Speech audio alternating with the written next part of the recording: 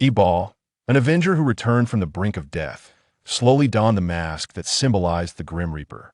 In his heart resided but one thought: to unearth all the perpetrators who had plunged him into despair years ago and ensure they faced the justice they so richly deserved.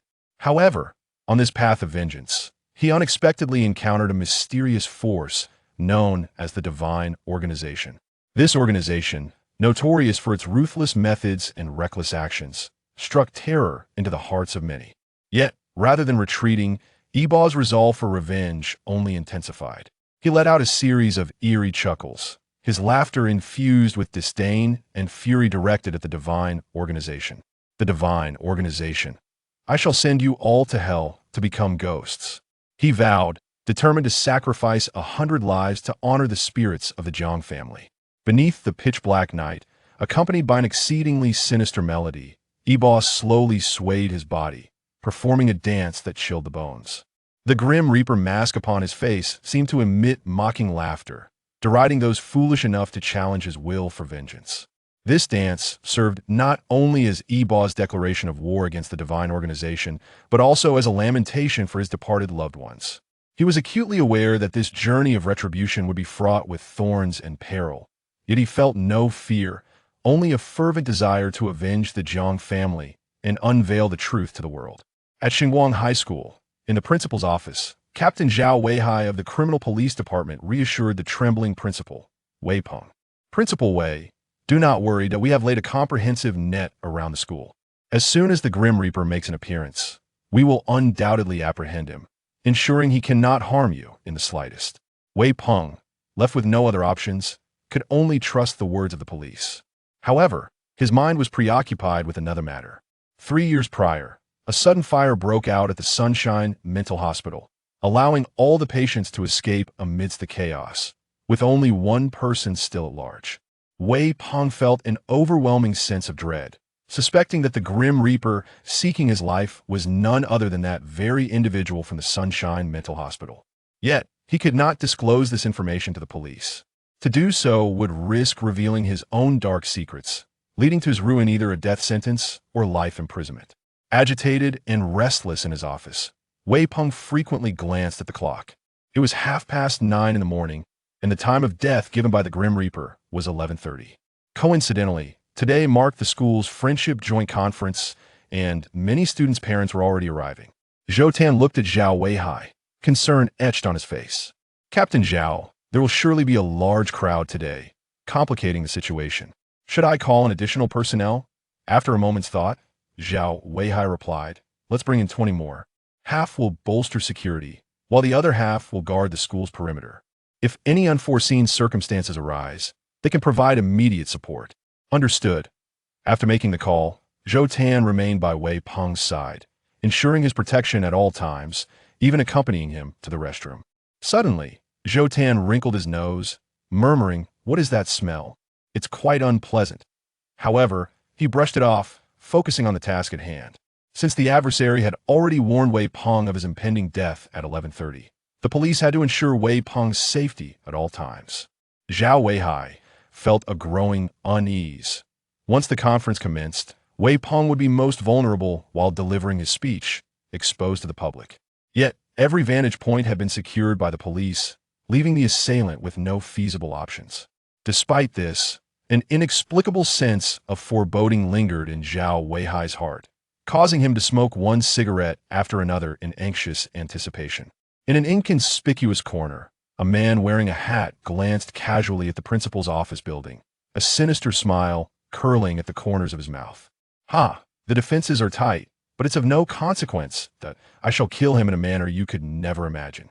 A series of eerie chuckles escaped his lips, causing nearby individuals to turn a frown at Ebal, wondering if he had lost his mind to laugh so oddly.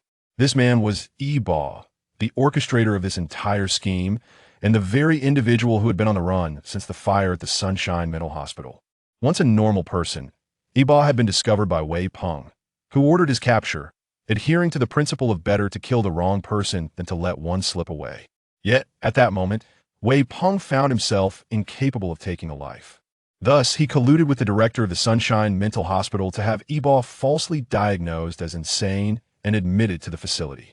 He believed that if Yi-Ba remained confined for a time, his sanity would deteriorate, and even if he claimed that Wei Peng had committed murder, no one would believe him. After all, who would take the words of a madman seriously?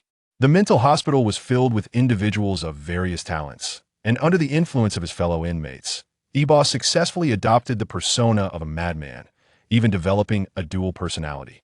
The fire itself had been set by Yi-Ba, a calculated act of chaos to facilitate his escape, for he harbored a monumental grudge that demanded retribution. At that moment, the campus front playground was inundated with vehicles arriving one after another. Teachers maintained order, while plainclothes officers mingled among them, some posing as teachers and others as parents, engaging in casual conversation, all the while discreetly surveying the area for any suspicious individuals. The joint conference was nearing its commencement. Wei Peng anxiously watched Zhao Weihai. "Captain Zhao, can I skip my turn? It would be far more dangerous for me to go up there." Zhao Weihai reassured him. "Rest assured, Zhou Tan and I will accompany you, and all surrounding areas are secured by our personnel. The assailant will not be able to make a move.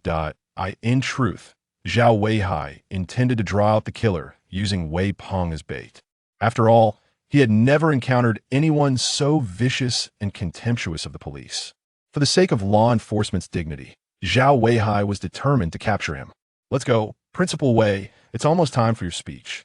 Reluctantly, Wei Peng followed Zhao Weihai on stage. Once on stage, Zhao Weihai and Zhou Tan positioned themselves on either side of Wei Peng, their gazes vigilantly scanning the audience below. The joint conference had entered its final phase. Once the principal finished his speech and released the peace doves, the event would conclude. Shengguang High School possessed a unique feature compared to other institutions: it raised pigeons.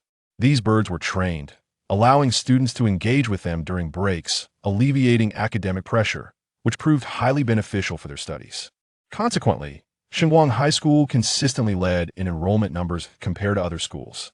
At that moment, the host announced, "For the final segment, let us welcome the principal of Shengguang High School to deliver his address." Applause erupted from the audience, with curious parents eagerly watching Wei Peng. Grasping his speech notes, Wei Peng forced himself to calm down. "Ladies and gentlemen, esteemed teachers, parents, and students, greetings." Despite his stammering, he managed to complete the address, which was merely a minor hiccup. "Now, let us release the peace doves, symbolizing the everlasting friendship between all teachers, students, and parents of Shengguang High School." The windows of the pigeon loft swung open. Whoosh! All the doves took flight, soaring above the playground. In that moment, Wei Peng felt a swell of pride. This was his school, incomparable to any other. The applause from the audience thundered on, unyielding. Zhao Weihai glanced at the clock. There were only 5 minutes left until 11:30, the time the Grim Reaper had designated. Strange, could it be that the assailant has given up, seeing the defenses so formidable? Zhou Tan also looked at Zhao Weihai, his eyes filled with confusion. Zhao Weihai spoke into his earpiece. "Everyone, remain vigilant. No one is to let their guard down. A group received. B group received." Suddenly, an unforeseen turn of events occurred. All the doves, upon spotting Wei Peng, surged towards him as if they had seen a delectable treat. Wei Peng's eyes widened in horror, and oh, no! Yi-Ba, a vengeful spirit who has returned from the brink of death, slowly donned the mask that symbolizes the Grim Reaper. His heart was consumed by a singular thought: to identify and exact retribution upon all those responsible for his past misfortunes, ensuring they face the consequences they so richly deserve. However, along this path of vengeance, he unexpectedly stumbled upon a mysterious force known as the Divine Organization. This group operated with ruthless tactics and a disregard for the repercussions of their actions, instilling terror in all who heard their name. Yet, rather than retreat, Yi-Ba's resolve for revenge only intensified. He emitted a series of eerie chuckles, his laughter brimming with contempt and fury directed at the Divine Organization. The Divine Organization. "I shall send you all to hell, to become specters," he vowed, determined to offer 100 lives as tribute to the spirits of the Jiang family. Under the cloak of darkness, accompanied by an eerily haunting melody, Yi-Ba gracefully moved, performing a dance that sent chills down the spine. The mask of the Grim Reaper upon his face seemed to echo with laughter, mocking those who dared to challenge his will for vengeance. This dance was not merely a declaration of war against the divine organization, it was also a poignant lament for his lost loved ones. He was acutely aware that this journey of retribution would be fraught with thorns and peril, yet he remained undaunted, solely wishing to bring justice for the Jiang family and unveil the truth to the world. At Xinguang High School, in the principal's office, the captain of the criminal police, Zhao Weihai, comforted the trembling principal, Wei Peng. "Principal Wei, do not fret, we have established an impenetrable net around the school," he assured. "As soon as the Grim Reaper appears, we will apprehend him and ensure that not a single harm befalls you." With no alternative, Wei Peng reluctantly placed his trust in the police. Nevertheless, his mind was preoccupied with another matter. 3 years prior, a sudden fire at the Sunshine Psychiatric Hospital had led to the escape of all patients amidst the chaos, with only one remaining at large. A sense of dread enveloped him as he suspected that the Grim Reaper threatening his life was none other than that fugitive. Yet, he could not disclose this to the police, for doing so might lead them to uncover his own dark deeds, sealing his fate with either a death sentence or life imprisonment. Anxiously pacing in his office, he frequently glanced at the clock. It was 9:30 in the morning, and the death that the Grim Reaper had promised was set for 11:30. Coincidentally, that day marked the school's Friendship Union Conference, with many parents already arriving. Zhou Tan looked at Zhao Weihai, a hint of worry in his voice. "Captain Zhao, with so many attendees today, the situation could become chaotic. Should I call in more personnel?" After a moment's contemplation, Zhao Weihai replied, "Let's bring in 20 more officers, half to bolster security, and the other half to remain outside the school, ready to assist in case of any emergencies." Understood. After making the call, Zhou Tan stood guard beside Wei Peng, ensuring his protection at all times, even accompanying him to the restroom. Suddenly, Zhou Tan's nose twitched as he murmured, "What is that smell? It's quite unpleasant." Yet he soon dismissed it, focusing on the task at hand. The police had to guarantee Wei Peng's safety, especially since the Grim Reaper had indicated he would strike at 11:30. Zhao Weihai felt a growing unease within him. With the conference about to commence, Wei Peng would have to take the stage, making him vulnerable. Exposed to the public eye, they had occupied all strategic vantage points, leaving no potential entry unguarded. Under these circumstances, Zhao Weihai believed the assailant would be rendered powerless. Nonetheless, an inexplicable anxiety lingered in Zhao Weihai's mind, fueling his restlessness as he chain-smoked one cigarette after another. In an inconspicuous corner, a man wearing a hat glanced at the principal's office, a sinister smile curling at the corners of his lips. "Ha! The defenses are formidable, but futile. I shall kill him in a manner you could never conceive." A series of eerie chuckles escaped him, drawing suspicious glances from those nearby, who wondered about the man's sanity. This man was Yi Ba, the architect of the entire scheme and the very individual who had evaded capture since the fire at the Sunshine Psychiatric Hospital. Once a normal person, he had been discovered by Wei Peng, who, driven by a principle of better to kill the wrong person than let one slip away, sought to eliminate Yi Ba. However, unable to bring himself to commit murder, Wei Peng resorted to bribing the director of the Sunshine Psychiatric Hospital to have Yi Ba falsely diagnosed as mentally ill, thus sending him away. He believed that after some time in confinement, Yi Ba's sanity would be compromised, rendering any claims of murder unbelievable. After all, who would believe the words of a madman? Within the confines of the psychiatric hospital, Yi Ba, influenced by his fellow patients, successfully adopted the facade of insanity and even developed a dual personality. The very fire that allowed him to escape was set by him, orchestrated to create chaos as he sought to avenge a monumental grievance. He was determined to exact his revenge. At that moment, vehicles flooded the school's front playground, while teachers maintained order. Undercover officers mingled, some posing as teachers and others as parents, while discreetly surveying for suspicious individuals. As the conference neared its conclusion, Wei Peng anxiously looked at Zhao Weihai. "Captain Zhao, can I opt out of speaking? It would be far more dangerous for me to go up there." Zhao Weihai reassured him. "Rest easy. Zhou Tan and I will accompany you on stage, and every area is secured by our personnel. The assailant will not be able to strike." Zhao Weihai, however, had ulterior motives. He wished to draw out the killer, for he had never encountered someone so ruthless and contemptuous of the law. To uphold the dignity of the police, he felt it imperative to capture him. "Come now." Principal Wei, it is almost time for your speech.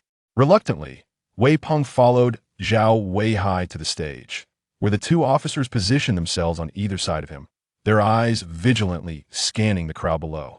The conference had reached its final stages, and once the principal concluded his speech, the release of the doves would signify its end. Xinguang High School stood apart from others due to its unique practice of raising doves, which were trained and allowed to soar freely after classes, relieving the students' academic pressures. At that moment, the host announced, for our final segment, let us welcome the principal of Xinguang High School to deliver his address. The audience erupted in applause, parents curious about Wei Peng's words. Clutching his speech, Wei Peng struggled to compose himself. Ladies and gentlemen, esteemed teachers, parents, and students, good day. He stumbled through his speech, but it was merely a minor hiccup. Continuing, he proclaimed, now, let us release the doves, symbolizing the everlasting friendship among all students, faculty, and parents of Xinguang High School. The windows of the dove loft swung open, and with a rush, all the doves took flight, circling above the playground. In that moment, Wei Peng felt a swell of pride. This was his school, unparalleled by any other. The applause echoed, resounding in waves. Zhao Weihai glanced at his watch. Only 5 minutes remained until 11:30, the time the Grim Reaper had set for the impending doom. Strange, could it be that the assailant has given up, seeing the defenses so tight? Zhou Tan observed, uncertainty clouding his gaze. Zhao Weihai spoke into his earpiece. Everyone, maintain your vigilance, do not relax your guard. Group A acknowledged. Group B acknowledged. Suddenly, chaos erupted. The doves, spotting Wei Peng, surged towards him as if drawn by some irresistible lure. Wei Peng's eyes widened in horror, and oh no, don't. Chapter 2. Retracing the case, all the pigeons surged towards Wei Peng, a flurry of feathers scattering in their wake. Zhao Weihai and Zhou Tan, witnessing the chaos, hurriedly waved their hands to disperse the birds. Meanwhile, the undercover officers concealed nearby rushed onto the stage to assist in driving away the pigeons. The parents in the audience, taken aback by the commotion, were left bewildered, gazing upwards with murmurs of confusion. Once the last of the pigeons had been shooed away, Zhao Weihai's heart sank as he discovered that Wei Peng had succumbed to death. Blood poured from his mouth, staining his shirt a deep crimson. In that instant, fury surged within Zhao Weihai. Despite their best efforts at protection, the adversary had still succeeded. How had they managed it? Commanding everyone around him, he declared, secure all entrances and exits to the school. From this moment forth, no one is to enter or exit. At that very moment, the instigator, Yi Bo, had already driven away, a light chuckle escaping his lips as he glanced in the rearview mirror at the chaos unfolding at Xinguang Middle School. Heh, the first target has quietly exited the stage, and now that Yi Bo's gaze fell upon the second name on the list in his hand, Wu Fan. Hee, ha ha ha ha. The car sped off amidst Yi Bo's maniacal laughter. Within the Pingjin Public Security Bureau, Director Chu Wei gazed sternly at Zhao Weihai across the table. The gravity of the situation was immense. The deceased was the principal of a middle school, a matter of severe consequence that had already stirred societal unrest. Orders from above mandated a swift resolution to the case. You must exert every effort to apprehend the murderer. Yes, I will capture him and provide an account to the people. Zhao Weihai assured fervently. Exiting the director's office, Zhao Weihai headed directly to the conference room where everyone awaited. The ramifications of this incident were dire, and the higher-ups were taking it very seriously. They needed to resolve the case post-haste. Looking around at his colleagues, he urged, let us share our findings. Forensic expert Qin Chuan handed Zhao Weihai the death report. Team leader Zhao, this is the death report. The deceased, Wei Peng, died of poisoning. Poisoning? What toxin could cause death in such a short span of time? Zhao Weihai initially doubted the claim. However, upon seeing the words Chuan poison on the report, he inquired, what kind of poison is this? I have never heard of it before. Qin Chuan explained, this is a rare and lethal poison that has been lost to history since the Tang dynasty, possessing toxicity 100 times greater than arsenic. It is documented in the Yupian that Chuan means swift or rapid, referring to Chuan poison. Just a minuscule amount can kill an adult in an instant, and even a large elephant would not withstand it. Zhao Weihai was genuinely astonished. Such a potent toxin. How did the murderer acquire it? Qin Chuan shook his head, adding, furthermore, I detected the scent of garlic on the deceased's body. Garlic? but I was with Wei Peng before his death. I didn't smell anything unusual, Zhao Weihai replied. Qin Chuan, aware of Zhao Weihai's lack of sensitivity to scents, remarked, I recall catching a peculiar odor earlier, though it was not garlic. It had a unique and somewhat unpleasant quality. My attention was entirely focused on monitoring the situation outside, so I didn't dwell on it. Qin Chuan speculated, I cannot ascertain what kind of smell you detected. It's possible the murderer had prepared it in advance. Releasing it during the conference, Zhao Weihai waved his hand dismissively. Let us set aside the matter of the odor for now. I want to know precisely when Wei Peng was poisoned. The murderer managed to kill right under my nose? This is an affront to me and our police force. At this moment, Zhao Weihai was on the verge of losing his temper. Qin Chuan analyzed, pigeons are particularly attracted to the scent of garlic. He surveyed the room. Now do you see? Qin Chuan's statement sparked a realization among the gathered officers. Zhao Weihai deduced, are you suggesting that the murderer concealed a sharp object laced with Chuan poison among the pigeon's feathers? Perhaps a needle, and then they placed garlic on Wei Peng to lure the pigeons? Once released, the pigeons would flock to Wei Peng, leading to his demise. Qin Chuan nodded affirmatively. That appears to be the case. Just then, there was a knock at the conference room door. It was the dispatcher, Little Zhao. With a hint of nervousness, Little Zhao said, Team Leader Zhao, there's a delivery for you. Zhao Weihai, puzzled, replied, I haven't ordered anything recently. Just leave it outside. I'll check it later. However, Little Zhao hesitated before insisting, Team Leader Zhao, you should take a look. This package appeared directly at our police bureau, and the sender is the Grim Reaper. What? Zhao Weihai exclaimed in shock. Taking a couple of steps forward to retrieve the package, it was a small box, surprisingly light in his hands. Upon opening it, he discovered a USB drive inside. He turned to the technical officer, Zheng Xiao, and said, Zheng Xiao, this is now in your hands. Understood. Zheng Xiao tossed her ponytail and began to operate the USB drive. Within minutes, she looked up at Zhao Weihai and said, Team Leader Zhao? It's ready. Do you want to view it now? Zhao Weihai nodded. Play it. I am eager to see what the Grim Reaper wishes to show you. As the video played, Zhao Weihai's expression shifted from confusion to rage, culminating in a seething fury. The content of the USB was filled with incriminating evidence against Wei Peng, photos and videos depicting his sexual exploitation of female students, instances of rape, and acts of public indecency. It was evident that Wei Peng himself had filmed these abominable acts. Among them was footage of Wei Peng lewdly stripping a young woman, who, terrified, cried and begged for mercy, her pleas only igniting Wei Peng's depravity. Zheng Xiao quickly shut off the video, leaving the conference room enveloped in a stunned silence, the air thick with indignation. The veins on Zhao Weihai's forehead bulged from his anger. After this meeting, I want the identities of everyone in that video investigated thoroughly. Zhao Weihai bellowed, arrest them all. The officers, already itching to act, acknowledged his command, though they were forced to suppress their fury for the moment. Zheng Xiao added, Team Leader Zhao, I've reviewed all the surveillance footage around Xinguang Middle School, but I found no suspicious individuals. If the cameras failed to capture anything, then our opponent possesses exceptional counter-surveillance skills. Managing to evade all monitoring points, lurking in the blind spots, Zhao Weihai remarked incredulously. Are you telling me that not a single camera caught sight of the murderer? Zheng Xiao nodded. While it is hard to believe, that is indeed the case. Zhao Weihai's expression darkened. He realized they were dealing with a formidable adversary. Throughout his years on the force, he had always managed to uncover traces of even the most cunning and vicious criminals. However, the current perpetrator evoked a sense of invincibility, leaving him at a loss for how to proceed. They had yet to ascertain even the murderer's appearance, height, or build. Observing the dejected expressions of his team, Zhao Weihai slammed his hand on the table and declared, Everyone, lift your spirits. No matter how cunning the adversary, they are still human. As long as they are human, they possess weaknesses. And where there are weaknesses, we will find a way to capture them. Remember, you are police officers. Do not let a minor setback undermine your confidence. Zhao Weihai knew how to rally his team. His words revived their spirits, determination rekindling in their eyes. At that moment, Zhou Tan's phone chimed. He pulled it out, his expression shifting to one of shock as he informed Zhao Weihai, Team Leader Zhao, it's bad news. Someone has leaked this incident, exposing even Wei Peng's crimes. What? The room erupted in disbelief. Chapter 3. The policeman's sister. Meanwhile, Yibo chuckled to himself as he observed the torrent of comments flooding the internet. You police officers wish to keep this matter contained? I shall do the opposite. Dear team leader Zhao, prepare to embrace your next challenge. Ha ha ha.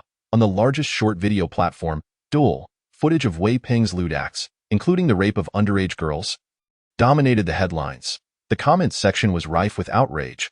Although only snippets had been released with key parts censored, the nature of the content was unmistakable. Who is this monster? The police need to arrest him immediately. I can't believe such a pervert exists in our legal society. He should be executed. I know him. He is the principal of Shengwang Middle School. What a disgrace. I heard he died today. Is that true? It's poetic justice. Scum like him only waste air.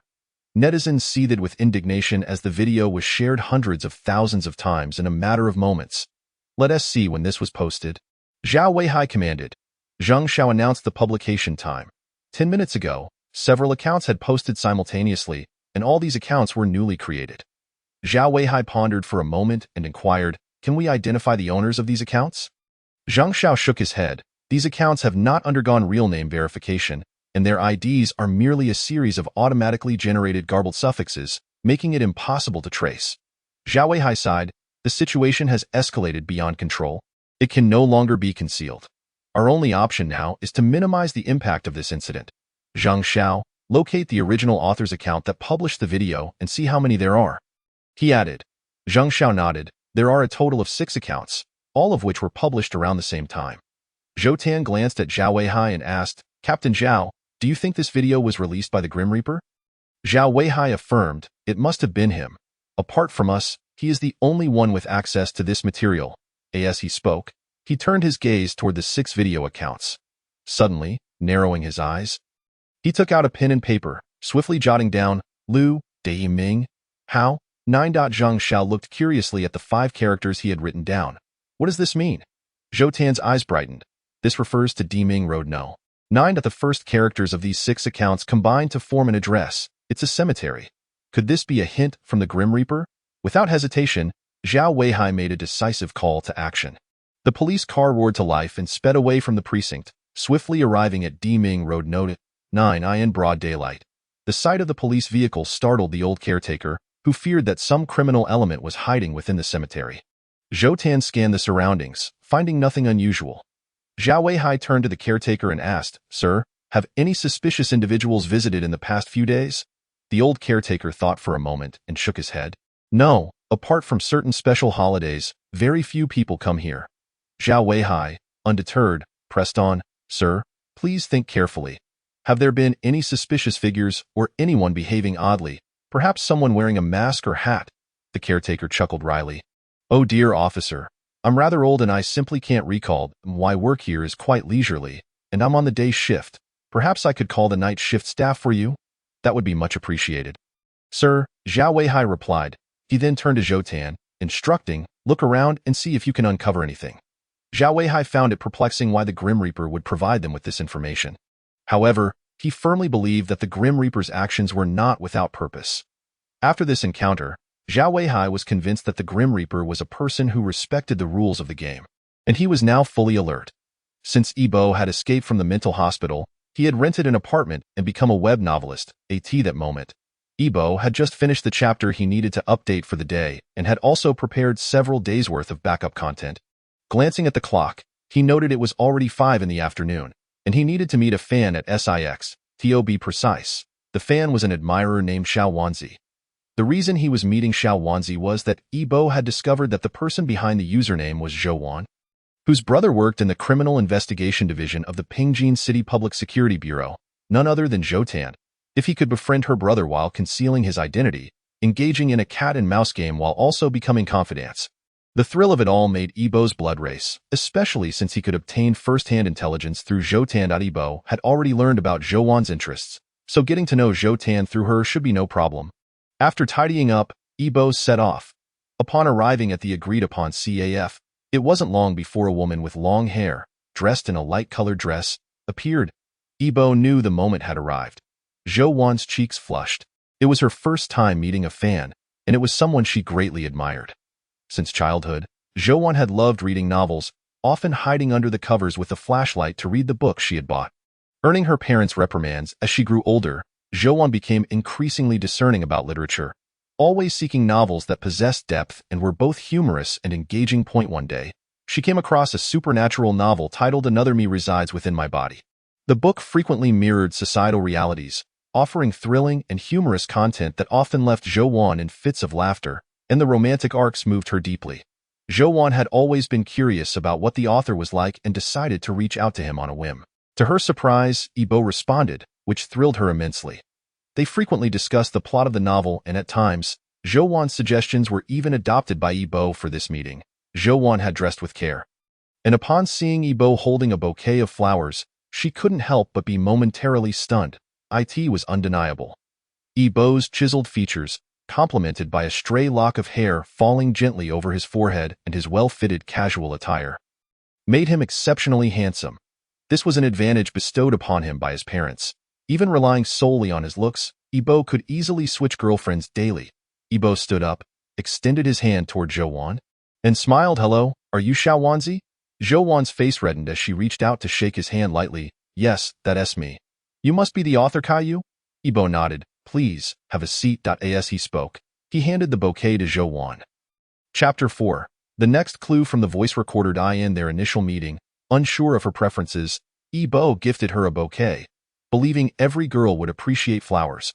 The bouquet was entirely composed of tulips, their fragrance enveloping Zhou senses. It was clear that she was elated, her eyes crescent-shaped with delight. "Thank you, tulips are my favorite," she exclaimed. Yibo chuckled. "I'm glad you like them." With Yibo's warm demeanor, Zhou gradually transitioned from her initial shyness to a relaxed state, and the two shared laughter and joy, appearing as a pair of celestial lovers from a distance. During their conversation, Yibo casually mentioned the most viral post of the day, leading the discussion effortlessly toward the topic of law enforcement. Yibo expressed his admiration, saying, "I have the utmost respect for police officers. They contribute so much silently for the peace of this city." Zhou responded with heartfelt agreement. Indeed, police officers often work through holidays, and during festive times, they are busier than ever. This made her think of her brother, Zhou Tan, who frequently returned home late due to cases, sometimes spending consecutive nights at the precinct. Zhou felt for her brother and had often urged him to consider leaving the police force for a less demanding job. However, every time she broached the subject, Zhou Tan would sternly rebuke her. "Being a police officer is my greatest passion. It is not merely a job, but an integral part of my life. I take pride in being a police officer." Zhou knew she could not sway her brother, yet she felt proud of him for being a police officer. Noticing Yibo's admiration for law enforcement, she remarked, "My brother is a police officer too. A criminal investigator. I can introduce you to him. I believe you two would have plenty to discuss." Yibo's heart leaped with joy. Finally, the moment has arrived. He expressed his excitement. "Really? That would be fantastic. Thank you." As night fell, the streetlights illuminated the path for pedestrians. After dinner, Yibo and Zhou strolled along the street. If one disregarded Yibo's violent tendencies, they would indeed appear to be a perfectly matched pair. Yibo glanced at his watch. It was around 8 o'clock, and in about half an hour, they would uncover the clues Yibo had left behind. "It's getting late. I truly enjoyed my time with you today." Yibo smiled at Zhou. Zhou, realizing that time had slipped away during their delightful interaction, replied, "I'm so sorry for taking up so much of your time." Yibo waved it off. "No need for such formality. I had a wonderful time and look forward to our next meeting." Zhou cheeks flushed as she softly said, "Then it's settled. We'll meet again." "Yes, until next time," he confirmed. As they parted ways, Zhou gazed at Yibo's retreating figure, her expression gradually becoming dreamy. Meanwhile, Yibo, with his back turned to Zhou, wore a manic grin, trembling with excitement. The thought of mingling with police officers while simultaneously committing murder right under their noses filled him with an indescribable thrill. Zhao Weihai and Zhou Tan had spent the entire afternoon searching the cemetery, but as they glanced at the clock, realizing it was already 8 o'clock, they found nothing. Zhao Weihai couldn't help but suspect that this might be a smokescreen set by the Grim Reaper. After all, the caretaker had claimed that nothing unusual had occurred during the day. Exhausted, Zhou Tan slumped to the ground. "This isn't working, Captain Zhao. At this rate, we could search for days and still find nothing. There are thousands of graves here. How long would it take?" Zhao Weihai unscrewed the bottle and took a sip of water, stating, "Let us search a little longer. If we uncover nothing, we shall return. Reluctantly, Zhou Tan could only acquiesce, grumbling, "What on earth is this Grim Reaper thinking?" He releases evidence of Wei Peng's crimes while leaving behind clues. What could those clues possibly be? A sudden thought struck Zhao Weihai. Since those accounts were used to disclose Wei Peng's misdeeds, the clues left by the Grim Reaper must also pertain to him. And since we are here at the cemetery. With this realization, Zhao Weihai promptly called Zheng Xiao, saying, "Zheng Xiao, please investigate whether there have been any disappearances or deaths of students at Shengguang Middle School."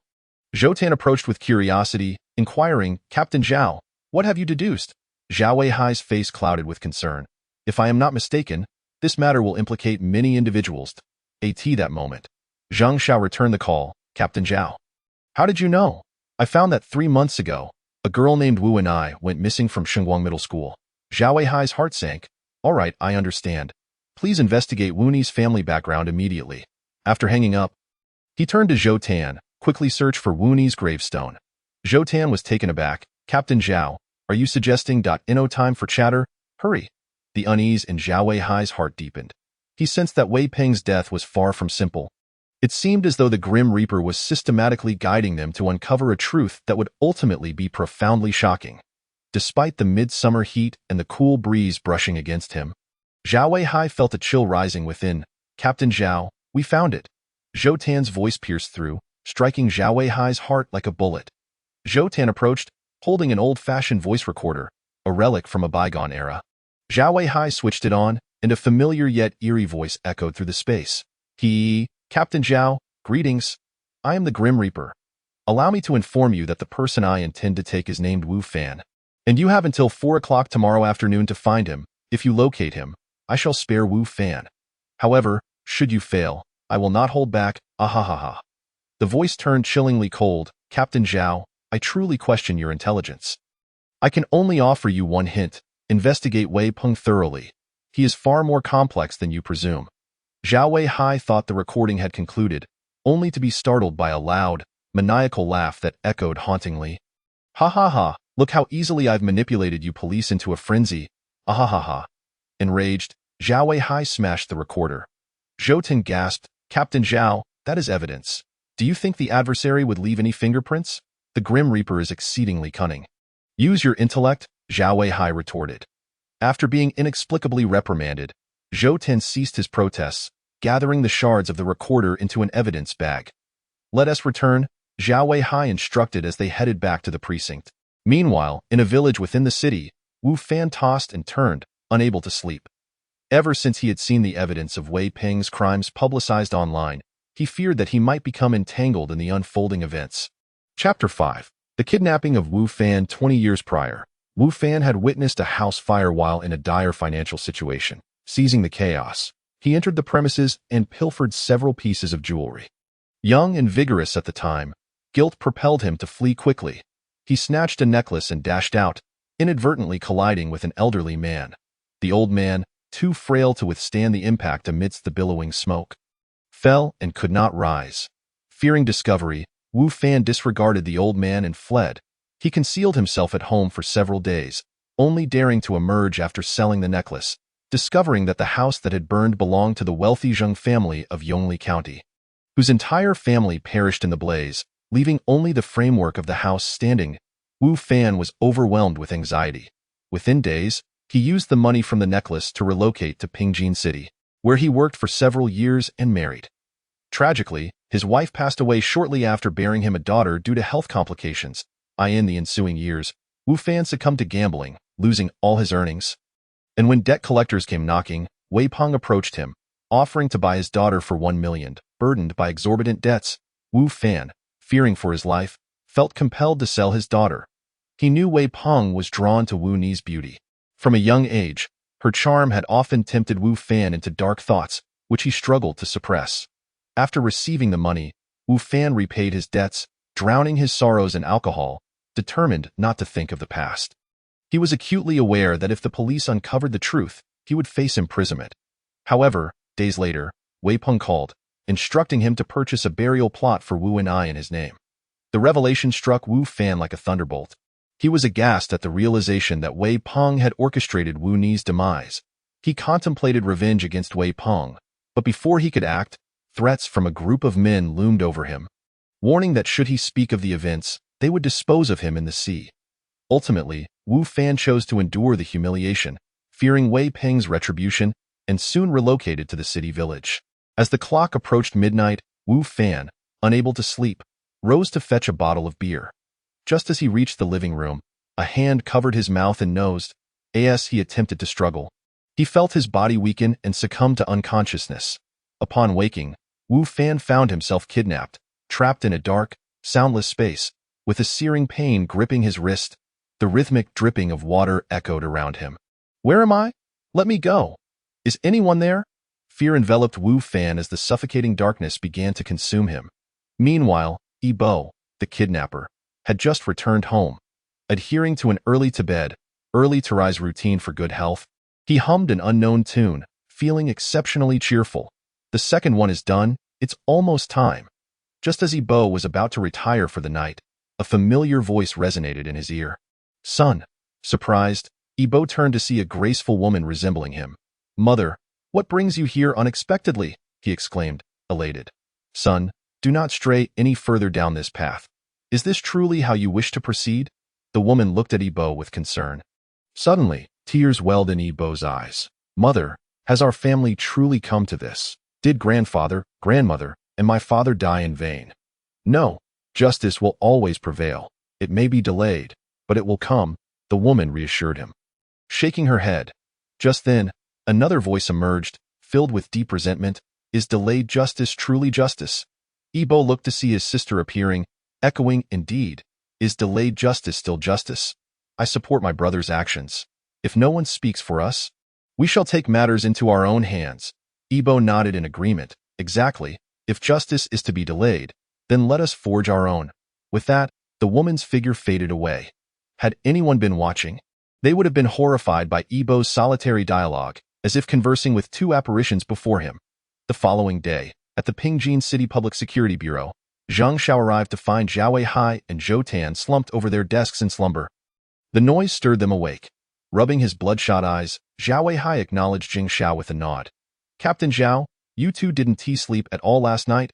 Zhang Xiao inquired, noticing Zhou Tan waking up, equally bleary-eyed.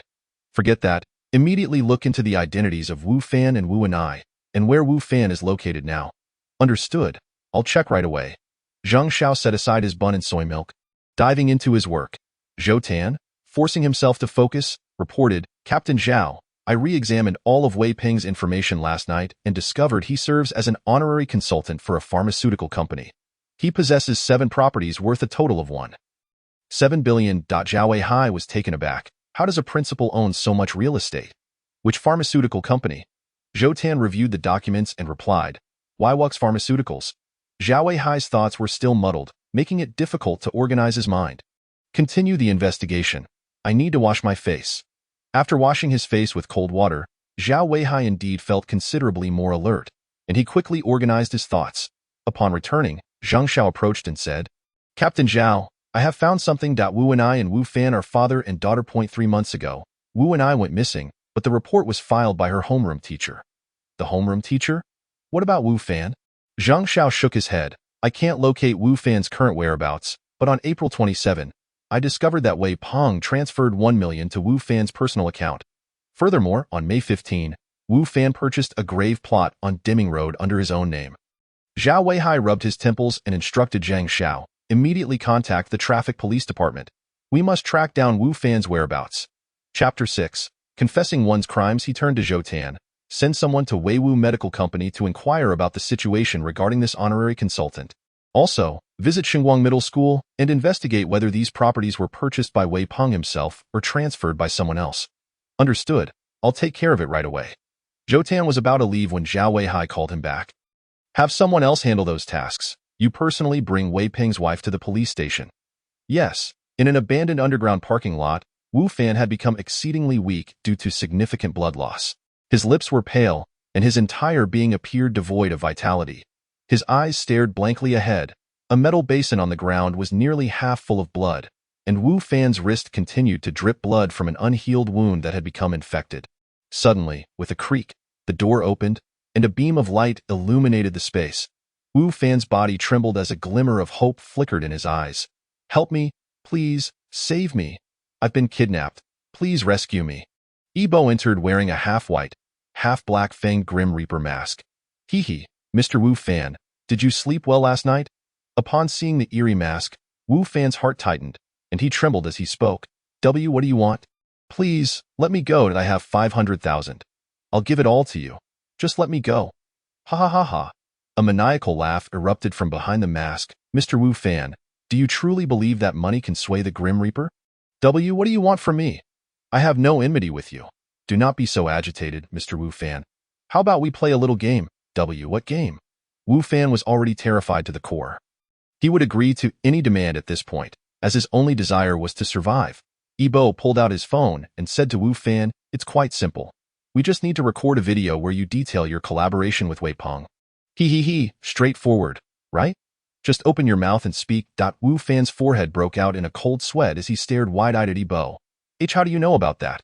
Seeing Wu Fan's hesitation, Yibo's demeanor changed instantly. He leaned closer, whispering in his ear, "Just say it, and I'll conduct a vote to see how many wish for your demise. If the votes for your survival outnumber those for your death, I will let you go. How about that?" "Ha, isn't that a splendid suggestion? You're nothing but a madman, a devil, a lunatic," Wu Fan shouted at Yibo, his sanity fraying under the pressure. 18 noon. Zhang Xiao exclaimed, "Captain Zhao, I found it. The last known location of Wu Fan." "Where?" "In the urban village. 2 days ago, Wu Fan took a taxi there, went out briefly to buy some daily necessities, and hasn't been seen since."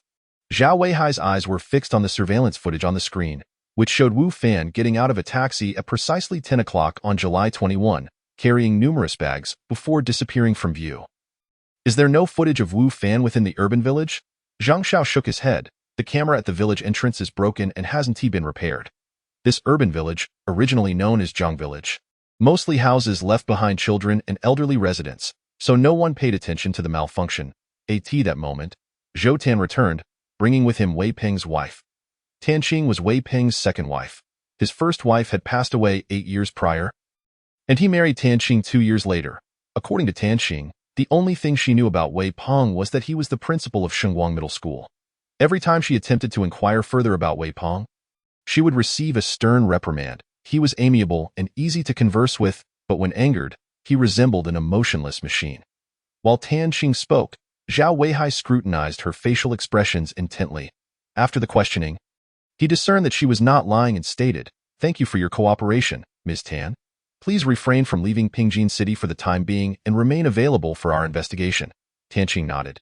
"Having been with Wei Peng for 6 years, I never imagined he could commit such acts. He truly deserves what he gets." Zhao Weihai replied nonchalantly, "Very well, Ms. Tan. You may leave now. We might need to consult you again in the future, so please cooperate." Tanqing nodded and departed. Zhou Tan observed her retreating figure. "Captain Zhao, there is something off about Tanqing. Her statements are contradictory." Zhao Weihai instructed Zhou Tan, "Keep someone monitoring Tanqing. Report to me immediately if anything arises." "Understood." By the way, Zhou Tan, please make another trip to the urban village to find out where Wu Fan rented his accommodation, and see if we can uncover any clues about his whereabouts. Zhao Weihai was aware that it was highly probable Wu Fan was no longer in the urban village. The contents of last night's recording indicated that the Grim Reaper had already tracked Wu Fan down. He had undoubtedly kidnapped Wu Fan, and sending Zhou Tan on this errand was an attempt to find any traces left behind by the Grim Reaper. Discovering even a single hair would be a significant breakthrough. After all, they still did not know what the Grim Reaper looked like, which left Zhao Weihai feeling a deep sense of frustration. At that moment, Zhang Xiao suddenly cried out, "Captain Zhao, come quickly." This drew the attention of other curious officers. "What happened? What's going on?" Zhao Weihai hurried over. "Have you made a discovery?" Zhang Zhao's computer displayed a website featuring Wu Fan tied to a chair, blood dripping from his wrists. Wu Fan appeared ashen, uttering, "I am Wu Fan." Upon hearing this, Zhao Weihai was jolted. "Indeed, he has been captured. I confess my crimes. I have a daughter named Wu Anai, who is a student at Shengguang Middle School. One day, the principal of Shengguang Middle School approached me, claiming he had taken an interest in my daughter and wanted to pay 1 million for her.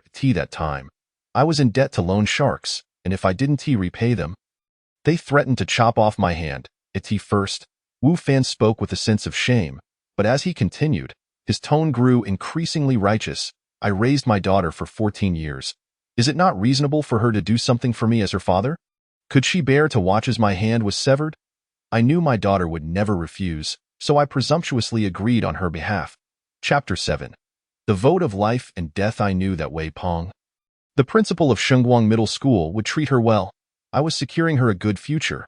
She should be grateful to me for associating with such a wealthy man. Her life would surely improve. Wu Fan's expression shifted, but Wei Peng is a scoundrel. He killed my daughter. I truly wanted revenge.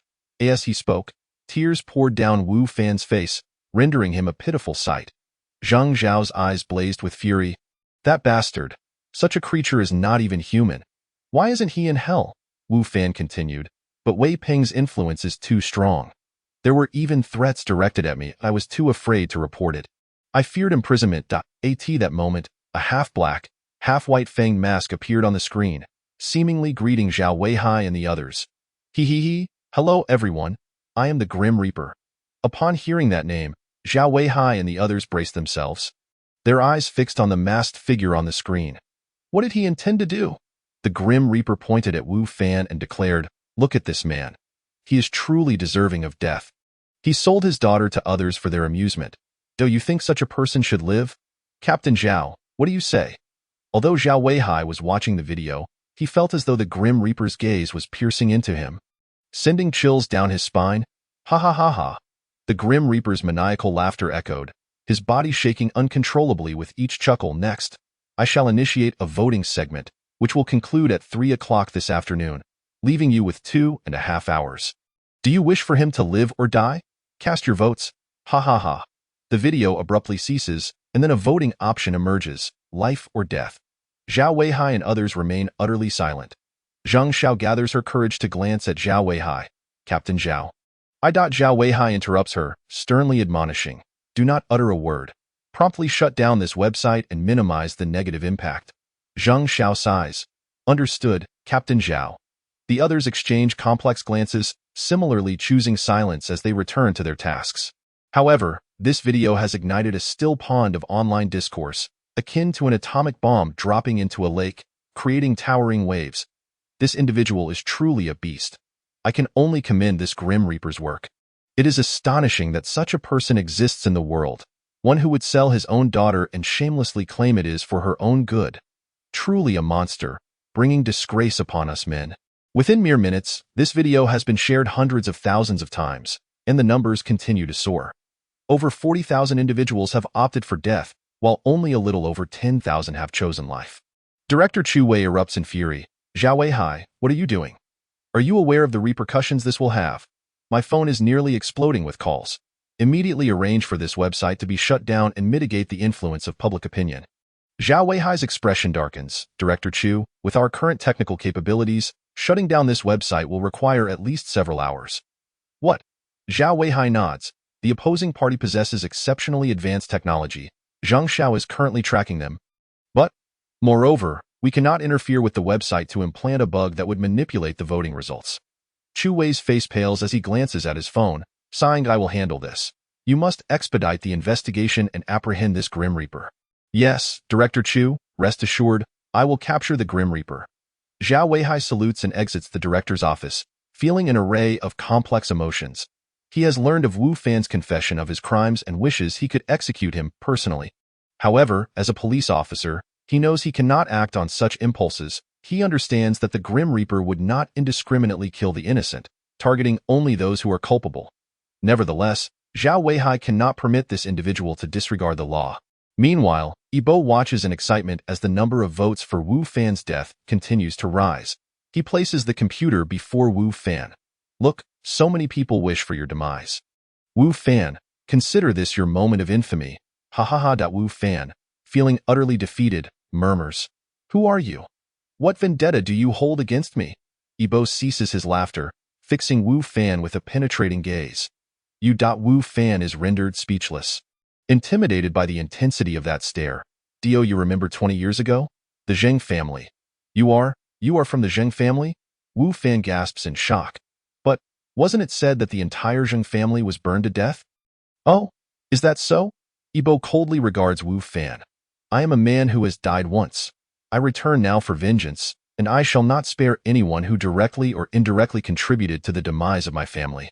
I beg you, spare me. I was merely blinded by greed at the time, but I do not deserve death. Ha ha ha, do not be anxious, Ibo pats his shoulder. Soon, someone will come to accompany you down below. By the way, you are about to die. Congratulations, ha ha ha. Ibo's actions are all aimed at drawing the attention of that mysterious organization. When he captured Wei Peng, the adversary revealed the existence of those behind the scenes. Yet he remains oblivious to the true nature of that mysterious force. In all honesty, Wei Peng does not even qualify as an outer member of that secretive organization. This explains why Ibo is intent on escalating the situation. Now, he has uncovered some leads regarding the opposing party and is on the verge of unveiling the true visage of that mysterious power. At this moment, Zhao Weihai is in a state of utter disarray. He cannot shut down the voting website, nor does he know Wu Fan's whereabouts. Furthermore, Wei Peng's case entangles numerous individuals, and the evidence they possess is merely scant traces that cannot even be utilized as credible proof. Chapter 8. A step too late. Zhou Tan returns and enters Zhao Weihai's office. Captain Zhao, I located the apartment Wu Fan rented, but there is no one there. Judging by the evidence of habitation, it appears he was forcibly abducted last night. I discovered a set of footprints at the entrance and have taken photographs. This news brought back by Zhou Tan is indeed a rare piece of good news in these past few days, as comparing the footprints will reveal certain characteristics of the perpetrators. At this moment, less than an hour remains until the voting concludes. The tally of votes for Wu Fan's death has reached 100,000. Captain Zhao, is there any way to stop this? We cannot simply stand by and watch as the Grim Reaper takes Wu Fan's life. Can we? If that happens, our credibility as police officers will plummet significantly. Just then, Zhang Xiao rushes over. Captain Zhao, I have a lead. Zhao Weihai hurriedly approaches. Zhang Xiao points to one of the vehicles. I discovered this car has parking surveillance. It shows that at 12:11 last night, the Grim Reaper carried Wu Fan past this vehicle. Through the footage, everyone sees the Grim Reaper donning a half-black, half-white fanged mask, shouldering the unconscious Wu Fan as he walks past the car. Incredibly, he even paused in front of the vehicle for a moment, waved, and then departed. Can we trace his route of movement? Zhao Weihai inquires. It cannot be traced. After passing through the woods behind Jiang Village, he vanished completely, and we cannot find him no matter how hard we search. Zhao Weihai suddenly recalls something and instructs Zhang Xiao to replay the voting website's video. He fixates intently on the footage. Zhao Weihai asks, are there any abandoned factories or enclosed spaces near Jiang Village? Zhang Xiao pulls up a map and searches. There is an unfinished development 5 kilometers from Jiang Village. Zhao Weihai confidently asserts, it must be there. Let's depart immediately. On the way, Zhou Tan remarks, Captain Zhao, Jiang Village is too far. Even if we hurry, it will take us over 40 minutes to arrive. And we have only 40 minutes remaining until the Grim Reaper's deadline. Contact the traffic police immediately and coordinate a route. We must arrive before 3 o'clock. Zhao Weihai, filled with urgency, declares, this time, we absolutely cannot allow the Grim Reaper to succeed. We must capture him. Zhou Tan, puzzled, asks, Captain Zhao, how can you be certain Wu Fan is held in that unfinished development? Zhao Weihai, while driving, explains. The lighting in the video emanates from incandescent bulbs, casting light from below, indicating that the source is placed on the ground. This implies the location lacks electricity. If it were powered, the lights would be positioned above, not below. Additionally, there are traces of cement scattered on the ground, suggesting construction activity. All of this indicates they are in a confined space, possibly a construction site or an abandoned building. However, since Wu Fan was abducted at midnight, from then until now, he surely would have cried out for help. If he had, someone would have noticed, indicating they are in a very secluded area. Furthermore, given the Grim Reaper's character, he would never allow himself to be discovered, thus he must have sought a nearby location, making this unfinished development a fitting choice. After listening, Zhou Tan admires, Captain Zhao, your insights are remarkable. Without you, we would never have uncovered so many clues. Zhao Weihai waves his hand dismissively. Do not hold too much hope. I suspect that given the Grim Reaper's meticulous nature, we may very well return empty-handed. Zhou Tan's expression darkens as well. In his mind, the Grim Reaper is a criminal genius, and all the clues seem as though they were deliberately presented to them. Police cars race past one vehicle after another until they finally arrive at the unfinished building just before 3 o'clock. Hurry, conduct a thorough search, and locate Wu Fan as quickly as possible. Zhao Weihai commands. A large contingent of police officers conducts a layered search, but the reports coming back cause Zhao Weihai's heart to sink once more. Report: no one on the first floor. Report: no one on the fifth floor. Report: no one on the 10th floor. Zhou Tan laments. Where could he possibly be? Ultimately, the final search report comes in. Report: no one in the basement. Not here either.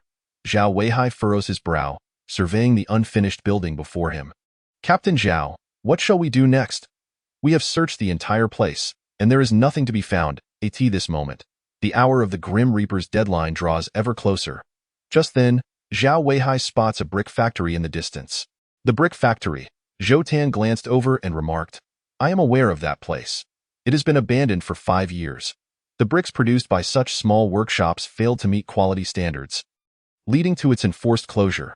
Zhang Xiao made a phone call, stating, Zhao team, the voting has long since concluded. Wu Fan was deceased by 4 o'clock. Have you found anyone? Zhao Weihai remained silent, inquiring. Please check on a nearby abandoned brick factory. Did they utilize underground kills or surface kills back then? A few minutes later, Zhang Xiao reported, Zhao team, the investigation revealed that the brick factory employed underground kills. Upon hearing this, Zhao Weihai promptly summoned everyone, declaring, all personnel, surround the brick factory immediately.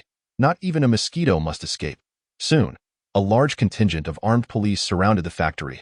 Zhao Weihai located the entrance to the underground kiln, and upon entering, he beheld the blackened remnants of fire scars surrounding him.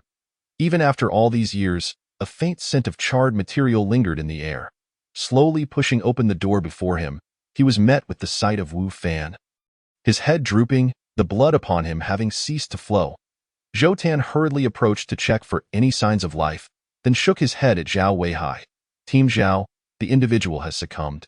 Zhao Weihai, filled with fury, glanced at his phone and noted the time. It was already 2 minutes past 4. Secure the scene. Zhao Weihai scanned the area, meticulously examining the ground, leaving no stone unturned for any trace of evidence. However, disappointment washed over him as the scene revealed no clues whatsoever. The ground had been deliberately swept clean. Moments later, forensic expert Qin Chuan arrived to conduct his examination and stated, Team Zhao, the cause of death is excessive blood loss. Furthermore, based on the coagulation of the blood, the time of death was within the past half hour. Zhao Weihai pulled out his phone, realizing the time was now 4:40. Indeed, the perpetrator had timed their actions with precision. From this alone, it was evident that death is a conceptually acute individual. Are there any further discoveries? Qin Chuan shook his head. Given the excessive blood loss, the cause of death is already established. I recently utilized optical equipment to inspect the victim's body and found no fingerprints from the assailant. Zhao Weihai sighed, gesturing dismissively. Very well, I understand. At this moment, Yi Bo was observing from a distance, a cold smirk gracing his lips. I shall soon discover your identity. With that, he swiftly departed the scene. Chapter 9. The first encounter with Zhou Tan. At this moment, Zhou Wan stood in a daze, staring at her phone, which displayed a multitude of messages sent to Yi Bo since morning, yet he had not replied to a single one. A whirlwind of emotions swirled within her. Why hasn't he responded to my messages? What could he possibly be doing? Surely, even the busiest of individuals can spare a minute to reply. Gazing at the cold characters on her phone screen, Zhou Wan felt an inexplicable chill within her, despite the temperature having soared to 30 degrees. A profound sense of despondency enveloped her. Ever since parting ways with Yi Bo, his figure continually resurfaced in her thoughts. Even her favorite ice cream seemed devoid of flavor, melting away unnoticed. Ding dong. A message notification chimed, and Zhou Wan immediately unlocked her phone, discovering it was a reply from EBO. Is there something you need? I am busy. Zhou Wan quickly typed back, No. I heard there's a newly opened Western restaurant that's supposed to be delightful. Would you be interested in trying it together? Then, feeling a flush of embarrassment, she thought, Am I being too forward? Yi Bo read Zhou Wan's message, chuckling softly as he absent-mindedly brushed a lock of hair from his forehead. Sure, how about tonight? Upon receiving Yi Bo's reply, Zhou Wan was filled with excitement, her hand instinctively pressing against her chest. Oh dear, why is my heart racing so? I must calm myself.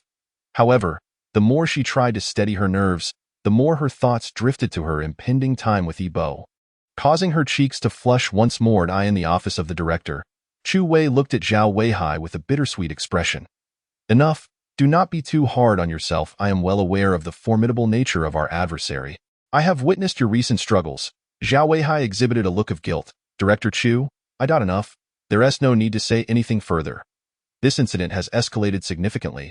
Higher-ups have dispatched a criminal psychologist and someone you would never expect to assist you in solving this case. Starting tomorrow, a special task force will be officially established. No matter the cost, we must capture this embodiment of death and prevent any further crimes. Understood. Zhao Weihai then queried in confusion. Someone we would never expect? Who is it? Chu Wei smiled enigmatically. You will discover that tomorrow.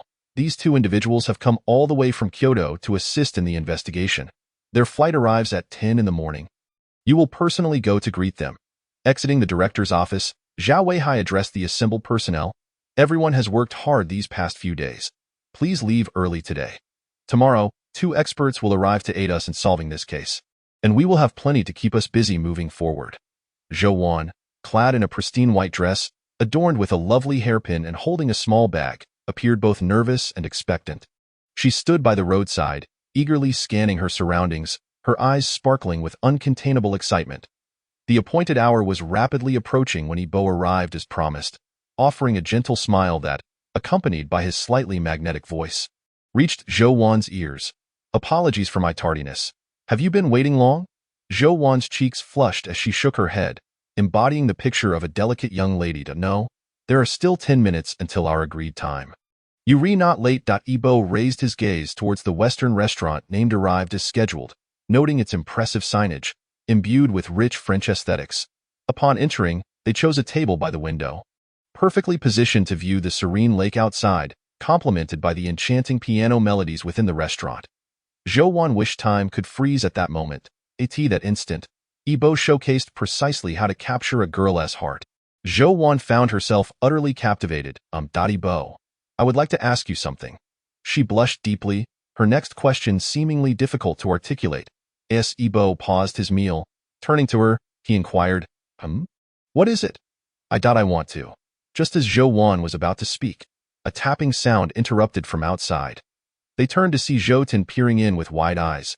Zhou Wan, feeling akin to a child caught in wrongdoing, immediately lowered her head, unable to meet Zhou Tan's gaze. Yibo smiled and nodded at Zhou Tan, internally thrilled. At last, I have found you, Officer Zhou. I wish to befriend you. Zhou Tan, overwhelmed by the recent case, had sought solace by the lake. However, upon turning around, he was taken aback to see his sister dining with a man he did not recognize.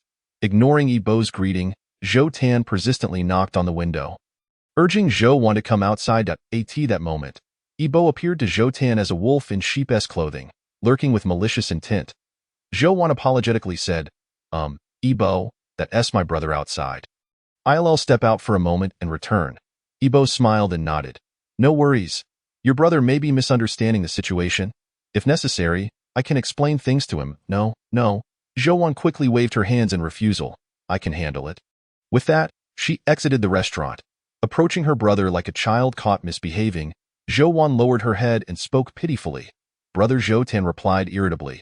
Who is that guy? He is an author I admire very much. He writes online novels. What are you two doing here? Zhou Wan glanced back at the restaurant sign. Dining, what else could we be doing? When did you meet? What is this guy's name? Where does he live? How old is he? How many people are in his family? Zhou Wan glared at her brother with annoyance. Brother, we're just having a meal. What are you doing? Just a meal. Zhou Tan looked skeptical. I just saw the way you were looking at him. It was not right. No. I must see for myself what kind of person this fellow is. He started to stride toward the entrance, and Zhou Wan was unable to stop him. Brother, what are you doing? Ultimately, with tears of frustration brimming in her eyes, Zhou Wan was dragged by Zhou Tan into the restaurant.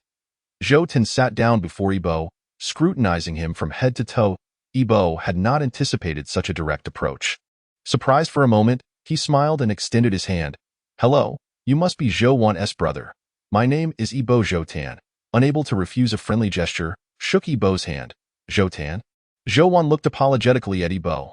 I'm so sorry, Yibo. My brother, was my choice to come in. Please don't mind him. Zhou Tan immediately came to his sister's defense. then turned to Ebo with a scrutinizing gaze and a serious tone. "Where are you from?" Ebo smiled gently and said, "I hail from Yongli County, but I have no family left. Which is why I have been striving in Pingjin City. Oh, an orphan?" Zhou Tan inquired, astonished. Chapter 10. The establishment of a special task force. The renowned detective visits in person indeed. My parents divorced, and I was awarded to my father by the court. Unfortunately, one day, he was struck by a vehicle while under the influence of alcohol and has since been in a perpetual slumber. This identity was one that Ebo had meticulously fabricated long ago. Otherwise, navigating this information-saturated city without an identity would be nearly impossible. Moreover, Ebo could not revert to his previous identity, for should that enigmatic force discover it, he would undoubtedly fall victim to their relentless pursuit. As he spoke, a hint of sorrow flickered in Ebo's eyes, and combined with the restaurant's background music, it stirred an impulse to weep. In that moment, Zhou Wan felt an overwhelming desire to embrace Ebo and offer him solace. Zhou Tan awkwardly interjected, I apologized, it's all right. After all these years, I have long since come to terms with it. The new team member probed, but why don't you seek out your biological mother? Ebo offered a bittersweet smile. She has already established a new family, and I do not wish to intrude upon her new life. A heavy silence enveloped the trio, casting a pall over the atmosphere. Ebo then curiously asked, I heard from Zhou Wan that you are a police officer. Zhou Tan nodded and produced his credentials, slapping them down on the table. Yes, I am a criminal investigator. This was intended to startle Ebo. Yet instead, Ebo sighed with admiration, his gaze filled with longing. Being a police officer is a profession I have always aspired to. You face adversity head-on, fighting against criminals while safeguarding the peace of the populace. To us, you embody a sense of security. Wherever you are, we need not fear any malevolent forces. Ebo regarded Zhou Tan earnestly. I believe you are the ones who endure the greatest hardships and deserve the utmost respect. His words deeply resonated with Zhou Tan, stirring memories of recent cases. Ebo's heartfelt remarks significantly alleviated Zhou Tan's feelings of despondency, and his perception of Ebo began to shift positively. Aware that today was merely the beginning of their acquaintance and that he would often cross paths with Zhou Tan, Ebo resolved to gradually deepen his impression in Zhou Tan's mind. Zhou Wan shot Zhou Tan an exasperated look. Brother, are you done? Can you leave now? Zhou Tan snapped back to reality, nodding repeatedly.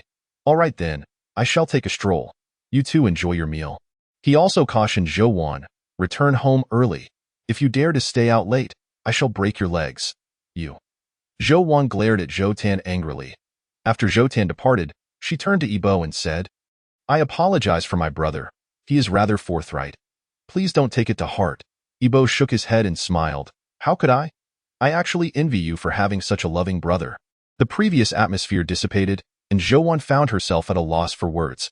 They chatted for a while longer before parting ways. Upon returning home, Zhou Tan glanced at the time and nodded with satisfaction. Not bad. At least I didn't come back too late. Zhou Wan threw her bag down in frustration, saying, Is this how you behave? I was merely having dinner with a friend. Tisik. Zhou Tan glanced at her. Just a friend. What else? What do you think our relationship is? Zhou Tan received his answer and felt reassured, managing to appease Zhou Wan after some coaxing. He reflected on Ebo's demeanor, which was composed and confident, and nodded in approval. This man is quite impressive. I should investigate him further when the opportunity arises. After leaving the Western restaurant, Ebo did not return home. Instead, he drove to the entrance of a community in the Eastern District. Intently observing the comings and goings of the residents, a wicked smile playing at the corners of his mouth. The hunt is on. At that moment, a heavily made-up woman emerged from the community. Her low-cut top and cascading waves of hair paired with low-rise jeans, along with the strong scent of cheap perfume, drew disapproving glances from passers-by. Ebo checked the time. It was now 10:35. The woman waited at the entrance for 2 minutes before a car pulled up, stopping in front of her. A glimmer of excitement flickered in her eyes as she opened the door and climbed inside. Ebo chose not to follow but continued to wait, sighing to himself. It seems another sleepless night awaits. As he waited. He also engaged with Zhou Wan. At 1:31 in the morning, the car returned. Parking beside the community, however, the woman did not exit. Instead, the vehicle began to rock, suggesting that the occupants were engaged in some vigorous activity. 10 minutes later, the woman stepped out, blew a kiss to the driver, and sauntered back into the community. Ebo opened his phone, accessed a live streaming app, and waited. Around 2:30, a streamer named Rwanda by 2 began her broadcast. Ebo glanced at the screen, where a woman was speaking in a high-pitched voice and attempting to sway her hips, and a cold smirk appeared on his face as he drove away. The following day, during a meeting, Zhao Weihai introduced 2 new faces to the crowd. "Everyone, allow me to introduce." He gestured to a poised woman in a white shirt. "This is someone you are likely familiar with, the esteemed criminal psychology expert. Yang Ku, wow, I adore you.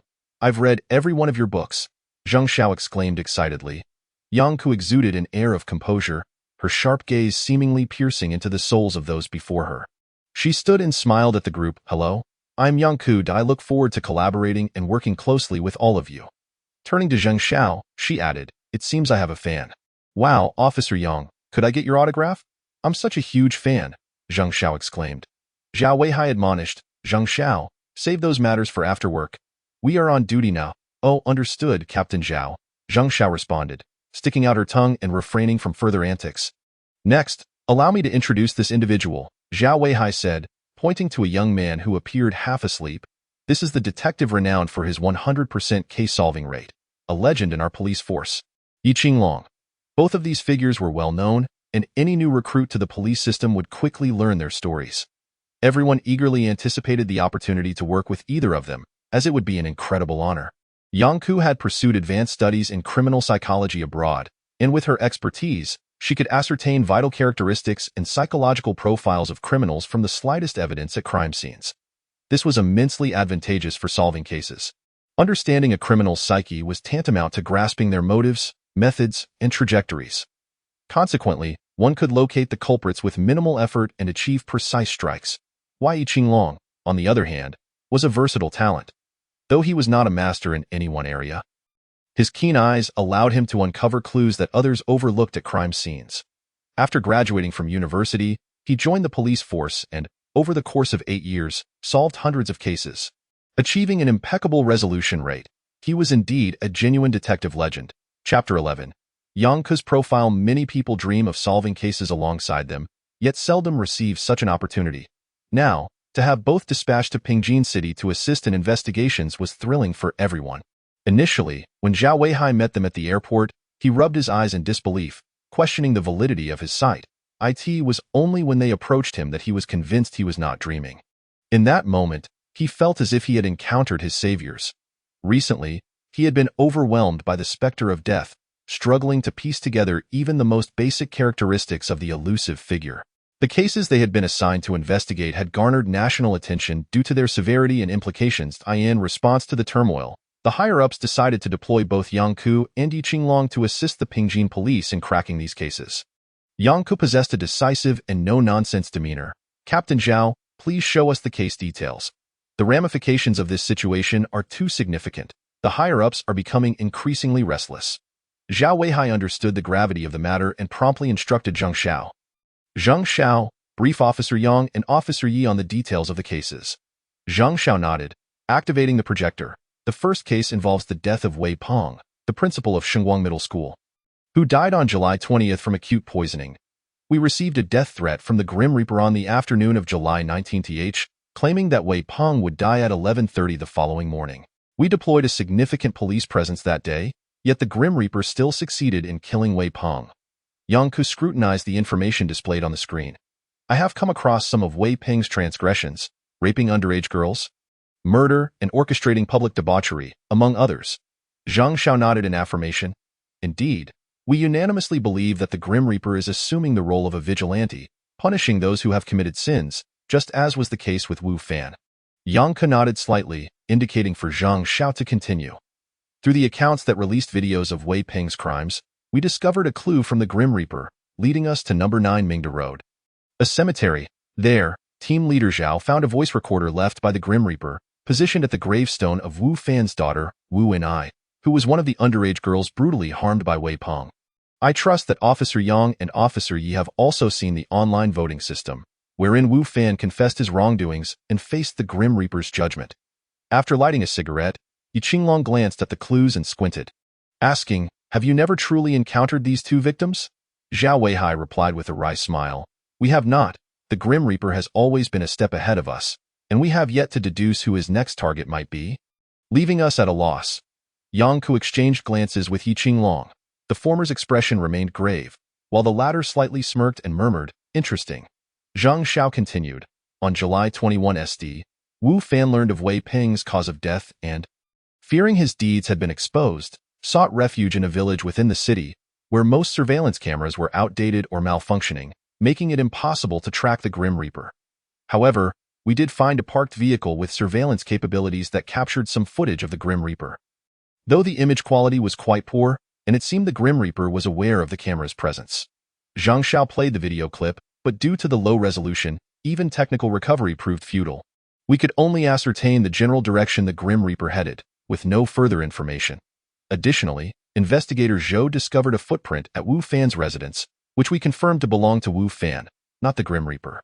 Moreover, neither crime scene yielded any DNA evidence left behind by the Grim Reaper, not even the slightest trace. In that moment, a sense of shame enveloped everyone. Yang Ke glanced at Yi Qinglong, asking, "Shall you speak first? Or shall I?" Yi Qinglong, still in a languid demeanor, replied, "As you wish, either is fine." "Then I shall proceed," Yang Ke said, surveying the room with a serious expression. "I have gathered a fair understanding of the situation, and I wish to obtain all surveillance footage within a 3-kilometer radius of the crime scenes." Zhao Weihai questioned, "What is the reasoning behind this?" Yang Ke elucidated, "According to criminal psychology, some offenders return to the scene to admire their handiwork. Perhaps reviewing the footage from within that radius may reveal the perpetrator's trail.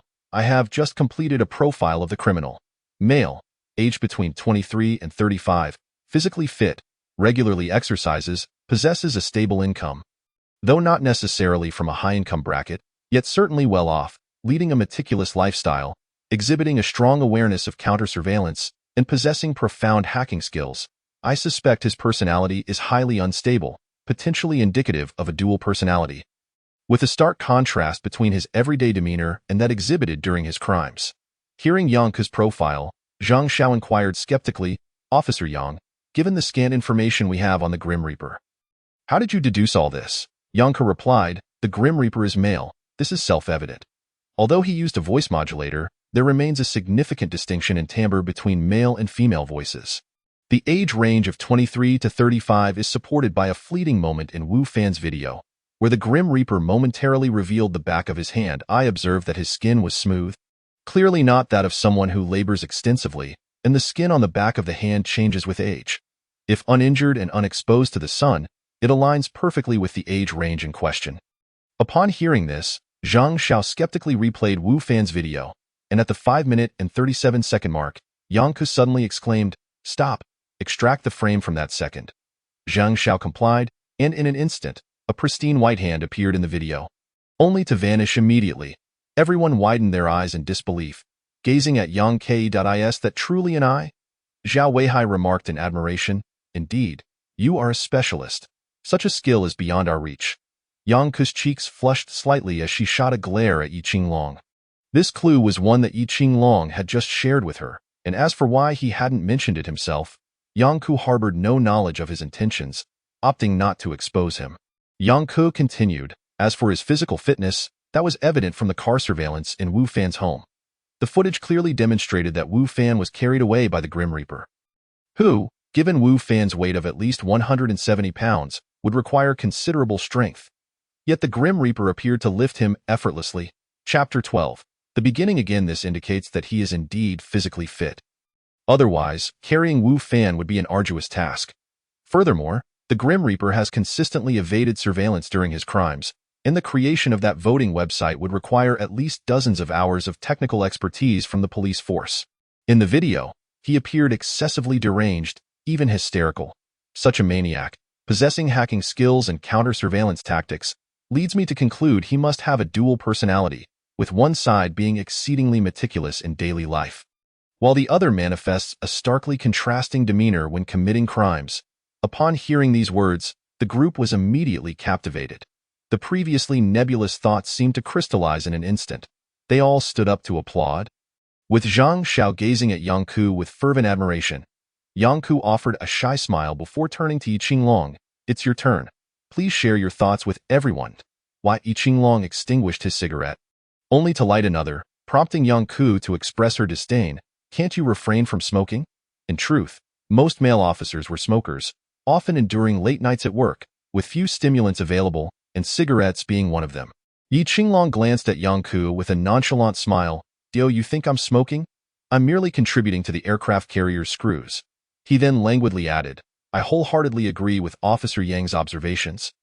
But I believe we should divide into two groups. One group will investigate the relationship between Wei Peng and Wu Fan to see if anyone fits Officer Yang's profile, while the other will examine all cases occurring in the local area and its affiliated counties over the past decade."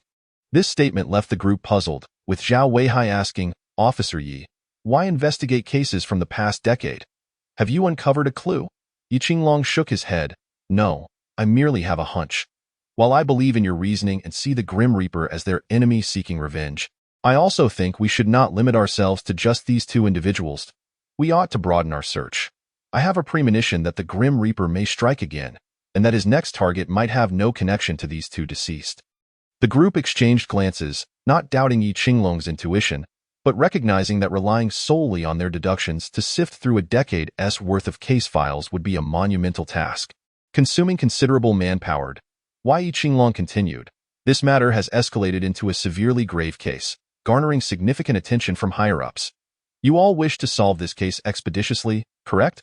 Therefore, the first step is to obtain all surveillance footage within a 3-kilometer radius of both crime scenes.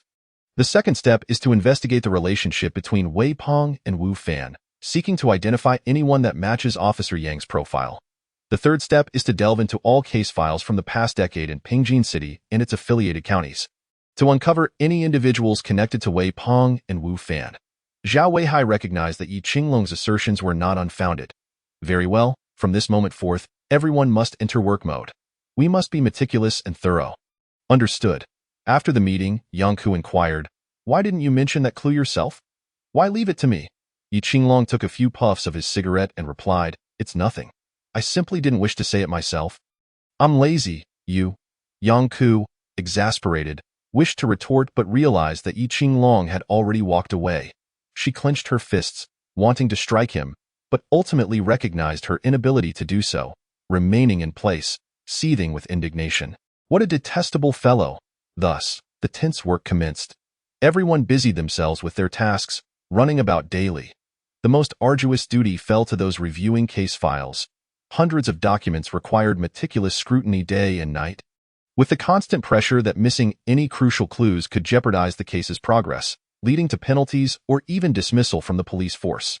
Due to Yi Qinglong's remark, over a dozen individuals were compelled to sift through case files for an entire week, yielding no useful information thus far. Furthermore, the intricate web of Wei Peng's connections consumed considerable time, yet a week passed without any significant findings. As a result, the members of the police force gradually began to harbor doubts about Yi Qinglong, with many questioning whether the reputation of this detective was indeed genuine. Over the past week, Yi Bo's life had taken on a more leisurely pace, as he spent his days flitting from one place to another, with the remainder of his time dedicated to typing away at his computer. In truth, Yi Bo was meticulously observing the movements of his forthcoming targets, although he had already identified individuals connected. To varying extents, with the destruction of his family, the routines of each individual were not fixed. Therefore, to effectively deal with someone, one must scrutinize their short-term patterns of behavior and lifestyle habits, allowing for a targeted approach and the formulation of an appropriate strategy. Yi Bo retrieved his phone, donned a voice changer, and cackled gleefully. The show is about to begin.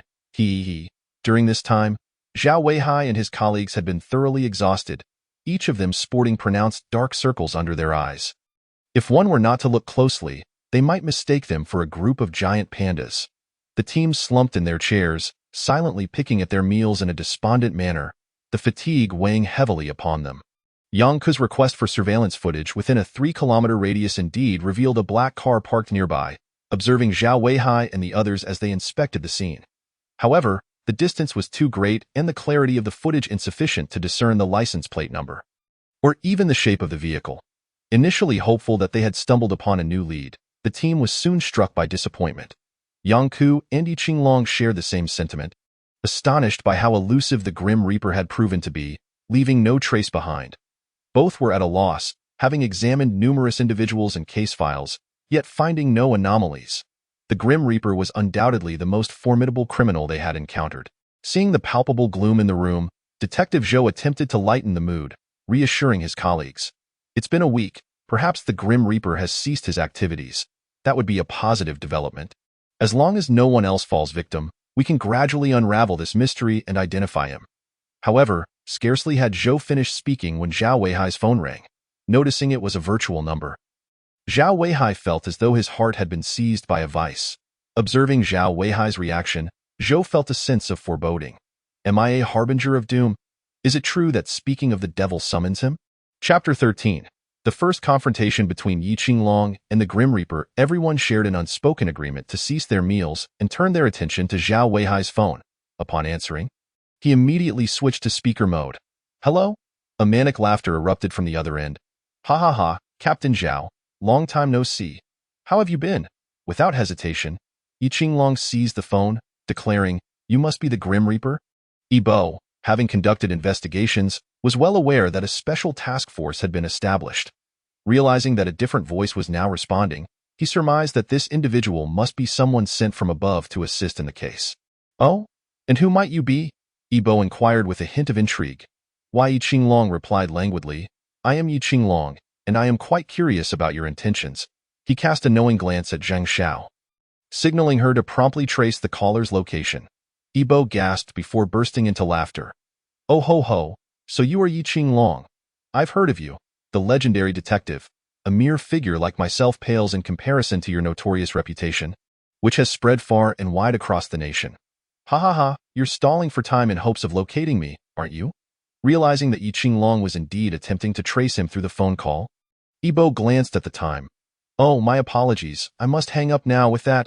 He ended the call. Zhao Weihai shook his head. It's futile. The opponent is particularly cunning.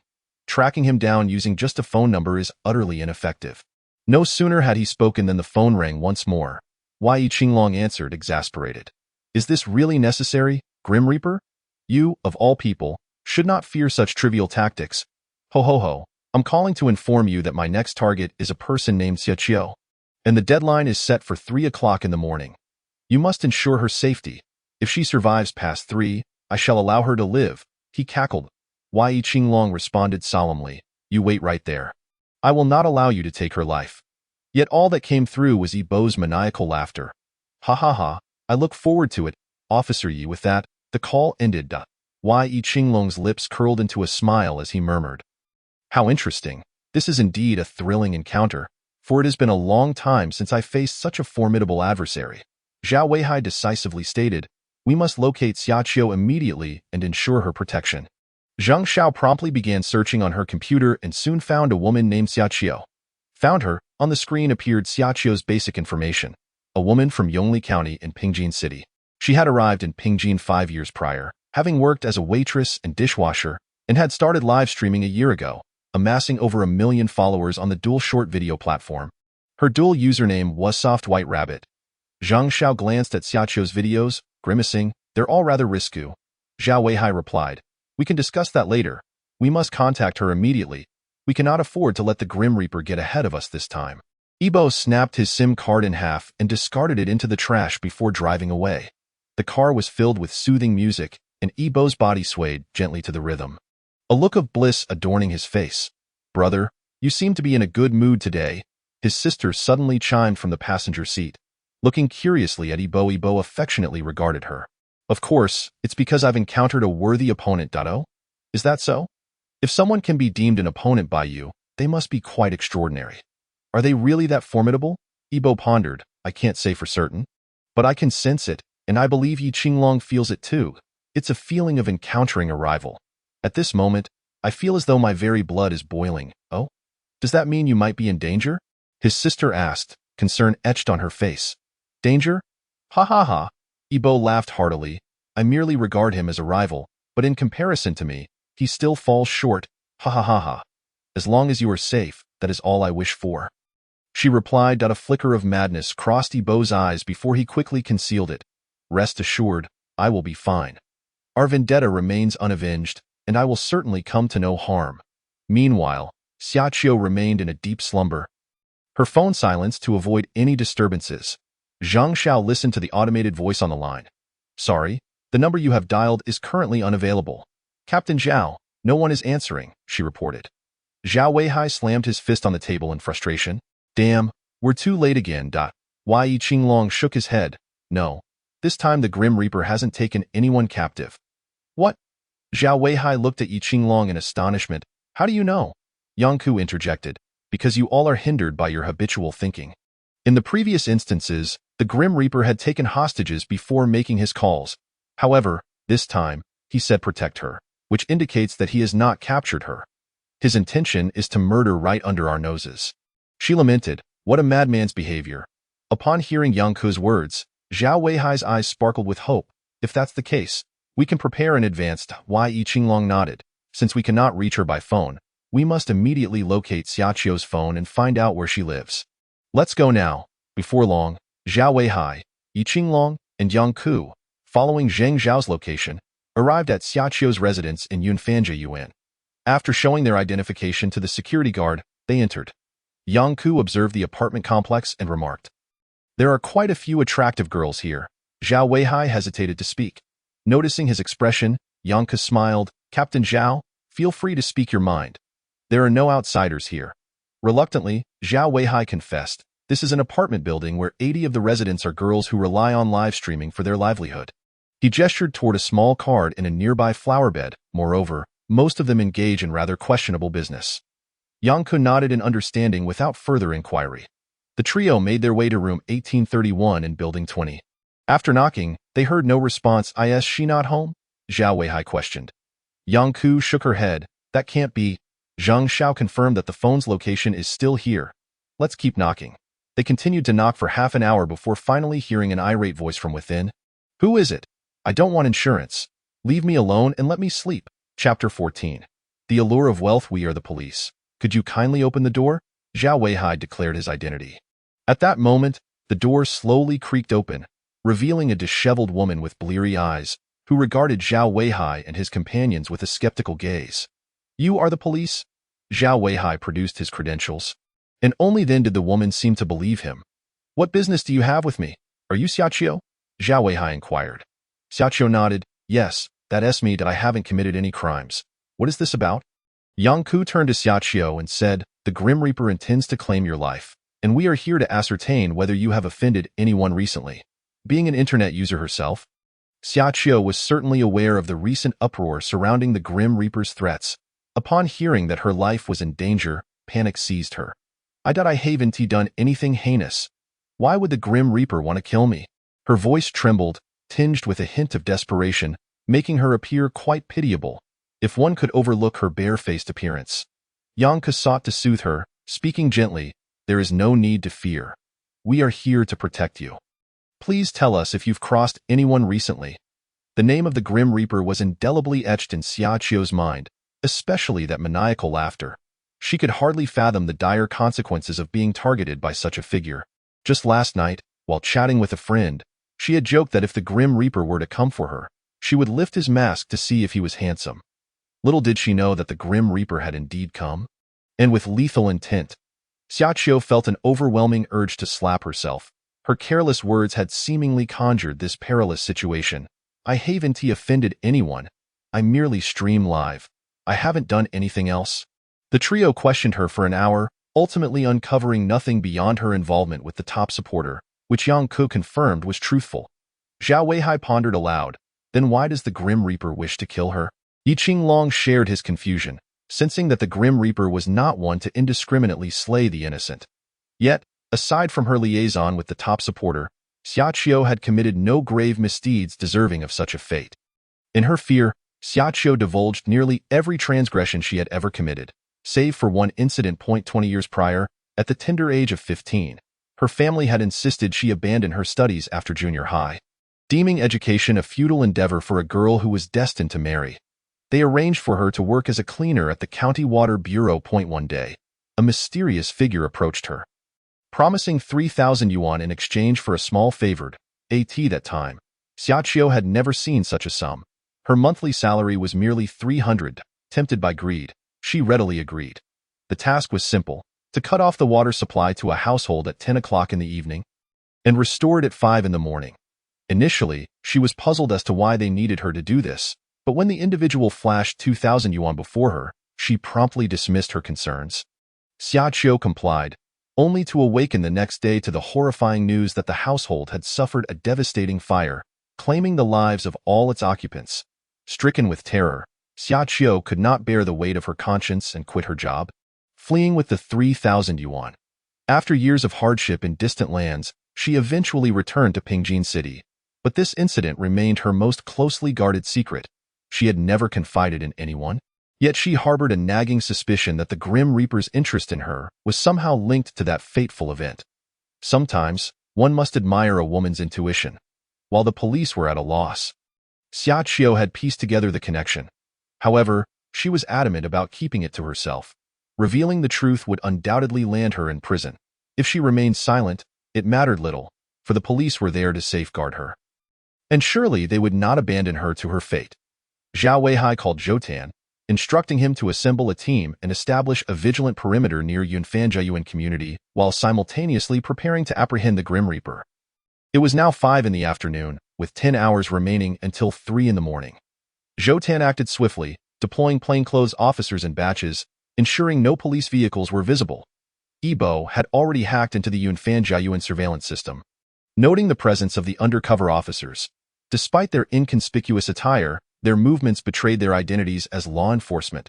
Soon, Yibo identified a total of 32 plainclothes officers, a considerable force that risked alarming their quarry if they were not careful. "Do you think you have the upper hand?" Yibo scoffed, stepping out into the encroaching darkness. As night fell, the atmosphere grew tense. Zhou Tan concealed himself near the fitness equipment downstairs, exercising while discreetly observing each passerby. Each officer was on high alert, their breaths held tight with anticipation. They harbored a deep-seated animosity towards the Grim Reaper, who had shown them no respect whatsoever, openly mocking their authority. Every officer felt the weight of frustration. Not only had the Grim Reaper challenged them, but he had also helped expose various criminals, casting the police's competence into doubt. The opportunity to finally confront the Grim Reaper was at hand, and everyone was on edge. Meanwhile, Xia Qiu had succumbed to sleep once more, despite Yang Ke's urging for her to hide elsewhere. However, Xia Qiu was unwilling to abandon her scheduled live stream, a commitment made with her top supporter. If she donned the outfit he had gifted her and performed a lively dance, he promised to propose marriage. Such an opportunity was too precious to squander. The allure of securing a wealthy partner far outweighed the grind of daily streaming. Thus, she resolved to preserve her energy for the evening. Wei Qinglong sighed in exasperation. "Here we are, protecting her, and she is sound asleep while we endure mosquito bites." Yang Ke sighed as well. "What method do you think the Grim Reaper will employ to kill her?" Yi Qinglong shook his head. "With the entire building surrounded by our forces, if I were him, I would abandon this operation." There is no Yi Qinglong took a moment to glance into the live streaming room of Xia Qiu, ensuring that everything was in order before he closed the door. Despite Zhao Weihai and others emphasizing the terrifying nature of the Grim Reaper and urging her to refrain from streaming that night, Xia Qiu expressed her vehement dissatisfaction, asserting that this live broadcast was of utmost importance to her, impacting her entire future. At that moment, Xia Qiu had completely forgotten the fear of death. All she desired was to fulfill the demands of that individual, believing that by doing so, she could seamlessly enter a life of luxury as a wealthy lady. After donning the revealing lace outfit requested by the top viewer, Xia Qiu took a few swigs of strong liquor to enhance her mood. Making her cheeks flush, she then commenced her live stream. Outside, Yi Qinglong tuned into her broadcast, knowing that during her streaming, the room had to be occupied solely by her. Others could only wait outside. As the camera revealed Xia Qiu with her flushed cheeks, she greeted her audience with enthusiasm. Unsurprisingly, with over 1 million followers, thousands flocked into her stream as soon as she went live. Xia Qiu smiled in satisfaction, adopting a sweet voice and a pitiful expression as she gazed into the camera. "Dear gentlemen, you mustn't watch for free. Please send some little gifts to the big white rabbit. Thank you all. Love you." Moi outside, Yang Ke wore a look of disgust. "How repulsive." Yi Qinglong chuckled. "Such scenes only make women feel nauseous. You keep an eye outside while I watch inside. It's almost time. We must remain vigilant to prevent any sudden attack from the Grim Reaper." Yang Ke nodded, turning her gaze away from the live stream, feeling queasy at the mere thought of it. Meanwhile, Xiaoqiu continued to play up to her viewers. "Gentlemen, today the streamer has a special treat for you," she said, deliberately pulling her outfit lower to reveal a deep neckline. "Wow, the streamer is really generous today. I need to grab some tissues. The streamer can pull her outfit down a bit more." "What the heck, bro? What are you doing? Count me in. This streamer is simply too adorable. I'm following her without hesitation, and let us send her a few cucumbers. Don't be shy," smirking emoji. Then, Xiaoqiu stood up, showcasing her long, fair legs. "Tio, express my gratitude for your support. I shall perform a dance for all you gentlemen. Please enjoy. Hurry up. I can hardly wait. Go, streamer. We will always support you." As Yi Qinglong watched Xiaoqiu sensuously swaying her waist, he noticed nothing amiss. "Yang Ku, do you see anything unusual?" Yang Ku shook her head in silence. Zhao Weihai expressed his doubts. Could it be that the Grim Reaper has given up seeing our rigorous surveillance? Yi Qinglong replied resolutely, "That's impossible. We just need to hold our ground. If Xiaoqiu is still alive past 3 o'clock, we win this round." He glanced at the time. Only 5 minutes remained until 3. A quick look into the stream sent a shiver down his spine. "Oh no, this is bad." Inside the streaming room, green flames suddenly erupted from Xiaoqiu's body, yet she remained oblivious, continuing to dance with a smile. The scene was extraordinarily eerie. In an instant, the chat was flooded with silence. Yi Qinglong frantically knocked on the door. "Xiaoqiu, open the door. Can you hear me? Hurry, open up." Yang Ku and Zhao Weihai felt a sinking sensation in their hearts. Realizing something must be amiss inside, in a fit of desperation, Yi Qinglong kicked the door open. Yang Ku and Zhao Weihai stood in shock at the sight before them. The green flames enveloping Xiaoqiu intensified, and the scent of burning flesh filled the air. Yet, Xiaoqiu remained blissfully unaware, still dancing with a smile. The live stream erupted into chaos as countless viewers flooded in, witnessing the bizarre scene. "What the heck? Is this a special effect? It looks so strange. Did the live stream just catch fire? Is this scripted? After this, the streamer will definitely blow up. I need to secure my spot. Quick, record this. Tomorrow's trending topic will definitely be about the big white rabbit. This doesn't seem scripted. Look at the 2 men and 1 woman rushing in to extinguish the flames on the streamer." Yi Qinglong and Yang Ku hurriedly grabbed items to douse the flames on Xiaoqiu. Zhao Weihai shouted for reinforcements. "Quick, call an ambulance. Get someone up here now." Yang Ku urgently called out to Zhao Weihai. "That's white phosphorus. Find a dry powder fire extinguisher." In the streaming room, a message slowly scrolled across the screen. "Oh, flame sprite dancing at midnight. The flame dance ignites the soul, the wicked heart. Justice has arrived." As the ambulance departed slowly, sorrow and anger etched on everyone's faces. Yi Qinglong and Yang Ke remained in Xiaoqiu's now closed streaming room. It was easy to foresee that before dawn, news of the streamer's self-immolation would dominate the trending topics, claiming the top spot. The commotion roused the neighbors, who peeked out only to be ushered back by police officers. Ibo emerged from a nearby bar.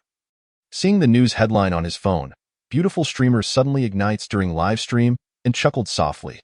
"Let the police be busy for a while. Ha ha ha, brother, I think you should find a helper. You can't do it all alone. Having support is better than going solo." His sister suddenly suggested, "A helper? I already have someone in mind, but now is not the right time." Ibo gazed at the news on his phone, murmuring, his anger isn't intense enough yet. "I need his fury to reach its peak.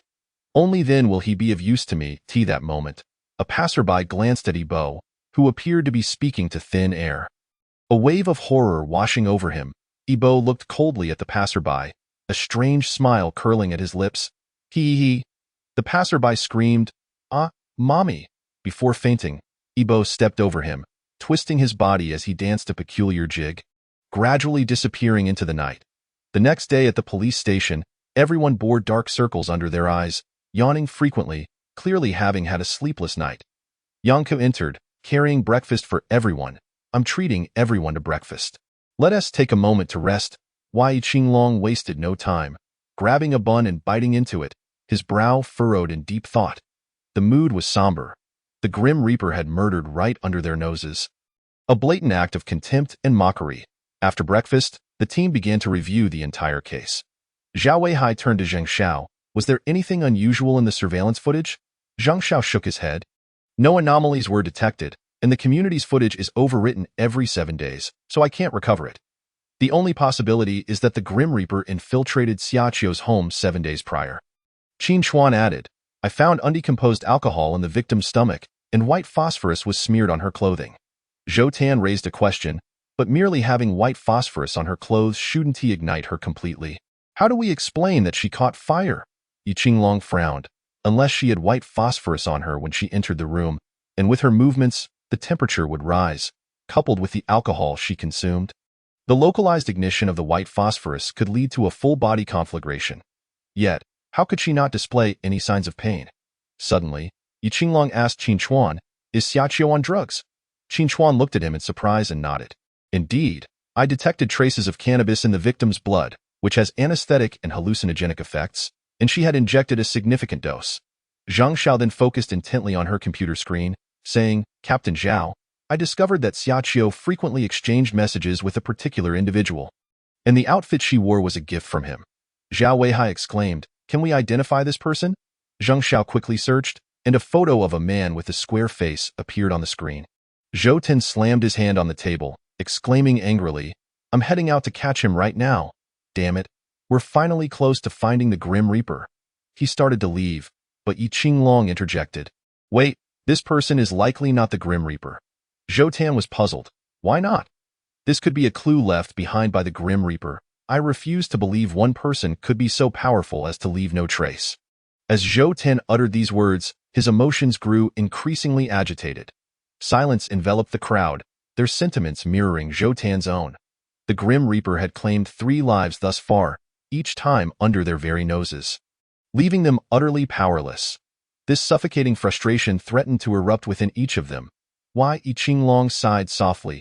Very well. Let us first bring this individual back for interrogation. Zhao Weihai cast a glance at Yi Qinglong, sensing that his assessment was likely accurate. However, this was a lead that could not be overlooked. Zhou Tan, you go. Bring the person back for questioning. Yang Ku turned to Zhang Xiao and said, I wish to review all the comments from last night's live stream.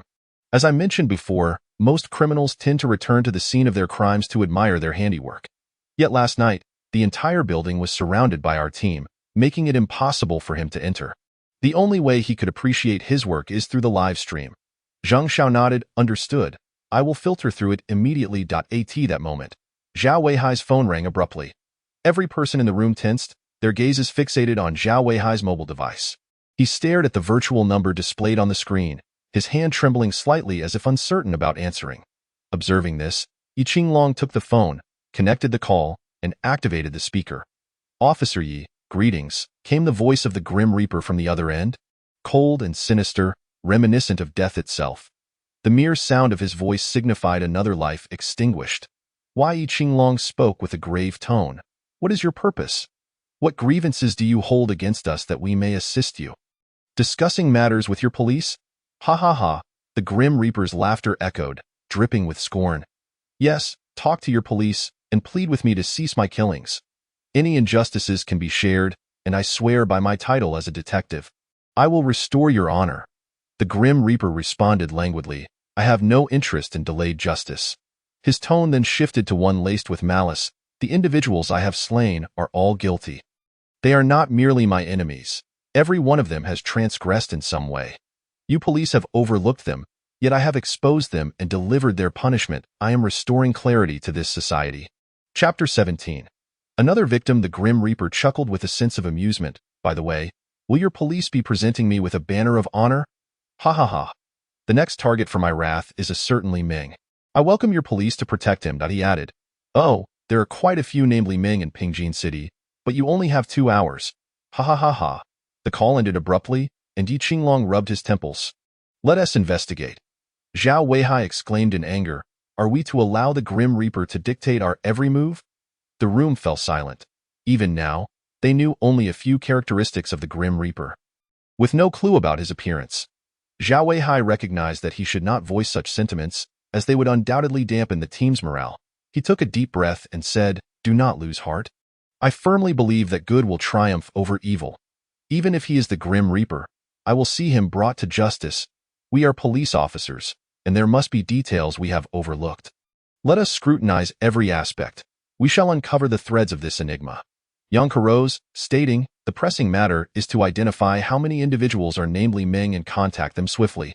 I have found that there are 14 individuals named Li Ming across the city. I've sent their contact information to our work group, Zhang Xiao reported. Excellent, contact them immediately. Our time is limited. After hanging up, Yibo gazed intently at the computer screen before him.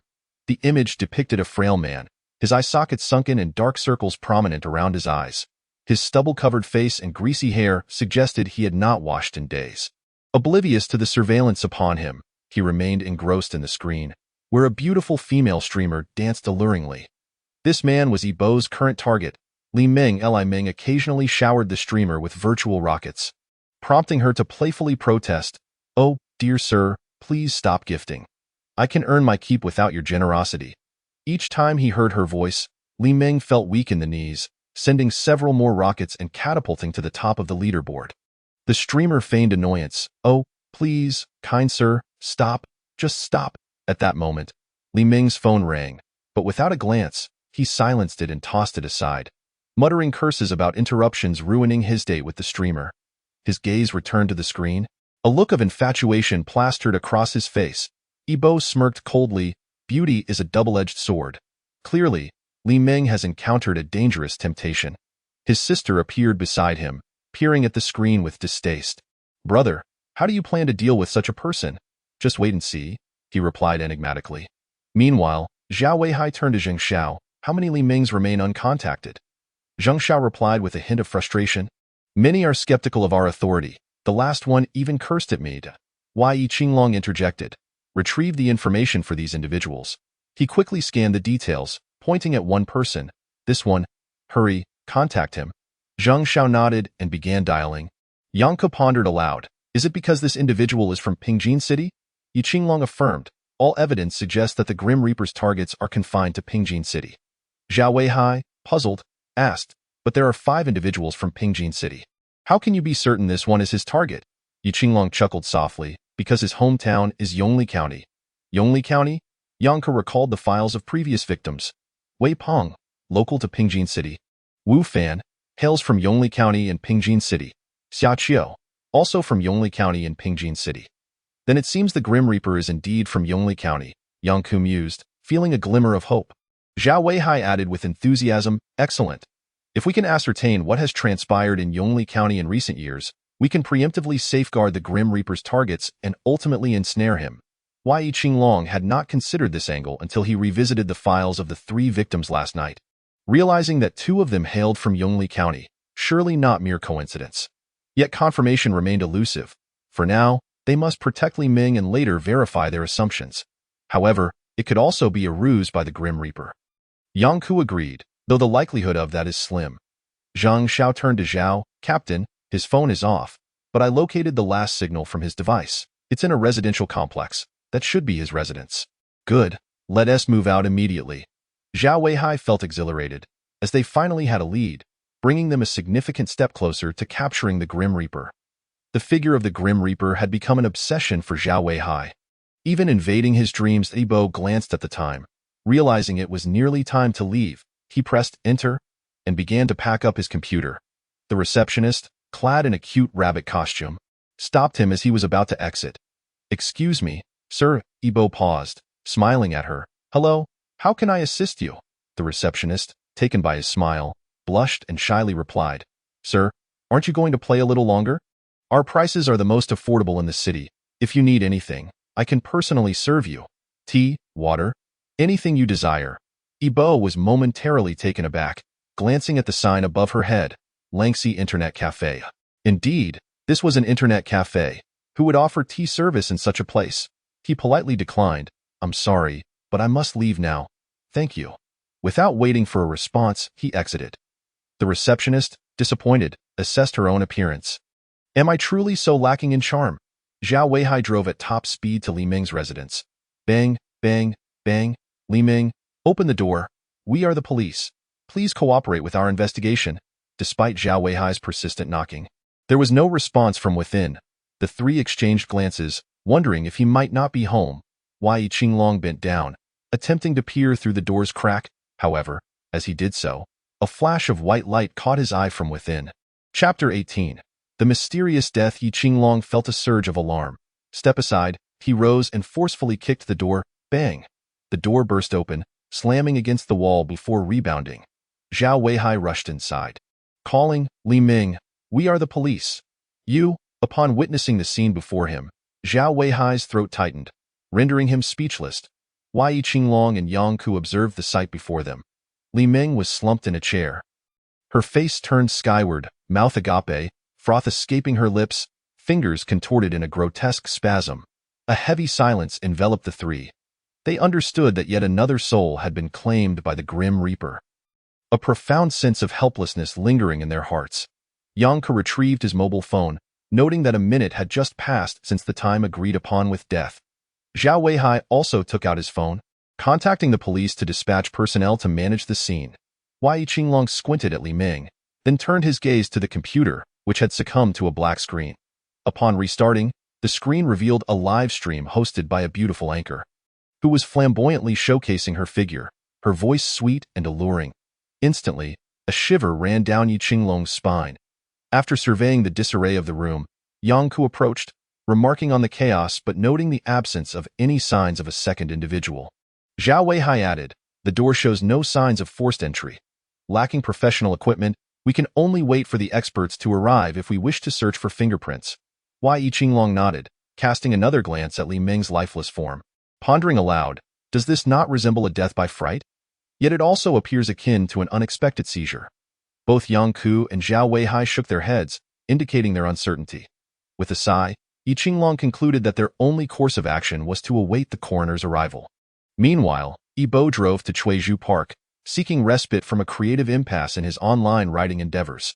The park boasted the largest bamboo grove in the nation, its verdant stalks swaying in the breeze, producing a soothing rustle that served as a natural white noise, while sunlight filtered through the leaves, casting dappled shadows upon the ground. Yi Bo had come here to unwind and contemplate his next steps. As one individual on his list frequented the park for daily strolls, he intended to observe this person's routine and habits to tailor a suitable plan for them. Yi Bo set up a folding chair beside a small table adorned with a cup of tea made from Wui Mountain's mother tree to Hong Pao. With a book in hand, he occasionally lifted the teacup for a sip, becoming a striking figure within the park. Clad in an expensive suit, complemented by a luxury watch on his wrist and his handsome features, Yi Bo unwittingly captivated a group of young admirers who blushed and hesitated, torn between shyness and the desire to approach him. Unbeknownst to them, Yi Bo's intent was to draw the attention of a specific individual. However, instead of that person, a knife-wielding robbery unfolded before him. As Yi Bo looked up, he spotted a figure wearing a half-black, half-white Grim Reaper mask, frantically approaching him, pursued by another individual shouting for them to halt. A smile crept onto Yi Bo's face upon recognizing the pursuer as Zhou Tan. Due to the connection between Xiaoqiu's self-immolation and a certain individual, Zhou Tan had mistakenly assumed that person was the Grim Reaper. Zhao Weihai had instructed him to bring the person in for questioning, and only upon arrival did Zhou Tan discover that the individual had lost their identity and that the Grim Reaper was using their ID to communicate with Xiaoqiu. This revelation left Zhou Tan disheartened, prompting him to seek solace in the park, only to witness a robbery in progress. His heart raced, believing the assailant to be the very Grim Reaper he sought. Yet, upon revealing his identity as a police officer, the robber abandoned their intentions and fled toward Yi Bo. The young women surrounding Yi Bo had never encountered a scene like this. Terror washed over them, rendering them pale and trembling, paralyzed in place. The robber, seizing the opportunity, resolved to abduct one of the girls to facilitate his escape, dismissing Yi Bo as a mere weakling. However, Yi Bo's thoughts diverged. He was incensed. How dare someone use his name to commit robbery? As the Grim Reaper, he would never stoop to such despicable acts. This individual had thoroughly provoked Yi Bo's wrath, rendering him a mere phantom in his eyes. A girl with a cherubic face stood 5 or 6 meters away, frozen in terror as the robber charged toward her. Zhou Tan, witnessing the scene, shouted urgently, "Get out of the way, quickly!" The robber, envisioning his escape, laughed maniacally, yet his mirth was short-lived. He suddenly felt as if struck by a vehicle, a tremendous force propelling him backward. Yi Bo retracted his foot, coldly regarding the flying robber. Zhou Tan rushed forward, handcuffing the assailant before removing the mask to reveal a man in his 30s, whose expression was one of despair as he stared at Zhou Tan. Cold sweat streamed down the robber's face, his features bruised from Yibo's kick. He pleaded, "Officer, please spare me. I only intended to rob because I was out of money." Zhou Tan ignored his pleas, turning to Yibo with astonishment. "It's you?" Yibo smiled. "Hello, you are Zhou Wan's brother. We have met before." Zhou Tan nodded, inquiring, "What brings you here?" Yibo replied, "I was experiencing a creative block in my writing, so I came to clear my mind." Zhou Tan recalled the speed and precision of Yibo's previous kick, which had effectively incapacitated the robber, and complimented him. "You possess impressive skills. Have you trained?" "You're too kind," Yibo responded modestly. "I'm a novelist and I often spend entire days seated, so I make it a point to exercise to stay fit." Zhou Tan nodded, his impression of Yibo growing more favorable. "I need to take the suspect back for further questioning," he stated.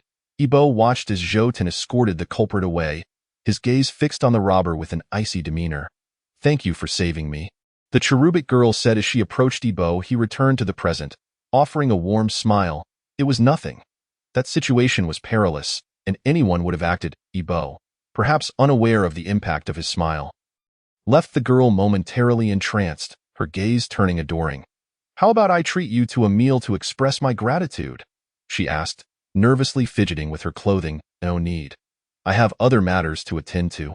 "Farewell," Yibo replied, feeling that he would not encounter the individual he sought today, especially after the incident that had transpired, necessitating a revision of his plans. Chapter 19. An unlikely seizure. Upon hearing Yibo's response, the cherubic girl appeared disheartened. "Then, may I have your contact information? When you have time, I would love to treat you to a meal." Yibo, without looking back, replied, "Thank you for your kindness, but it is unnecessary. I merely acted on impulse." As he walked away, the girl remained behind, her face a mask of disappointment. Once back in his car, Yibo reflected on the robber, his expression growing increasingly cold. Why title cannot be tarnished by such a motley crew. It seems a demonstration is in order at the Pingjin City Public Security Bureau. Zhao Weihai and his companions had just returned when they learned that Zhou Tan had apprehended the Grim Reaper. Their faces were etched with disbelief. They knew how elusive the Grim Reaper was. Was Zhou Tan truly destined for this? Upon entering the interrogation room, they found Zhou Tan and another officer engaged in questioning. The robber wore a pained expression, desperately defending himself. "Officer, I swear, I'm not the Grim Reaper." Zhou Tan slammed his hand on the table, reprimanding, "You're not the Grim Reaper? Then why are you wearing that mask to commit robbery?" "Officer, I'm being wronged. The Grim Reaper has become quite notorious recently, and many are afraid. I was simply imitating him out of desperation for money." The robber's frustration was palpable. He knew that while he might face a few years in prison for robbery, the Grim Reaper had taken lives. Acknowledging himself as the Grim Reaper would lead to a fate far worse than mere incarceration. Exiting the interrogation room, Zhou Tan encountered Zhao Weihai and the others. Expressing his disappointment, everything he said was credible. "I thought we had caught the Grim Reaper, but it turns out we only apprehended a robber." Zhao Weihai patted Zhou Tan on the shoulder, offering comfort. "Don't be disheartened. We've gathered valuable leads on the Grim Reaper. I believe we will capture him soon." The team convened in the Special Investigation Office, where Zhao Weihai turned to Zhou Tan, asking, "Have you made any progress on the individual in contact with Xiaqiu?" Zhou Tan shook his head. "The person merely lost their ID. It seems the Grim Reaper found it and used it to establish contact with Xiaqiu. This lead has unfortunately run cold." Suddenly, Zhao Weihai recalled something and inquired, "What about the investigation into Wei Peng's role as an honorary consultant for Weiwang Pharmaceuticals? What have you discovered?" Zhou Tan remembered, realizing that amidst the recent events, he had neglected this matter. After investigation, it has been confirmed that Wei Peng and the head of the technical department at Weiwu Pharmaceutical Company are indeed cousins. That individual is known as Chang Shu. The reason Wei Peng was granted the position of honorary consultant is due to one of his patents, which Weiwu Pharmaceutical Company found valuable enough to acquire. They negotiated with Wei Peng through Chang Shu, ultimately purchasing the patent for 2 million and assigning Wei Peng the honorary consultant role. Wei Qinglong expressed his confusion, stating, "This doesn't add up. I have reviewed Wei Peng's background, and he studied business management, which seems entirely disconnected from the medical field. How could he possibly have invented a medical patent?" Zhou Tan scratched his head in contemplation.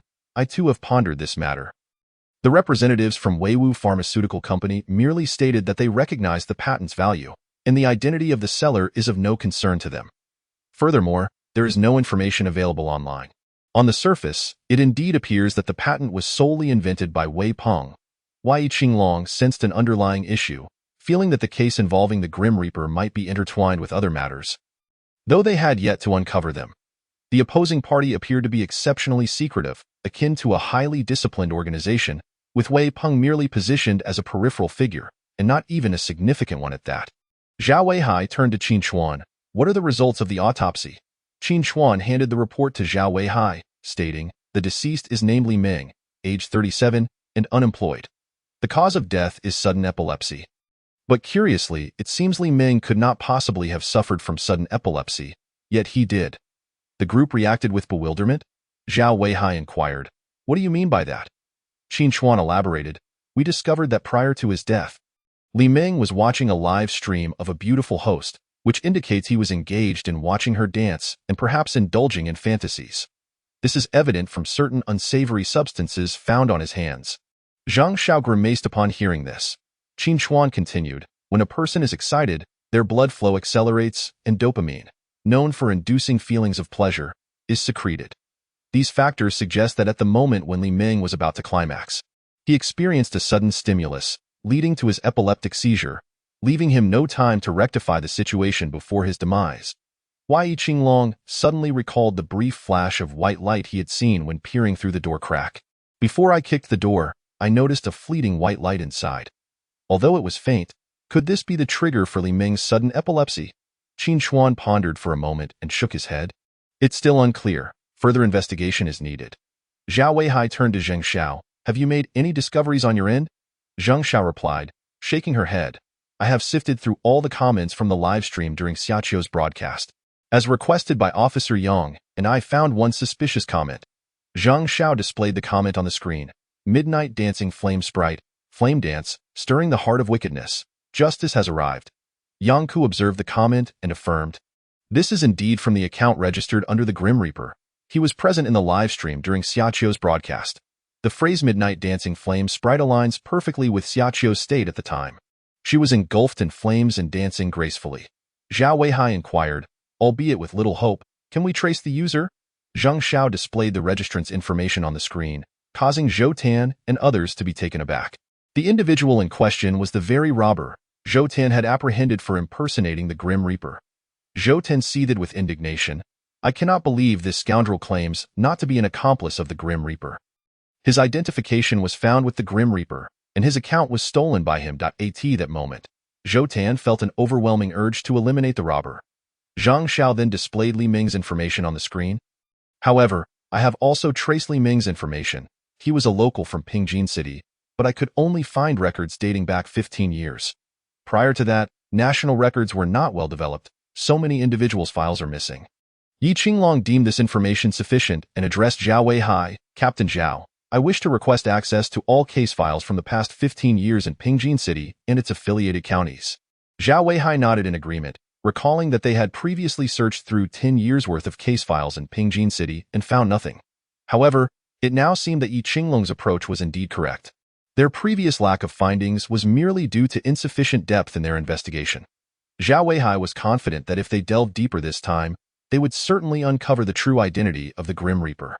For the following week, there were no further crimes committed by the Grim Reaper, leading everyone to speculate whether he had already eliminated all his intended targets and was now in hiding. Chapter 20. Murder in the Police Station. Lawlessness. On the afternoon of August 8th, Uncle Qian, responsible for delivering meals to the temporarily detained suspects at the police station, arrived at the usual time. Despite his surname, Qian was not particularly fond of money. He had no children and lived alone in a nearby residential house. Zhao Weihai had repeatedly suggested that he stay in the accommodation provided by the police station, but Uncle Qian steadfastly refused, stating that at his age, he did not wish to be a burden to anyone and preferred his independence. He often donated half of his monthly salary to impoverished children in remote areas, and 3 of those he supported successfully gained admission to university. Whenever he thought of this, Uncle Qian beamed with pride for those 3 children. When Zhou Tan saw Uncle Qian arrive, he greeted him with a smile. You're here, Uncle Qian? You seem quite spirited today. Zhao Weihai also smiled as he acknowledged Uncle Qian's presence. With a warm and amiable demeanor, Uncle Qian began his routine, tidying up the police station inside and out before pushing his cart to the cafeteria. He organized the meals for the inmates neatly on the cart and proceeded towards the detention room. As he passed a staircase leading to the restroom, he left the cart outside while he went inside. Afterward, he pushed the cart toward the detention room. After undergoing a search and inspection, an officer jokingly remarked, "Uncle Qian, a person like you should really consider finding a companion. It would be nice to have someone to share a warm bed with when you return home." Uncle Qian chuckled and waved his hand dismissively. "Oh, come on, at my age. What do I need a companion for? I'm quite comfortable on my own." The officer persisted. "I'm serious. My neighbor's mother has been alone since her husband passed away 10 years ago. I could set up a meeting between you two." Uncle Qian was taken aback, shaking his head vigorously. No, you mustn't joke about such things. I really need to deliver meals to those inside. Please let me in once you're done checking." "You're all set, Uncle Qian. You may enter," the officer replied, but still not giving up, he added. "Just meet her once, all right? You're getting on in years and being alone isn't good. What will you do if you become ill in the future?" Uncle Qian ignored him and pushed the cart inside. As he passed by the officer, he hurriedly remarked, "I have to get back to sweeping the floors, so I'll be on my way." He then hastily departed, leaving the officer to shake his head and sigh. This old man is so stubborn. Inside the Special Investigation Team's office, Zhao Weihai and his colleagues were having their meal, while Yi Qinglong furrowed his brow and turned to Yang Ku, asking, "Yang Ku, do you think the absence of any news from the Grim Reaper for a week means he is plotting something again?" Yang Ku took a sip of soup and pondered before replying, "From a psychological perspective, the Grim Reaper is an individual filled with extreme self-confidence and arrogance. Observing the cases he has committed thus far, he also exhibits a strong sense of time. Moreover, he oscillates between madness and an unsettling calmness. With a highly meticulous mind, I suspect that his prolonged silence suggests he may be planning something significant." "How is your investigation progressing?" Yi Qinglong rubbed his temples, expressing his frustration.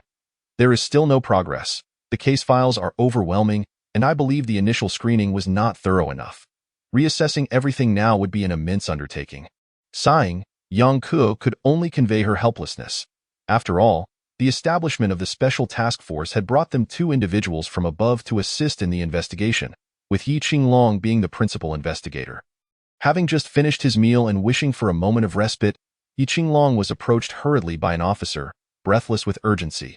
"It's bad news. That robbery suspect, Wang Jun, is dead." Upon hearing this, several individuals sprang into action. Zhou Tan, his face a mask of disbelief, exclaimed, "What is going on? Isn't he supposed to be locked up?" The officer, equally puzzled, replied, "I don't know. I discovered him dead during my patrol just now."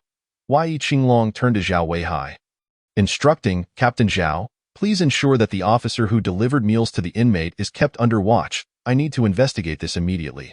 Zhao Weihai recognized the gravity of the situation and urged Zhou Tan, "Hurry, find Uncle Qian." Together, they hastened to the holding room, which was already surrounded by a multitude of officers. Director Chu Wei was present, his expression dark and brooding. Upon seeing Zhao Weihai and Yi Qinglong, Chu Wei's eyes flashed with intensity as he bellowed, "I don't care what methods you employ. You have 3 days. If you fail to apprehend the murderer, you will be dismissed." The audacity of the killer to commit murder within the police station was beyond comprehension. Zhao Weihai understood the dire implications. Mishandling this case could cost him his position as captain of the criminal investigation team. "Rest assured, Director, I will capture the culprit," he promised. Chu Wei snorted in disdain and turned away in anger. Yi Qinglong, witnessing this, could only offer a reassuring pat on Zhao Weihai's shoulder before entering the scene to examine the circumstances. At that moment, Zhou Tan rushed over, panting, "Captain Zhao, Uncle Qian is missing." The guard at the entrance reported seeing him leave the police station half an hour ago. "He must have fled by now. I've dispatched officers to search for him." Zhao Weihai fumed, "You must find him. Regardless of the means, bring him back." Qin Chuan approached, casting a glance at the deceased's face and stated decisively, "It's poison." Zhao Weihai and Yi Qinglong turned to Qin Chuan in unison, asking, "Are you certain?" Qin Chuan nodded affirmatively, "Absolutely. The manner of death is identical to Wei Ping's. I will provide a detailed report after the autopsy." With that, he gestured for Yi Qinglong to step outside. Not wishing to intrude further, Yi Qinglong exited with Zhao Weihai. Qin Chuan shares my suspicion. I also believe this is the work of the Grim Reaper. But how could he have accomplished this? Did he manage to corrupt Uncle Qian? They decided to return and analyze the case. Upon reaching the Special Task Force office, Zhang Xiao remarked upon Zhao Weihai's arrival. Captain Zhao, I have reviewed all the surveillance footage of Uncle Qian from the moment he began his shift today, but I found nothing amiss. Yi Qinglong commanded, play all the footage back for me. Yang Ku smiled slightly. Yi Qinglong's perceptive eyes are indeed exceptional. Prepare to be astonished. Although the others were perplexed, they remained silent. The title of Detective Extraordinaire was not bestowed lightly, and one could not earn such a reputation without notable skills. Faster! Zhang Xiao adjusted the playback speed to 4 times normal. No, even quicker. Zhang Xiao then increased it to 8 times, 32 times, he exclaimed, glancing at Yi Qinglong with uncertainty before adjusting the speed accordingly. Stop. Rewind 53 seconds on the bottom right. Rewind 27 seconds on the top right. Chapter 21. The Grim Reaper's intimidation. As they observed, everyone gathered around. Zhou Tan scrutinized the footage, puzzled. Isn't this all quite normal? What's the issue? Yi Qinglong addressed Zhang Xiao. Please provide me with a full-body photo of Uncle Qian for comparison. Zhang Xiao retrieved the image, placing it alongside the surveillance video. Yang Ke suddenly grasped the situation, exclaiming, I see now. This Uncle Qian is a disguise for the Grim Reaper. What? The group gasped in astonishment, comparing the figure in the video to Zhang Xiao's full-body picture of Uncle Qian. Zhou Tan scratched his head. I don't see any difference. Yi Qinglong elucidated. Look at the bottom right. That's where Uncle Qian left the cart by the restroom door. Observe closely. After using the restroom, when he opens the door, doesn't his silhouette appear different from usual? Zhao Weihai questioned. Is it somewhat bulky? Are you suggesting he might have secretly concealed a meal container in his clothing? And then, while in the restroom, poisoned the food? Yi Qinglong affirmed, precisely, in the top right video. We see Uncle Qian's complete form. In that segment, his legs appear normal, but in the comparison photo Zhang Xiao provided, his legs show a slight bowing. Although subtle, it becomes glaringly obvious when contrasting the two. The others regarded Yi Qinglong with awe. Zhou Tan remarked, incredible work, Officer Yi. Yang Ke reminded Zhao Weihai, Captain, keep an eye on the phone or have someone monitor if there are any forgotten USB drives at the police station. Zhao Weihai inquired, Officer Yang, are you suggesting? Then realization struck him. You mean to say the victim isn't an enemy of the Grim Reaper? Yang Ke nodded. Exactly. I suspect this individual mimicked the Grim Reaper and thus attracted his attention. Ive mentioned before that the Grim Reaper is a highly arrogant and self-important individual. Each of his crimes is akin to a grand performance, art in his eyes. Wang Jun's impersonation and subsequent robbery are nothing short of sacrilege, warranting punishment from the Grim Reaper. Yi Qinglong concurred. Indeed. Officer Yang and I share the same sentiment. The Grim Reaper may provide an explanation for this act. Zhao Weihai's expression darkened. He kills and still seeks to explain himself? Murdering within a police station. This is the work of a lunatic. Yi Qinglong sighed, understanding that feeling all too well. He reminisced about a case from his past that remained unsolved, a lingering regret in his heart. Just then, an officer knocked at the door. Captain Zhao, there's a package for you. Bring it here. Zhao Weihai inhaled deeply as he opened the package to reveal a USB drive. Just as Yang Ku had predicted, the Grim Reaper had indeed left behind a message for the police. The USB contained a video featuring the Grim Reaper, adorned with a half-black, half-white mask, reclining in a chair embellished with skull motifs. One hand resting on the armrest while the other gently swayed a goblet filled with red wine. In that moment, he appeared as the true embodiment of death, his cold gaze directed at the viewers. Though merely a video, his presence exuded an aura that unsettled all present at that instant. He was the Grim Reaper, and they envisioned a colossal scythe, dripping with blood, casting an ominous shadow behind him. Captain Zhao, the Grim Reaper straightened, leaning forward slightly as he regarded the onlookers. I am the Grim Reaper, of course. That is merely a title I have bestowed upon myself. You may call yourselves as you wish. However, this is my exclusive designation. The Grim Reaper's mocking gaze scanned the crowd. How dare anyone act under my name to commit such despicable acts? This is nothing short of an affront to my character. Thus, I killed him, but do not mistake this for a challenge. I am simply avenging myself. We shall not interfere with one another. Ha ha. The Grim Reaper erupted into maniacal laughter, his body moving in rhythm with an unseen melody, creating an eerie spectacle. Suddenly, he paused, looking at the onlookers and added, "By the way, Uncle Qian is a good man. I did not kill him at this moment. He should be struggling in his home." The video abruptly ended, leaving the group in stunned silence, still reeling from the chilling imagery of the scythe and the Grim Reaper's inexplicable aura. At that moment, Qin Chuan entered, frowning as he surveyed the room. "What's that smell?" The arrival of Qin Chuan jolted everyone back to reality, dissipating the haunting sensation that had enveloped them. As he scanned the area, his gaze landed on the USB drive, and his expression turned serious. "Where did this USB come from?" "It contains hallucinogens." "Hallucinogens?" Yi Qinglong asked. "Are you certain?" Qin Chuan took the USB, sniffing it carefully, and confirmed, "No doubt about it. It contains the scents of mandrake, wormwood, kava, jade flower, cactus, and sage. After being dried and ground into powder, these substances produce an extraordinarily potent hallucinogenic effect when ignited. Yi Qinglong gazed at Zhao Weihai, inquiring, "Are you certain he is a forensic expert?" Qin Chuan interjected, "A forensic expert must possess a profound understanding of human anatomy, medicine, and herbal knowledge." He referenced Song Si, a judge from the Song dynasty, who, despite the lack of modern equipment, could discern hidden fingerprints on a corpse using only flour-based cakes and could even determine the cause of death with merely an umbrella and sunlight. Qin Chuan then looked at Yi Qinglong. "So, is it strange that I know all this?" Yi Qinglong shook his head vigorously, beads of sweat forming on his brow. No, not strange at all." Yanka chuckled softly. "Yi Qinglong, it's quite a sight to see you so unsettled." Yi Qinglong expressed his admiration. "Truly remarkable. Captain Zhao, your team is indeed brimming with talent." Zhao Weihai sighed, flattery aside. "It seems the perpetrator is none other than death itself." He then turned to Detective Zhou. "Zhou, please pay a visit to Uncle Qian's residence and ascertain if there's anything amiss." Zhou nodded and promptly exited. Zhao Weihai let out a deep breath. "Fortunately, this video hasn't leaked. Otherwise, we would be in serious trouble. A murder committed right under the noses of over 100 police officers would tarnish our reputation irreparably." Chapter 22. "You know this too? Who exactly are you?" Qin Chuan handed the autopsy report to Zhao Weihai. "It has been confirmed. The cause of death was indeed poisoning by Chuan poison." Zhao Weihai glanced at it and asked, "If death is aware of the formula, shouldn't we pursue leads based on that?" Qin Chuan shook his head. "That is virtually impossible. The formula has long been lost. How could we possibly locate it? It's akin to searching for a needle in a haystack." Yi Qinglong reassured, "Captain Zhao, let us not rush. I believe it would be more prudent to start with the case files. While it may be a rudimentary approach, it could yield quicker results." Zhao Weihai nodded. "We have no choice but to proceed this way." As midnight approached, Yibo arrived at a bar named Qinglu.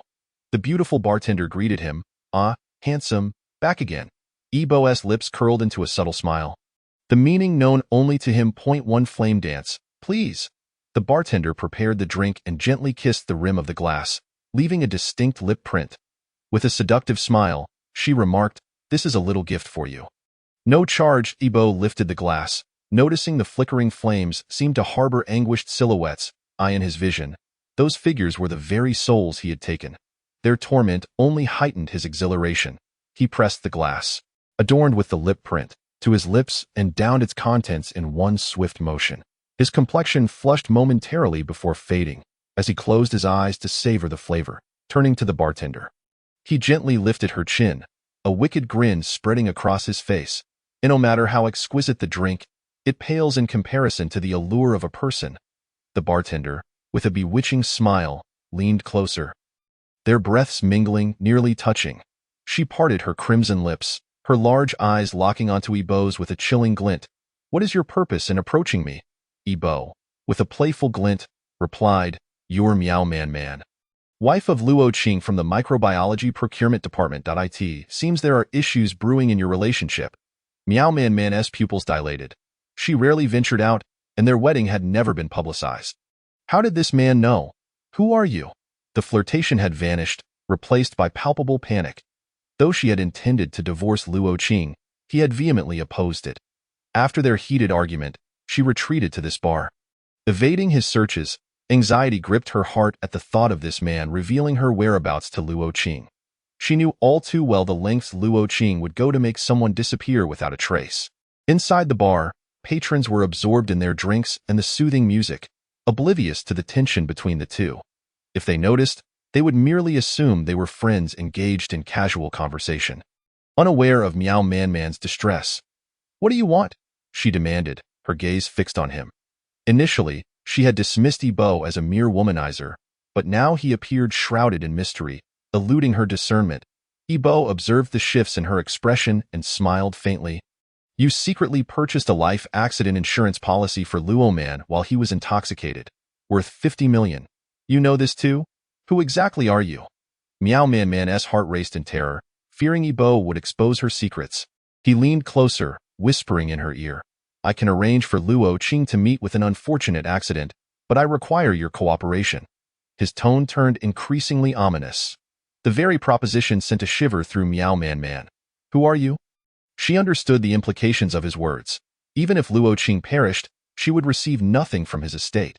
This was precisely why she had taken out the 50 million insurance policy, with herself as the beneficiary.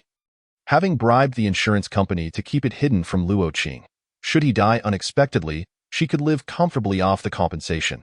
Yibo recognized the success of his manipulation by the look on her face. "You need not know who I am. Tomorrow at this time, I will be waiting for you in room 1331 at the Qingxing Hotel. I hope you will keep your promise," he said with a sinister chuckle. With that, he left, casting one last meaningful glance at Miao Man. She stood frozen, haunted by the familiarity of his final laugh. As if she had heard it before, Yibo returned home, having postponed his original target at Chuizhu Park after that damned robber had alarmed him. Now, he had to devise a new plan. In his eyes, the robber was destined to die, not only for impersonating his moniker of death, but also for disrupting his meticulously laid plans. In fact, Yibo believed that letting the robber die so easily would be too merciful. Thus, he shifted his focus to a new target, aiming to orchestrate an incident that could eliminate two individuals at once, while also alleviating his financial burdens. The upcoming endeavor required ample funds, and in Yibo's view, this plan was flawless. Yet, out of caution, he meticulously simulated potential scenarios until he felt utterly prepared. The next day, Yibo received a message from Zhou. "Yibo, today is my birthday, and I'm hosting a birthday party tonight. Will you be able to attend? I would be thrilled if you could make it." Yibo paused for 2 seconds before replying with a single word. "Okay." Zhou's joy was palpable upon receiving his response. "That's wonderful. I'll be eagerly awaiting your arrival. By the way, my home is in Building 8, Room 1201 at Sunshine Community. Don't keep me waiting." Yibo tucked his phone away, a knowing smile gracing his lips. What a stroke of fortune. Chapter 23. Celebrating Zhou's birthday. Zhou Zhan and Zhou lived together, their parents engaged in business abroad, compensating for their lack of parental affection with material means. Sunshine Community was an upscale neighborhood, with property prices soaring to levels unattainable for most ordinary people, reaching as high as 80,000 per square meter. Consequently, the residents were either wealthy or elite. As night fell, Yibo drove to the community Zhou had mentioned. Ding dong. When the door opened, Zhou, clad in a light yellow dress, greeted him cheerfully. "Yibo, you've come. Welcome." She ushered him inside, where, including Zhou Zhan and Yibo, there were 2 men and 2 women. Zhou Zhan rose to smile at Yibo. "Welcome. Thank you for your help at the park the other day." Yibo replied with a smile. "No need for thanks, it was just a small effort." Zhou introduced another girl to Yibo. "This is my close friend, Tong Tong." Tong Tong, upon seeing Yibo, exclaimed in surprise, "It's you?" Yibo was equally astonished, remarking, "What a small world." Tong Tong was the girl with the doll-like face whom Yibo had saved in Chuizhu Park. She had wanted to treat him to a meal, but he had declined, leaving her disappointed for quite some time. Zhou, curious, asked, "You two know each other?" Tong Tong nodded. "Wans, do you remember I told you about the robbery I encountered in Chuizhu Park? Of course, I was quite alarmed, but as long as you're all right, that's what matters." Tong Tong beamed. The person who saved me was him, pointing at Yibo, her eyes sparkling with admiration. Upon hearing the news, Zhou felt a twinge of regret in her heart, lamenting why it wasn't Tishi who had been present at that moment. Zhou Tan approached and inquired of Tong Tong, "What's the matter? Were you there as well?" Tong Tong, feeling somewhat aggrieved, replied, "Of course I was. If it weren't for Yibo saving me, I would have been taken hostage by that robber." You didn't even glance my way as you escorted the criminal away. Zhou Tan awkwardly scratched his head, admitting, at that moment, my focus was solely on the perpetrator. I didn't notice you. Tong Tong, upon hearing Zhou Tan's response, was immediately incensed, shaking Zhou Wan's arm vigorously while pouting. Wan, look at your brother. Zhou Wan, feeling helpless, retorted. I can't be bothered with the two of you. Every time you meet, you just argue. I don't understand what's worth arguing about. Yibo glanced at Zhou Wan with a hint of exasperation. So, it's just the four of us for your birthday party tonight? He continued. I don't have many friends. Aside from my brother, it's just you and Tong Tong. Zhou Wan's cheeks flushed slightly as she declared, You are the most important people to me, as long as my closest friends are with me. That's all that truly matters for my birthday. Yibo smiled, pulling out the birthday gift he had prepared for her. Saying, Happy birthday. Zhou Wan's eyes lit up as she beheld Yibo's gift. Did you assemble this yourself? Yibo chuckled. Indeed. Do you like it? Tong Tong looked on with envy at the exquisite item in Zhou Wan's hands. It was a handcrafted crown featuring 9 dragons and 9 phoenixes, their forms intertwining in a display of regal majesty, the metallic texture exuding an air of elegance. Zhou Tan exclaimed in surprise. Wan, isn't this the very thing you've always wanted to assemble? He then teased. Now you don't have to put it together yourself. Your dream has been fulfilled. Zhou Wan's face turned a shade of pink as she shyly asked. Yibo, how did you know this is my favorite crown? Yibo paused momentarily, then responded with a smile. As long as you like it, that's what matters. The crown, however, was actually Yibo's least favorite creation. Despite being a perfect work of art, he felt it was overly feminine. Thus, he decided to gift it to Zhou Wan for her birthday. If Zhou Wan were to discover that Yibo had given her his least favorite piece as a gift, she would surely be disappointed. Zhou Tan urged, Enough standing around. Let us sit down. Once seated, Zhou Wan shot a fierce glare at her brother, who then realized he had chosen the wrong spot. With an awkward chuckle, he moved to sit beside Tong Tong. Zhou Wan, satisfied, settled next to Yibo. Yibo could only smile in resignation, perplexed by the antics of the sibling duo, while Tong Tong turned away, seemingly sulking. The birthday celebration that evening was lively. Zhou Tan and Tong Tong were like adversaries, and it took only a few exchanges before Zhou Tan had Tong Tong flustered.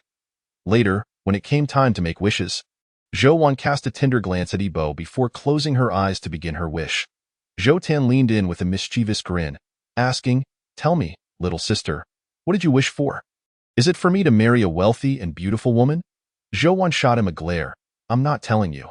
If I say it out loud, it won't come true. While eating cake, Tong Tong turned to Zhou Tan. By the way, wasn't he that Grim Reaper quite active recently? Why has there been no news lately? Has he been caught? Zhou Tan gave her a helpless glance.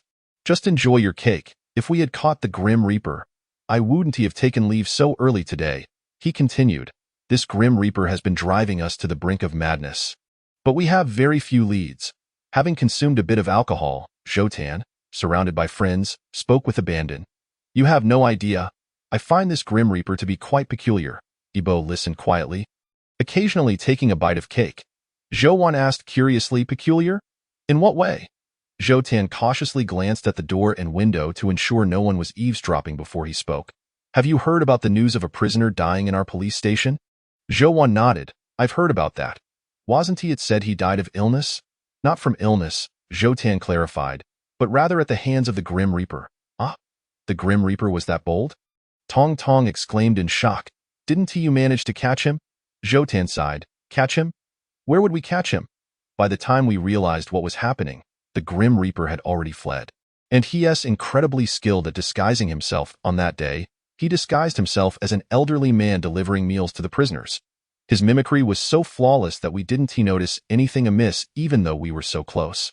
Our station's Uncle Qian, who delivers the food, was drugged by the Grim Reaper and fell into a deep slumber for the entire day. I had a close encounter with the Grim Reaper, and his imitation of Uncle Qian's mannerisms and speech was so precise that I, having known Uncle Qian for years, couldn't detect a flaw. Tong Tong gasped, That's incredible. How did you realize that Uncle Qian was actually the Grim Reaper in disguise? Zhou Tan responded with admiration. It was Officer Yi, who was sent to assist us in the investigation, who discovered the truth. Officer Yi Qinglong is simply remarkable. His keen eyes seem capable of seeing into the depths of one's heart. Every time I lock eyes with him, I feel a twinge of guilt. You know, Officer Yi Qinglong is renowned as a detective in the police force. There's no case he cannot solve. Chapter 24. The performance is about to begin. This Grim Reaper, as you might have seen in videos online, is quite deranged.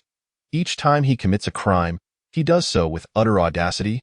Yet we find very little evidence at the crime scenes. This indicates that he is also very cautious and meticulous. Tell me, isn't that bizarre? Zhou Wan inquired. So, what progress have you made on the Grim Reaper case? Are you close to capturing him? Zhou Tan shot his sister a look. That's classified information. I can't divulge it. Yibo interjected. I believe this Grim Reaper won't be able to act so brazenly for much longer.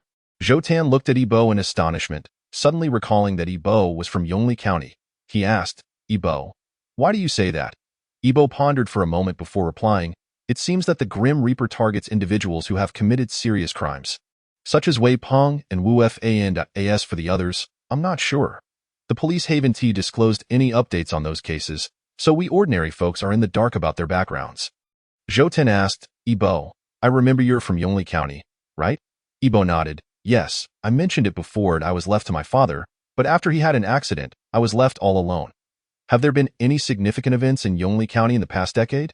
Yibo thought to himself, finally realizing they were catching on. As for significant events, he reflected for a moment before shaking his head. I wouldn't know. I left Yongli County when I was very young, so I'm not familiar with much that happened there. Zhou Tan sighed in disappointment. Well, that's too bad. He then ceased further inquiries. These exchanges had allowed Yibo to glean the current progress of the police investigation, leaving him with a clear understanding. Zhou Tan's question about whether he was from Yongli County indicated that they had found clues and begun investigating the sole commonality among these cases. Yibo surmised they were likely focusing on cases that had occurred in Yongli County in recent years. When Zhou Tan followed up with a question about any notable events in the past decade, Yibo understood that they were either investigating cases from the last 10 years or possibly the last 15. Yibo felt he had accomplished his purpose for being there, but he didn't want the police to investigate too swiftly. As the timing wasn't right yet, a quick investigation could hinder Yibo's subsequent plans. Thus, he resolved to begin redirecting the police's investigative focus. With that thought, a subtle smirk played at the corners of Yibo's mouth. Let us allow you to be perplexed for a while.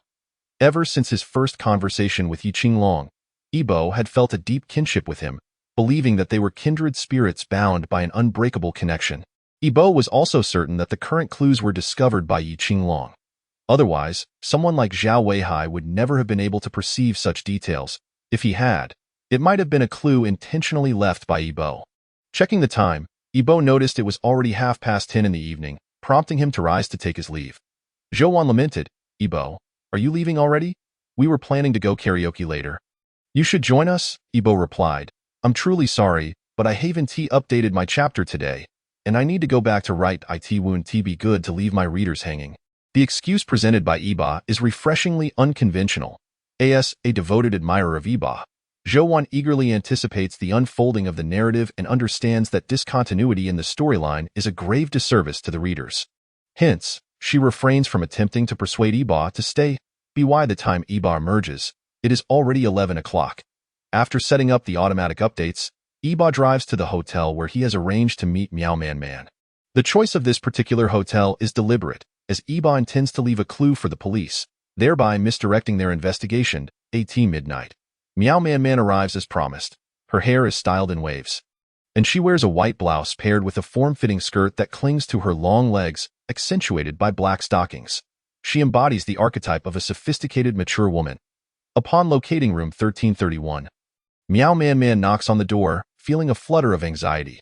The previous night, Yibo mentioned waiting for her in the hotel room, which led Miao Man Man to speculate about certain outcomes. Thus, she has made an effort to embellish her appearance this evening. In her mind, should Yibo be able to orchestrate the accidental demise of a certain individual, she sees no harm in offering herself tonight. The prospect of substantial compensation outweighs her reservations regarding her own body. Upon entering the room, she finds Yibo seated in a chair, his chin resting on one hand, observing her with keen interest, his gaze unabashedly predatory. Miao Man Man feels exposed under his scrutiny, as though she stands before him in a state of undress. I've arrived. What do you wish to do? Iba beckons her over with a wave. Biting her lip, Meow Man Man approaches him, her body tense. Just as she reaches him, Iba abruptly pulls her into his embrace. A wicked grin spreading across his face as he appraises the warmth of her body. His hands begin to roam over her form. As time passes, Meow Man Man's body transitions from initial rigidity to a state of languid desire. Her eyes glazed and her cheeks flushed, as if she could easily succumb to temptation. It must be said that at this moment, Meow Man Man presents herself as an alluring prize, irresistible to any man. Save for Iba, who merely views her as a tool to be exploited. Leaning closer, Iba whispers into her ear, the main event is about to commence. The warm breath against her ear nearly paralyzes her thoughts, and she finds herself yearning for tender moments with the man before her. Half an hour later, Iba exits the room, takes the elevator downstairs, and departs in his car. Inside the room, Meow Man Man sits vacantly on the edge of the bed, bewildered as to why he did not touch her. Was it a lack of allure on her part? He left her with an inexplicable remark before vanishing. Her cheeks flush with embarrassment. She feels utterly humiliated, having succumbed to him before anything substantial occurred. After tidying herself in the bathroom and taking a shower, her mind finally clears. This man is shrouded in mystery, possessing an enigmatic allure that draws her in, compelling her to seek his proximity. It suddenly dawns on her that she does not even know his name or true identity. She inwardly chastises herself, nearly surrendering without knowing who he was. When did she become so lacking in resolve? Chapter 25. The Ordeal of Hu Bing. A heart-wrenching experience. Early the next morning, Yi Qinglong arrives at the police station with dark circles under his eyes. Zhou Tan, upon noticing, teasingly remarks, "Well, Officer Yi, it seems you overexerted yourself last night." "Shut it." Yi Qinglong shoots Zhou Tan a glare. Over the past few days, Zhou Tan and the others have observed that Yi Qinglong is quite amiable. His demeanor shifts dramatically between work and leisure. When engaged in his duties, he appears almost possessed, yet away from work, he acts like a child, immature. This contrast allows Yi Qinglong to easily bond with his colleagues. Conversely, Yang Ke presents a different persona. Her friendly nature evokes the warmth of a neighborly older sister, earning her universal respect. Sometimes, Yang Ke's gentle words can illuminate the spirits of those feeling downcast, leaving everyone in awe, remarking, truly deserving of her reputation as a psychological expert. In recent days, the Grim Reaper has been silent, and a sense of relief washes over the team. They believe that the Grim Reaper has ceased operations, leaving only the task of uncovering leads to apprehend him. However, Yi Qinglong harbors a different sentiment. He has an unsettling premonition that the Grim Reaper will strike again. Should time elapse, it would suggest that he is plotting something far more sinister. During the past few days, Yi Qinglong has meticulously reviewed all case files from Pingjin City and its neighboring counties, yet he has not unearthed any significant clues. Nonetheless, he remains confident in his instincts, convinced that persistence will yield results. Zhou Tan takes out his phone, seizing the opportunity before work to scroll through the news. Upon reading a particular article, he exclaims, "This person hasn't given up." "What tenacity?" Yi Qinglong, intrigued, inquires, "Who?" Zhou Tan hands over his phone, saying, "It's about a loan scandal. The man kneeling at the courthouse is a veteran named Hu Bing.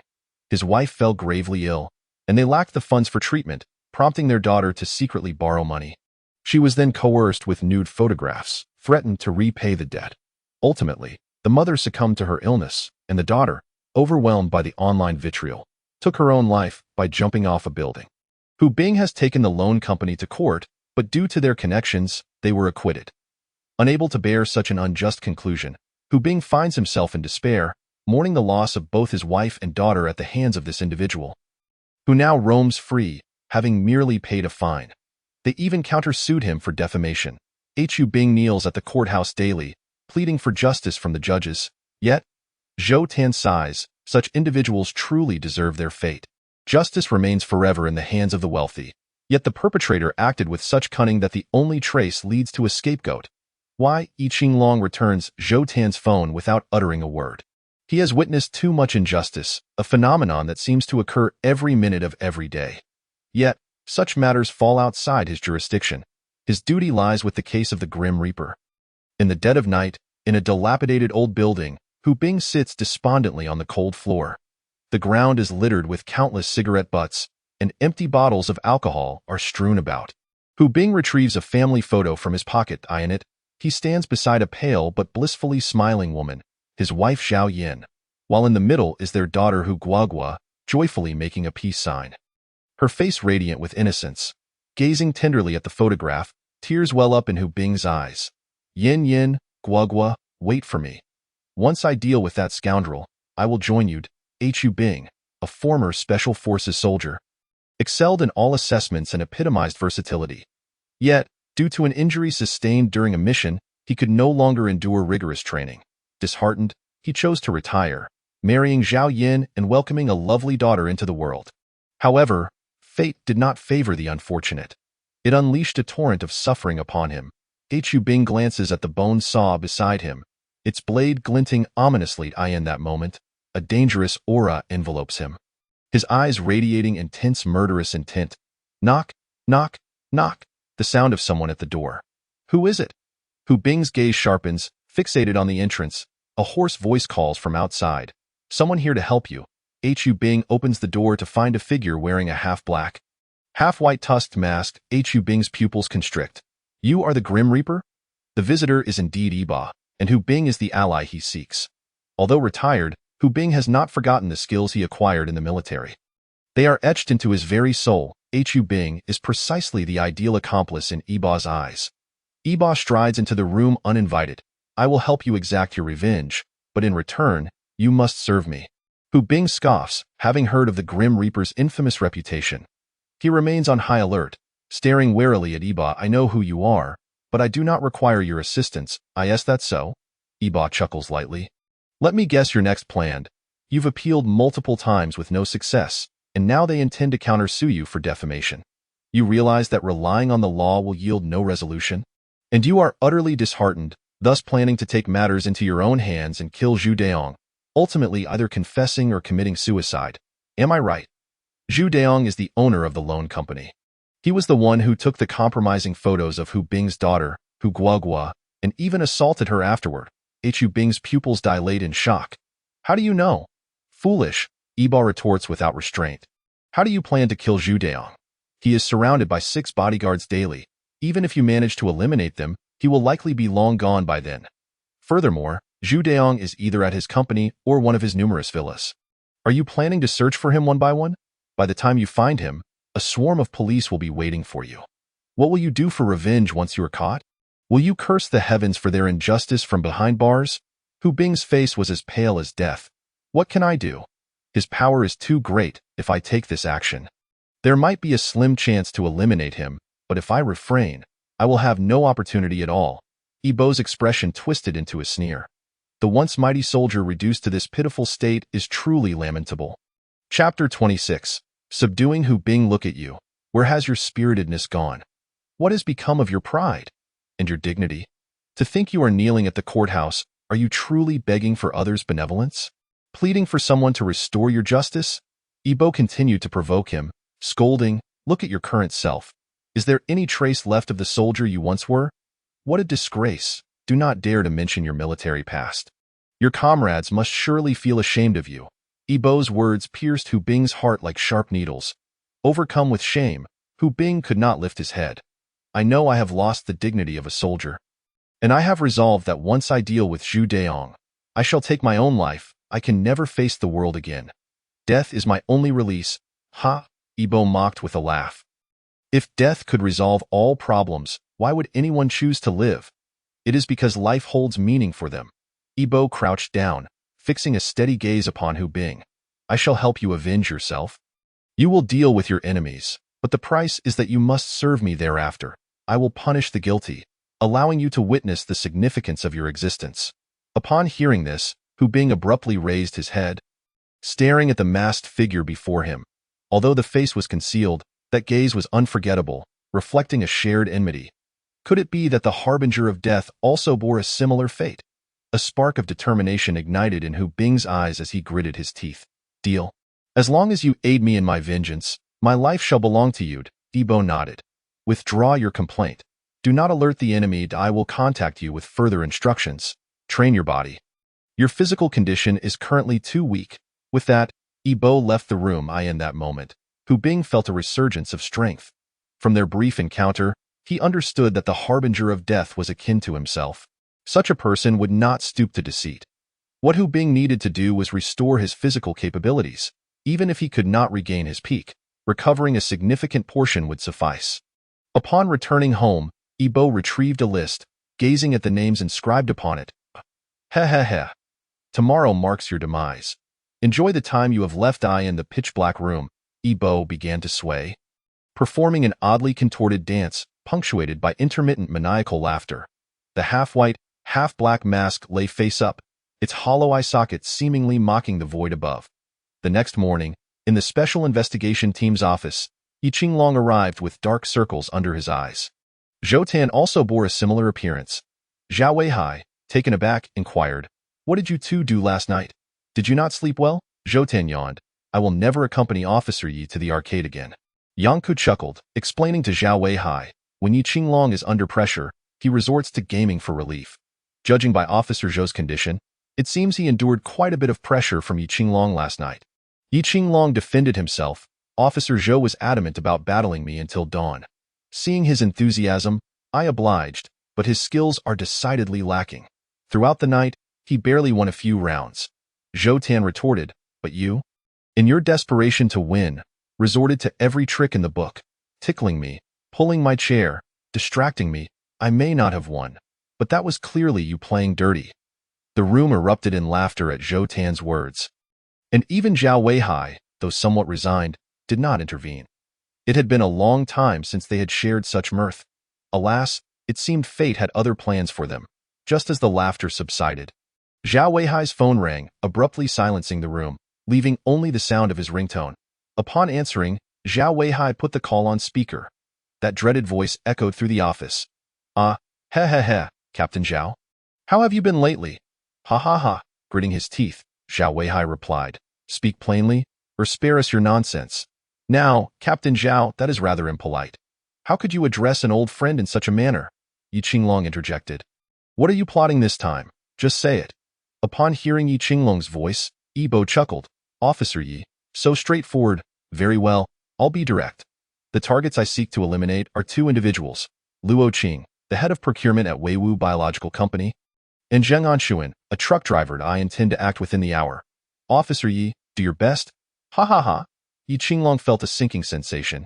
"You intend to kill two people?" "Indeed. As I just mentioned, I plan to take them out simultaneously. Just imagine the thrill. Don't you agree, Officer Yi?" Ha. Before Yi Qinglong could respond, Yibo added, "Oh, by the way, you likely won't be able to identify me as the murderer this time." With that, he hung up. Yi Qinglong, filled with confusion, pondered. What did he mean by that? Unable to identify him as the murderer, Zhao Weihai urged, regardless of his meaning. "We must locate those two immediately. Let's move." Zheng Xiao had already pinpointed the locations of their phones.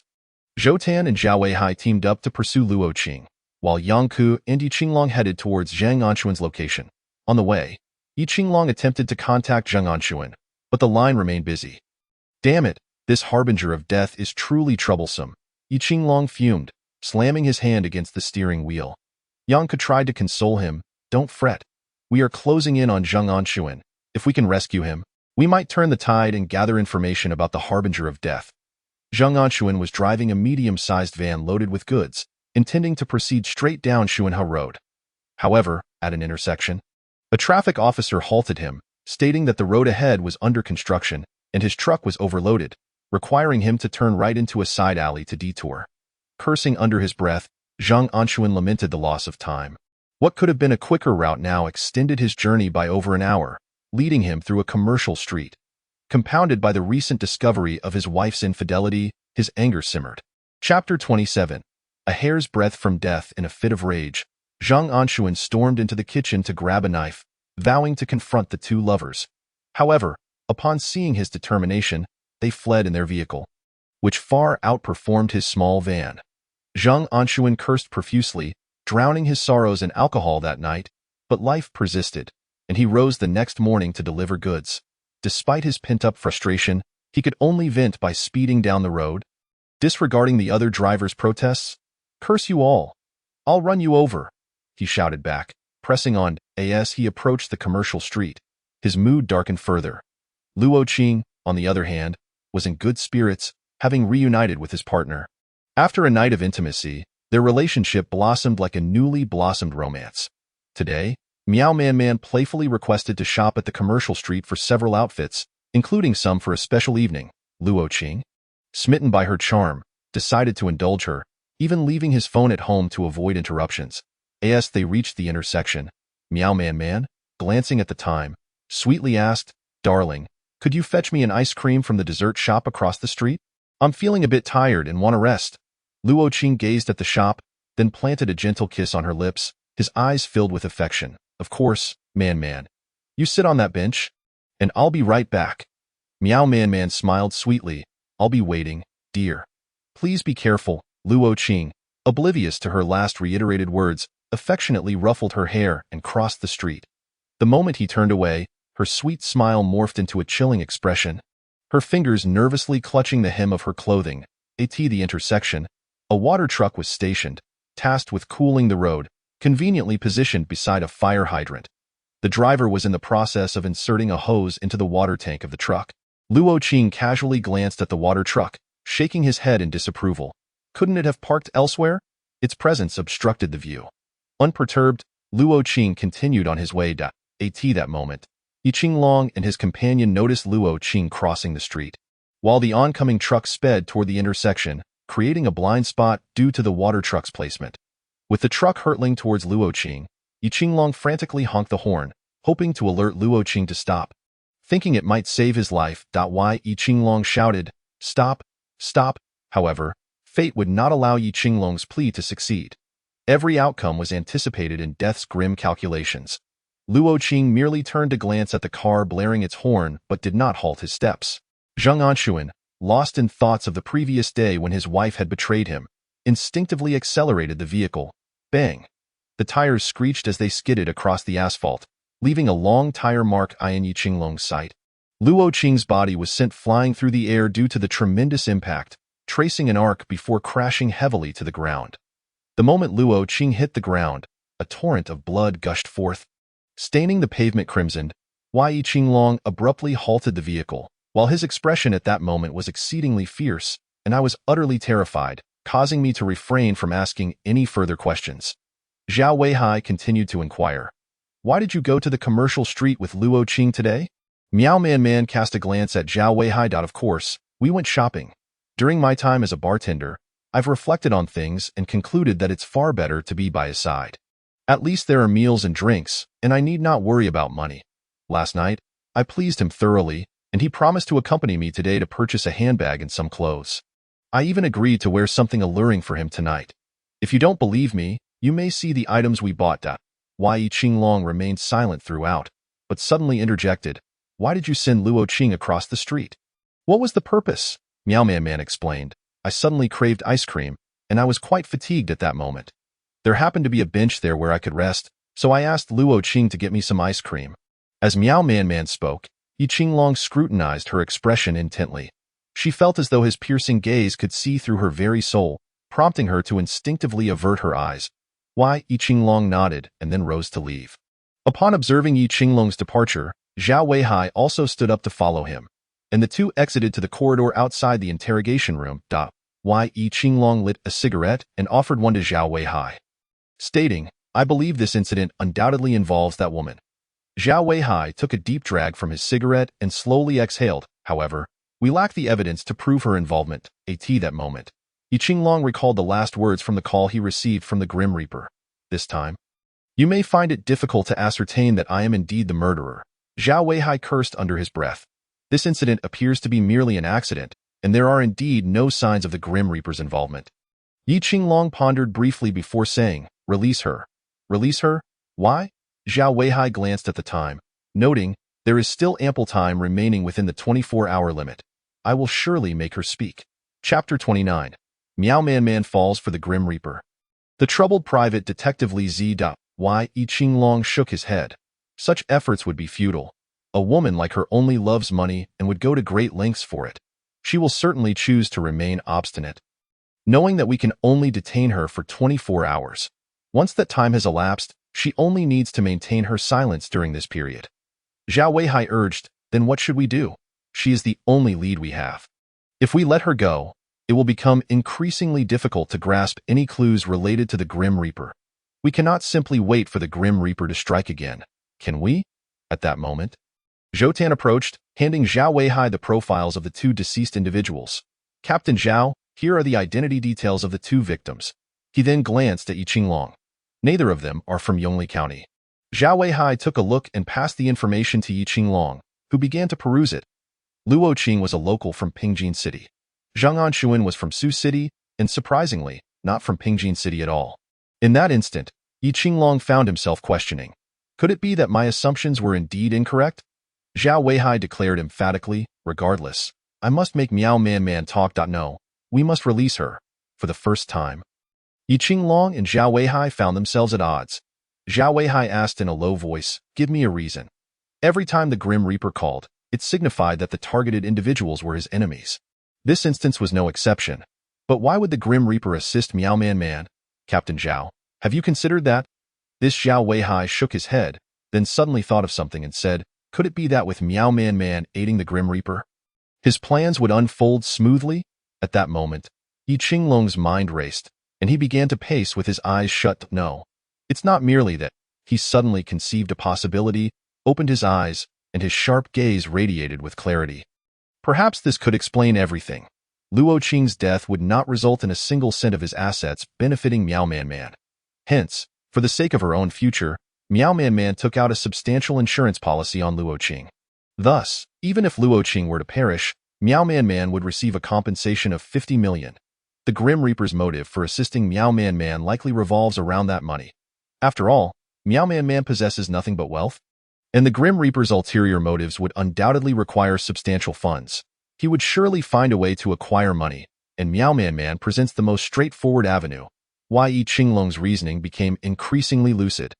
This time, not only would two adversaries be eliminated, but he could also extricate himself from the situation, crafting the scene into an accident while simultaneously acquiring a significant financial boon. Yi Qinglong chuckled coldly. A masterful stroke, truly an impressive scheme, that Grim Reaper. Zhou Tan inhaled sharply, beads of cold sweat forming on his forehead.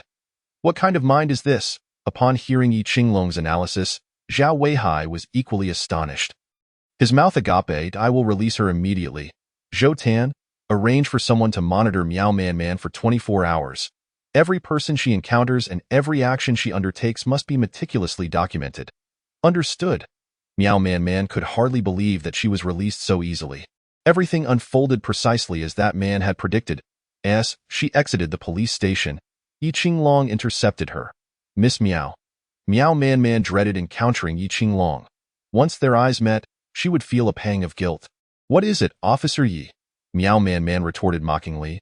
Are you planning to arrest me again? Yi Qinglong gently shook his head. You misunderstand. Miss Miao, I stopped you merely to convey a message. Miao Man queried, puzzled. What message? Yi Qinglong fixed his gaze upon her eyes, enunciating each word. Miss Miao, collaborating with the Grim Reaper is akin to consorting with a tiger and seeking its skin. Miao Man chuckled lightly. Officer Yi, you certainly have a flair for jest. The Grim Reaper is a criminal. How could I possibly collaborate with him? With that, she turned to leave. Yi Qinglong wore a contemplative smile, just as he mentioned the Grim Reaper. He observed Miao Man's pupils constrict sharply, her fingers instinctively gripping her clothing. Even as she departed, there was an air of fluster about her. These signs indicated that Miao Man was indeed unsettled. Yang Ku approached Yi Qinglong, observing him fixated on Miao Man's retreating figure, and playfully stepped on his foot. What are you staring at? Is her backside truly that captivating? Yang Ku shot him a fierce glare before storming off in anger. Yi Qinglong scratched his head, bewildered, unable to comprehend Yang Ku's sudden change in demeanor. In stark contrast to Yi Qinglong's calm, Miao Man was in a state of utter turmoil. She had not anticipated that the mysterious man was, in fact, the Grim Reaper, the very same individual responsible for multiple murders. At that moment, Miao Man felt an overwhelming urge to rush back into the police station and divulge everything she knew. Yet, she hesitated, a voice within her continuously urging her against such an impulsive act. Images of that figure flooded her mind. His smile, his voice, his every move replaying vividly before her. Miao Man's face flushed crimson as she thought, "Have I fallen for him?" How could that be, however? The more she sought to rationalize her feelings, the more she found her reasoning lacking in that moment. Miao Man even contemplated throwing herself into that man's embrace, kissing his face and confessing, "I have fallen for you." Ultimately, the police classified Luo Qing's death as an accidental demise. Zhang Anshuan was deemed to have perished in an accident after fleeing from justice. However, the insurance company did not consider Luo Qing's death an accident. If classified as such, they would be liable to compensate Miao Man with a staggering 50 million. Yet, this classification had already been established and announced, making any alterations impossible. The insurance company had no choice but to begrudgingly accept the situation. Miao Man gazed at the series of zeros on her phone, hardly believing that this fortune belonged to her. Simultaneously, she yearned for that man to call her. Lize had been increasingly troubled of late. As a private detective in Pingjin City, he had connections with both the legitimate and illegitimate realms. However, business had been sluggish recently. Despite having distributed countless flyers, not a single client had approached him. This left Lize feeling disheartened, contemplating a career change. But if he were to change careers, what could he possibly do? He gazed at his slightly stubbled reflection in the mirror, clicking his tongue, with a face this handsome. How is it that no wealthy woman has come to claim me? Checking the time, he realized it was already 4 in the afternoon. And he surmised that there would be no business for the day. Lize resolved to tidy up and prepare to call it a day. Having squandered yet another day, he thought to treat himself to some barbecue for dinner. The thought of the voluptuous owner of the Hao Zilai barbecue made his mouth water. Damn it, I must win her over today, Lize muttered, forcefully suppressing the flames of desire within him. Just then, the phone rang. Lize recognized it as a potential client and hurriedly answered, his tone warm and slightly obsequious. Hello, this is Z's private detective agency, at your service. Chapter 30. The plan of killing 5 birds with one arrow. On the other end of the phone, Yibo raised an eyebrow, glancing at the number and thinking to himself, the number is correct. Hello? Hello? Good day. How may I assist you with your inquiries? The price is negotiable. Lize, noticing the silence from the other side, quickly inquired. I require all information regarding Zhu Deong, the owner of Money Coming Financial Company, including his daily itinerary, his sleeping and waking hours. Lize recognized the magnitude of this task and promptly replied, no problem. The fee is 200,000. Please provide half as a deposit, and I will deliver all the information within 3 days. Very well. Where shall I leave the money? At midnight, Yibo placed a black bag beside a blue trash bin marked with a black symbol. Private detectives are solely responsible for gathering information. The motives of their clients are beyond their concern. Moreover, private detectives typically experience a lull in business for 6 months, followed by a lucrative period. Securing a significant case can ensure financial stability for years to come. As for the black trash bin, it was merely a bin adorned with a black mark. If a black trash bin was deliberately placed, it would be an obvious signal to others that it was suspicious. Lize stretched, thinking, finally, business is picking up. If it didn't, I might truly have to endure the harsh winds of the Northwest. Yibo hung up, removed the voice changer, and discarded the SIM card into a drain before driving away. After midnight, Yibo, wearing a black mask and bulky black clothing, left a black bag next to the blue trash bin marked with a black symbol and departed. Shortly after, a figure appeared, glancing around to ensure no one was watching before taking the black bag and leaving. Upon returning to his residence, Yibo sat on the sofa, closed his eyes, and meticulously reviewed the events, subsequently bursting into laughter. Killing 5 birds with one arrow. Soon, I shall uncover the puppet master behind this. Ha ha ha. The reason Yibo believed this plan was akin to killing 5 birds with one arrow, in addition to the 4 points analyzed by Yi Qinglong, was the most crucial aspect. Yibo could finally use Luo Qing to identify the mastermind. Yibo was convinced that Luo Qing's procurement department was a lucrative one, requiring trustworthy individuals in positions of power. Now, Yibo was like a venomous snake lurking in the shadows, ever vigilant over his prey. Within a lavishly decorated villa, a man dressed in a white suit swirled a wine glass while listening to his subordinates report. Luo Qing is dead? How did he die? The man in the suit appeared somewhat taken aback. The subordinate replied, according to the announcement from the Public Security Bureau, it was deemed an accident. An accident? Ha! The man in the suit chuckled lightly, taking a sip from his glass of red wine. Moreover, Luo Qing's wife purchased a massive insurance policy worth 50 million just before his demise. I find this matter rather intriguing. The man in the suit cast a sidelong glance at his subordinate. Let us not delve into trivial matters. You shall assume the role of the head of the procurement department. Upon hearing this, the subordinate knelt in excitement, expressing, "Thank you for your support. I will not let you down." "Very well, off you go." The man in the suit remained indifferent to his words. Once the subordinate exited, a woman clad in a red cheongsam approached, seated herself on the man's lap, and gently caressed his face, her red lips parting. "Do you truly trust him to lead the procurement department?" "Ha, do you genuinely believe Luo Qing's death was an accident?" The man in the suit sneered. The woman, perplexed, responded, "Is it not? The police have already released an announcement." The man in the suit did not reply. Instead, gazing contemplatively out the window, a tree stood outside, a cicada chirping, lamenting the oppressive summer heat, oblivious to the praying mantis lurking behind it, poised to strike. After a lengthy pause, the man finally spoke. "Let him be the cicada. The hunter often lurks in the shadows." Li Zhe's efficiency was remarkable. Within merely 3 days, he had meticulously compiled all information regarding Zhu Daong, including his every action and conversation. Even uncovering Zhu Daong's illicit dealings. Yi Bo perused the detailed information about Zhu Daong and chuckled. So he's involved in drug trafficking as well. This simplifies matters considerably. One more name to strike off the list.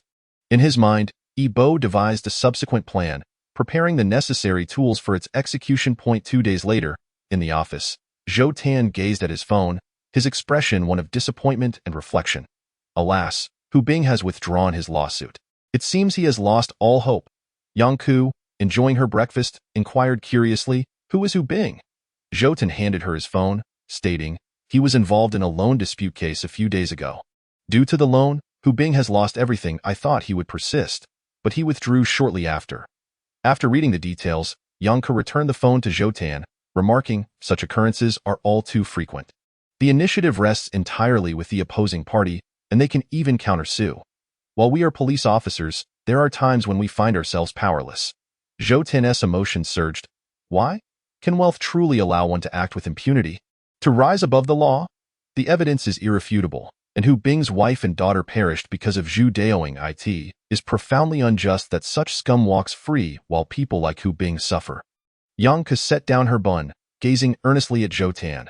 "Zhou Tan, justice may be delayed, but it will never be absent. Those guilty will ultimately face the law." Zhou Tan's expression darkened.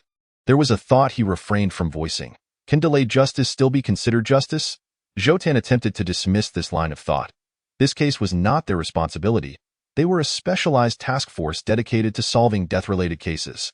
He turned to see Yi Qinglong animatedly conversing with Zhang Xiao, who wore an expression of eager curiosity, seemingly urging him to speak. Zhou Tan leaned in, intrigued. "What are you two discussing?" Yi Qinglong waved him away, saying, "Go on, don't interrupt us. We're discussing serious matters." Zhang Xiao quickly interjected, No, let us hear Zhou Tan's opinion. You're both men. Perhaps he can offer some insight." Chapter 31. The Game of Cat and Mouse. Yi Qinglong pondered and replied. "Recently, Yang Ku has seemed quite irritable whenever she sees me. I can't fathom what I did to provoke her. You all must help me figure this out." Zhou Tan scratched his head, asking, "Could it be that you're the one who upset her? Why else would she be angry with you?" Yi Qinglong, looking entirely innocent, replied, "If I knew what I did to annoy her, I wouldn't be in this predicament." Zhou Tan became increasingly interested. "What did Officer Yang say during your last conversation?" Yi Qinglong recalled, "A couple of days ago, after releasing Miao Man, I stopped Yang Ku at the police station's entrance to discuss a few things. She then got angry, accusing me of staring at her backside." Why? Yi Qinglong looked aggrieved. "I swear I wasn't. I was merely contemplating how the Grim Reaper would compel her to pay. I definitely wasn't looking at her backside." Zhou Tan paused for a second before bursting into laughter. "Ha ha ha, Officer Yi. You ha ha ha. Why?" Yi Qinglong, puzzled, asked, "What's so funny?" Zhang Xiao, stifling laughter, chimed in, "Officer Yang has feelings for you. Can't you see that?" Zhou Tan managed to suppress his mirth long enough to say, "Officer Yi, your intelligence is unparalleled, but you truly ought to work on your emotional acumen." Why? Yi Qinglong scratched his head. "She likes me? How come I didn't notice?" Zheng Xiao regarded him with a peculiar look. The way Officer Yang looks at you is evident to anyone. How could you possibly miss it? Oh, right, you're preoccupied with the case. Yi Qinglong opened his mouth to argue but found himself at a loss, as this was indeed a point of concern. Zhao Weihai rapped the table, declaring, "Let us convene a meeting to summarize the progress of the case thus far." Reluctantly, Yi Qinglong decided to set aside his personal matters, intending to focus on solving the case first. Zhao Weihai turned to Zhou Tan. "Has there been any news on Miao Man Man in the past few days?" Zhou Tan shook his head. "The surveillance team has been watching her 24/7. Typically, she just goes out to shop and then returns home. Nothing unusual. Inform them to remain vigilant. The Grim Reaper may contact Miao Man Man at any time." "Understood." Zhou Tan nodded. Zhao Weihai then looked at Yi Qinglong. "What about your end, Officer Yi?" Yi Qinglong considered for a moment before responding. "I haven't discovered anything noteworthy. I've reviewed all the case files and contacted all suspicious individuals. But this avenue seems unfruitful for now." Zhao Weihai said nothing further. The pressure from above had been mounting lately. Yet, the higher-ups were aware of the difficulty in apprehending the Grim Reaper, thus all the burden fell squarely on Deputy Zhu's shoulders. However, Zhao Weihai could not allow Deputy Zhu to bear the weight alone. If they failed to crack this case soon, he would truly have no face left to meet Deputy Zhu. However, the renowned detective Yi Qinglong arrived. Utterly at a loss, even being toyed with by the Grim Reaper, that moment, Qin Chuan remarked, "Team Leader Zhao, regarding the Li Ming case, I meticulously examined the deceased computer and discovered it had been implanted with a virus, which I have already handed over to Zheng Xiao for decryption." Zhao Weihai looked at Zheng Xiao with excitement. "How's the decryption coming along?" Zheng Xiao hesitated. "The decryption has indeed been completed, and we have even identified the perpetrator's IP address." But what? Zheng Xiao played a video, displaying a scene in an internet CAF, where a young man remained with his back to the camera, rendering his face unidentifiable. After exchanging a few words with a woman at the front desk, he departed. Zhao Weihai furrowed his brow and inquired, "What about the external surveillance? Did it fail to capture his face as well? A profile would suffice." Zheng Xiao shook his head. "The external cameras did not capture anyone leaving. The individual simply vanished." "What? Vanished?" Zhao Weihai could hardly believe that a living person could disappear into thin air. Zheng Xiao confirmed, "I meticulously reviewed the footage. There are no signs of splicing or editing. All the videos are pristine, yet the fact remains, he has disappeared. Why? Yi Qinglong interjected. "Does that internet CAF have any backdoors or emergency exits? Perhaps he escaped through one of those." "None of those exist." Zheng Xiao replied, "I even took a sketch artist there to have the girl describe the man's appearance."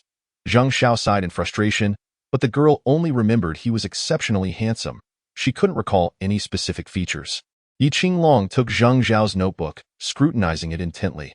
Suddenly, he pointed to a particular image, where a white protrusion was visible at the top.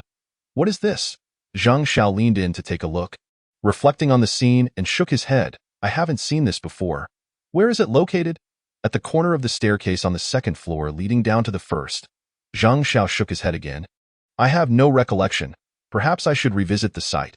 Qin Chuan remarked, "This appears to be the edge of an exhaust fan. There should be one located here." Yang Ke questioned, "Could he have squeezed through such a small exhaust fan? Based on the dimensions, it might only be about 30 centimeters long. How could a grown man possibly fit?" Yi Qinglong replied solemnly, "No, it is indeed possible. I once handled a case where the murderer concealed himself in a ventilation duct measuring only 25 centimeters in length. A physically frail individual could feasibly accomplish that." Zhao Weihai, sensing a lead, declared, "Let us head over immediately and determine where this exhaust fan leads. Make sure to retrieve the surveillance footage. We cannot allow the Grim Reaper to roam freely any longer." As soon as he finished speaking, his phone rang. Zhao Weihai glanced at the caller ID, noting it was a virtual number, and cursed under his breath, "What a bastard, calling just as we find a lead." He answered the call and switched to speaker mode. On the other end, the Grim Reaper's mocking laughter echoed. "Hello, Captain Zhao, how are you?" Zhao Weihai, faced with the Grim Reaper's call, offered no pleasantries, coldly responding, "Who are you planning to kill this time?" "Oh, Captain Zhao, clever of you to know my purpose for calling." The Grim Reaper chuckled eerily. The expressions of those present darkened, aware that the Grim Reaper was preparing to strike again, though they remained oblivious to his next target. The Grim Reaper continued with excitement, "How about we play a game? A delightful game of cat and mouse. Ha ha ha, Zhao Weihai shouted. What exactly do you want? Oh, calm down, Captain Zhao. Don't let anger take its toll. This time we are going to catch someone together. His name is Zhu Deong. I believe at least one of you is familiar with him. The Grim Reaper's tone turned icy. Zhu Deong is a drug addict and secretly engages in loan sharking, which has devastated countless families. Has your police force ever investigated him? Chapter 32. The strategy of luring the cat away. The Grim Reaper's voice dripped with malice. Unfortunately for you, Zhu Deong is on my death list, and I think I'll just take care of him. Since your police force cannot deliver justice to those people, I shall do it myself. In this game of cat and mouse, Zhu Deong is the mouse, while the two of us, along with your police force, are the cats. You have 2 hours to find him. Whoever locates Zhu Deong first shall emerge victorious. If your police force finds him first, I will spare Zhu Deong. However, if I find him first, he. The Grim Reaper's laughter reverberated throughout the office as he ended the call. Zhao Weihai glared at his colleagues. His eyes filled with frost. Let us move out and find Zhu Deong. Zhang Xiao had already been tracking Zhu Deong's location, and just as Zhao Weihai finished speaking, he announced, I have pinpointed Zhu Deong's location, Villa No. 17 in Haiban City. The group swiftly boarded their police vehicle and set off. Meanwhile, Yibo snapped a SIM card in half and discarded it out the window, retrieving a new one to insert into his phone. Dialing a numbered AT that moment, Zhu Deong lay on a plush bed, flanked by 2 naked women. The scattered undergarments in the room indicated a night of intense activity, with white powder strewn across the table. The phone rang. Damn it, who is calling me so early? Zhu Deong answered, noticing an unfamiliar number. Hello? Who is this? He said, still groggy. Zhu Deong, your activities have been exposed. The police are on their way and will arrive shortly. You need to run. Upon hearing this, Zhu Deong jolted awake. Who are you? Don't worry about who I am. Just understand that we are in this together. If you go down, I go down with you. Hurry, stop wasting time and drive to a public restroom by Wuluan Road. I've left something for you there. Zhu Deong hastily dressed and prepared to leave. The 2 women stirred awake, asking sweetly, Darling, where are you going? Zhu Deong ignored them, focused solely on escaping, as he could already hear the sound of police sirens. The voice on the phone urged, Hurry, get in your car and drive away. Don T hang up. All right. Zhu Deong grabbed the car keys from the table and rushed downstairs, barely glancing at his clothes. He pressed the accelerator and sped off toward the location indicated by the caller. Yi Qinglong hung up the phone, feeling exasperated. The other line has been busy. As a fleet of police cars approached Zhu Deong's villa, Yi Qinglong spotted a figure driving frantically in the opposite lane. Though he couldn't clearly see the person's face, he instinctively sensed it was Zhu Deong. Without hesitation, he yanked the handbrake, executed a sharp drift, and pursued the vehicle. Zhu Deong's forehead was slick with cold sweat as he glanced in the rearview mirror. Yibo reassured him, stay calm. The most important thing is to keep your composure. Zhao Weihai, in the passenger seat, shouted at the speeding vehicle ahead, pull over immediately. However, instead of stopping, the car accelerated further. Frustrated, Zhao Weihai called Zhou Tan. Zhou Tan, block him and encircle him. Meanwhile, he felt a surge of triumph, thinking, this time, the Grim Reaper is slower than us. I finally have the upper hand. Zhou Tan took a shortcut, skillfully maneuvering his car to block the road. Realizing he had nowhere to escape, the driver was forced to halt. Yi Qinglong and Zhao Weihai exited their vehicle, guns drawn, and shouted at the driver, get out of the car. I want to say it twice. Exit the vehicle with your hands on your head. The driver's door swung open, revealing a portly middle-aged man who shouted, are you all insane? Is it really necessary to go to such lengths for a variety show? If I hadn't hit the brakes, I'd be dead right now. Zhou Tan stepped forward, quickly pinning the man to the ground and cuffing him. The man continued to rant and rave. Still cursing, Yi Qinglong sensed something amiss and confronted the man, asking sternly, you're not Zhu Deong. Who are you? The man exploded with rage, thrashing about as he shouted back, I'm your father, damn it. Is this how you treat people for a variety show? I'm not doing this program anymore, but I want to be refunding my pay. Realizing they had been outsmarted by the Grim Reaper, Yi Qinglong's heart sank. Meanwhile, Zhu Deong had arrived at the location Yibo had mentioned. After stepping out of the car, he found a mobile phone waiting for him. The caller instructed, throw away your current phone and destroy the SIM card. I will call you on the phone you've just acquired. After ending the call, he dialed the number on the newly acquired phone. Zhu Deong, following the instructions given to him, extracted his SIM card and snapped it in two. He then proceeded to stomp on his phone vehemently until it was reduced to mere fragments. With urgency, Zhu Daong inquired, "What shall I do now?" "Do not panic. Oh, you see that black Olympic car to your left? Drive that vehicle to the Xiaoyuan project on the outskirts of the city. It is currently an abandoned building with no one around. I have left something for you there. Once you arrive, you will understand. After retrieving the item, you will be safe." Zhu Daong entered the Olympic car and drove towards the city outskirts. As he traveled, his heart began to settle. "Thank you so much, brother," he expressed gratefully. Yibo replied in his usual indifferent tone, "No need to thank me. Helping you is also helping myself." Zhu Daong chuckled. "I know who you are now. You are Silence. If you wish to live, refrain from speaking recklessly." A cold glint flickered in Zhu Daong's eyes. "Rest assured, I will uncover the truth behind this incident. I will find out who leaked the information, and I shall see to it that they pay dearly." Zhao Weihai and the others, realizing they had been outsmarted, felt their faces flush with indignation.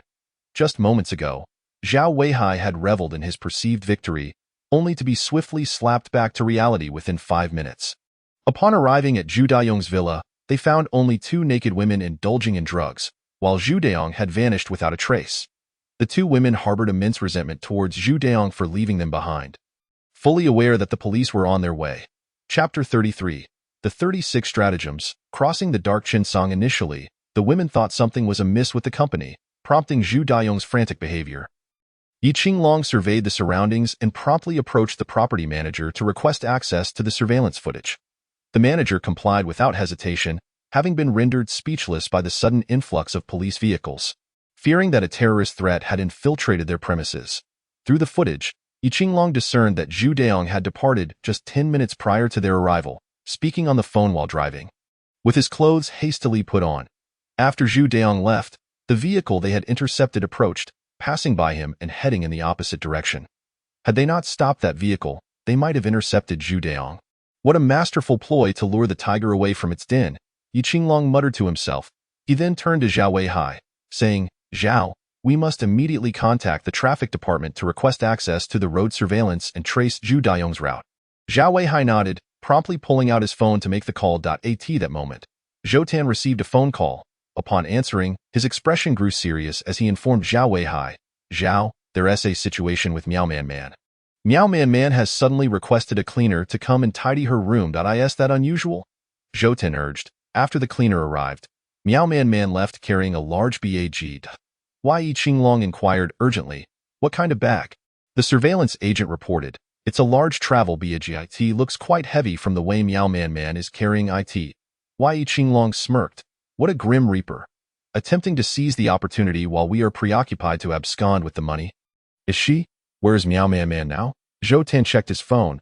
"She is en route to Mingda Road number 9. Let us move.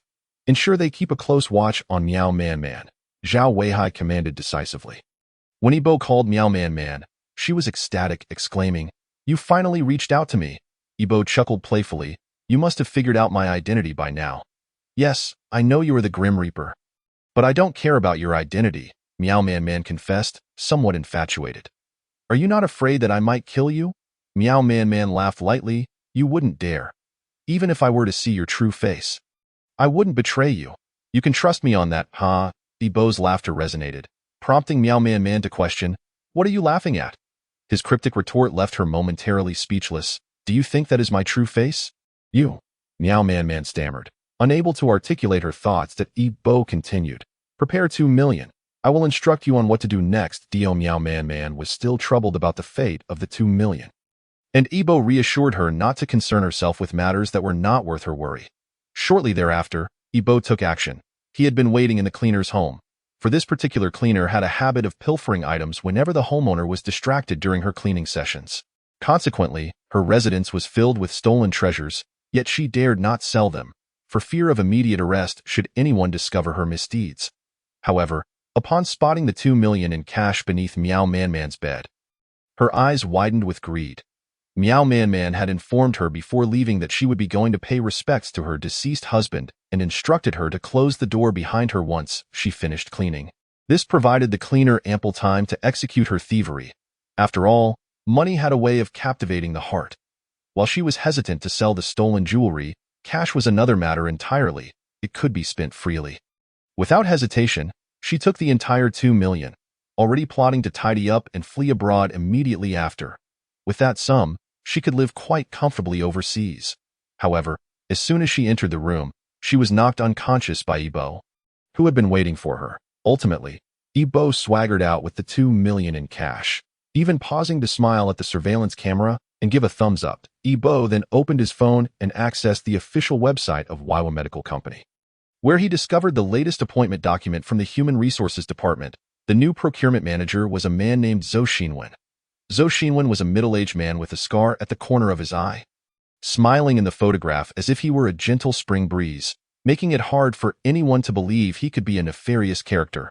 However, he was not on Ibo's death list. Ibo pondered for a moment before a cold smile crept across his face. A bait to lure me in? Very well. I shall show you that you are unfit to be a hunter, only suitable to be prey. He then dialed Li Zay's number. Li Zay had already smoked 2 packs of cigarettes that day, one after another. As a private detective, he had his own channels of information. Today, his informant had revealed that Zhu Deong was dead. This news left Li Zay momentarily stunned, though he was not particularly concerned. Even if the police investigated, they would find nothing on him. As an adept private investigator, he had his ways.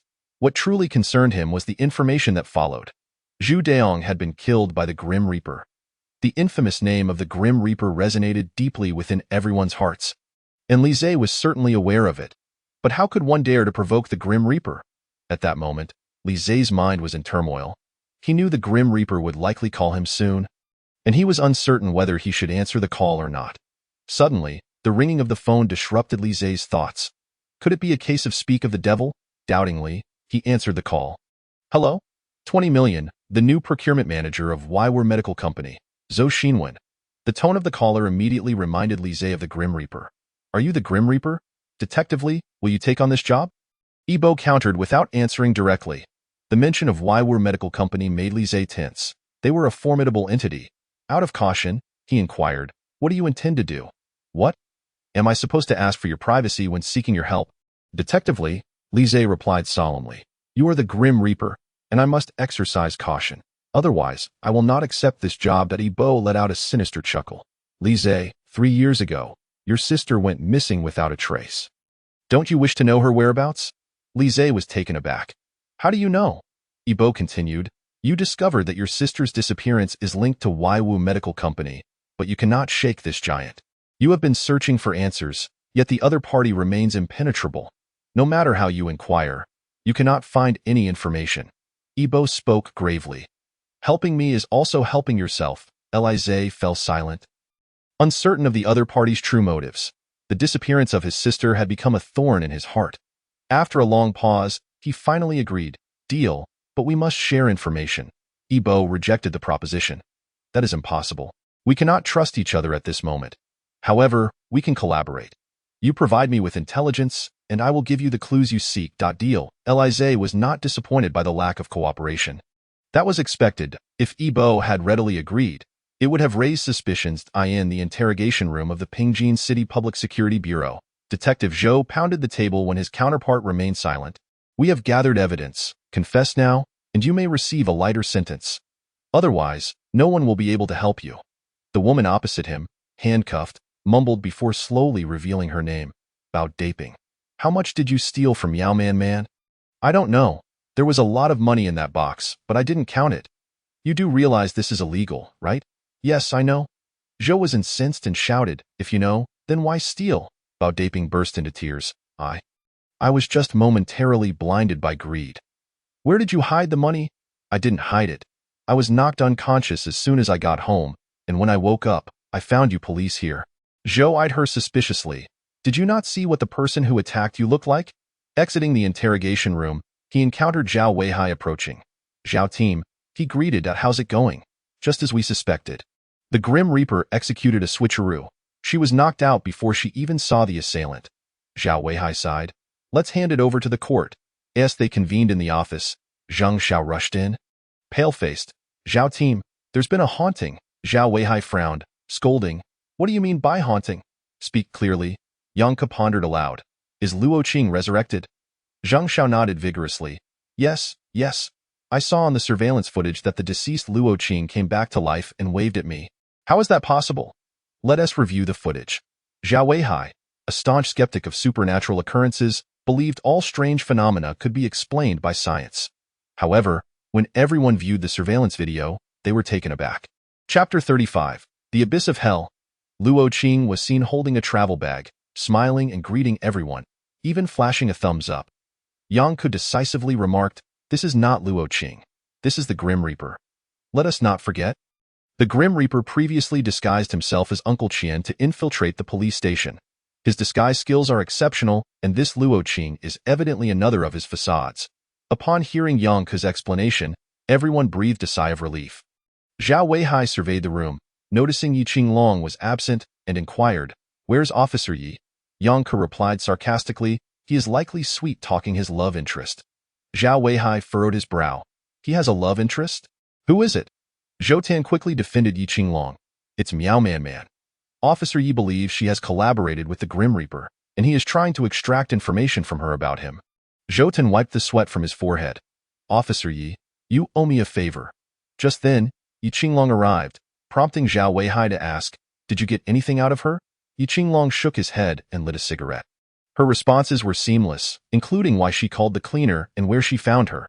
Everything was logical and reasonable. There were no flaws to exploit. It was clear that someone had coached her. The disparity in logic between their previous conversation and this one was too great. Zhao Weihai ceased questioning, knowing further inquiries would yield no results. He turned to Zhou Tan. "Any news on Zhu Daong?" Zhou Tan shook his head. The last place he was seen was on the outskirts of the city, where surveillance is scarce. "We are currently expanding our search area." Zhou Tan understood that even if they found him, it would likely be only a corpse.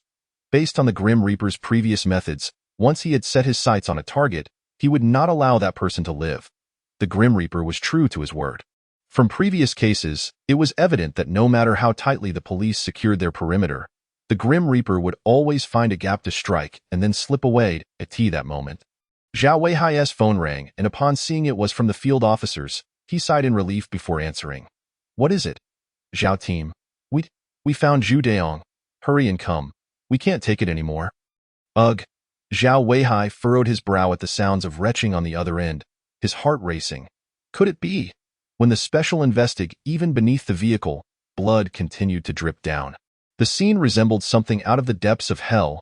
Yi Qinglong's first instinct was to think that this was not the work of the Grim Reaper, for it lacked the hallmark finesse of his methods.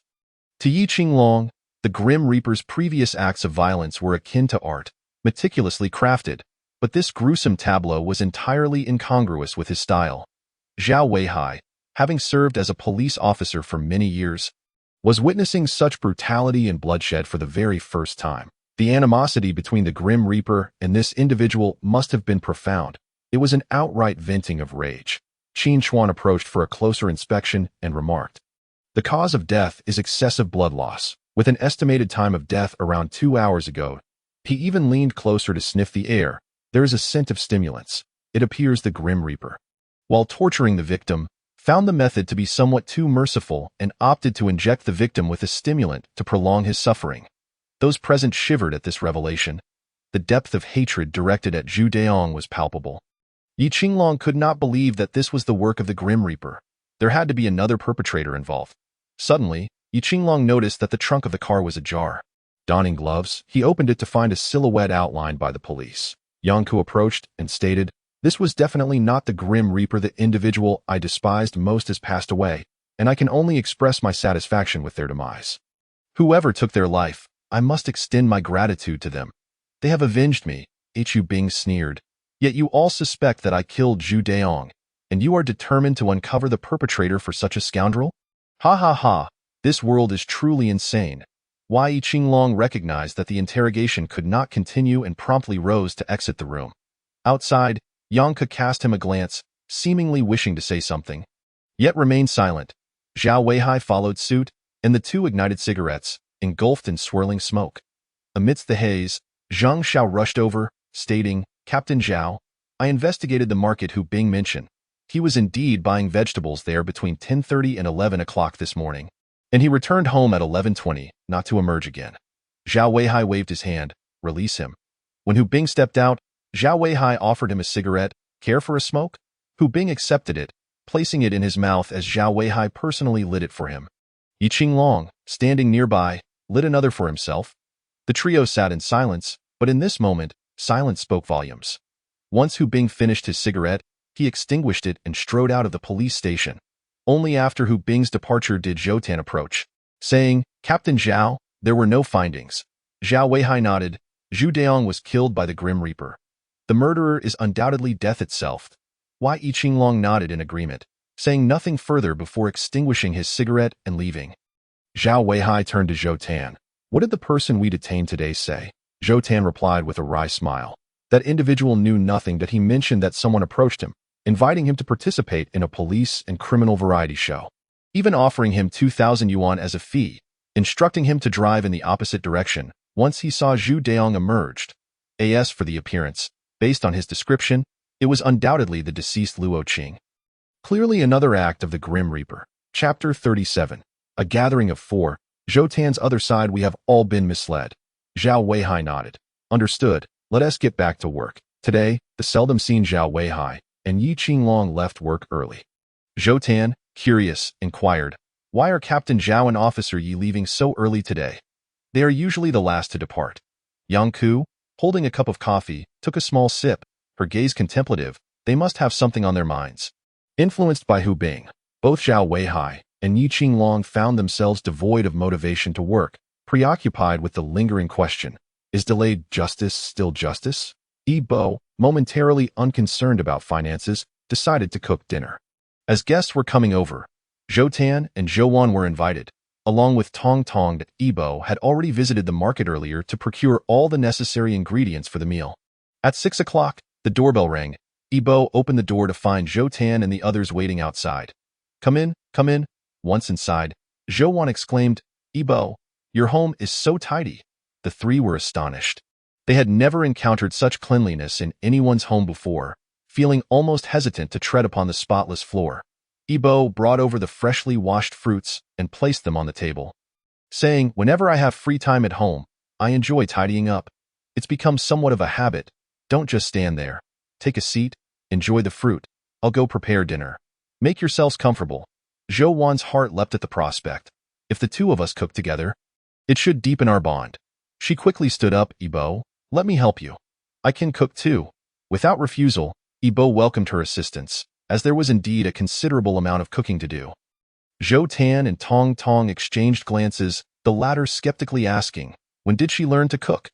Zhou Tan scratched his head, equally bewildered. "I have no idea. I've never seen her cook." Suddenly, a cacophony erupted from the kitchen, accompanied by Zhou Wan's shrill cry.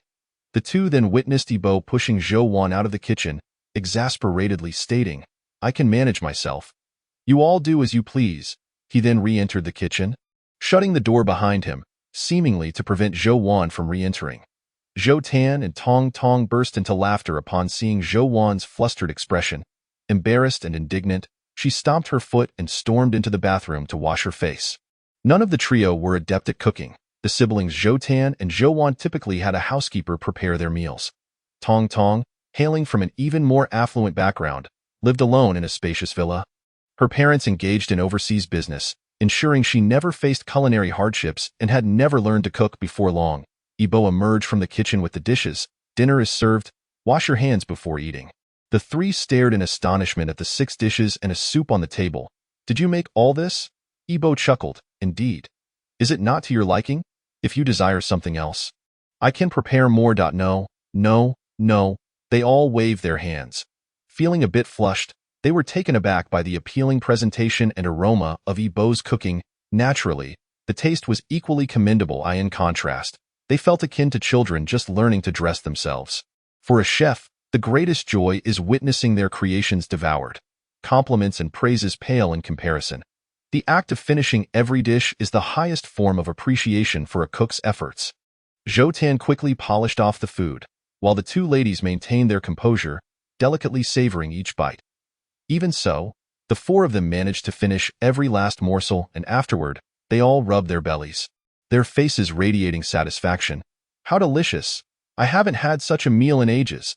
Zhou Wan and Tong Tong chuckled, gently patting their stomachs. Ebo, I never anticipated your culinary skills were this exceptional.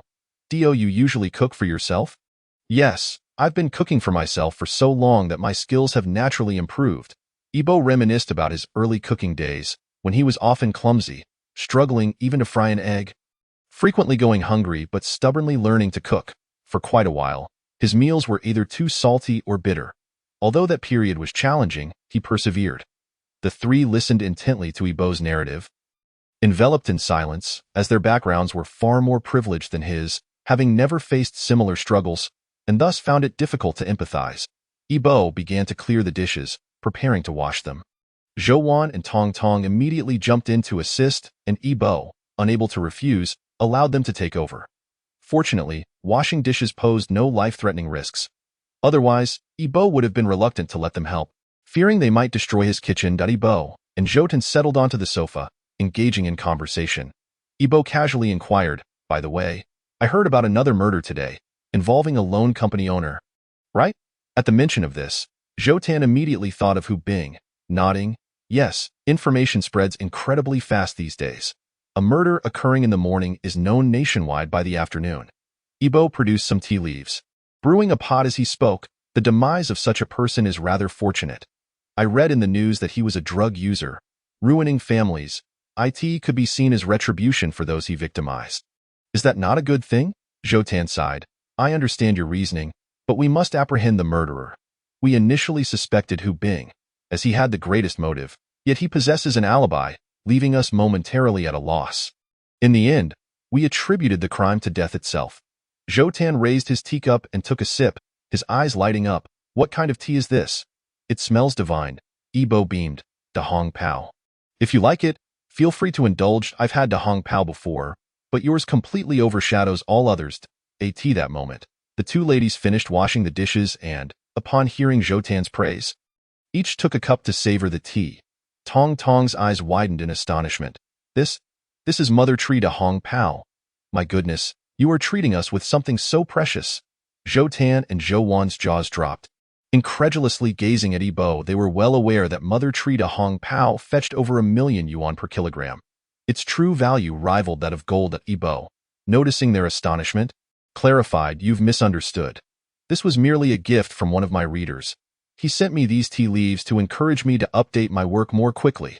In truth, there's not much of it, only about 3 tales. Jotun stared intently at Ebo, causing the latter to feel a chill run down his spine. What are you planning? Ebo inquired, slightly apprehensive. To be honest, do you consider us brothers? Jotun draped an arm around Ebo's shoulder. Adopting a serious demeanor, Ebo frowned slightly, disliking such contact, feeling insecure, though he refrained from expressing it. You want this tea, don't you? Ebo replied with a smirk. Chapter 38. The Mysterious Guest. A family's unwarranted estrangement having been exposed. Jotun was unembarrassed, rubbing his hands together with a grin. Well, I can buy it with money. Just sell me a bit, even half a tael will do. Ebo sighed. All right, I'll send you a tael later. Just be sure to savor it. Certainly. Jotun was so thrilled to receive Ebo's response that he felt like he could leap from his seat. Zhou could hardly bear to watch, covering her forehead and sighing repeatedly. After a brief conversation among the others, they took their leave. As for why Ebo refrained from steering the discussion back to the case, it was primarily out of concern that Jotun might grow suspicious. An excessive focus on the case would not align with the thought processes of an ordinary individual, and should Jotun begin to doubt him, it would jeopardize the subsequent plans. However, with no news yet from Lise, Ebo shifted his attention to another family.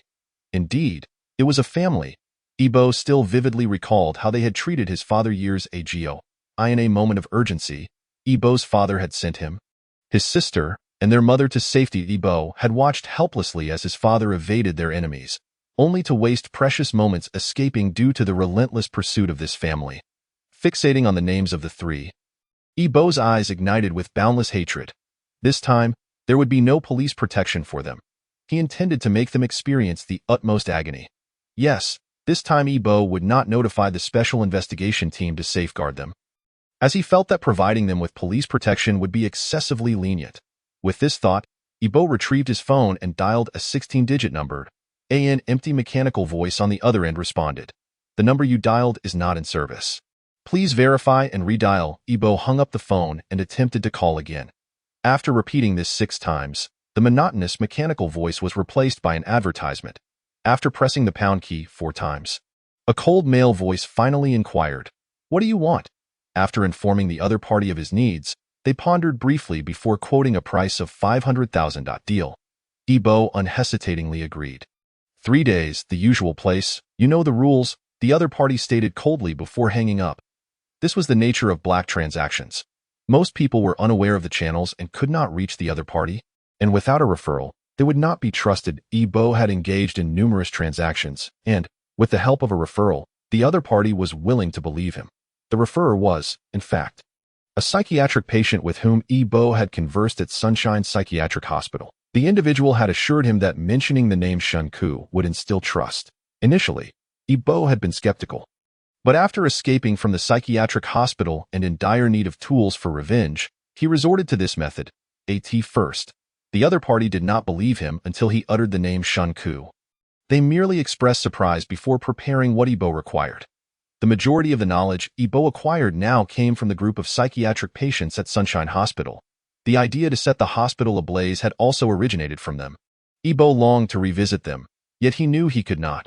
Doing so would expose him immediately. 3 days later, Ibo obtained what he needed.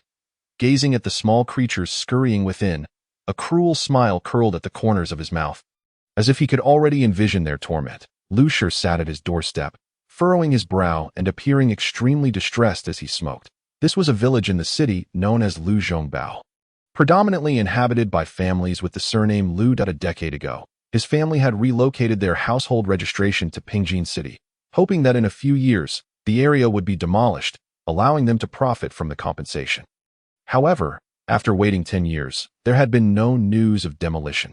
Upon inquiry, they learned that the government intended to preserve the area as a cultural dissemination base. This revelation incited fury within Lu Shi's entire family.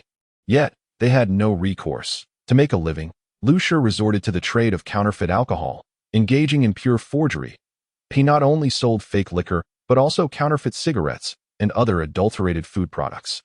Gradually, the Lu family's circumstances began to improve. However, calamity struck when Lu Shi's father, Lu Xiong, suffered an accident, accidentally falling from a height and breaking his leg. This burdened the family even further. Lu Shi found himself cursing his parents incessantly, wishing they would simply die. Their existence felt like an unbearable burden. With the recent crackdown on counterfeit goods, he was compelled to temporarily cease operations for safety. That evening, Lu Shi's mother, Zhao Rong, prepared dinner, and the family gathered around the table to eat. Lu Xiong spoke up, "Son, business is tough nowadays. Perhaps you should consider a change of direction. This line of work is too perilous." Lu Shi remained silent, yet he absorbed his father's words. Deep down, he understood that if he continued down this path, it was only a matter of time before he would face disaster. Noticing Lu Shi's silence, Zhao Rong tentatively suggested, "How about setting work aside for now? You're not a child anymore. It's time to find a girlfriend." Lu Shi felt a surge of irritation. "You two just focus on your own meals. My affairs are none of your concern." He found the presence of these two individuals, whom he referred to as his parents, exceedingly bothersome. At that moment, an unusual scent wafted into the room. Lu Xiong slammed his hand on the table in anger, exclaiming, "How old are you? Look at others your age. They are all in school." Lu Xiong's frustration escalated, and he even hurled a bowl at Lu Shi's head. Lu Shi turned his head to evade it, his eyes reddening as he retorted, "You old fool, how dare you strike me? If it weren't for me supporting you all these years, you and this old woman would have starved to death long ago." Witnessing the escalating confrontation between her husband and son, Zhao Rong flipped the table in a fit of rage, screaming, "I can't take this anymore. This life is unbearable." As the table toppled, Lu Shi's pent-up resentment erupted, and he slapped Zhao Rong, sending her crashing to the ground. "You!" Lu Xiong, witnessing Lu Shi's audacity in striking his mother, furiously picked up scattered dishes from the floor and hurled them at Lu Shi. "You ungrateful wretch! I'll kill you!" Lu Xiong, hindered by his injury, cursed as he frantically gathered objects to throw at Lu Shi.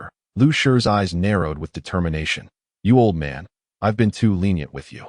After all these years supporting you, is this how you repay me?" With that, He pushed Lu Xiong's wheelchair toward the balcony. "What are you doing?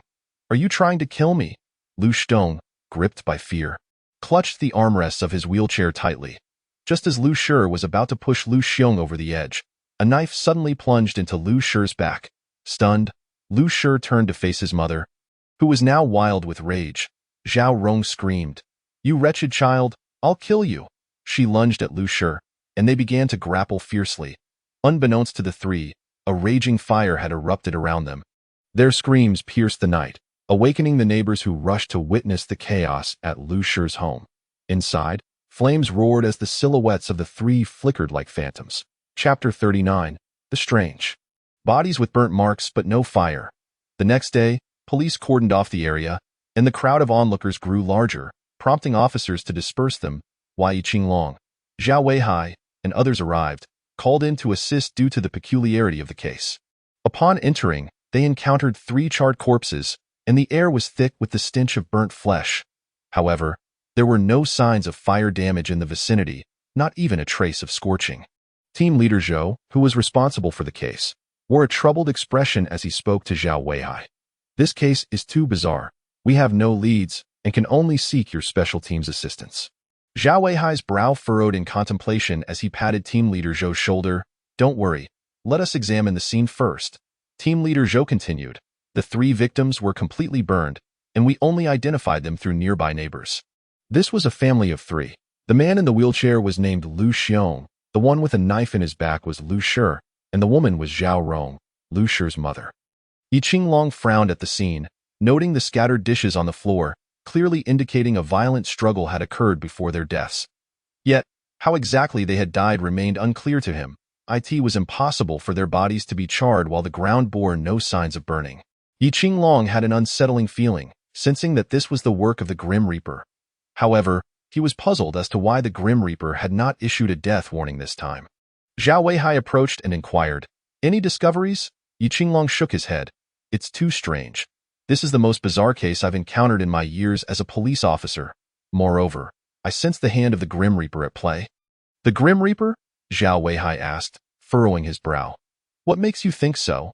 Feeling that he had dealt with death often enough to have some understanding of its nature, Yi Qinglong replied, "You know, we police officers rely on evidence. Yi Qinglong remained silent, aware that relying solely on his instincts held no persuasive power. Police work demanded evidence. At that moment, Zhao Weihai's phone rang. "Hello, Zhao team leader." Zhao Weihai's tone turned icy. "Grim Reaper. What do you want?" "Oh no. I merely wish to inquire how my masterpiece is faring." "Ha ha ha. Your masterpiece." Zhao Weihai suddenly recalled the 3 corpses, his voice rising several octaves. "Did you do this?" The sound captured the attention of Yi Qinglong and his companions. "You guessed correctly, Captain Zhao.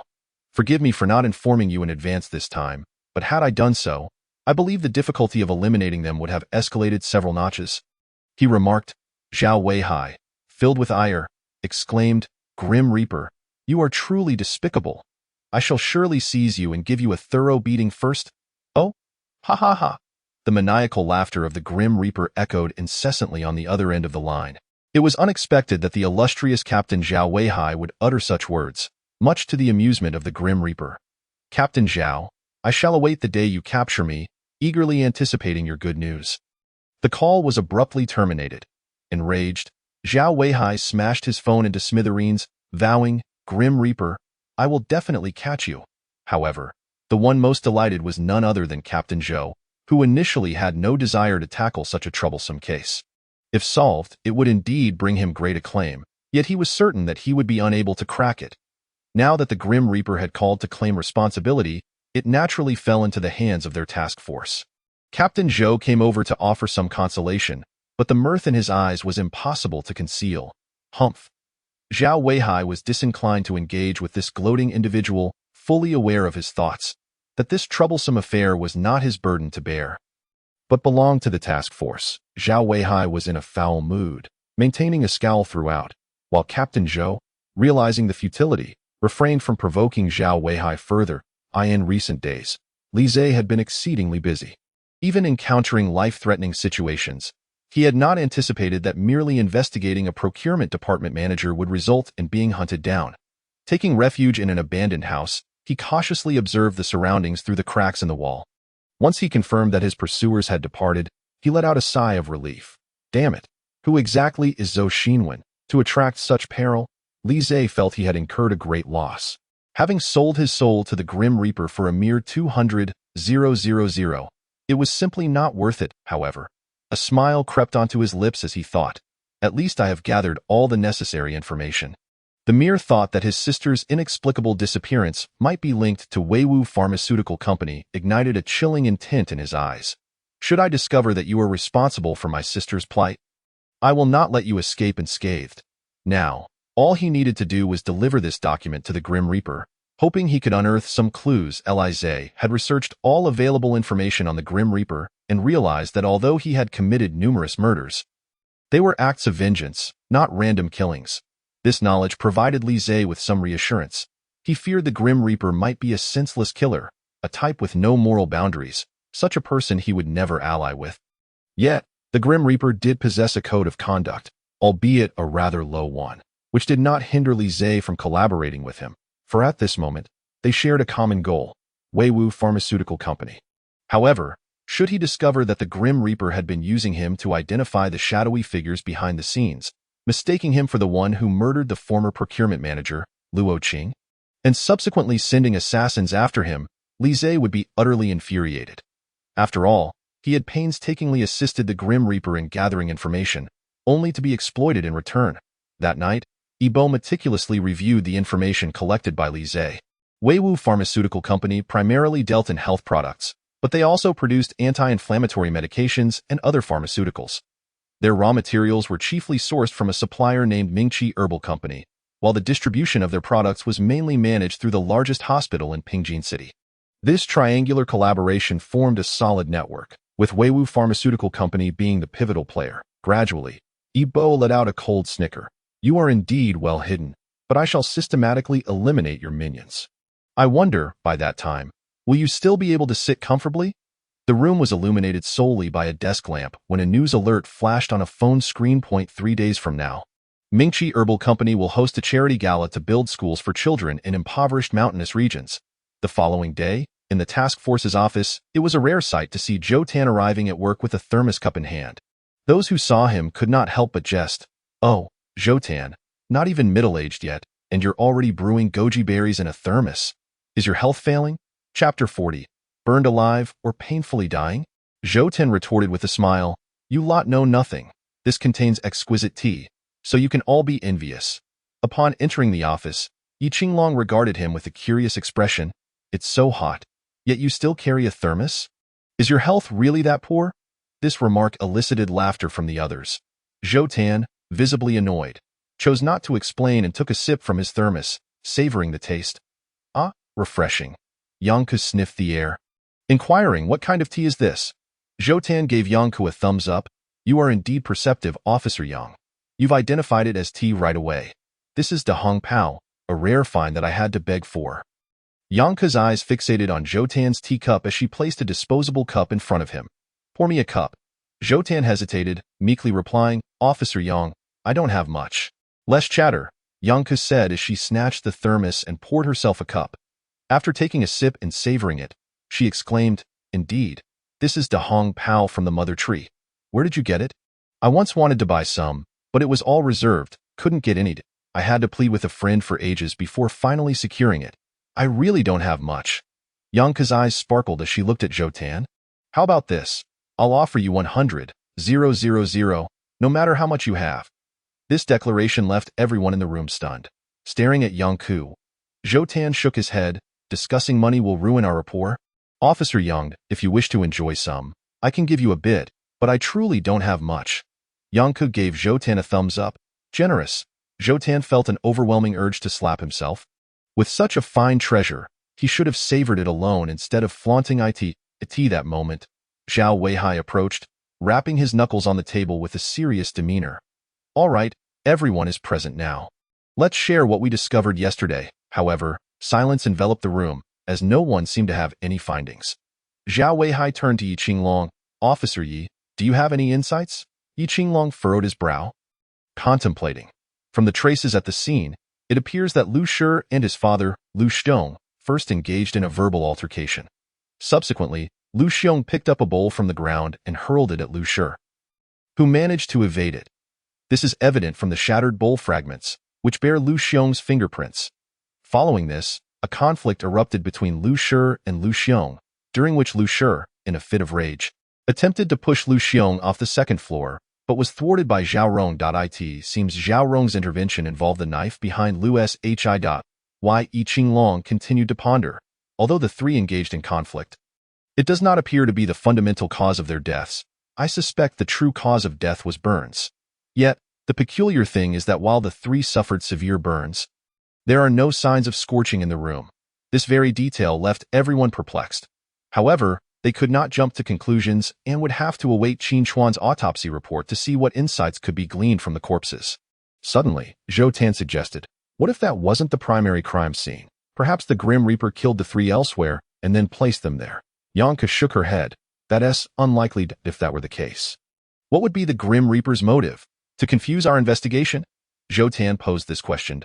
Yi Qinglong nodded. We cannot entirely dismiss that possibility. The Grim Reaper has released several smokescreens, and we currently have no idea which is the correct one. Or if any of them are. Zhao Weihai inquired of Zhou Tan. Have we clarified the circumstances surrounding the scene? Zhou Tan affirmed, yes, we have. According to witnesses and neighbors, the family of three generally had a good relationship, and Lu Shi was known to be quite filial.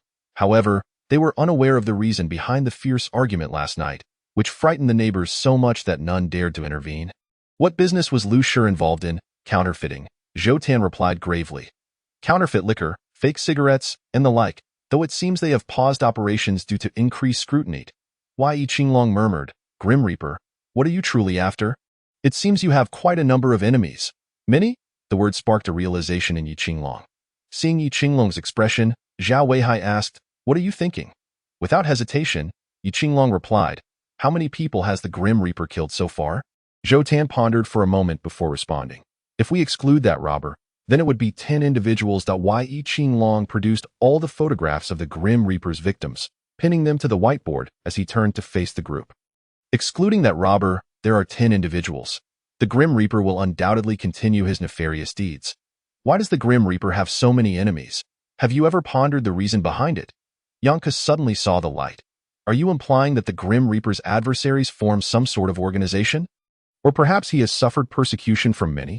Yi Qinglong snapped his fingers. Precisely. These individuals must share a commonality. If we can identify it, the identity of the Grim Reaper will surely come to light. This represents a significant advancement. Everyone appeared somewhat exhilarated, indicating that once they uncover this common thread, the Grim Reaper's identity will be revealed. Zhao Weihai is undoubtedly the most severely afflicted by the Grim Reaper. He harbors the deepest animosity towards him, far exceeding the urgency felt by others to capture him. At that moment, Qin Chuan returned, presenting the autopsy report to Zhao Weihai. The results are in. These three were tortured to death. Tortured to death? Not burned alive. Confusion spread among the crowd. Qin Chuan glanced at everyone. To clarify, being tortured to death and being burned alive are entirely distinct concepts. By the time they were found, their bodies were already extensively burned, leaving no facial expressions to indicate whether they died from burning or from pain. Chapter 41. Died from ant bites after a night of research. I discovered that the three individuals harbored an abundance of toxins within their bodies. Fortunately, the autopsy was conducted promptly. Had it been after 24 hours, I would have been unable to ascertain the cause of death. Yi Qinglong inquired, what then accounts for their burn injuries? Those are wounds inflicted by toxins, with peptide toxins, surrounding the injuries. Upon hearing this, Yang Ku skeptically remarked, South African bullet ants? Qin Chuan nodded. Indeed. The South African bullet ant, also known as the bullet ant or 24-hour ant, is a notable member of the ant family, recognized as one of the top 10 most venomous creatures in the world. Their venom can amplify human pain to an extreme degree. The charred marks on their bodies are, in fact, the result of bites from bullet ants. Being bitten by a single bullet ant feels akin to being shot. It represents the pinnacle of biting pain.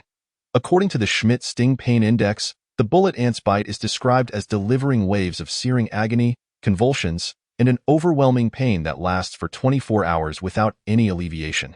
Qin Chuan's expression grew grave. This is merely the experience of being bitten by one bullet ant. Imagine being swarmed by thousands. A chill swept through everyone's hearts, causing an involuntary shiver. Zhao Weihai's expression turned serious. Such a vast swarm of ants cannot remain hidden. We must locate them. Yang Ku suggested. Team leader Zhao, I propose we use the Liu family estate as the epicenter and radiate outward within a 10-kilometer radius. They must be within this range. Zhao Weihai concurred. Indeed, we shall proceed with Officer Yang's recommendation. Zhou Tan, you will handle this matter. Yes, sir. At this juncture, Yi Qinglong raised another question. Given the sheer number of ants, shouldn't they have been able to escape? At the very least, they could have fled downstairs, yet I observed no signs of struggle throughout the ordeal.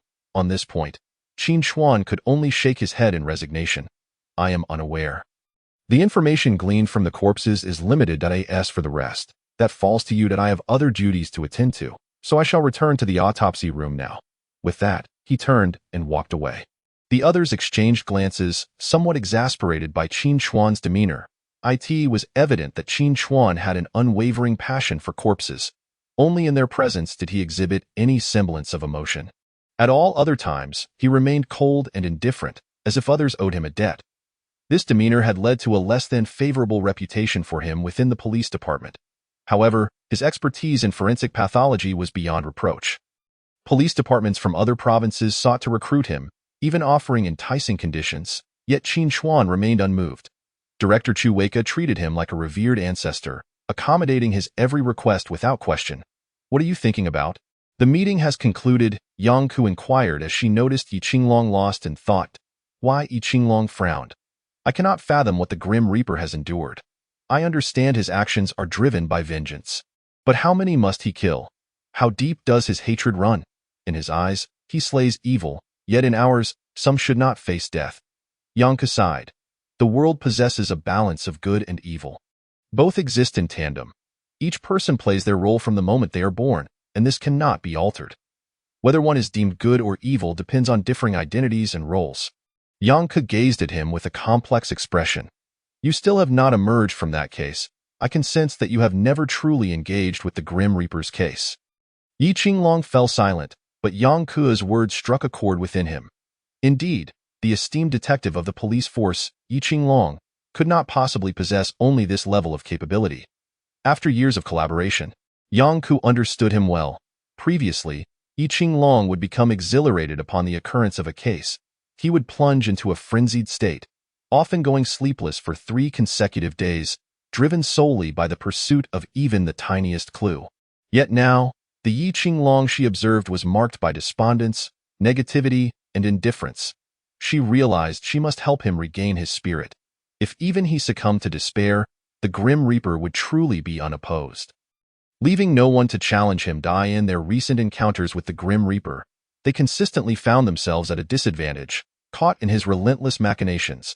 Yi Qinglong glanced at Yang Ku, a bitter smile forming on his lips. You know, I pursued that case for 2 whole years. 2 years, and I was on the verge of uncovering the true perpetrator when it was abruptly halted. Why? What was the reason? Discontent flashed in Yi Qinglong's eyes. Because further investigation would lead to a particular individual. In the blink of an eye, all evidence was obliterated, consumed by a conflagration that left nothing behind.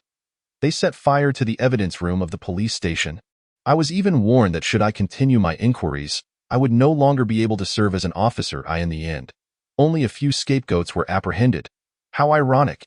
Yang Ku reached out, grasping Yi Qinglong's hand in encouragement. Cheer up. I believe you have not entirely succumbed to despair. Regardless of what lies ahead, I will stand by your side. Yi Qinglong stared at Yang Ku, momentarily taken aback. A ray of sunlight streamed through the window, casting a golden halo around her. In that moment, Yang Ku appeared extraordinarily beautiful, leaving Yi Qinglong momentarily entranced. Noticing the dazed look on his face, Yang Ku felt her cheeks warm as she playfully tapped his head. Silly, stop staring. We have work to do with that. She hurriedly departed, encountering a teasing gaze from Zhang Xiao along the way, which spoke volumes. Zhang Xiao chuckled, giving Yang Ku a thumbs up. Yi Qinglong chuckled softly. Yes, it is time to end this period of despondency. If you are unafraid, then what do I have to fear? Sunlight poured through the window like golden clouds, illuminating the desk, and from Yi Qinglong's perspective, He could trace the sun's path in that moment. Yi Qinglong felt as though he had been reborn, shedding the lifelessness of his former self. The current Yi Qinglong was a transformed man. Time swiftly advanced to midnight in a desolate house. Hu Bing stared at the grim reaper before him. Adorned with a half-black, half-white fanged mask, his voice icy and devoid of emotion. "Do you have any instructions?" Yi Bo observed Hu Bing with a hint of amusement. "It seems you harbor some grievances against me?" "Not at all. All my vendettas have been avenged with your assistance. I am your subordinate and dare not voice any discontent." "Ha ha ha, dare not?" Yi Bo's gaze grew increasingly frigid as he scrutinized Hu Bing. "What I require is an obedient, unconditionally compliant individual, not one who harbors resentment against me. I suspect you believe that the family of three did not deserve their fate, struggling to comprehend why I chose to eliminate them. Correct? I suspect you think of me as a senseless murderer, questioning why even a person so severely disabled as to require a wheelchair should meet their end. Moreover, you are appalled by the extreme suffering I inflicted upon them before their demise." With each word, Yi Bo advanced a step closer, his icy gaze seemingly capable of freezing the very surroundings.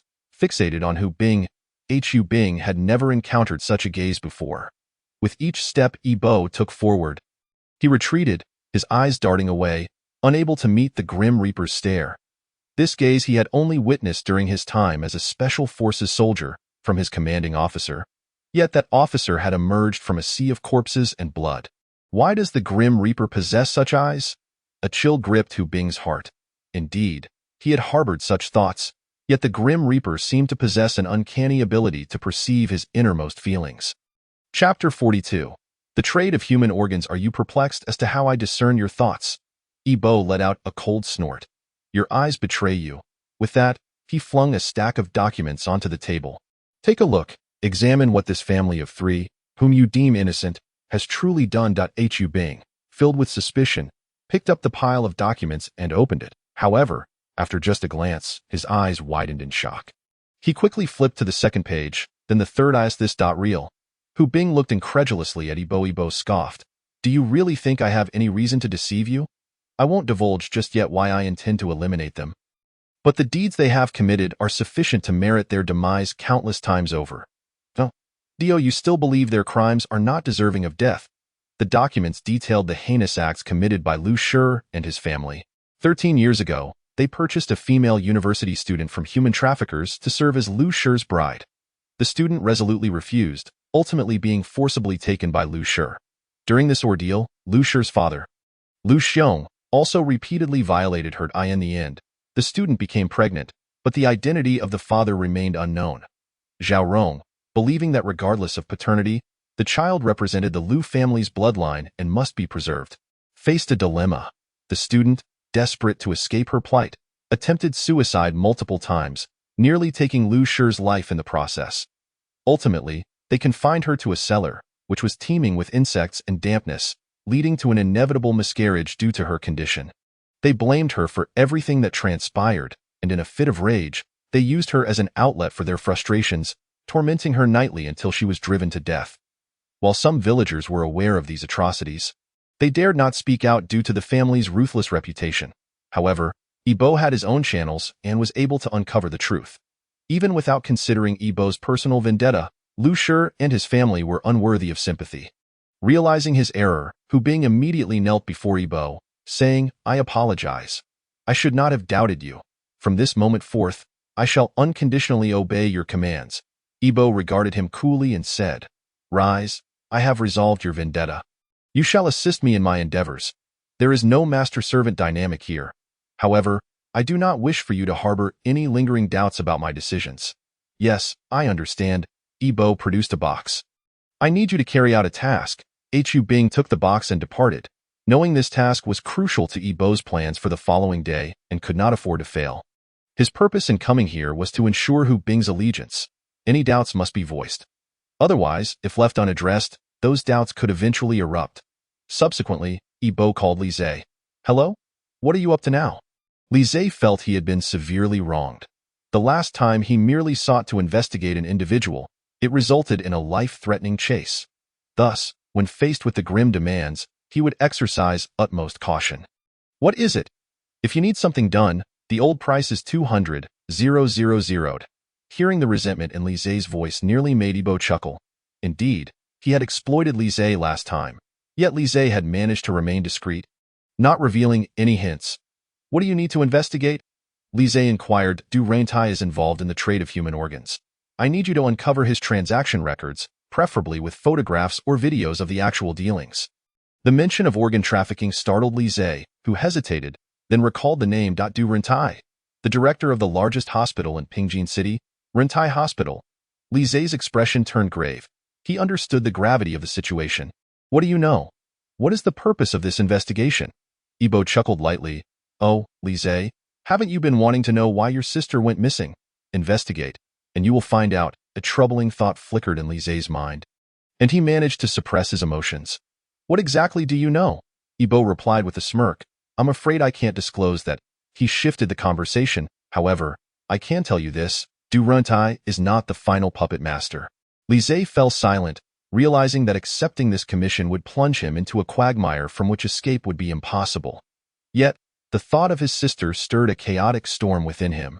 After a long pause, he exhaled softly. I'll accept it, but I want to meet you afterward to finalize the deal. Agreed. Yibo hung up, the grim visage of death appearing almost animated under the moonlight. A slight smile curling at the corners of his mouth. The next day, Yi Qinglong arrived early at the police station. When Zhou Tan walked in and saw Yi Qinglong, he appeared puzzled. Officer Yi. You seem different. Why? Yi Qinglong glanced at his attire, finding nothing amiss, and asked, What is it? How do I seem different? Zhou Tan shook his head. I can't quite put my finger on it, but you definitely seem more vibrant. When Yang Ku arrived and caught sight of Yi Qinglong, she instantly recognized the change. The former version of him had returned. Everyone noticed Yi Qinglong's transformation but could not pinpoint its source, attributing it to their own lack of sleep. Yi Qinglong diligently reviewed the cases of the deceased associated with the Grim Reaper, seeking common threads. Yet, no matter how hard he searched, he could not identify any shared traits among them. The only connection was that most hailed from Yongli County, but he had perused every case file from 15 years prior without discovering any discrepancies. How perplexing! Could it be that this Grim Reaper was indeed a supernatural entity? Yi Qinglong scratched his head and continued his examination. That moment, Yang Ku brought him a cup of coffee, encouraging him, keep it up. Yi Qinglong smiled at her. Thank you for yesterday. Otherwise, I might still be wallowing in despair. It was not my assistance but your own triumph over your struggles. I believe this state of yours is unmatched. Yi Qinglong replied. You've always been so supportive. Thank you. Go on, you fool. Yang Ku playfully patted his head before departing. Just then, Zhao Weihai approached and announced, the Grim Reaper called. This declaration instantly heightened everyone's tension. Yi Qinglong gestured for Zhao Weihai to answer the call. Hello, Captain Zhao. How have you been? Zhao Weihai replied sternly. Cut to the chase. Who are you planning to target this time? It seems Captain Zhao has caught on to my methods. Well done. The tone was condescending and triggered Zhao Weihai's ire. Grim Reaper. Speak plainly or I will hang up. Yibo was taken aback momentarily, then retorted coldly, Captain Zhao, you have not changed at all. Limited skill, yet a considerable temper. You.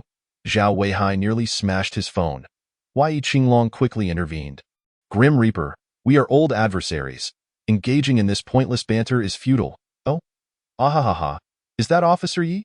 Very well. I shall spare Officer Yi a moment and refrain from arguing with that uncouth brute. Zhao Weihai gritted his teeth in frustration. Chapter 43. Is the Grim Reaper a ruthless killer? The target of my next assassination is quite significant. She is the CEO of Mingqi Pharmaceutical Company, chowing that I plan to eliminate her at the charity gala they will host tomorrow. Let us see whether you can prevent my strike or if I shall succeed in my endeavor. Ha ha ha ha. Just as Yi Qinglong thought the conversation was over, the Grim Reaper added, Oh, by the way, I have left you a gift. Once you see it, you will understand, and I guarantee you will be pleasantly surprised. The call ended. Zhao Weihai, furious, slammed his fist on the table, producing a resounding thud. Yi Qinglong consoled. Captain Zhao, it is pointless to get angry with a criminal. Why bother? Zhao Weihai attempted to calm his temper. I don't know why, but the moment I hear the words Grim Reaper, I become infuriated, uncontrollably so. Yang Ku observed and suggested, Captain Zhao, it seems you are under too much psychological strain. Let me conduct a psychological assessment for you. If this continues, your mental health may deteriorate. Let's discuss it later. Zhao Weihai waved her off. An officer stationed outside approached. Captain Zhao, there's a package for you. Zhao Weihai took the package, knowing without looking that it was the Grim Reaper's doing. Inside was a document identical to the one Yi Bo had shown Hu Bing the previous night. After reading it, Zhao Weihai trembled with rage. Yi Qinglong took the document, intrigued. What is this? Upon reading, he too gasped in shock. Turning to Zhang Xiao, he instructed, Zhang Xiao, please investigate a girl named Yi Chan who went missing 13 years ago. Find out if there is any truth to this matter. Zhang Xiao signaled an OK gesture and began the investigation. Shortly after, she reported, indeed, there was a girl named Yi Chan who went missing 13 years ago from Yongzhou County, and her whereabouts remain unknown. However, the local police classified the case as one of abduction. Yi Qinglong's hands trembled. He had initially believed that Lu Shi's family had been killed merely for provoking the Grim Reaper. It now appears that the Grim Reaper conveyed this information to the police merely to clarify that he is not a senseless murderer. Each individual he has slain bears considerable guilt. Yet, how did the Grim Reaper acquire such knowledge? Yi Qinglong found himself puzzled at this moment. However, the paramount concern was to ensure the safety of Chaoying. Yi Qinglong suggested to Zhao Weihai, I believe we should split our forces this time. Why? Our primary objective must be to protect Chaoying. We cannot allow the Grim Reaper to continue his rampage. Yi Qinglong elaborated. Having dealt with the Grim Reaper on numerous occasions, do we not understand his methods? Chaoying must be connected to him in some way, and she is likely involved in some clandestine activities. I propose that one group investigate Chao Ying's company and her network of relationships, while the other group focuses on her protection. If we uncover evidence of her wrongdoing, we can bring her back to the precinct for detention, which would signify a victory for us against the Grim Reaper. Alternatively, we could simply bring Chaoying in right away. Zhou Tan interjected, let us wait until tomorrow, and then release Chaoying. Yang Ku shook her head. It's not that simple. Tomorrow is a charity gala. Chaoying is the host, and this event is crucial for the reputation of our city. If we were to arrest her at such a critical moment, I suspect that within 5 minutes, a call would reach the chief, demanding her immediate release. Yi Qinglong concurred, indeed. The timing chosen by the Grim Reaper is calculated, knowing that Chaoying cannot leave the venue, and with so many people present, it would facilitate his actions. Therefore, during tomorrow's checks, we must be exceedingly vigilant to ensure that no suspicious individuals gain entry. Yi Qinglong turned to Zhao Weihai. Zhao, do you have anything to add? Zhao Weihai opened his mouth, realized he had nothing further to contribute, and nodded. Let us proceed as you suggest. This moment, Yi Qinglong disregarded the hierarchy and directly commanded Zhou Tan, you and Zhang Xiao take a few people to investigate information regarding Chao Ying's company. Zhao, Yang Ku, and I will meet with Chaoying. Once everyone had been assigned their tasks, they set off. Yang Ku quietly reminded Yi Qinglong, do not forget, Zhao is the team leader. We are here to assist. Please be mindful next time. Yi Qinglong shrugged off her concern. No worries, as long as we can solve the case in the end. You need not fret, and besides, I see that Zhao is not upset. Yang Ku sighed in resignation. I knew it. This is how you approach cases. In the past, during investigations, you have unknowingly offended many people. Please exercise a bit of restraint. Yi Qinglong waved his hand dismissively. All right, I understand. Yang Ku was uncertain whether he truly absorbed her words or had simply brushed them aside. What? The Grim Reaper wants to kill me. Chaoying, seated in a comfortable chair, paused her hand that was swirling a glass of red wine. Her surprise evident. Zhao Weihai gazed at her with a serious expression. Indeed, I hope, Miss Chao, that you can temporarily halt this charity gala until the crisis has passed. Do not jest. Officer. A peculiar glint flashed in Chao Ying's phoenix eyes as she stood, retrieving the guest list for the gala and presenting it to Zhao Weihai. Almost 80% of the attendees are already here. If I announce the cancellation of the gala now, do you intend for Mingqi Company to exit the market entirely? Zhao Weihai accepted the guest list, scanning the names. They had anticipated that this charity event would not be easily cancelled by a mere statement from them. Zhao Weihai, feeling discontented, had merely asked out of desperation.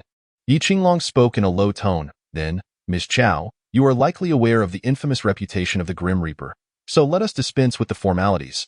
For your personal safety, we need to deploy plainclothes officers at the venue and inspect every individual entering. Chaoying pondered for a moment before acquiescing. However, you must ensure that this information remains confidential. and all actions must be conducted discreetly. Yi Qinglong signaled to Zhao Weihai, indicating he should decide. Zhao Weihai agreed. Then we kindly ask for your cooperation, Ms. Chao. Once we apprehend the Grim Reaper, we shall publicly acknowledge Mingqi's significant assistance. Chaoying smiled, then let us wish for a pleasant collaboration. Once Zhao Weihai and the others had departed, the smile faded from Chao Ying's face. She hurried to her bedroom, retrieving an old mobile phone and dialing a number. Hello? The Grim Reaper is targeting me. You must help me, a low voice responded from the other end. Understood. I will send someone over. As Yangku exited Chao Ying's villa, she glanced back at the house. Something is amiss with Chao Ying. Chapter 44. Preparations before the event. Yi Qinglong nodded in agreement. Indeed, it is quite abnormal. Zhao Weihai inquired with confusion. Is it merely because she remains overly composed? Yangke gently shook her head. No, it is not solely her calm demeanor, I observed closely. When she heard the news that the Grim Reaper intends to kill her, her pupils dilated, and her grip on the wine glass tightened instinctively. Furthermore, her complexion reddened slightly. Subsequently, she stood not out of genuine intent to retrieve the list that was within reach. Why else would she go through the unnecessary motion of standing? Yangke's eyes locked onto the villa. She is forcing herself to remain calm. Perhaps she knows someone who can save her. We, the police, are merely providing an additional layer of protection. Zhao Weihai looked at Yangke in astonishment. I did not realize, Officer Yang, that you were so astute.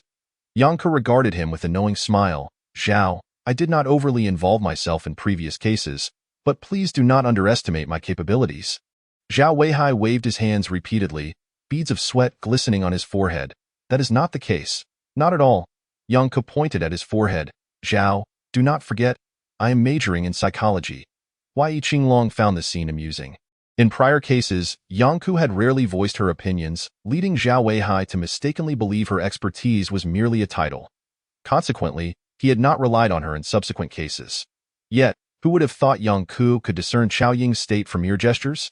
As the group prepared to leave, a sudden crash from the adjacent villa startled them. A window had shattered. The unexpected noise caused the three to jump, fearing the Grim Reaper had struck. However, a middle-aged man soon emerged from the neighboring villa. Scolding a child he had caught, "You little rascal, go kick the ball over at the square from now on. That is the third window you have broken this month. If I catch you playing ball in the house again, I will deal with you severely." Seeing that it was merely a child who had accidentally broken a window while playing, the group paid no further attention to the incident and drove away. Upon returning to the precinct, the three had barely arrived when Zhou Tan also returned. Zhao, I investigated Chao Ying's company and found no discrepancies. It is as if they were aware of my inquiry. And everything appears to be in order. Yi Qinglong asked, what kind of medicinal herbs does Mingqi primarily cultivate? They grow forsythia, perilla, licorice, and yellowroot, among others. All common herbs. I also reviewed their import and export records, which showed no issues. Yi Qinglong turned to Yangke. What is your take on this? Yangke contemplated briefly before addressing Zhou Tan. Which medicinal herb do they cultivate the most? The herb known as Cotinopsis is the most prevalent. However, they have the least amount of forsythia, with only over 1,000 square meters. I inquired about this, and they stated that a company nearby plans to produce a medication primarily based on forsythia and are currently in the trial phase of cultivation. Yangke shook her head slightly. At this point, nothing is conclusive. However, I suspect that a lack of apparent problems may be the most significant issue. A company of this scale cannot possibly manage every detail flawlessly. There must be areas of oversight. Perhaps what they have shown us is not the complete truth. Zhou Tan speculated, are you suggesting they are falsifying their accounts? That is the only possibility. However, we currently lack evidence to take action against them. Yi Qinglong turned to Zhao Weihai. Zhao, it all hinges on tomorrow. Rest assured, tomorrow, aside from those attending the gala, I will not allow even a mosquito to enter. Time passed slowly, the moon and sun taking turns. And now it was the sun's shift. The charity gala was set to take place in the largest exhibition hall in Pingjin City. Today, only luxury cars valued at over $1 million were present. Each owner either wealthy or of high status. Yi Qinglong and his team had long since changed into plain clothes, carefully surveilling everyone present. They were acutely aware that the Grim Reaper excelled in disguise. To counter this, they had established a security checkpoint at the entrance, requiring each attendee to pass through it. The detection gate can instantaneously ascertain whether an individual is in disguise or if they possess any contraband. Although this maneuver leaves most people feeling quite displeased, none exhibit their discomfort, as those who have reached this point are remarkably composed. Once the last individual has entered, Zhou Tan glances at Zhang Xiao, who shakes his head to indicate that nothing has been found. Both men feel a sense of despondency and promptly take out their walkie-talkies to report. Captain Zhao, Group A has found nothing. No anomalies. Understood. Maintain vigilance, comes the response. The security at the venue is provided by a security firm engaged by Chao Ying, who has also secured a bodyguard to ensure her safety at all times. Zhao Weihai and Yi Qinglong are currently masquerading as security personnel, while Yang Ku plays the role of a hostess. Everyone inside is engaged in their own conversations, as this is indeed an opportunity for networking, and none wish to miss it. Initially, Yi Qinglong intended to personally safeguard Chao Ying, but she declined his offer, stating that she only trusts her own people and does not place her faith in him. Despite Yi Qinglong's earnest pleas, Chao Ying remains unmoved in her view. This matter concerns her life and safety, leaving no room for carelessness. Moreover, the individual she trusts for her protection is someone she holds in high regard. Unbeknownst to Chao Ying, a shadow has already infiltrated her home. Within the venue, there are over 30 security personnel, and outside, more than 100 plainclothes police officers. The entire venue is sealed off, to the point where not even an ant could enter. Zhao Weihai is brimming with confidence, convinced that death will be captured the moment it appears. Yi Qinglong approaches Yang Ku, unease evident in his voice. Something feels off. With such tight security, if I were death, I would not personally come here to meet my end. Hearing Yi Qinglong's words, Yang Ku's eyes narrow, a foreboding feeling creeping into her mind. What are you trying to say? She inquires. I believe that death wouldn't act directly. The moment he does, he would be apprehended. Death is an exceedingly clever individual. He has no reason to take risks. He had just shared this conjecture with Zhao Weihai, who dismissed it, claiming Yi Qinglong was overly anxious. Death has become an obsession for Zhao Weihai. He cannot find peace and sleep until he captures him. At that moment, the host's voice echoes throughout the venue, announcing the commencement of the event. Yi Qinglong hastily tells Yang Ku, "You must go outside. I believe death is lurking out there." Chapter 45. The broken window effect. Just as Yang Ku prepares to step outside, a sudden gasp reverberates through the hall. She halts, turning her head. On the screen, the previously serene scene has transformed into an image of a figure wearing a mask, half black and half white, adorned with menacing fangs. There is no time left. Yi Qinglong's heart sinks at this sight. The instant death appears on the screen, the crowd's expressions shift dramatically. That it's death. He is death. A middle-aged man exclaims, rising to his feet. Chao Ying, who was about to speak, abruptly stops, beads of cold sweat forming on her forehead as she clutches her clothing tightly, uncertain of death's intentions. Greetings, everyone. Though death's tone is playful, his gaze is icily detached, akin to ancient ice, making it impossible for anyone to meet his eyes. Zhao Weihai, alarmed, urgently calls out to Zhou Tan. Zhou Tan, find him immediately. Spare no one in the venue. Zhou Tan, now aware of death's presence, has already dispatched personnel. Yes, I am currently leading a search. Ladies and gentlemen, I have good news. The person I intend to kill is Chao Ying. This does not concern you, so you may rest easy. He he he. Instantly, Chao Ying's face pales, yet she musters the courage to ask. Death, what have I done to offend you? Death casts a fleeting glance at her and then presses a button on his device. Suddenly, all the doors of the venue slam shut. Panic ensues as everyone rushes towards the doors, attempting to force them open, but to no avail. They seem as if welded shut, offering no movement. This moment, the crowd resembles trapped mice, desperately struggling in a cage. Everyone, stop wasting your efforts. You cannot open them. A middle-aged man shouts, Death, if your target is Chao Ying, why confine us here? Let me out. Oh, do not fret. I will certainly release you. However, before that, I wish to play a game with you. Within this venue, I have placed 10 bombs. If you wish to avoid death, you must sever one of Chao Ying's ears. Upon finishing his statement, Death glances at the timer on his wrist. You have 3 minutes. Yang Ku's face turns ashen as she exclaims, This is the broken window effect. Death is manipulating human psychology. Yi Qinglong, puzzled, asks, What is the broken window effect? The broken window effect is a theory in criminal psychology. If someone breaks a window in a building and it remains unrepaired, Others may take it as a cue to vandalize further. Over time, these broken windows create a sense of disorder, leading to an environment where crime can flourish amid public apathy. This is the broken window effect. We must prevent these individuals from acting now, or the situation may spiral out of control. Realizing the gravity of the situation, Yi Qinglong rushes forward, shouting, "Everyone, remain calm. I am a police officer. We will apprehend the criminal and bring him to justice." Death chuckles, "Oh, isn't that Officer Yi? Officer Yi, there is still a minute and a half remaining. You must keep track of time." Yi Qinglong retorts coldly, "Death, do not play these games. I advise you to cease your actions at once." With a disdainful scoff, Death presses another button. "Look out! Everyone, get down!" Yi Qinglong exclaims, alarmed, as he drops to the ground. Boom! A sudden explosion echoes in the ears of the crowd. The hall fills with smoke, causing everyone to cough uncontrollably. Death's voice cuts through the chaos. "I have no patience for idle chatter. If you wish to survive, you must comply with my demands. There are now 30 seconds left. Qiaoying can act herself, or you may act on her behalf. Should the time elapse and Qiao Ying's ear remain intact, you all shall perish." Everyone realizes this is no mere jest. Death is real, and the bombs are real. If Qiaoying remains unharmed when time runs out, they will all face death. As panic ensues, some begin urging Qiaoying, "Qiao, what are you waiting for?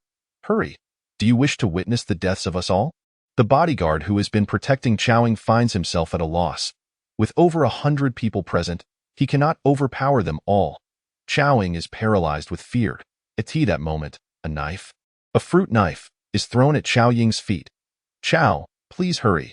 Do you wish to see us all perish?" Seeing Qiao Ying's hesitation, someone steps forward, picking up the fruit knife, intending to act in her stead. "What do you think you're doing?" Yi Qinglong shouts, rushing to intervene, only to be obstructed by the crowd. "Officer, please do not meddle," someone retorts. "This concerns our lives. We are aware of death's threat. If we do not comply, we may truly die." Zhao Weihai arrives, bellowing, "What are you trying to do? Do you realize this is a crime? You must think carefully. You are aiding and abetting a villain." Yang Ke shakes her head, her complexion pale as she murmurs, "It is too late. We cannot stop this." With a scream from Qiaoying, the middle-aged man displays the bloodied ear to Death. "Death, we have complied. Let us go." Death watches as the timer freezes at the final second. Nodding in satisfaction, very well. However, there is a second game. You must complete all my games before I allow you to leave. Do not be so impatient. The upcoming games will be increasingly intriguing." "Ha ha ha ha!" Yi Qinglong roars in anger. "Death, what is your true intention? I know you are not a senseless murderer. What evidence exists against Qiaoying that warrants this torment?" Simultaneously, he whispers to Zhao Weihai, "The range of that remote control cannot be too extensive. Have people search within a 2-kilometer radius. We must locate Death. At this juncture, Zhao Weihai can only acquiesce, responding affirmatively as he contacts Zhou Tan. Death slowly states, "Officer Yi, my motive for wanting her dead is quite simple, revenge. However, should you wish to hear her accusations, I can certainly enlighten you." Qiaoying trembles. Does Death know something? Mingqi Medicinal Materials Company was established 10 years ago and swiftly monopolized the traditional Chinese medicine market in Pingjin City. Their products are not only effective but also affordable. However, Death smirks, "Officer Yi, do you know what they use for fertilizer?" Qiao Ying's complexion instantly turned as pale as a sheet, her eyes filled with disbelief. How could he possibly know? Chapter 46. Using people as fertilizer? Yi Qinglong inquired. "What do you mean by fertilizer?" The Grim Reaper cast a glance at the trembling Qiao Ying and enunciated clearly. "Using people as fertilizer?" This statement struck the crowd like a thunderclap, leaving them utterly stunned. All eyes turned to Qiao Ying, who was clutching her bleeding ear, their expressions awash with incredulity. "It can't be true." "Can it?" one murmured. "How is that even possible?" "Absolutely impossible. The Grim Reaper must be fabricating this," another protested. Yet, observing Qiao Ying's demeanor, it seemed implausible that she was feigning. Yi Qinglong and Zhao Weihai exchanged glances, both acutely aware that such matters could not be casually dismissed. The Grim Reaper continued, "This matter is concluded. You may visit their medicinal herb cultivation base. I assure you, you will be astonished. One cannot fathom how many corpses lie buried beneath that land. Certainly not a few." At this point, everyone began to believe the Grim Reaper was not engaging in mere falsehoods. prompting the police to seek verification. Thus, this revelation appeared to be an irrefutable truth. Previously, while reviewing case files, Yi Qinglong had remarked upon the alarming number of missing persons in Pingjin City, 30 to 40 over the span of a decade, with not a single one recovered, at the time. He wondered if it was due to a lack of capability. In hindsight, it seemed likely that they had all fallen victim to Mingqi Medicinal Company. Yi Qinglong stated firmly, "Yet, this should not be your judgment to make. Chowing ought to be handed over to the law, which will render its own verdict." The Grim Reaper did not respond to his assertion. Subsequently, the second game commenced. Everyone braced themselves, uncertain of the Grim Reaper's next move. He chuckled sinisterly, "Isn't Chowing beautiful? But what if she were to be disfigured? Now, who among you will mar her lovely visage?" Chowing prized her appearance above all else, and this prospect sent her into a panic as she recoiled. "No, no, you cannot do this. We at Mingqi have a partnership with you. We are allies. You cannot treat me this way." In an instant, several individuals advanced to restrain Chowing, while one brandished a knife. Approaching slowly, Yi Qinglong and Zhao Weihai rushed forward, only to be overwhelmed by a throng of individuals. One shouted, "Stay out of this. Our worth could easily overshadow your police department. The world is so beautiful, and we have not yet lived enough."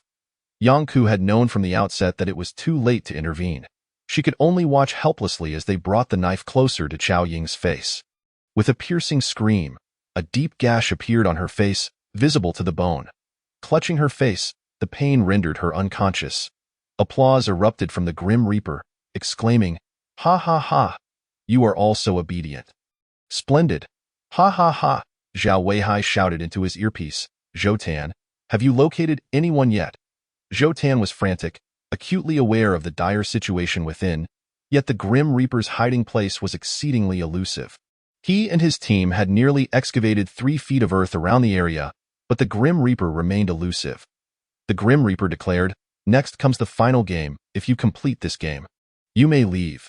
Everyone yearned to escape this hellish place, yet the doors were locked, leaving them akin to birds desperate to flee a cage, longing for the open sky. What do you think? Should Chowing die? She has used corpses to cultivate herbs. Does she deserve to live? In that moment, the crowd was eager to exit, echoing the Grim Reaper's sentiments. She must die. Such a person cannot be allowed to live.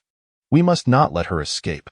Their casual discussion of another's life and death sent shivers down Yang Ku's spine, as they regarded Chao Ying merely as a fish on a chopping block. "Ha ha ha, splendid. The final game is, Chao Ying must die." The Grim Reaper's tone turned chilling as he surveyed the crowd. At this moment, all hesitated. Murder was a grave crime, and none wished to bear the weight of such a sin. Observing their indecision, the Grim Reaper pressed another button, unleashing an even more powerful explosion. Boom! This explosion originated from the ceiling, sending debris crashing down. Chaos erupted within the room. Everyone shouted and cursed in disarray. The blast filled the area with smoke, obscuring visibility in an instant. Yi Qinglong and Zhao Weihai surged forward, breaking free from their captors, and rushed to the unconscious Chao Ying. However, upon reaching her, they were frozen in shock. Chao Ying had sustained dozens of deep cuts across her body, blood pooling on the floor. Her eyes widened, pupils dilating. She was evidently lifeless. Yi Qinglong clenched his fists, roaring in fury, "Grim Reaper, I will not let you escape." The Grim Reaper responded with a strange grin. "Ha ha ha! It seems some are still obedient. Officer Yi, we shall meet again someday. Do not rush, ha ha ha." Then, with a click, the doors swung open. The crowd surged forward like a flood released from a dam. Abandoning all pretense of dignity and decorum, even the arriving officers could not contain them. They dashed toward the exit, disregarding their lives, creating utter chaos. Luxury cars sped away, running red lights without a care. Amidst the tumult, a figure wearing sunglasses waved at the camera, a smile playing at the corners of his mouth, before disappearing into the fray. This incident trended on social media that very day, shocking the entire nation. Major media outlets and reporters swarmed around Yi Qinglong and his colleagues as soon as they emerged, bombarding them with questions. What role did the police play in this Grim Reaper incident? Officers, the Grim Reaper has struck again, and you have failed to apprehend him. Does this imply you are no match for him? A barrage of incisive inquiries left the group speechless. One reporter even audaciously suggested they were outmatched by the Grim Reaper. Igniting Zhao Weihai's fury, he seized the reporter by the collar, glaring fiercely. "What did you say? Have the courage to repeat that. The police are assaulting people. The police are assaulting people." Ignoring Zhao Weihai's wrathful gaze, the reporter theatrically collapsed to the ground, wailing. Seeing this, Yi Qinglong and the others hurriedly pulled Zhao Weihai away, knowing he was likely to face severe consequences, at the very least a demotion. Journalists excelled at sensationalism. This incident was bound to escalate. The group fled in disarray, but the reporters were relentless, shifting their focus to the other officers present. Chapter 47. Zhao Weihai faces punishment. Yi Qinglong takes office. Yang sighed. "Zhao, you were too impulsive." Zhao Weihai acknowledged his fate, replying sullenly, "Do not worry. I will take full responsibility for this incident. I won't involve any of you. Zhao, upon your return, I must conduct a psychological evaluation for you. Prolonged stress will lead to mental health issues." Yang Ke continued without waiting for Zhao Weihai's refusal. "The Grim Reaper has become a festering wound in your mind. Our struggle with him will be long and arduous. Your current state is no longer suitable. If you refuse, I will request your removal from the Special Investigation Team." For Zhao Weihai, being removed at this juncture would be more painful than death. He understood Yang Ke's intentions were for his own good, and ultimately, he could only nod in agreement. The gravity of the situation was dire. After the team had surveyed the crime scene, they returned to the police station. Upon arrival, Zhao Weihai was summoned to the chief's office. Yi Qinglong and the others exchanged glances, sighing in resignation. "Knock, knock, knock, come in." Zhao Weihai entered the chief's office. "Chief Chu, you summoned me?" Chu Wei looked up and nodded. Gesturing for him to sit. As soon as Zhao Weihai settled, he spoke. "Chief Chu, I acknowledge my mistake that I acted impulsively this time and accept any disciplinary actions. However, please do not transfer me from the Special Investigation Team. It has been nearly 2 months. Removing me now would be tantamount to a death sentence." Chu Wei handed his phone to Zhao Weihai, his voice raised in anger. "Look at this. The calls have been flooding in here because of you. The impact of your actions is far too great. If I do not discipline you, how can I quell the rumors outside? How do I silence those reporters?" Zhao Weihai opened his mouth but found no words. Chu Wei continued, "This incident has had significant repercussions. Even the city and provincial party secretaries have called me." Chu Wei displayed the call log from the provincial secretary, saying, "Just look at this. When they caught me, it was nothing but a barrage of insults. What could I possibly do? The individuals at risk this time are the chairpersons of various prestigious companies. If we disregard the wealthy, there are even some whose status surpasses my own. The provincial secretary has already stated that I must be dismissed." Upon hearing this, Zhao Weihai stood up, visibly agitated. "Director Chu, I can accept all of the penalties, but leaving the Special Investigation Team is absolutely out of the question." Director Chu Wei slammed the table, exclaiming in anger, "Is this a decision for you to make?" Zhao Weihai lowered his head and pleaded, "Director Chu, I implore you, can you think of a way? Please don't transfer me from the Special Investigation Team. I have been by your side for over a decade. Even if I have no accomplishments, I have certainly contributed my share of hard work." Chu Wei shot him a glare. "You really are a source of worry. Just look at the mess you've created this time. I know that capturing the Grim Reaper is challenging, and I have endured pressure from above on your behalf, but at this critical juncture, why would you antagonize a journalist?" "Director Chu, I realize my mistake." He began, but Chu waved him off. "Forget it. Since the Grim Reaper began his spree until now, you will start over as a mere officer. But you may remain in the Special Investigation Team, serving tea and water to your former subordinates. Let Yi Qinglong take over as the team leader." Initially believing there was no hope, Zhao Weihai's face lit up with joy at Chu's words. "Director Chu, thank you. I truly don't mind about the team leader position." Chu Wei waved his hand dismissively. "Don't thank me. This is the greatest leniency I can secure for you. Also, take a good month off. You re-suspended for now. Once the storm passes, you can return." For Zhao Weihai, this outcome was the best he could hope for. Chu Wei gestured impatiently. "Now get out of here and stop bothering me." "All right, I'm leaving right now." Zhao Weihai laughed as he exited the office. The crowd waiting outside breathed a collective sigh of relief upon hearing the news. They held feelings for Zhao Weihai. Had he truly been dismissed, they would have found such a decision intolerable. Yet now, it was merely a temporary suspension, and he would continue working in the special investigation team, which was a very favorable outcome for him. However, Yi Qinglong grew dissatisfied. Why should I be made the team leader?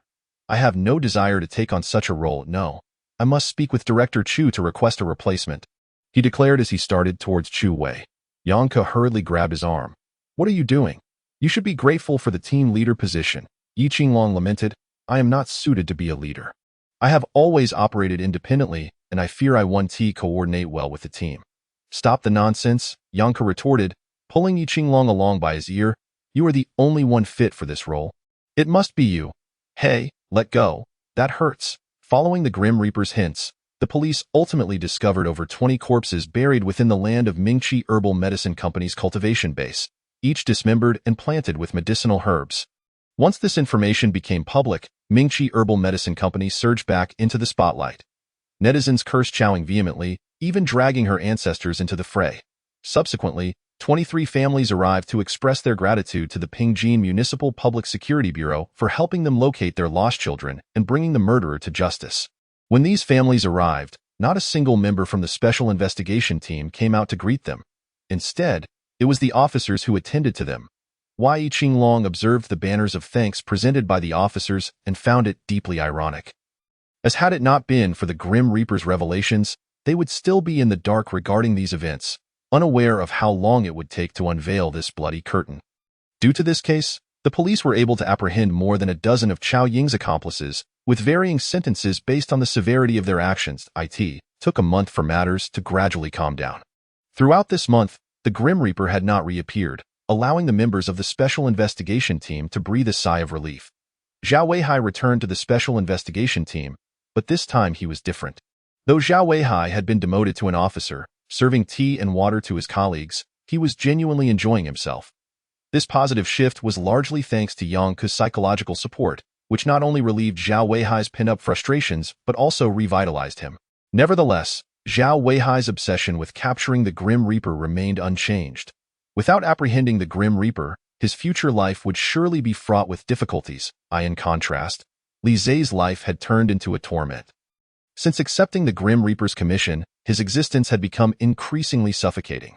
Yet there were rewards, and they were substantial. Chapter 48, The Next Target, Shangguan Xiangyou.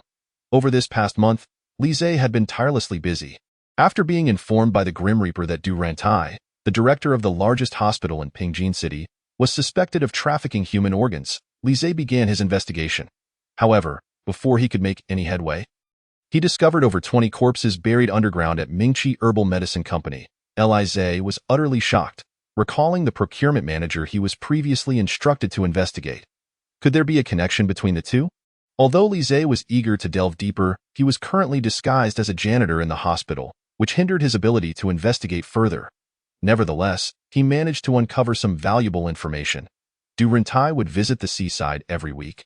On one occasion, Li Zai secretly followed him and saw him gesturing towards some white boxes at the port.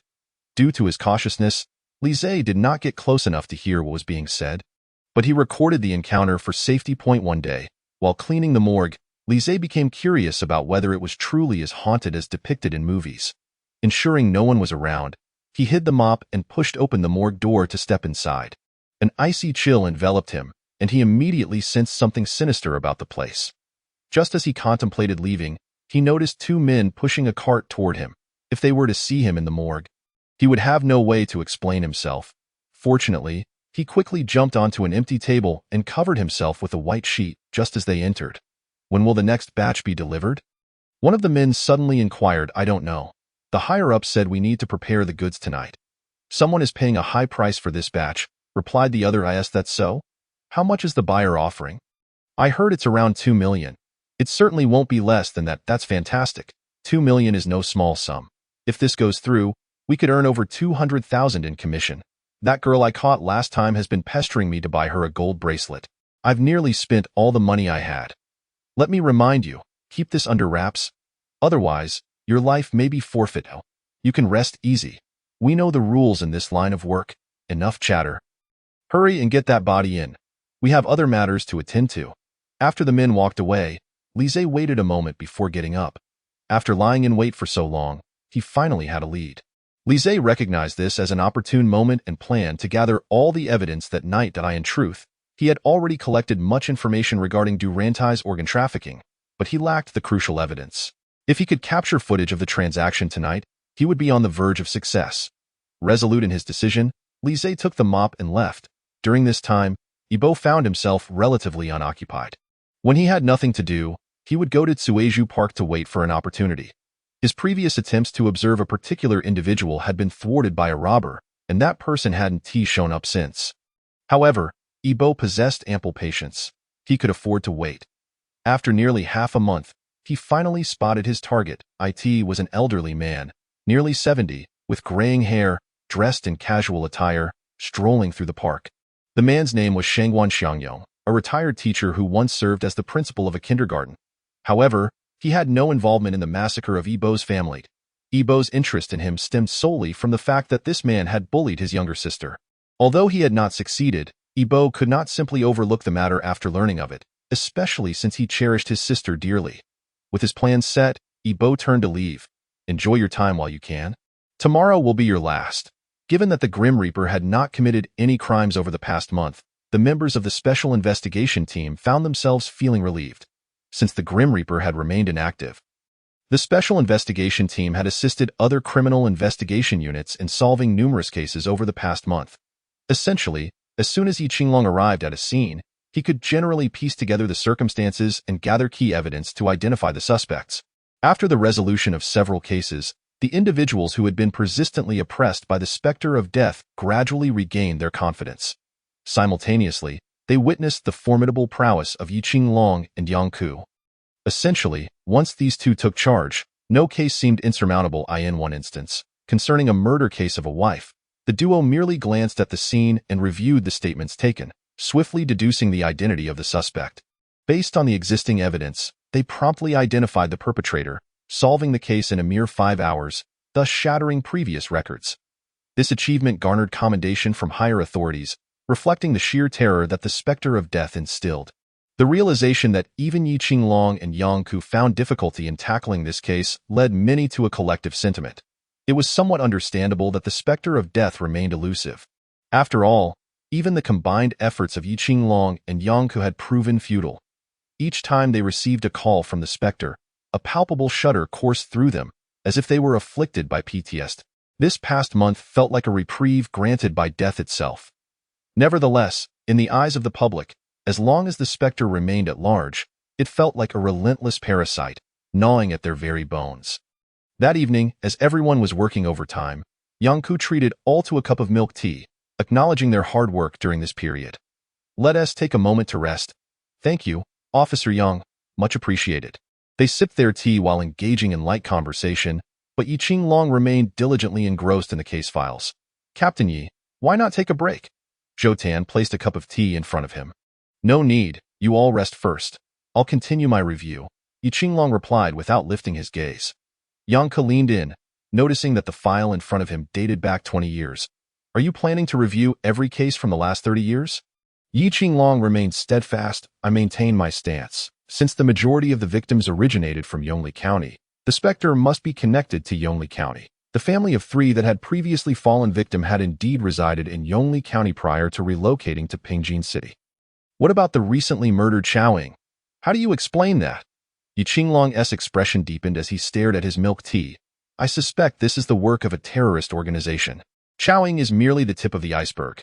His declaration sent shockwaves through the room. Zhou Tan hesitated, but we thoroughly investigated Mingqi Corporation and Xiaoying's network, finding no links to any terrorist organizations. Captain Yi, are you perhaps overthinking this? Everyone questioned if the pressure from the specter was causing him to be overly cautious. Zhao Weihai, although demoted to a regular officer, remained present, his experience surpassing that of most in the room. Upon hearing Yi Qinglong's assertion, he inquired with keen interest, what is your basis for this? Yi Qinglong shook his head, there's no concrete evidence. It's merely my conjecture. Yang Ku understood that Yi Qinglong was not speaking without reason. He simply lacked certainty at this moment. Nevertheless, once he harbored even the slightest doubt, he would pursue it relentlessly, either to confirm or dispel his concerns. After stating this, Yi Qinglong resumed his examination of the files. As he opened the next case file, he was instantly captivated by the information it contained. This is a case from Yongli County dating back 20 years. The technical conditions at that time were not well developed, leading to many details being inadequately documented. Yet, something about this file strikes me as peculiar. This was a case of an entire family being slaughtered. The then-wealthy Jiang Hai was discovered dead at the ocean port, having succumbed to a single throat slash. His daughter Jiang Rui and wife Han Ying were found deceased on a boat, the former shot to death, while Han Ying had sustained multiple gunshot wounds. Jiang Hai's son was shot as well, falling into the sea, leaving his fate uncertain. Jiang Hai's father and mother were burnt alive in their home, with at least 20 individuals storming in to loot. Upon observing Jiang Hai's wounds, Yi Qinglong's eyes widened, and he abruptly stood, trembling hands clutching the file in disbelief. The others were equally astonished. Furthermore, according to the DNA analysis, it was revealed that this assassin had no registered household or identity within the country. This revelation instilled a sense of dread among the populace. Yi Qinglong deduced that this was highly likely the work of a terrifying organization that had been grooming assassins from a young age, especially since this individual had committed suicide with remarkable decisiveness.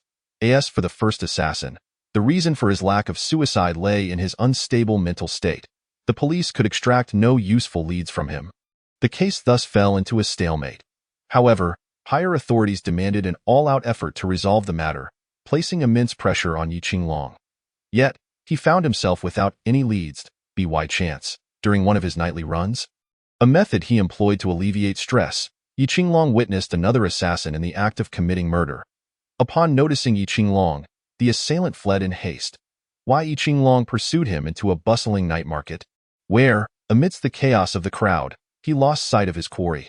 Nevertheless, fortune smiled upon him.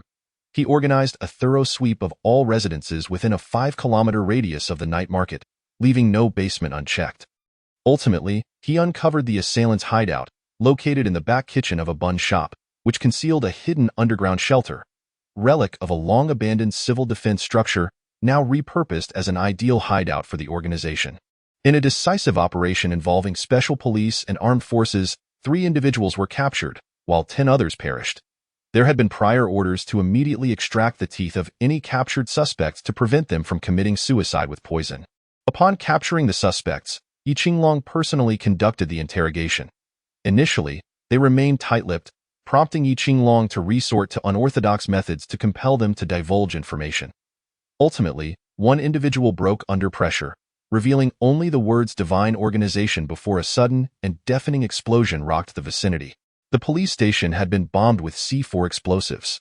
The unseen puppeteers behind the scenes, fearing exposure, resorted to this extreme measure.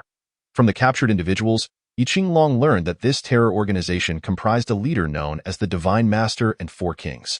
The assassins were under the purview of the Southern King, who had trained them from childhood to execute assassination missions. This individual possessed limited knowledge but offered a crucial lead. The 4 Kings managed different territories, with the Southern King specializing in the cultivation of assassins, while the others might be engaged in unspeakable activities. Just as Yi Qinglong was about to press for more information, a swarm of mysterious figures stormed the police station, executing the captured assassins before taking their own lives, a spectacle akin to a death wish. This shocking scene left everyone in utter disbelief, especially as evidence storage was consumed by a raging fire. The chief, infuriated, ordered a citywide lockdown to apprehend the true culprits behind these events. The following day, a group of over 10 individuals, all prominent figures, arrived at the police station to confess, claiming responsibility for all the deeds.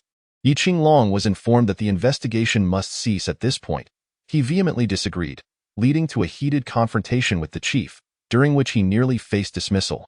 From that moment on, Yi Qinglong became increasingly disillusioned. Although he continued to approach cases with diligence, his fervor had waned significantly. This incident became a thorn in his heart. Despite the current malevolence exhibited by the Grim Reaper, it paled in comparison to the prior events. Now, with the reappearance of the Divine Organization and its connection to the Grim Reaper, Yi Qinglong felt a renewed sense of purpose, determined to unearth this terror group. He suspected that the Grim Reaper's actions and crimes were intrinsically linked to the Divine Organization. In the Special Investigation Team's office, as Yi Qinglong recounted his narrative, the others were left aghast. The incident in Kyoto had shocked the nation, becoming common knowledge. Yet none had anticipated such underlying intricacies. Zhao Weihai was the first to speak up. This time, I support you. We must not only uproot this organization, but also bring the Grim Reaper to justice. Such a terror organization transcended mere fear. It was utterly deranged. They had audaciously bombed a police station, a first of its kind. Wei Qinglong gazed at his colleagues, awaiting their responses.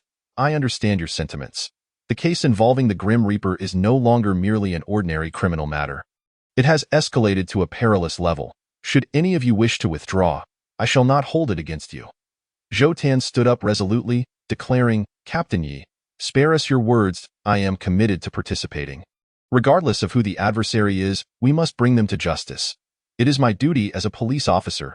Indeed, I concurred. I shall continue to fight alongside all of you. Zheng Xiao subsequently affirmed. Yang Ku smiled, saying, the Divine Organization was initially a case we pursued together. It is not merely a thorn in your side. It is mine as well. Yi Qinglong's eyes glistened with emotion. Let us strive together to eradicate these criminals and restore a clear sky for the people.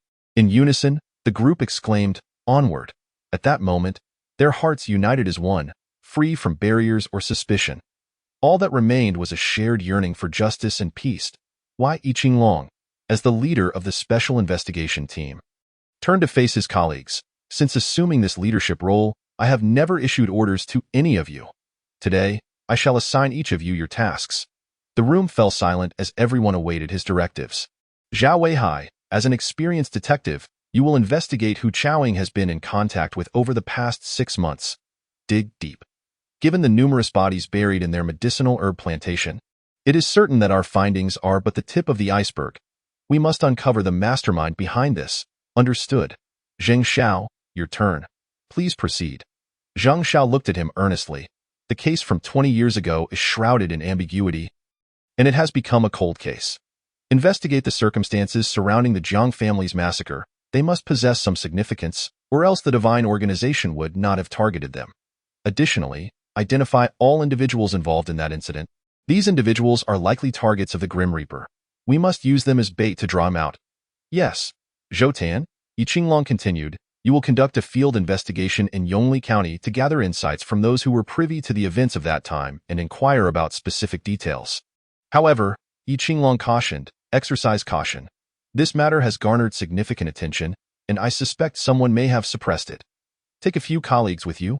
Affirmative. Qin Chuan, Yi Qinglong addressed, you are now the dedicated forensic expert for our team. Although you assist other units, you are primarily with us. I need you to liaise with the Maritime Rescue Team to ascertain any findings they may have uncovered while recovering Zhang Hai's son. Zhang Qin, ideally, conduct a site visit. If necessary, I will coordinate with the rescue team to revisit the drop site for another recovery. Qin Chuan nodded in acknowledgement. Wei Qinglong addressed the group, clasping his hands together. I entrust this to all of you. Yang Ku, with a hint of confusion, asked, what about me? What will I do? You will accompany me to Mingqi Medicinal Company tomorrow for another inspection. I have a nagging suspicion about discrepancies in their accounts. Bring along a few professional accountants. We shall conduct an on-site audit. Yi Qinglong suddenly slammed his hand on the table, producing a resounding thud. Lize was momentarily paralyzed with fear. He had never anticipated that the opposing side would possess firearms. Chapter 51. Next, please welcome the next deceased. Just as he was discovered, had he not swiftly evaded, a bullet would have pierced through him. After securing the necessary evidence, Lize swiftly fled. After navigating a series of twists and turns, he finally managed to shake off his pursuers. Hiding in a thicket, he gasped for breath, warily glancing around to confirm he was alone before exhaling in relief. Damn it, that scoundrel Grim Reaper has set me up. Lize cursed in frustration. Suddenly, recalling the previous incident, he muttered, damn it, he's done this to me twice now. A wave of dread washed over him. Ever since Lize had eavesdropped on their delivery plans while masquerading as a corpse in the morgue, he had been waiting in the shadows, tailing them to the docks. He had witnessed the transaction firsthand and recorded the entire event with his camera. Just as he decided it was time to withdraw, a beeping sound emanated from the opposing side. One individual brandished a signal detector, pointing it in Lize's direction. That moment, an ominous realization struck Lize, prompting him to flee in haste. As he made a sharp turn, the sound of a gunshot rang out. sending a wave of terror coursing through him. Although he was a private investigator, he had never before had a firearm aimed at him. In that instant, Li Zhe wished he had 4 legs, exerting every ounce of strength to escape. Even the ordinary act of watching short videos for parkour tips proved useful, as he nimbly scaled walls and roofs. Finally shedding his pursuer, Li Zhe traversed several concealed paths, and only after ensuring the crisis was averted did he leisurely make his way back home. The next morning, Shangguan Xiangyong rose as usual at dawn, freshened up and set out for a run in the park. The weather that day was dreary, with heavy clouds looming ominously, indicating that rain was imminent. A woman lamented, "Look at the sky outside. It's about to rain. And you still intend to go for a run? You're becoming more muddled as you age." Shangguan Xiangyong, donning his hat, replied, "Good habits must be maintained, AT69. I'm in good health and have never set foot in a hospital, such is the reward of a healthy body. I suggest you join me for a run and exercise as well." The woman, busy preparing breakfast, did not look up and retorted, "Me? Who would cook then? Will you do it?" Shangguan Xiangyong fell silent. He couldn't cook. Muttering a farewell before stepping out, the early morning in Cuizhu Park was not yet crowded. Clusters of elderly individuals either practiced Tai Chi or engaged in gentle stretches. The rising dawn gently filtered through the bamboo grove, casting dappled shadows on the ground. As a regular patron of Cuizhu Park, Shangguan Xiangyong was well known among the locals. Every passerby greeted him enthusiastically. "Old Shangguan, back for a run? You're looking quite spry." Shangguan Xiangyong chuckled heartily in response, doing well. It's all thanks to regular exercise." After 2 laps, he transitioned from running to walking, gradually acclimating to the exertion. Breathless, he settled beside the park's fountain. Wiping the sweat from his brow with a towel he always carried in the center of the fountain stood a massive stone, reputed to have been purchased at great expense. Time and rain had shaped it to resemble a towering bamboo stalk. A gentle breeze wafted through, bringing a refreshing chill, prompting Shangguan Xiangyong to shiver as he glanced skyward.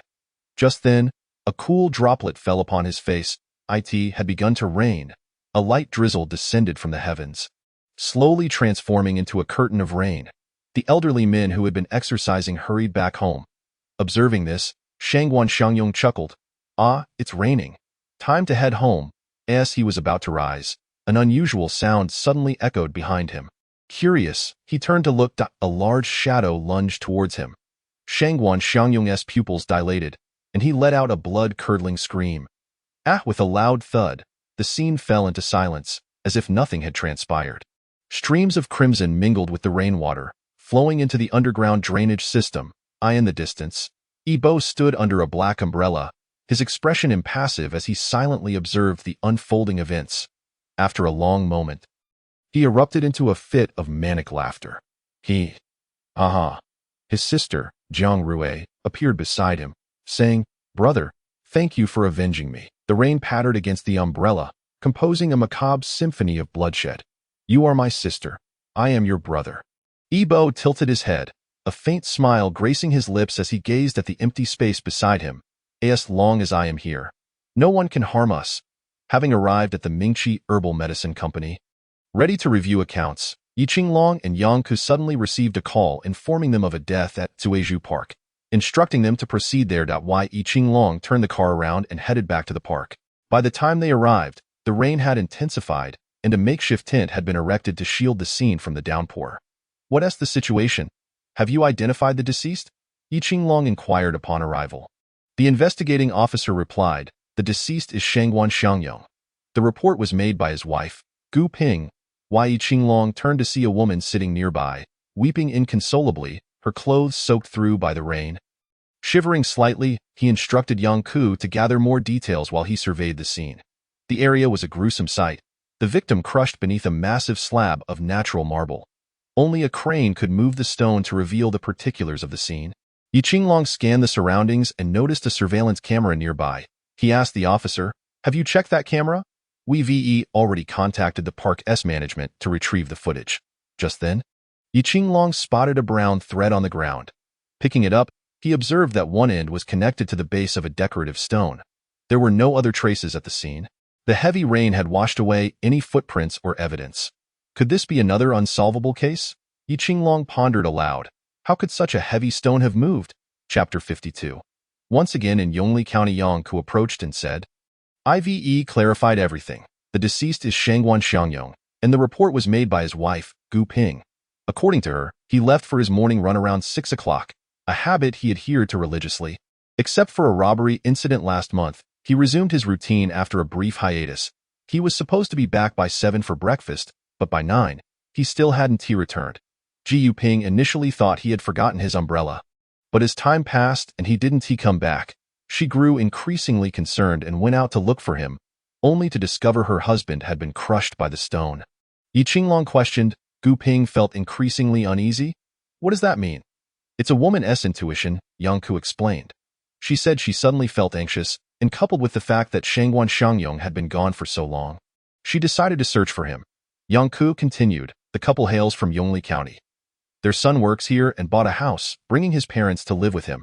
Upon hearing Yongli County, Yi Qinglong's heart sank, and he rushed to Gu Ping. Ma'am, I am Yi Qinglong, the leader of the special investigation team. Are you and the deceased from Yongli County? Gu Ping nodded through her tears, her voice choked with emotion. Yes, my husband and I are from Yongli County. Our son brought us here to live. Then, ma'am, do you know about the Zhang family massacre that occurred 20 years ago in Yongli County? Gu Ping was taken aback. Does this have anything to do with my husband's death? How do you know he was murdered? At this, Gu Ping's emotions flared, and she shouted at Yi Qinglong. Such a massive stone has stood for years without toppling. Why did it fall now, just when my husband was sitting here? This must be murder. Someone has deliberately killed him. She dropped to her knees, weeping. Officer, you must catch the murderer to avenge my husband. He may not have done anything particularly good in life, but he never did anything bad either. He was just an honest man. How could he have been killed? Yi Qinglong quickly helped Gu Ping to her feet. While Yang Ku reassured her, ma'am, rest assured, we will apprehend the culprit and provide you and your family with answers. Why? Yi Qinglong continued. Ma'am, do you remember the Zhang family massacre from 20 years ago? Gu Ping pondered for a moment before nodding. I remember, but it's been so long that I can't recall the specifics. Yang Ku produced paper and pen. No worries, ma'am. Just tell us whatever you can remember. The Zhang family was quite prominent in Yongli County. They were wealthy and kind to others. My husband was a kindergarten principal, and one of the Zhang family's daughters attended his school. I recall an occasion when the girl's parent came to pick her up and chatted with my husband. They were pleasant, and I believe they even mentioned donating to improve the kindergarten's facilities. As Yang Ku listened and took notes, he asked, do you remember what they discussed, or the little girl's name?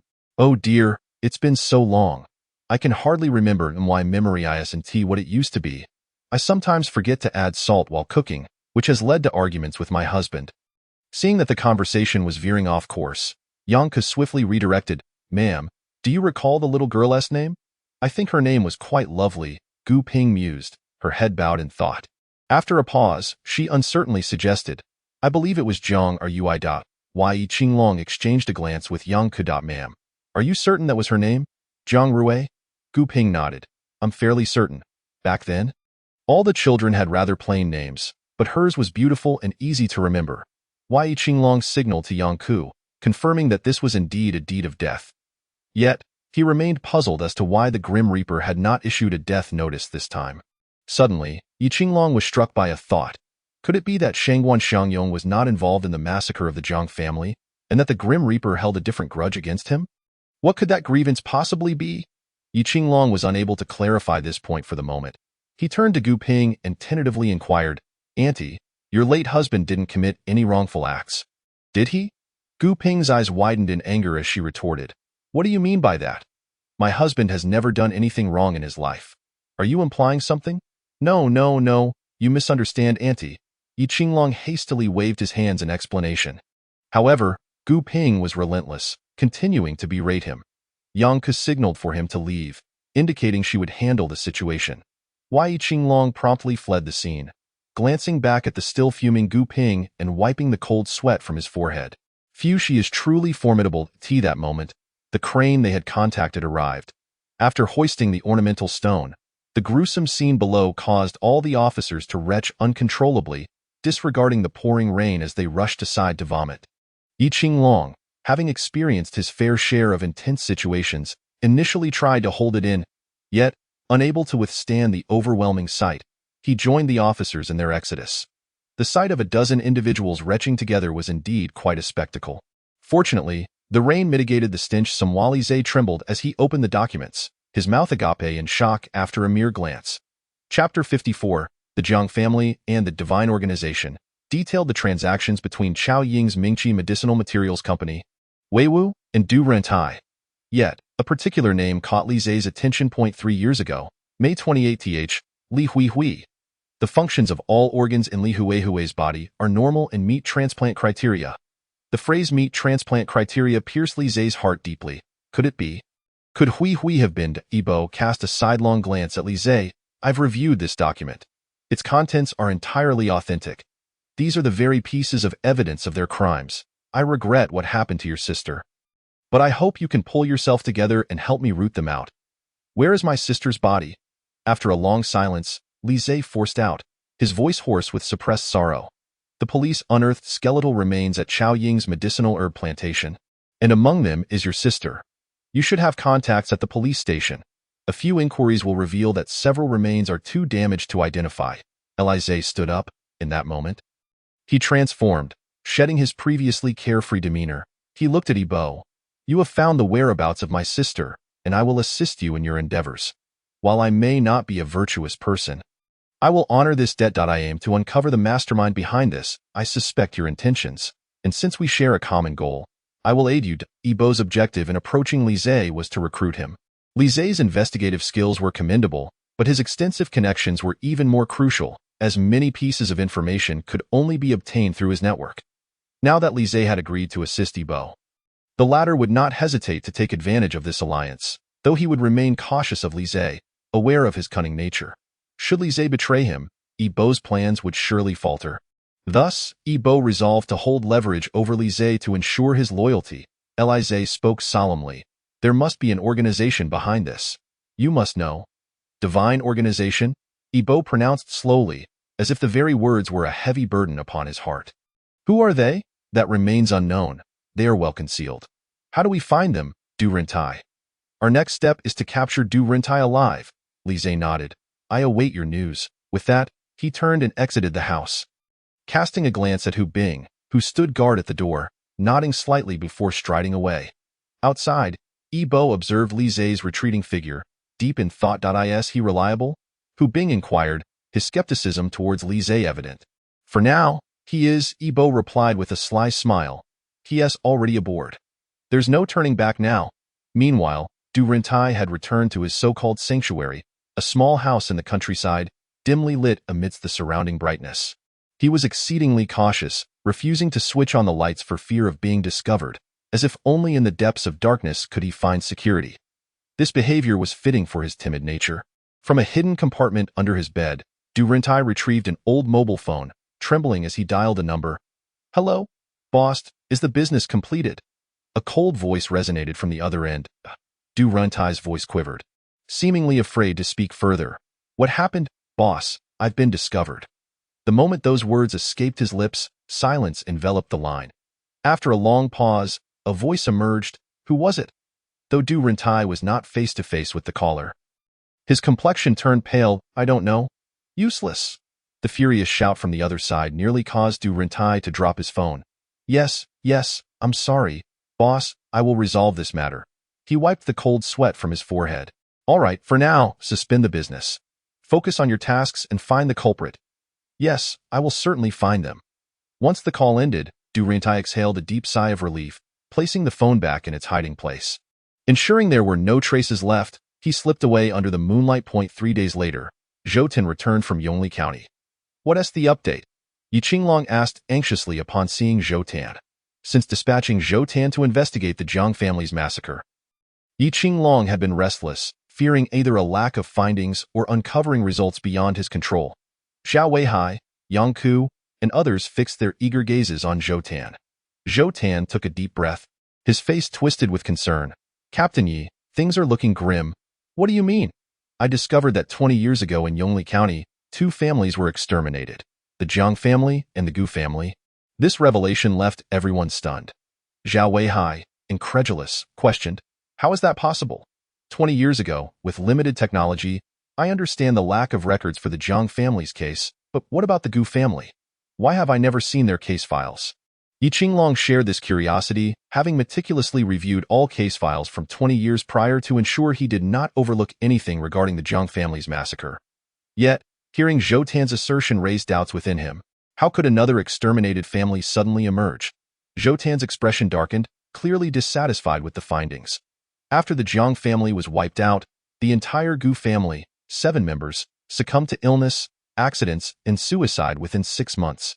In that brief span, all 7 perished and 1 elder, who survived a car accident with only a concussion, also mysteriously died half a month later. Why Yi Qinglong pressed, and the case files? Why was the county police station silent on this matter? The officers handling the case all died unexpectedly, Zhou Tan replied, his expression grim. Additionally, the case was suppressed by the county police chief, who died in an accident the following year. This case has effectively left no witnesses. My ability to uncover this information is sheer coincidence. The office fell into a heavy silence, all present wearing somber expressions. Why Yi Qinglong was nearly certain this was the handiwork of the divine organization. However, it appeared they had eradicated all potential witnesses. Suddenly, Yi Qinglong declared, there must be individuals in Yongli County who are aware of these events. You learned this from local residents, didn't you? We can start our inquiries there. Zhou Tan shook his head. That won't work. With the Jiang and Gu family's extermination, the police chief's death, and the subsequent deaths of the officers involved, anyone with even a modicum of awareness would realize something is terribly amiss. Consequently, the locals have chosen silence, fearing trouble. Zhou Tan continued, his eyes reflecting deep apprehension. The elder I managed to find took considerable persuading before he divulged any information. Yet, the very next day, he was discovered hanging in his home. Chapter 55. No progress. The group was left in stunned silence, unable to comprehend the nature of such a terrifying organization, one that operated with such impunity. The office remained still enough that one could hear a pin drop as they processed Zhou Tan's harrowing revelations. They had encountered dark facets of society before, yet the sheer depth of this darkness was unprecedented. Why Yi Qinglong and Yang Ku, however, remained unflinching, accustomed to such horrors, as it was not their first encounter with such malevolence. The others turned their gaze toward Yi Qinglong, their expressions imbued with inquiry. Captain Yi, what is your decision? What shall we do next? Yi Qinglong understood the gravity of the situation. The hidden conspiracy was staggering, with implications that could involve high-ranking officials. A misstep could bring disaster to the entire Pingjin city and perhaps even shock the nation. Yet, the divine organization remained a thorn in Yi Qinglong's side. Unless he eliminated this thorn, his future would surely be fraught with unease. Yang Ku, sensing Yi Qinglong's trepidation, looked at him with gentle eyes and said softly, "Do not feel burdened. We agreed to continue our investigation and expose the divine organization. You are not alone in this fight. You have us." The others nodded in affirmation, their gazes filled with support for Yi Qinglong. During this time, the public has become utterly convinced of Yi Qinglong's capabilities.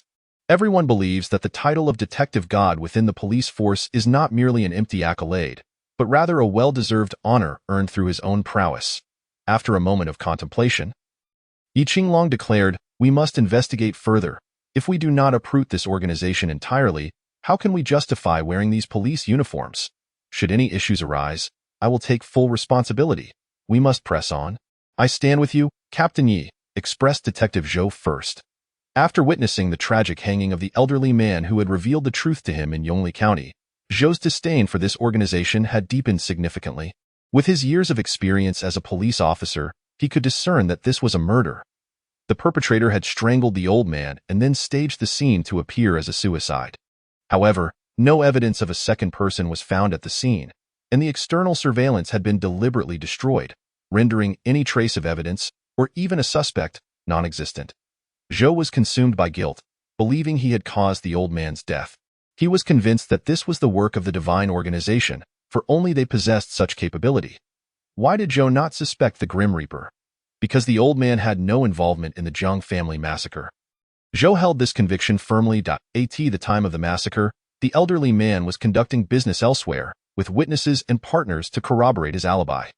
Zhou vowed to eradicate this organization, not only to avenge the old man but also for all those who had fallen victim to the divine organization. Following Zhou's declaration of support for Yi Qinglong, others soon echoed their commitment to a thorough investigation. They would not allow such a terrifying organization to exist in their country, if it meant driving them out to another nation.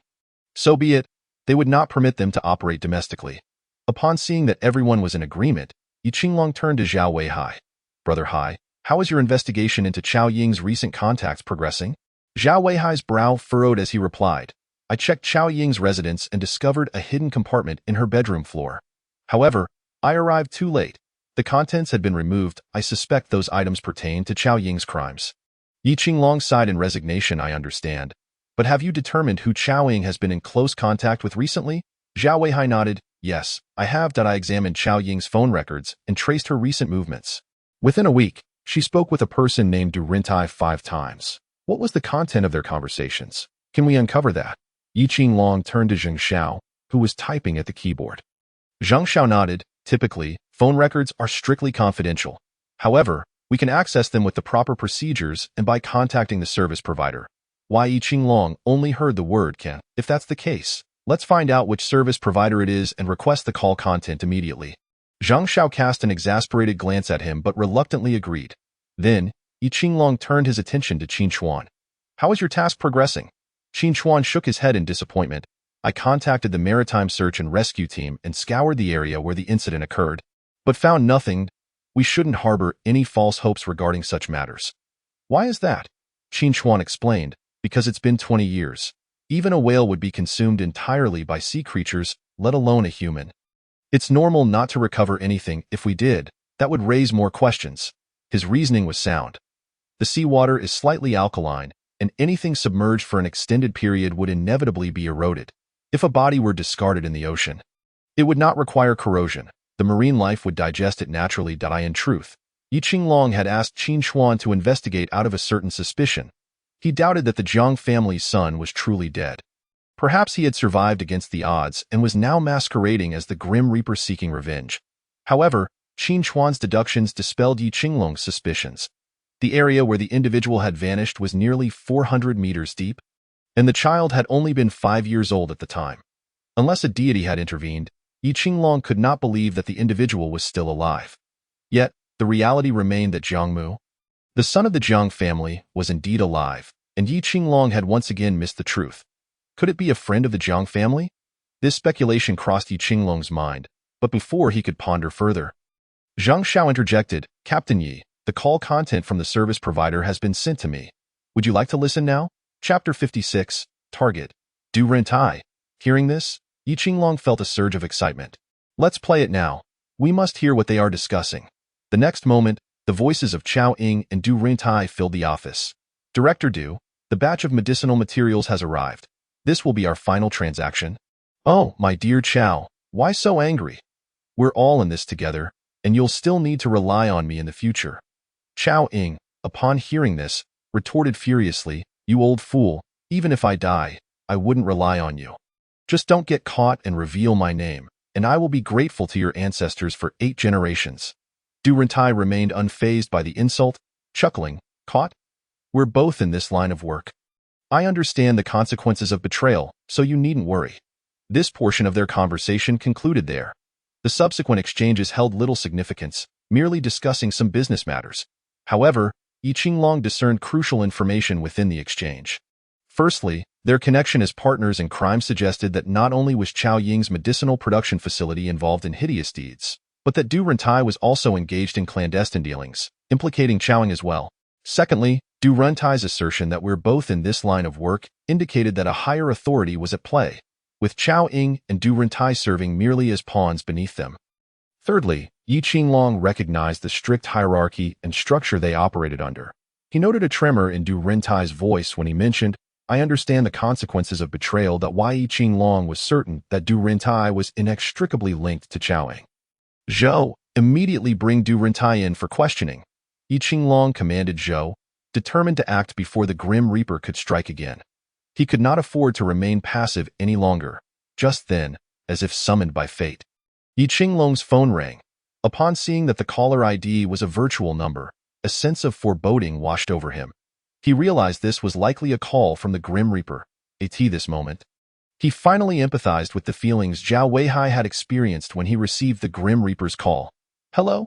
The mocking voice of the Grim Reaper resonated from the other end. "Captain Yi, long time no see." Yi Qinglong inquired in a low tone.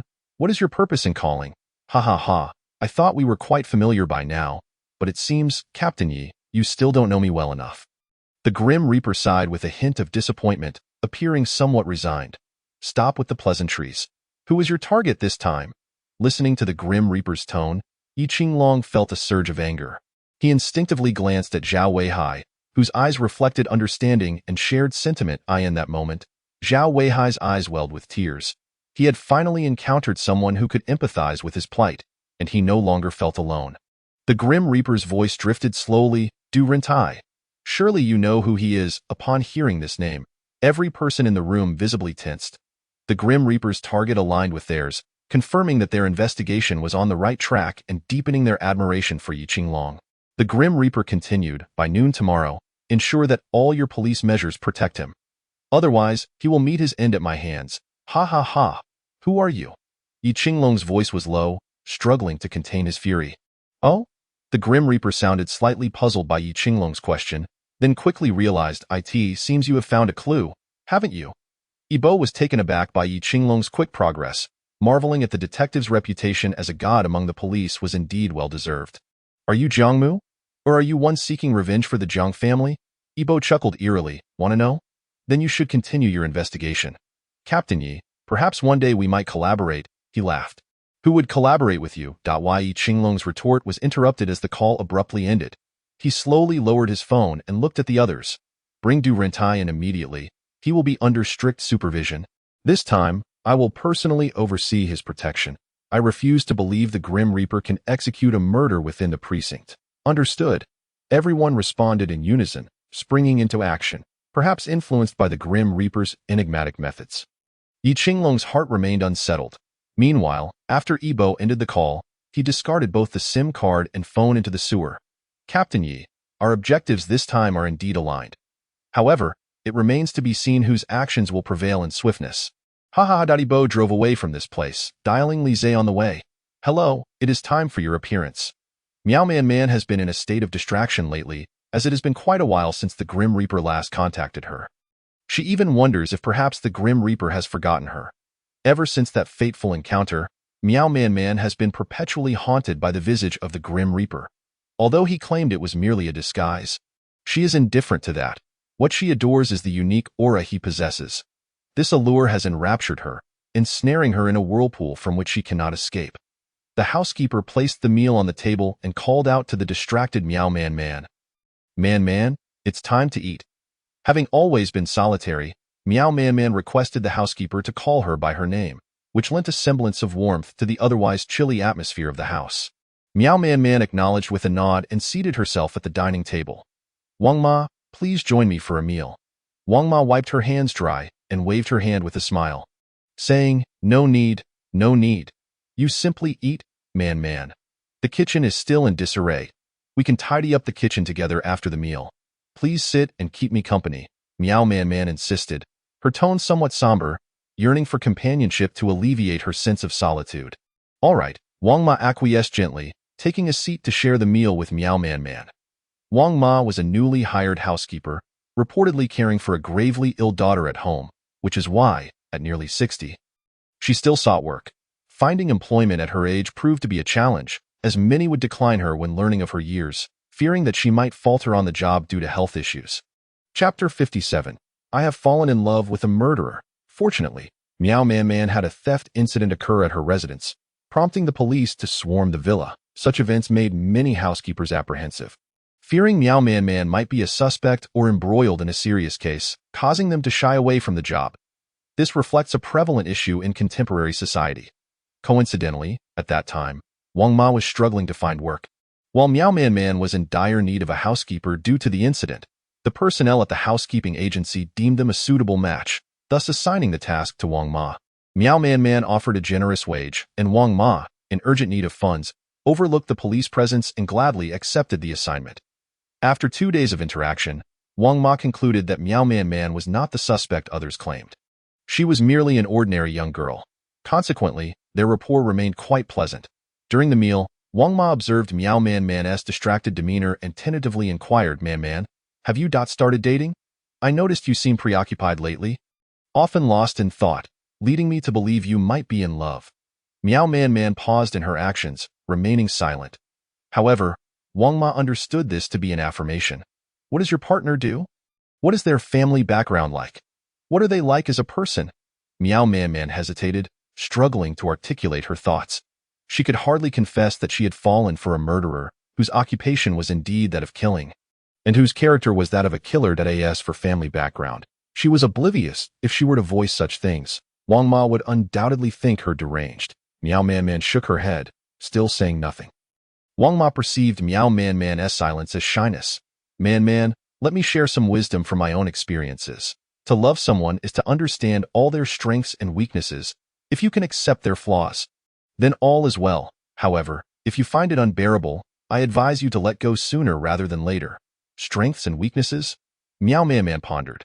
His strengths: charisma, good looks, empathy. As for weaknesses, does murder count as a flaw?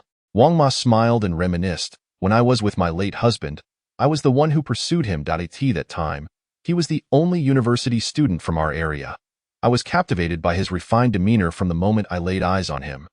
Yet, he had no feelings for me back then. So how did you end up together? Meow Man Man inquired. Well, after he graduated, he returned to the village to teach everyone about agricultural development. I secretly followed him. Observing his habits and his manner of speaking, Wang Ma recalled with a hint of nostalgia in her eyes. Then I staged a chance encounter. Having learned everything about him, we found common ground, and he grew fond of me. Alas, my husband passed away too soon. Otherwise, my daughter wouldn't have been struck by a car on her way to the hospital, leaving her in a vegetative state. As she spoke, tears welled in Wang Ma's eyes. I often wonder what sins I have committed in this life. I've never done anything grievous, just made one small mistake, yet it was never intentional. Meow Man Man was not particularly adept at offering comfort, so she silently handed Wang Ma a tissue. Tio know everything about him. Meow Man Man's mind echoed with this thought. Within the police station. Name, Du Rentai. Gender, male. Yi Qinglong regarded Du Rentai with a serious tone. Do you know why you have been brought here? Du Rentai queried, puzzled. Why? Officer, I am a good person. You cannot simply arrest me without cause. That is illegal. Zhou slammed his hand on the table, speaking sternly. Enough with the nonsense. We know the law better than you. I ask you, what is your relationship with Chao Ying? What relationship? You mean the Chao from Mingqi Medicinal Herbs Company? I have no relationship with her, officer. You are not wronging an innocent person, are you? Yang Ku observed Du Rentai's facial expressions intently. She noted that when Zhou mentioned Chao Ying, Du Rentai's brow slightly furrowed, and his jaw muscles visibly tensed, a clear sign of his anxiety. Yi Qinglong turned to Yang Ku, who nodded in affirmation. Yi Qinglong then addressed Du Rentai. To be frank, we have uncovered some illicit dealings between you and Chao Ying, which is why we have summoned you. Do you think we would arrest you without any evidence? Du Rentai exclaimed. Officer, this is slander. I will sue you. I certainly will. Silence, Zhou reprimanded.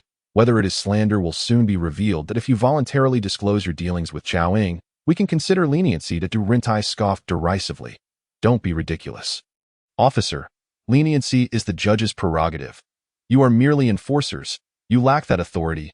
Besides, I have done nothing. What do you want me to confess? The only asset I own is a hospital, the largest in Pingjin City. Arresting me will inevitably tarnish the hospital's reputation. Will you police compensate me for the financial damages caused? Yi Qinglong smirked coldly. Do not divert the topic. Since you believe we are wronging you, allow me to enlighten you that we have received a death notice from the Grim Reaper. Can you guess who his next target is? Du Rentai's expression shifted, disbelief flashing in his eyes. Me? Heh, you're not entirely foolish. Yi Qinglong continued to press. Surely, you have heard that the Grim Reaper only targets those with heinous crimes. Furthermore, we have evidence indicating clandestine transactions between you and Chao Ying. Will you not speak the truth? If you do, we will ensure your safety. Facing the court may grant you a chance at survival, but with the Grim Reaper, you won't even have a chance to live. At that moment, Zhang Xiao rushed in, bursting through the interrogation room door. Captain Yi, this is bad. Yi Qinglong's expression tightened, sensing that trouble had arisen once again. He turned to Du Rentai, saying, ponder my words carefully, weigh the pros and cons. You are an intelligent person, You know how to make choices that will serve you best. I will return shortly. The three exited the interrogation room and entered the office, gazing at the screen displaying a video that had amassed hundreds of thousands of likes. Its popularity soaring at an astonishing rate, akin to a rocket launch. The footage clearly depicted Du Rentai engaging in a transaction at the port. Chapter 58. If soft measures fail, then resort to force. The transaction involved 5 hearts and 3 kidneys, and the promised payment must be received by tomorrow. The speaker was none other than Du Rentai. Wei Qinglong and the others immediately grasped the situation. Du Rentai was involved in organ trafficking. Bastard. Zhou Tan cursed, ready to storm into the interrogation room to give Du Rentai a beating. Wei Qinglong stopped him. Wait, this must be a trap set by the Grim Reaper. Turning to Zhang Xiao, he said, contact the platform immediately and have this type of video taken down to minimize the turmoil. Zhang Xiao shook his head. It's futile. Team Leader Yi. The video has already made it to the trending list. Even if we take it down now, it won't matter much. It must still be removed. We absolutely cannot allow this video to continue spreading. Yi Qinglong asserted with a stern tone. Understood. Wei Qinglong then instructed Zhou Tan. Investigate at once and uncover every crime committed by Du Rentai. Not a single one should escape scrutiny. Yes. Inside the interrogation room, Du Rentai's expression fluctuated between dark and light. He was acutely aware that the police could not possibly use the matter of the Grim Reaper to trick him. For if they did, it would imply that the police were, in some sense, colluding with the Grim Reaper. As a high-ranking figure in society, Du Rentai was privy to many things unknown to the ordinary populace. For instance, 2 months prior, there had been a death within the police department, and it was at the hands of the Grim Reaper. This event had reached Du Rentai on the very day it occurred. Thus, he held no belief in the police's claims of ensuring his safety. Upon realizing he had become a target of the Grim Reaper, fear began to creep into Du Rentai's heart. The notoriety of the Grim Reaper had embedded itself deeply within him, and his organization had also listed the Grim Reaper among those to be eliminated. This was not merely due to the Grim Reaper having killed Chowing. The organization sought vengeance for the events concerning the Jiang family 2 decades ago. The command to annihilate the Jiang family had originally come from the leader of the organization. Although those executing the order did not comprehend the reasons behind it, they adhered to their principles of obedience. Even if the higher-ups commanded them to eliminate an innocent, helpless individual, they would do so without hesitation. Bang! The interrogation room door was forcefully flung open, the doorframe crashing against the adjacent wall with a thunderous sound. Startling Du Rentai, whose nerves were already taut, he looked up to see Yi Qinglong and Yang Ku entering with grim expressions. You? After Yi Qinglong took a seat, he remained silent, staring intently at Du Rentai. Yet, the more silent he was, the heavier Du Rentai's anxiety became. At that moment, it felt as though a colossal weight pressed upon his chest, nearly suffocating him. Du Rentai, trafficking in human organs? You truly are a healer of the world. Aren't you? Yi Qinglong's voice was dark, yet it carried an unmistakable undertone of malice. How do you know? Du Rentai exclaimed in shock. Suddenly, he recalled the figure who had fled that night. Could that person have been sent by you? Yi Qinglong and Yang Ku exchanged glances. The former's expression remained unchanged as he continued with Du Rentai's line of thought. If you want to keep a secret, you must not do anything wrong. You think you've been discreet, but in reality, if we wish to investigate, we will always uncover some clues. Now, confess the details of your actions. Yang Ku opened her notebook, ready to record Du Rentai's words. However, to her surprise, Du Rentai began to chuckle. You're trying to trick me again, officer. Please, spare me these tedious games. I know nothing, and no matter what you ask, I know nothing. Seeing that Du Rentai remained unyielding, Yi Qinglong chose not to waste words and played the recorded segment of the investigation. Du Rentai's face changed instantly, only to revert to its previous state shortly after. When the recording concluded, Yi Qinglong sneered, Now, speak up. I certainly do not believe you are innocent, but if you willingly confess your crimes, we will appeal to the court for leniency on your behalf. Officer, I truly do not know what you are talking about. Moreover, even if you believe I am guilty, you must provide evidence. You cannot wrongfully accuse me. Yang Ku chuckled softly. Du Rentai, do you truly believe that the divine organization can protect you? Upon hearing the term divine organization, Du Rentai's expression shifted dramatically, filled with shock. What are you saying? I do not understand. Before us, you need not play coy nor pretend to be ignorant. We know far more than you realize. Yangku brushed a strand of hair behind her ear and continued to gaze at Du Rentai. Why bother? What? Du Rentai was momentarily perplexed by Yangku's statement. Meanwhile, Yi Qinglong lit a cigarette and took a deep breath. You are merely an outer member. After all, is it worth all this effort to serve the divine organization? Yangku picked up the thread of conversation. Or do you believe you are indispensable to the divine organization? If you were so important, then why did your organization remain inactive when Chao Ying died? This line of questioning caused Du Rentai to waver. 5 days after Chao Ying's death, he had begun to feel suspicious. Why was there no reaction from the organization?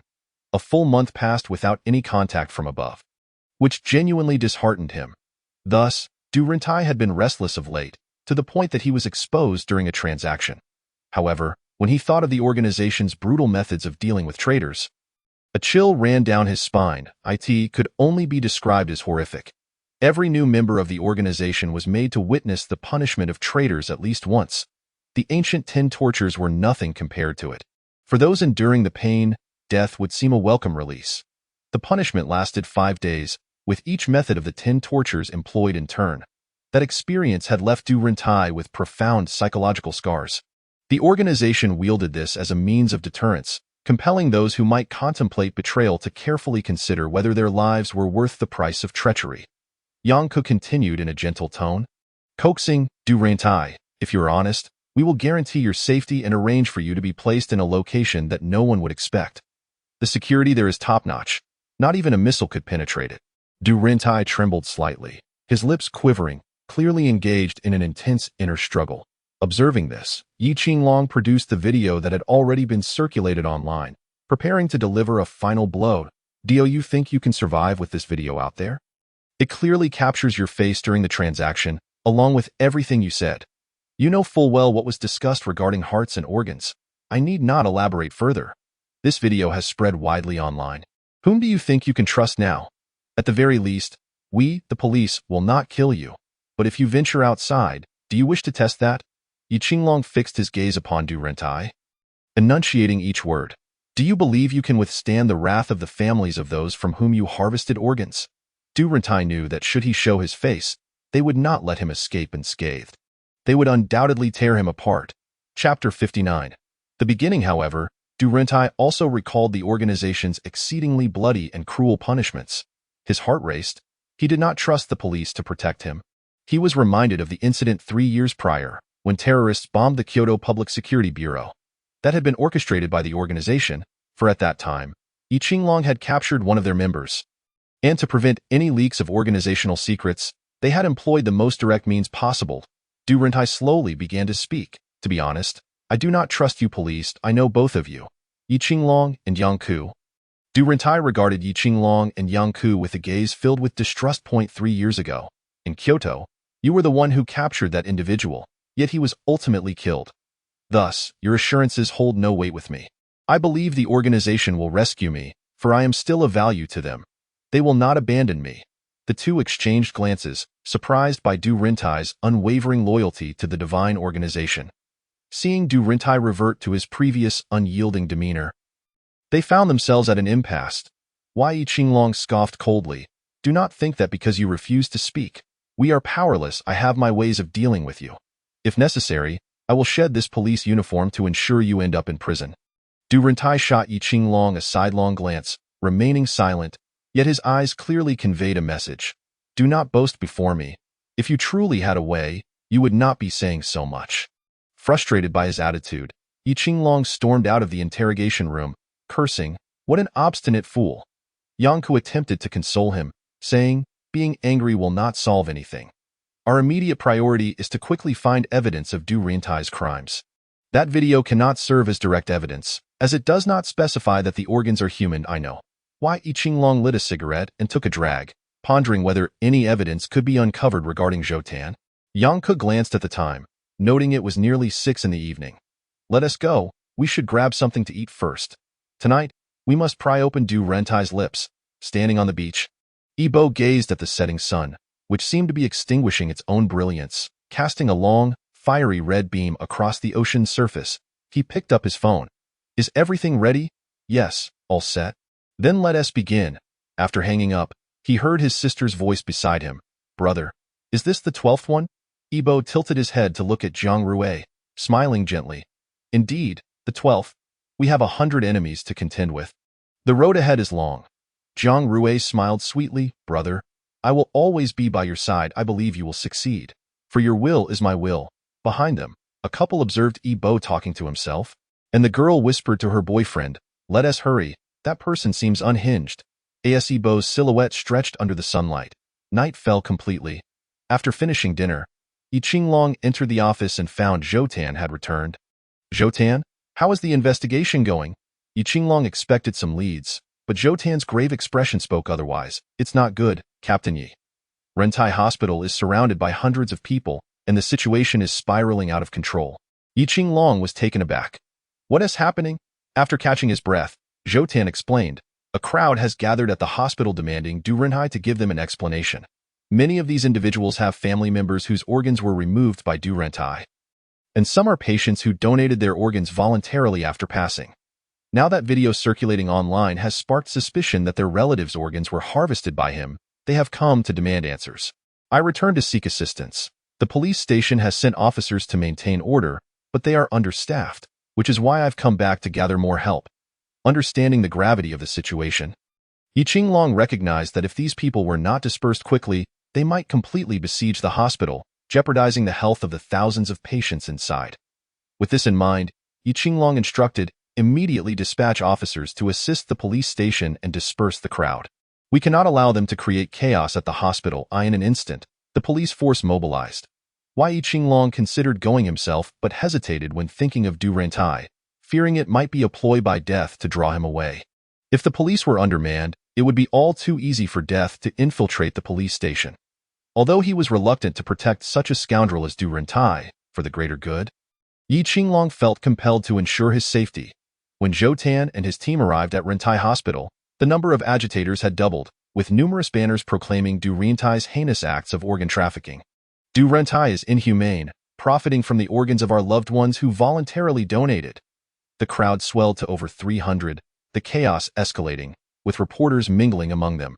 Zhou Tan took to a megaphone, urging calm. However, his words fell on deaf ears. Any aggressive stance would irrevocably tarnish the police's image. Everyone, please calm down and listen to me.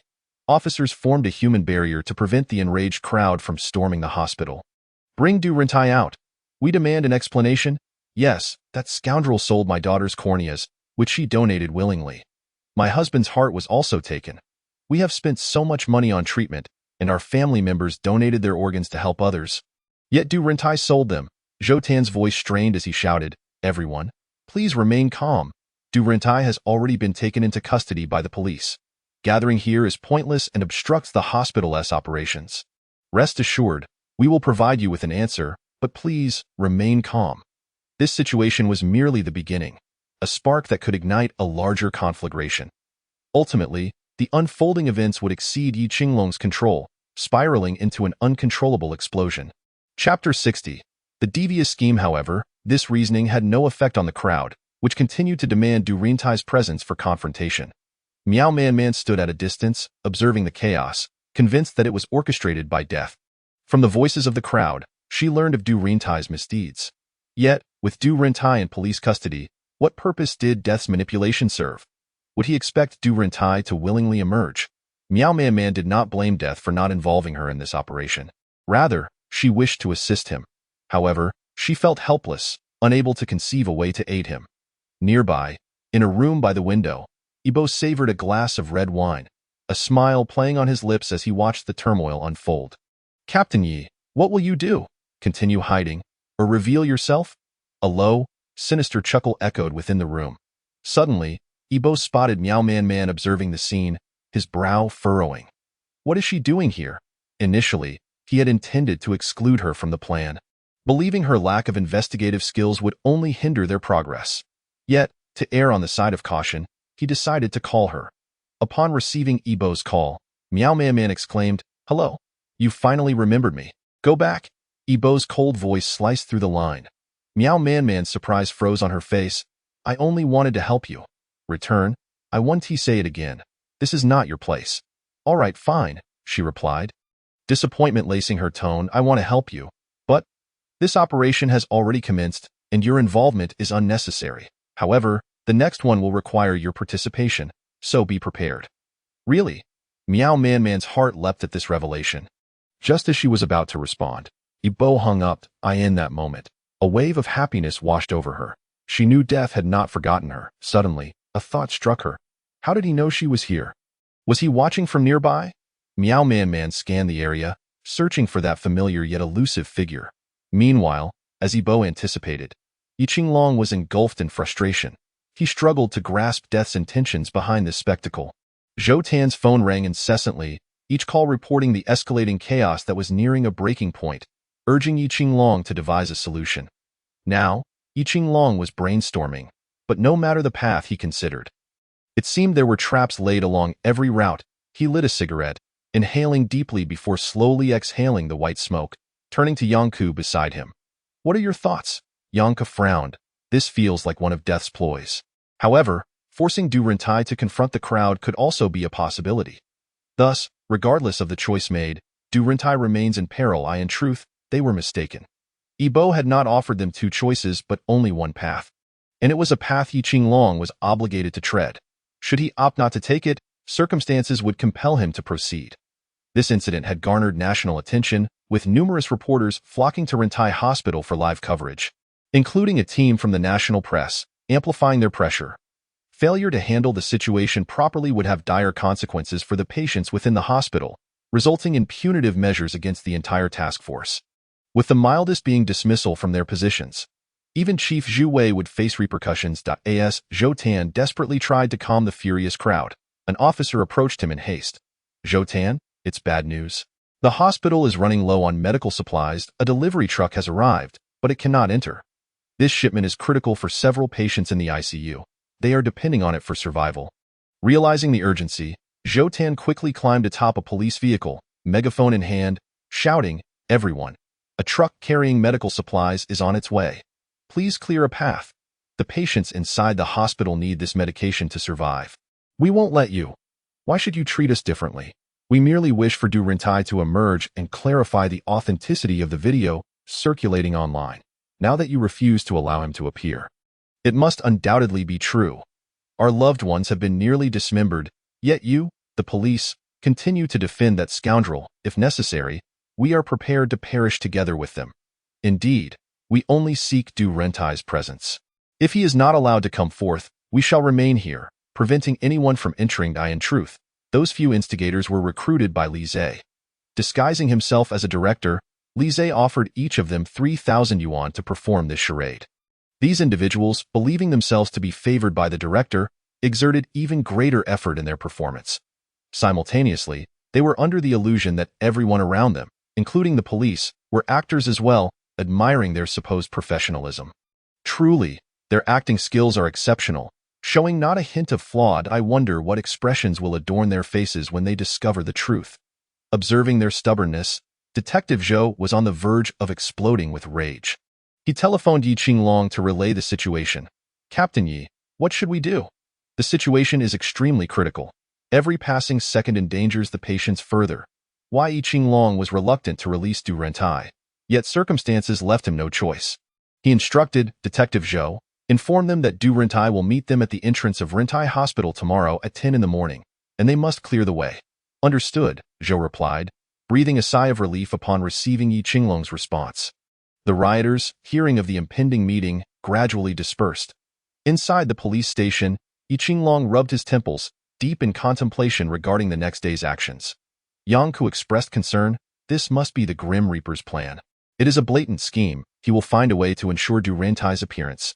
Indeed, Yiqing Long replied with a bitter smile. "We are fully aware that this is a trap, yet we have no choice but to walk into it. Even if Detective Zhou had not called, I would have opted for compromise. Otherwise, allowing the situation to escalate would lead to even greater chaos." Chapter 61. Du Rentai's unusual behavior. The chief's orders had attracted the attention of provincial leaders, who demanded a swift resolution to the matter. Otherwise, Chief Chu Wei's position would be at stake. With the emergence of this news, the crowd gathered at the hospital's entrance fell silent. The patients fighting for their lives in the ICU were spared. All focus turned to the following morning at 10 o'clock. Many journalists, unwilling to leave, settled on the ground outside the hospital, eager to secure a prime position for the next day. Ibo observed the unfolding situation from above, a smug smile spreading across his face. Captain Yi, ultimately, you will have to follow the path I have laid out for you. Tomorrow, you will be even more astonished. Ha ha ha ha. After a long night of waiting. As the crowd held its breath, police cars roared from the station towards Rentai Hospital. As the police vehicles ignited their engines, those stationed at the police station swiftly informed the reporters waiting at the hospital. The journalists, energized by the news, buzzed with excitement, eagerly anticipating the unfolding events. Ibo adjusted his attire, leisurely finishing his breakfast before dialing a number. Let the show begin. Understood. A large crowd had gathered at the hospital entrance early on, with 80% being family members of the victims seeking answers, while the remaining 20% comprised actors and journalists. With a creak, police cars came to a halt at the entrance of Rentai Hospital. The doors swung open, and Yi Qinglong emerged first, surveying the environment with a piercing gaze that cut through the crowd. Many averted their eyes, awestruck by his intensity. Not noticing anything amiss, he gestured for the passengers in the back seat to disembark. Zhao Weihai and Detective Zhou exited in succession, flanking Du Rentai, whose hands were shackled with silver bracelets. This precaution was taken to prevent him from fleeing amidst the chaos. After all, when one runs, the arms naturally swing to enhance speed. However, with his hands restrained, his agility would be significantly hampered. Additionally, Yi Qinglong had covertly positioned numerous plainclothes officers around the hospital, ready to act at his command should anything go awry. Snipers had also been stationed at elevated points to thwart any potential threats to Du Rentai from the Grim Reaper, whom Yi Qinglong was certain was lurking among the crowd, waiting for the opportune moment to strike. Upon seeing Du Rentai, the enraged crowd surged forward, their frenzy akin to wolves spotting their prey, their eyes ablaze with fury. Fortunately, the surrounding officers managed to shield him from the mob. Du Rentai, did you sell our loved one's organs? Du Rentai, you are not human. You are a beast, lower than livestock. Du Rentai, speak. Why are you silent? Unbeknownst to all, since his disembarkation, Du Rentai had kept his head bowed, remaining utterly silent. Yi Qinglong whispered to him. Follow the instructions I gave you last night. Remain quiet and calm these people. I assure you of your safety. Yet the click of cameras seemed to awaken an ancient beast within Du Rentai, causing him to tremble and gaze vacantly at the crowd before him. Yang Ku, noticing his demeanor, questioned, Du Rentai, what is wrong? Suddenly, Du Rentai broke into a chilling laugh. You fools! At this utterance, an eerie silence enveloped the area. Yi Qinglong and the others widened their eyes in disbelief. Du Rentai, what are you saying? Shut your mouth immediately. But Du Rentai paid no heed to Yi Qinglong's command, continuing unabated. You fools, your loved one's organs were sold by me. So what? They are dead. Should they not realize their final worth? It was I who enabled them to fulfill their value in their last moments. They should be grateful to me. You are all unaware? But a pristine heart can fetch millions, perhaps even more. You ignorant souls, upon their deaths, you only know to cremate them, failing to see their worth. Thus, you shall remain impoverished for life. Ha ha ha, I have devoted my life to saving others. I do this for their salvation. Not only have I saved lives using their organs, but I have also profited. What is there not to rejoice in? Ha ha ha. The crowd stood in stunned silence. And Yi Qinglong was equally taken aback. Have you lost your mind? He bellowed at Du Rentai. Are you mad? What nonsense are you spouting? He could never have anticipated such an outcome.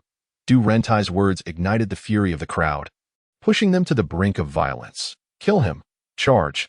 I shall flay this bastard alive. I will end his life. The infuriated mob surged forward, disregarding the presence of police, their faces twisted in rage, as if they intended to devour Du Rentai whole. The protective barrier formed by the officers was swiftly shattered by the onslaught. Yi Qinglong urgently grasped Du Rentai and urged everyone to flee. They could not afford to attack ordinary citizens. Their only option was to escape. However, the crowd surged from all directions, making it impossible to break free. They were quickly scattered. At that moment, Du Rentai regained his senses, his face pale with realization. What have I just said? As he surveyed the encroaching throng, two words echoed in his mind. It's over. Just then, a car blared its horn, crashing through the crowd. The door swung open, and upon seeing Qin Chuan, Yi Qinglong shouted. Hurry, take Du Rentai away. Without wasting words, Qin Xuan waved at Du Rentai. Quickly, get in the car. I will get you out of here. Once Du Rentai climbed into the vehicle, Qin Xuan's adept driving skillfully navigated through the crowd, swiftly escaping the chaos. Seeing Du Rentai safely depart, Yi Qinglong finally felt relief. Chapter 62. Is it reality or performance? The dark organization emerges. Upon realizing they had failed to catch Du Rentai, the crowd redirected their fury towards the police present. Bang! Bang! Bang! The sound of 3 gunshots instantly restored some semblance of rationality to the enraged crowd. Everyone, calm down. The police will provide you with an explanation regarding this matter. However, should I see anyone assaulting an officer, I will have you all arrested and detained for 10 days to half a month to reflect on your actions. Yi Qinglong was a man of his word. If these individuals did not regain their composure, he would not hesitate to escort them all back to the police station. Among them, several were visibly unsettled. Having just heard gunshots, a bald man whispered, "Are you really the police?" Yi Qinglong turned to the bald man, perplexed by his inquiry. After all, the commotion had garnered the attention of the entire Pingjin city and even had national implications. It was astonishing that this bald man still questioned their legitimacy as law enforcement. What do you want to ask? Yi Qinglong glared at the bald man, who had been the most vocal earlier, and Yi Qinglong had almost believed that his relative's organs had indeed been sold by Du Rentai. Thus he had not reproached him too harshly, however. This question from the bald man piqued Yi Qinglong's suspicion. The bald man, eyes wide with disbelief, murmured, "Are you really the police? Not actors?" In an instant, Yi Qinglong realized this might be another ploy of the Grim Reaper. He swiftly approached the bald man, gripping his collar with fury, demanding, "What do you mean? Speak clearly." The bald man stammered, glancing at Yang Ku, Zhao Weihai, Zhou Tan, and the others who had gathered around him, their scrutinizing gazes amplifying his anxiety. He inwardly cursed the director. "It's not my fault. Someone claimed to be the director and said they recognized my talent. They offered me money to come and act I don't know anything. It's not my fault." The bald man crouched down, cradling his head in despair. "I genuinely thought this was just a group performing. I even praised your acting skills." Yi Qinglong, infuriated, felt his composure shatter at the bald man's words. He turned to the nearby officer and ordered, "Take him back for interrogation. We need to clarify the sequence of events." The officer complied, handcuffing the bald man and leading him to the police vehicle. Zhao Weihai approached and inquired, "Was it Qin Xuan who just took Du Rentai away?" Yi Qinglong nodded, "Indeed. Fortunately he arrived. Otherwise, we would have been at a loss." Strange, Zhao Weihai pondered, gazing in the direction where Qin Xuan had driven off. "When did Qin Xuan get a car? I had no idea." "What did you say?" Yi Qinglong abruptly turned to him. "I said, when did Qin Xuan get a car? What's wrong?" A sense of foreboding surged within Yi Qinglong as he recalled how adept the Grim Reaper was at disguise. Could it be that the Qin Xuan who left was not the real Qin Xuan? Yang Ku suddenly grasped this notion and dialed Qin Xuan's number. "Hello, Officer Yang. Have you finished over there?" Yang Ku asked anxiously. "Qin Xuan, where are you now? What are you doing?" On the other end, Qin Xuan replied, "What is going on? I'm performing an autopsy. A body from a car accident arrived this morning. And I just started." Upon hearing this, Yang Ku's expression shifted dramatically, and she hung up the phone. That person was not Qin Xuan. It was the Grim Reaper. The situation unfolded just as Yi Qinglong had anticipated. He hurriedly opened the car door. "Zhou Tan, contact the traffic police department immediately and trace that vehicle's route. It must be swift." After issuing the command, the car roared to life, speeding toward the direction the Grim Reaper had just taken. Within minutes, Zhou Tan relayed the current location of the vehicle to Yi Qinglong. Armed with this information, the car maneuvered through the chaotic traffic as if it were an extension of Yi Qinglong himself. Yang Ku had sensed something amiss since Du Rentai exited the vehicle. Now, her nerves were taut as the previously puzzling questions suddenly became clear. "It's hypnosis." "What?" Yi Qinglong asked, still focused on driving. "It's hypnosis. No wonder I sensed something was off when Du Rentai got out. His pupils were dilated, and his mental state was markedly different. He must have been hypnotized, revealing his innermost thoughts. But how did the Grim Reaper manage to hypnotize Du Rentai?" Yang Ku pondered, utterly perplexed, as she was certain there had been no suspicious elements along their route. Yet, Du Rentai had been hypnotized right under her nose, marking a significant dereliction of duty and a grave affront. Soon, Yi Qinglong drove into an underground parking garage of a residential complex and spotted the vehicle. He also noticed two bodies lying beside it, blood slowly pooling beneath them. Yi Qinglong and his partner drew their firearms. Cautiously scanning their surroundings before approaching, Yi Qinglong reached out to check the carotid pulses of the two individuals and shook his head at Yang Ku. They're already dead. Zhao Weihai and his team soon arrived. And upon seeing the bodies, he gasped, "Captain Yi, did you take down the Grim Reaper?" "It's too soon to determine if it was indeed the Grim Reaper," Yi Qinglong replied, his expression darkening. "We must locate the person in charge here and retrieve the surveillance footage from the underground garage and surrounding streets." The vehicle was fitted with a privacy film, rendering the interior invisible from the outside. Yi Qinglong donned gloves, inhaled deeply, and opened the car door. Instantly, a potent stench of blood blended with the scent of leather assaulted his senses, causing him to instinctively hold his breath. Inside the vehicle, blood was splattered everywhere. Du Rentai lay lifeless, his clothing soaked crimson. His eyes were wide open, and his mouth slightly ajar, suggesting he had died in torment. Yi Qinglong took a deep breath, striving to maintain his composure. He understood the gravity of this situation. If mishandled, it could lead to catastrophic consequences for everyone involved. Just then, Yang Ku exclaimed, "Yi Qinglong, come look." Her gaze was fixated on the two bodies outside, her eyes filled with shock. "What is it?" Yi Qinglong approached, and upon glancing at the corpses, he found himself unable to look away. This is, the blood oozing from the mouths of the two bodies was black and reeked intensely, clearly indicative of poisoning. One body bore a stab wound on its back, while the other had blood still trickling from its head. Most importantly, Yi Qinglong noticed the knives clutched in their hands. The blades were thin, standard short knives, yet they bore an engraving resembling a cloud pattern. Yi Qinglong and Yang Ku exchanged glances, slowly uttering the name, the Divine Organization, as soon as those three words escaped their lips. The atmosphere around them fell into a heavy silence. Chapter 63, Indirect Hypnosis. Zhao Weihai rushed over, incredulous as he beheld the two bodies on the ground. Could it be that the Divine Organization came to eliminate Du Rentai? Yi Qinglong's expression darkened as he slowly shook his head. No, perhaps they were not targeting Du Rentai, but rather Yi Qinglong's gaze shifted to the driver's seat of the vehicle, a mysterious glint in his eyes. They were after the Grim Reaper. Yang Ku, while examining the scene for clues, remarked, "Is it possible that the Grim Reaper has killed too many, prompting the Divine Organization to use Du Rentai as bait to lure him out, and then strike? It's conceivable, but now we face an almost insurmountable behemoth and an inscrutable Grim Reaper. Regardless of how difficult they may be to deal with, I must confront them."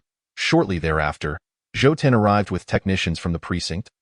Beginning the process of evidence collection in a nearby CAF, Ibo sipped his coffee with a mysterious smile, though his eyes radiated a chilling murderous intent. "The Divine Organization, now that you have sought me out, please do not withdraw midway. Otherwise, I shall annihilate you all." In that moment, Ibo resembled a true Grim Reaper, wielding a massive black scythe, ruthlessly slaughtering everyone in his path. Every passerby felt an involuntary shiver. A man clad in a black suit entered the CAF, glanced in Ibo's direction, and beckoned the waiter for a cup of coffee. He then took a seat directly across from Ibo. Unceremoniously, after a prolonged silence, he finally spoke, "Thank you for allowing me to exact my vengeance." The newcomer was Li Zaid. Ibo did not lift his head, asking, "Is everything taken care of? Do not provide any evidence to the police. Rest assured, I am a detective after all. I possess such skills." "Good." Ibo nodded slightly and fell silent again.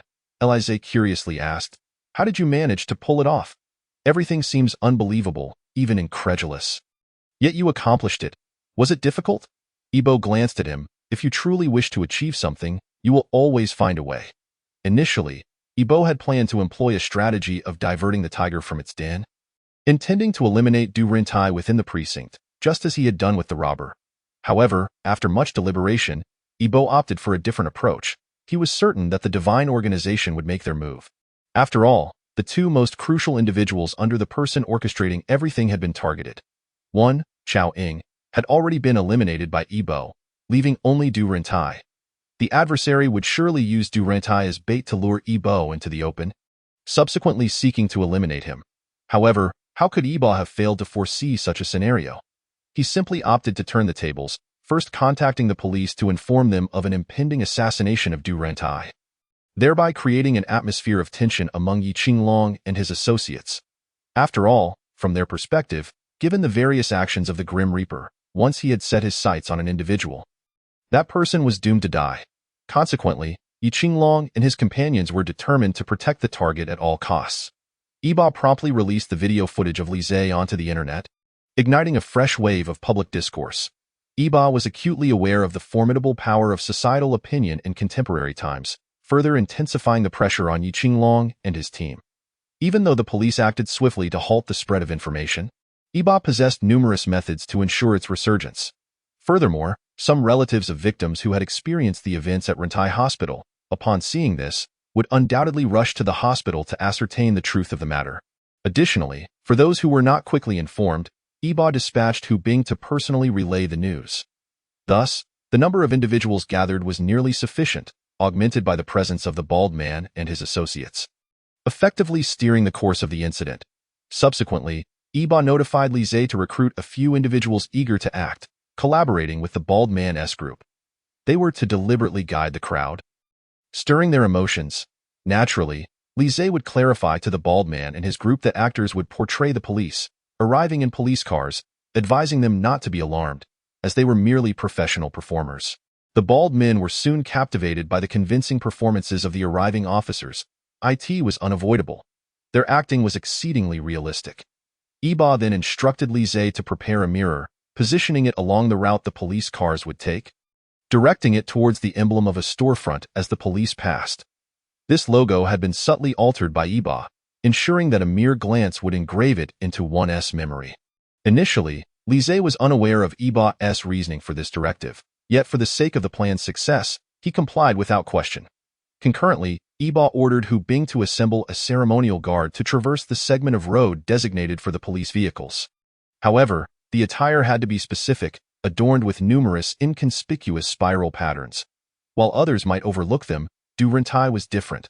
Upon seeing the first emblem, he would instinctively be drawn to it, his sensitivity to such matters heightened. Once Du Rentai cast his gaze upon it, the remainder would become considerably easier. The banner held aloft by the bald man bore a distinct image differing from the previous two. A mere glance would evoke the deepest thoughts harbored by Du Rentai, compelling him to articulate them.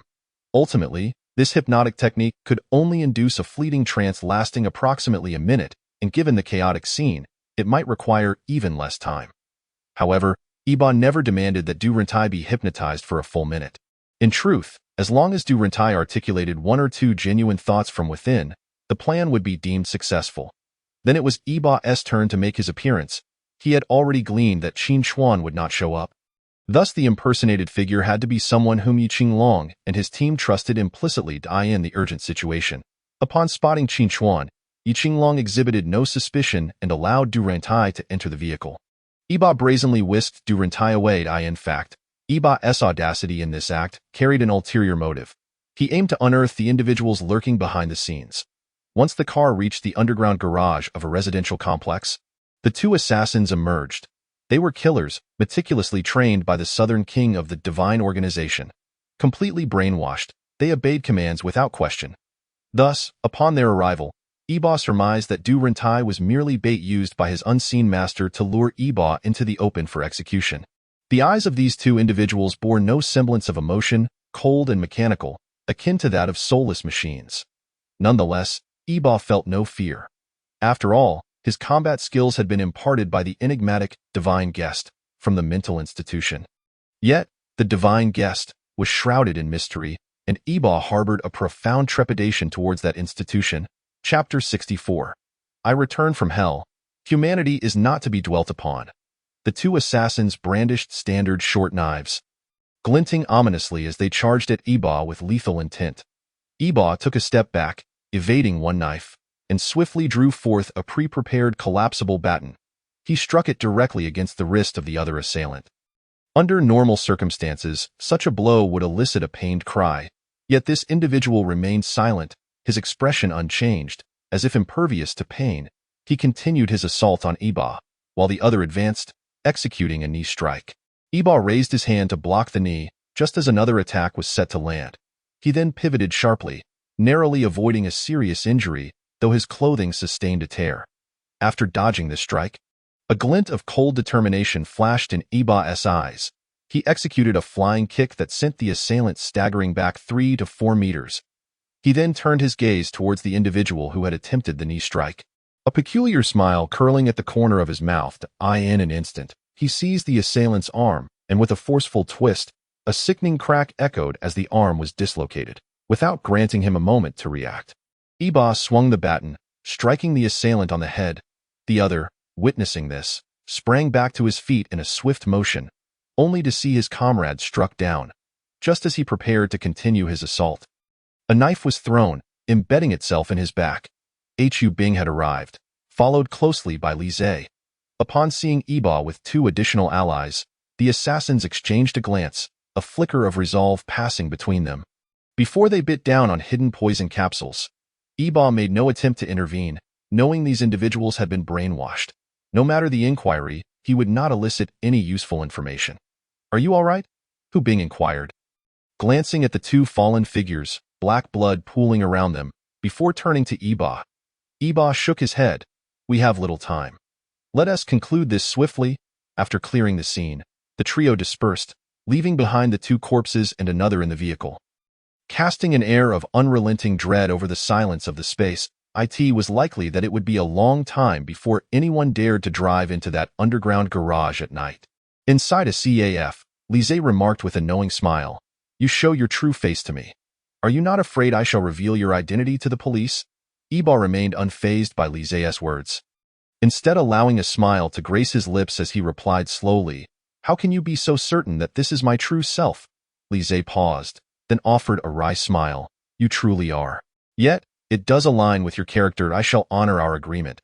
But Li Zhe fixed his gaze intently on Iba's eyes. "Who exactly are you? Where do you hail from?" Iba's eyes drifted to the bustling traffic outside. His grip tightening involuntarily as pain and loathing flickered in his gaze. He spoke softly, "I am the Grim Reaper. I returned from hell, not to linger upon this earth." After uttering those words, Iba's expression returned to normal as he looked at Li Zhe. "Time is of the essence. Let us commence to this." Li Zhe nodded and departed. Meanwhile, within a villa, bang! The man clad in a white suit, upon receiving news over the phone, furiously smashed a highball glass to the ground. "Useless, boss. We only found Du Rintai by following the police car. By the time we arrived, Du Rintai was already dead. Moreover, the 2 assassins were dead as well. We dared not approach too closely, only seeing them when the police removed the bodies." Gradually, the man in the white suit quelled his fury. "What of the Grim Reaper? Is his identity ascertainable?" The voice on the other end hesitated. "We could not confirm by the time we arrived." The Grim Reaper had already departed, leaving only 3 corpses to this moment. The man in the white suit felt a tremor of fear within him. He had not anticipated that even the assassins trained by the Southern King would be unable to take down their target. To him, the Grim Reaper had transcended mere identity, becoming a true specter of death. He understood that the target of the Grim Reaper was himself, and likely not just him. The man in the white suit realized he had very few capable subordinates left. Should the Grim Reaper set his sights on him, escape would be utterly impossible. Steadying himself, the man in the white suit declared, "Return immediately. We must consider our next steps." "Understood." After hanging up, the man in the white suit's gaze turned fiercely determined. Muttering, Grim Reaper, I will not let you escape." Inside the office of the Special Investigation Team, the members finally witnessed a different expression on Qin Chuan's face, no longer that of indifference. "What? The Grim Reaper disguised himself as me and abducted Du Rintai." Qin Chuan was genuinely astonished, struggling to comprehend why the Grim Reaper would choose to impersonate him. Within the police station, besides those present at the scene that day, many others were also present. Why would the Grim Reaper specifically choose to masquerade as him? Yi Qinglong spoke slowly. "I believe it is because you are also a member of the Special Investigation Team." "What do you mean?" The others failed to grasp the meaning behind Yi Qinglong's words. Was Death disguised as Qin Chuan merely because he was a member of the Special Investigation Team? Yang Ku explained to everyone. "It is due to trust. Qin Chuan is one of us, and we all understand his character. If he were to appear, we would naturally not harbor any doubts." This stems from our trust in Qin Chuan. Had it been someone else, I believe, Captain, you would not have stood idly by while Du Runhai got into Qin Chuan's car. Even in a dire situation, Captain Yi would have taken the time to confirm the identity. Upon hearing Yang Ke's explanation, the group was enlightened. Thus, death exploited the trust among us to effortlessly abduct Du Runhai. Zhou Tan raised another question. But I have one more query. Du Runhai was originally terrified of facing those individuals. So how could he utter such words to provoke them when getting out of the car? This question left everyone perplexed, for prior to being taken into the vehicle, Du Runhai had desperately pleaded not to confront those people. Unless one is a born killer, it is impossible to remain indifferent after committing such acts. Clearly, Du Runhai is not a natural-born murderer. With this question posed, all eyes turned to Yang Ke, as she is a psychologist and should excel in matters of this nature. Yi Qinglong also glanced at Yang Ke. She had previously mentioned this issue in the car, yet she had not the slightest inkling of how death managed to achieve it. Hypnosis, Yang Ke began slowly. Though her expression was somewhat grim, she is a recognized expert in psychology, yet she could only deduce that death had hypnotized Du Runhai.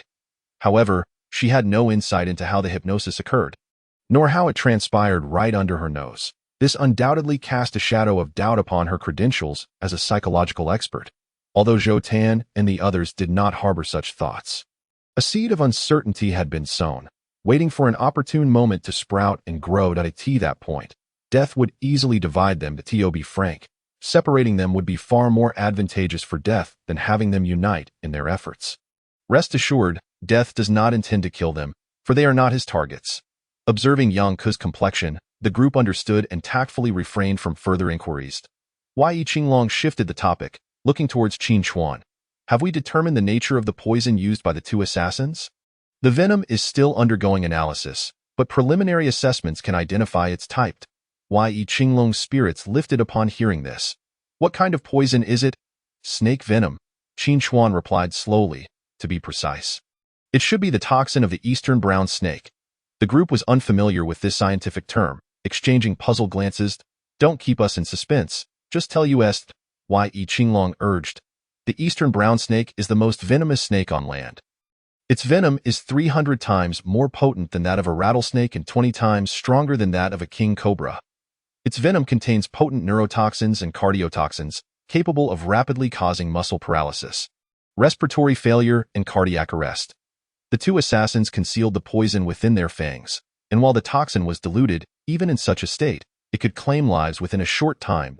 Yi Qinglong inquired. The distribution of such snakes must be limited, right? Indeed, they primarily inhabit the Victoria Desert and its surrounding areas. Captain Yi, do you intend to follow this lead? Yi Qinglong nodded, not concealing his intent. Precisely, since they employed this snake venom, we should be able to uncover some traces. Locating those who collect eastern brown snakes, and subsequently deducing clues related to the Divine Organization. Yi Qinglong firmly believed that Death's target was the Divine Organization, and the murders of Chao Ying and Du Runhai were undoubtedly linked to it. I will discuss this with Director Zhu immediately, Yi Qinglong resolved, rising to head to the director's office. After he left, the others refrained from further persuasion, as their knowledge of the Divine Organization was scant. Any additional investigative leads would undoubtedly benefit their case-solving efforts. Just then, Zhang Xiao suddenly exclaimed, "Come quickly and see whom I have discovered." In an instant, everyone gathered around Zhang Xiao's computer screen. It displayed road surveillance footage obtained from the Traffic Police Department, as well as footage from that residential community. Zhang Xiao pointed to a middle-aged man in sportswear on the community surveillance. "Look at this person." Zhou Tan observed the individual in the corner of the surveillance video, puzzled. Is there something amiss with this person? There were quite a few onlookers, and this man should be just another resident drawn to the commotion. Don't you all know who this person is? Zhang Xiao regarded the others with incredulity. The group scrutinized once more, shaking their heads in unison, indicating their lack of recognition. He is Qi Jun, the president of Microbio Corporation. How could none of you recognize him? Zhao Weihai began to grasp Zhang Xiao's implication. Are you suggesting that it is peculiar for Qi Jun to be here? Seeing that Zhao Weihai understood, Zhang Xiao appeared to have finally found common ground. Precisely, Microbio Corporation is worth over 100 billion. This community is merely a resettlement area. Why would he be here? Don't you find that strange? With Zhang Xiao's words, the group suddenly perceived Qi Jun's presence as highly suspicious. After all, How could the president of a 100 billion company appear in a resettlement area? This clearly defied logic. Moreover, judging by his appearance, donning a baseball cap and sunglasses, he evidently dressed to conceal his identity. Were it not for the angle, they might not have recognized his face at all. Yang Ku felt an inkling of suspicion towards Qi Jun. Zhang Xiao. Could you investigate whether Qi Jun or any of his relatives or friends reside in this community? Leave it to me. Zhang Xiao swiftly navigated the police system, his fingers dancing across the keyboard like a nimble serpent. Amidst the astonished gazes of the others, Zhang Xiao fixed his eyes on the screen and stated, "No, I just checked all individuals related to Qi Jun, and none reside in this community." Yang Ku's gaze flickered, and a bold and audacious hypothesis suddenly took shape in her mind. Is there any discrepancy in Qi Jun's personal information? Zhang Xiao retrieved Qi Jun's profile, stating, Qi Jun is a local from Pingjin City. Aged 51, with parents who passed away early. He has an older brother who went missing 25 years ago and has yet to be found. After completing his graduate studies, he ventured into entrepreneurship, establishing Microbio Corporation, which is an inspiring story of rising from nothing. Zhang Xiao turned to Yang Ku. What are you thinking? It's hard to say. Let us wait for Captain Yi to arrive before discussing it. Yang Ku felt a heavy weight on her heart, suspecting that Qi Jun might be entangled in interests with Chao Ying and Du Rintai. Not just with them, but Qi Jun could very well be one of the masterminds. Otherwise, what purpose would he have in visiting such a resettlement area? He had no relatives or friends here, and his appearance coincided with the occurrence of the incident. Even more suspicious was Qi Jun's behavior. Why would he go to such lengths to disguise himself? Surely, even a billionaire company president would not be so ashamed to show his face. The group engaged in further discussion, yet no conclusions were reached. At that moment, Yi Qinglong approached, his expression notably grim. Yang Ke looked at him. What's wrong? Did Director Zhu disagree? It's not that he disagrees. Director Zhu is on board. He will escalate the matter to Interpol for investigation. But the timeline remains uncertain and could take quite some time. Zhou Tan reassured. Captain Yi, as long as we can investigate, that is what matters. What we fear is the inability to probe further. Once we uncover results, we can certainly trace the path to the ultimate culprit. However, investigating this matter will undoubtedly take a considerable amount of time. And Yi Qinglong had no other recourse. I have just discovered something that I need to share with you. Yang Ke looked at Yi Qinglong. Why Yi Qinglong regarded Yang Ku with curiosity. Is there a new lead? Yang Ke conveyed her suspicions to Yi Qinglong, stating, I believe we should focus our investigation on Qi Jun. I have a strong feeling that the mastermind behind Chao Ying and Du Rantai, if not Qi Jun himself, is undoubtedly connected to him. Why Yi Qinglong understood that Yang Ku possesses a unique perspective on cases, often yielding unexpected insights. Moreover, having partnered for quite some time, he held a deep trust in her judgment. Very well, then let us prioritize our investigation into Qi Jie and Why Yi Qinglong turned to Zhou Tan and Zhao Weihai. You two will go together to gather information about Qi Jun. After a brief pause, Yi Qinglong continued, but do not alert him. Understood. The two agreed and departed. Yang Ke then asked, what news from Director Zhu regarding Du Rentai's case? Yi Qinglong forced a bitter smile, saying, what else is there to say? After I entered, I was promptly scolded. However, Director Chu has shouldered all the pressure, urging us to capture the perpetrator as swiftly as possible. It is not easy for him. As long as we have not apprehended the Grim Reaper, he bears the burden of that pressure each day. Yang Ke sighed in agreement. Indeed, it is no simple task for Director Chu. We must expedite our efforts to seize the Grim Reaper. Zhang Xiao was still perusing the personal information of Qi Jun when she suddenly exclaimed, Captain Yi, come quickly and take a look. Something seems amiss. What is it? What seems off? Yi Qinglong approached Zhang Xiao's computer screen. Zhang Xiao pointed to the section regarding Qi Jun's brother. Captain Yi, look here. It states that Qi Jun's brother, Qi Ming, went missing 25 years ago. Qi Jun filed a report that year, and the police initiated an investigation, yet the individual was never found. Strangely, 7 years later, Qi Jun abruptly withdrew the case. That same year, his company faced a significant crisis and desperately needed funds to stay afloat, during which Qi Jun was seeking investments everywhere. Yi Qinglong remained silent, yet he too sensed something was amiss. Zhang Xiao continued, the information indicates that during that year, Qi Jun secured financing, but the identity of the investor remains undisclosed, and the amount was 50 million. At that time, Weiwu Company was merely a small enterprise, lacking in reputation, and focused on the biological field. Why would someone choose to invest such a substantial sum in this modest company? 50 million was a considerable fortune back then. Any sensible investor would steer clear of such a small firm. Zhang Zhao's reasoning held merit. Weiwu was indeed an obscure company, and securing several million in funding would have been remarkable. Yet the sudden influx of 50 million raised suspicions. Furthermore, why did Qi Jun withdraw his brother's missing persons case that same year? Was it due to hopelessness, or had he discovered something? Yi Qinglong promptly called Zhou Tan to relay their recent speculation and instructed. When you meet Qi Jun, inquire about his brother's situation, but do so subtly. After Zhou Tan acknowledged and ended the call, Yi Qinglong refrained from contacting Zhao Weihai, the former captain of the criminal police team. For he had faced disciplinary action. To avoid giving the impression that he was issuing orders based on Zhao's previous rank, Yi Qinglong opted to communicate through others, thus preserving Zhao's dignity.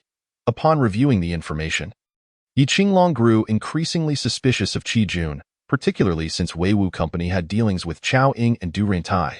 With this in mind, he glanced at the clock. There was still some time before the end of the workday. He said to Zhang Xiao and Yang Ku, "Let us venture out to investigate Mingqi Medicinals and Rentai Hospital." After returning to his residence, Yi Bo meticulously recounted the entire sequence of events to ensure accuracy before finally feeling at ease. He then began to strategize for the next phase of his plan. In truth, the subsequent plan had already commenced, with Li Zhe and Hu Bing already deployed. Nevertheless, Yi Bo demanded absolute precision. He could not tolerate any unforeseen complications at the onset of the operation. Thus, he rehearsed the plan repeatedly, ensuring flawless execution. Should any errors arise, he would immediately activate a contingency plan. Consequently, each plan underwent dozens of rehearsals before being finalized. An hour passed before Yi Bo stretched. Confirming that everything was in order. Just then, the phone rang. He picked it up to find it was Zhou Tan's sister, Zhou Wan, calling. Recently, Zhou Wan had been reaching out to Yi Bo with increasing frequency, which had begun to annoy him. Yet, considering the potential need for her cover should his identity come into question, he maintained the connection. "Hello," Yi Bo answered, his tone still warm. "Yi Bo, what are you up to?" Zhou Wan's voice held a hint of anticipation. "Nothing much. I just finished a draft." "What is up?" "Well, there's a new escape room that just opened." "Are you interested?" Yi Bo quickly surmised her intentions. After all, every time Zhou Wan called, it was to invite him out, whether for a meal or to an amusement park. Although he had developed a slight fondness for this cheerful girl, Yi Bo was the type to suppress such feelings immediately. Understanding the enormity of his undertakings in a different era, such distractions could cost him dearly. He still harbored a flicker of goodwill, albeit minor, yet he recognized the necessity of utilizing an escape room. "You say? I'm genuinely intrigued, but I've been swamped with writing.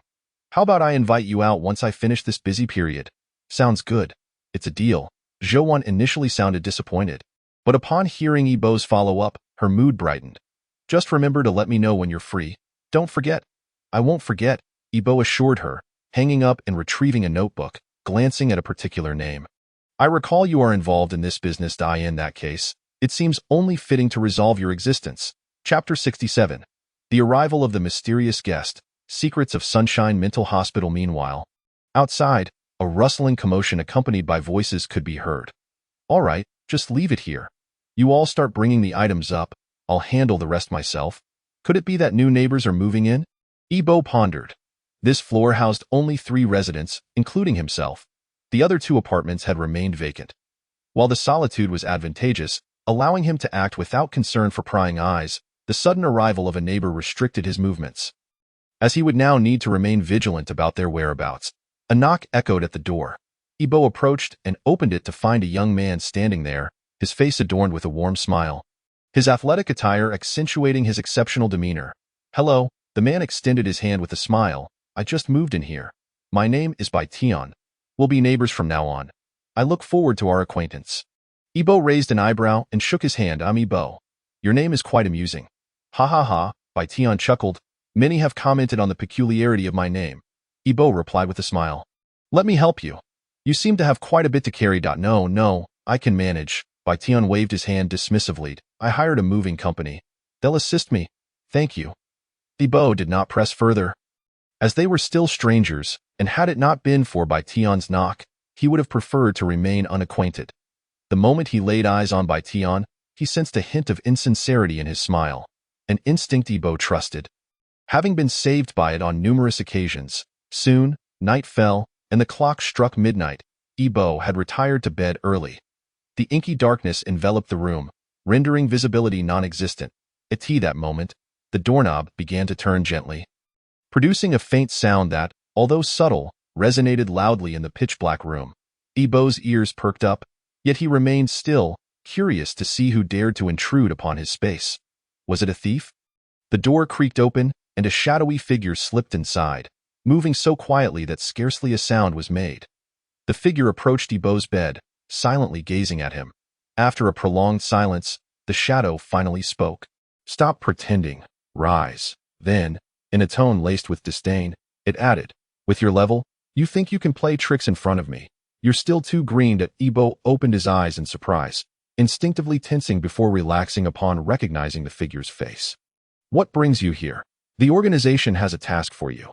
This mission cannot afford any mistakes." The shadow blended seamlessly with the night, making it seem as though Ebo was conversing with the darkness itself. Upon hearing of the mission, Ebo's demeanor grew serious. "What is the task? Who do I need to eliminate?" "There's no rush." The shadow pulled up a chair and sat down casually. "How many have you dispatched?" 13, Ebo replied. "Your pace is too sluggish." The shadow expressed dissatisfaction. "It has been 3 months, and you have only eliminated 13 individuals. Your efficiency is lacking." Ebo, feeling akin to a chastised child, lowered his head in contrition. "Yes, I understand my mistake. I will accelerate my efforts." The shadow's eyes bore into Ebo, its tone stern. "You are one of the individuals I trained alongside several others. You must not falter. I am indeed a distinguished Shunku. If those I have nurtured fall short compared to others, where would I find solace for my pride?" The black shadow refers to the aforementioned Shunkin, addressing the Liu family situation. Ebo procured South African bullet ants through the black trade, a channel provided by the Shinke.in. Fact: the Shinku is someone Ebo met while confined in the Sunshine Mental Hospital. The mental hospital is replete with talent. This assertion is far from fanciful. You may perceive them as insane, yet do they not regard you as equally deranged? Besides the Shunku, there are 2 others, known as Emosu and Gueme. Ebo is unaware of their true identities, only familiar with their codenames, as each individual within the facility possesses their own designation. Together, these 3 cultivated Ebo, shaping him into who he is today. Furthermore, their assistance was crucial in his escape from the Sunshine Mental Hospital. Ebo still believes that the hospital is not as simple as it appears. Yet the security there is exceedingly stringent. The defenses resemble those of a military installation, with guards stationed every 10 steps and sentries every 5. When Ebo was initially confined, thoughts of escape consumed him. But being discovered would result in a brutal beating. The punishments extended beyond mere beatings, even involving torture. The place resembled a miniature palace, where the director played the role of an emperor, the vice-director akin to a prime minister, and the heads of various departments were the ministers, while the attendants, nurses, and janitors served as soldiers. Even now, Ebo recalls his time there with a shiver. It is also a part of this organization. To escape, he had no choice but to join them, and the initiation rite involved murder. One fateful day, within a concealed basement of the mental hospital, Ebo personally killed a homeless man, carelessly seized by the organization. The man repeatedly begged for mercy, his eyes filled with a desperate yearning for life. Yet, in his quest for vengeance and freedom, Ebo took the man's life. Only later did he learn that this homeless individual was a murderer who had evaded capture for 3 years. From that day forth, the trauma he experienced birthed a more brutal persona within him. Ebo inquired of the Shunku, "What is the task this time?" "The brother of Qi Jun, the president of Weiwu Biological Company, named Qi Ming, possesses a USB drive. Eliminate him and retrieve the drive." "I am aware that Qi Ming is your adversary, thus it serves a dual purpose." Ebo nodded. "I understand that I will kill him." The Shunka nodded in satisfaction. "Remember, handle your affairs promptly. The organization requires you. It is best not to entertain any other thoughts, for the organization is not something that the small Shin organization can contend with." As he spoke, the Shunku's gaze was as sharp as a sword. Even in the darkness of night, when Ebo could not see his eyes, he felt the intensity of the other's stare piercing through him. "Otherwise, we can take your life at any moment." Ebo lowered his head, trembling violently. I understand. You need not worry. The Shunku withdrew his gaze with a smile. There is no need for such fear. As long as you perform your duties well, the organization will not treat you unjustly. Very well. I shall take my leave. I will return another time. Ibo kept his head bowed. Understood. Take care. Only once the figure before him had vanished did Ibo slowly lift his head, a flicker of resentment crossing his eyes. Do not rush. Your turn will come soon. The name of the Shunku also appeared on Ibo's list. Chapter 68. Qi Jun disappears early the next morning. Yi Qinglong arrived at the police station, urgently inquiring upon seeing Detective Zhou. What is the situation? Did you fail to locate Qi Jun yesterday? Captain Yi, when we arrived, Qi Jun was not at the company. We also searched his home, but he was nowhere to be found. We questioned those close to him, including his wife, but she too was unaware of his whereabouts. Zhao Weihai, standing nearby, nodded. We questioned almost everyone associated with Qi Jun last night, yet they all claimed ignorance of his location, as if he had vanished from the earth. Yi Qinglong pondered for a moment, then waved his hand to dismiss them. You may resume your duties. I need to piece together the entire sequence of events. We shall convene a meeting once everyone has arrived. Understood. Zhou and Zhao exchanged glances. Knowing it was best not to disturb Yi Qinglong at this juncture, as he contemplated, Yangku approached and asked, What is happening? Yi Qinglong relayed the findings from Zhou and Zhao's investigation the previous night. Do you think he fled in fear of prosecution?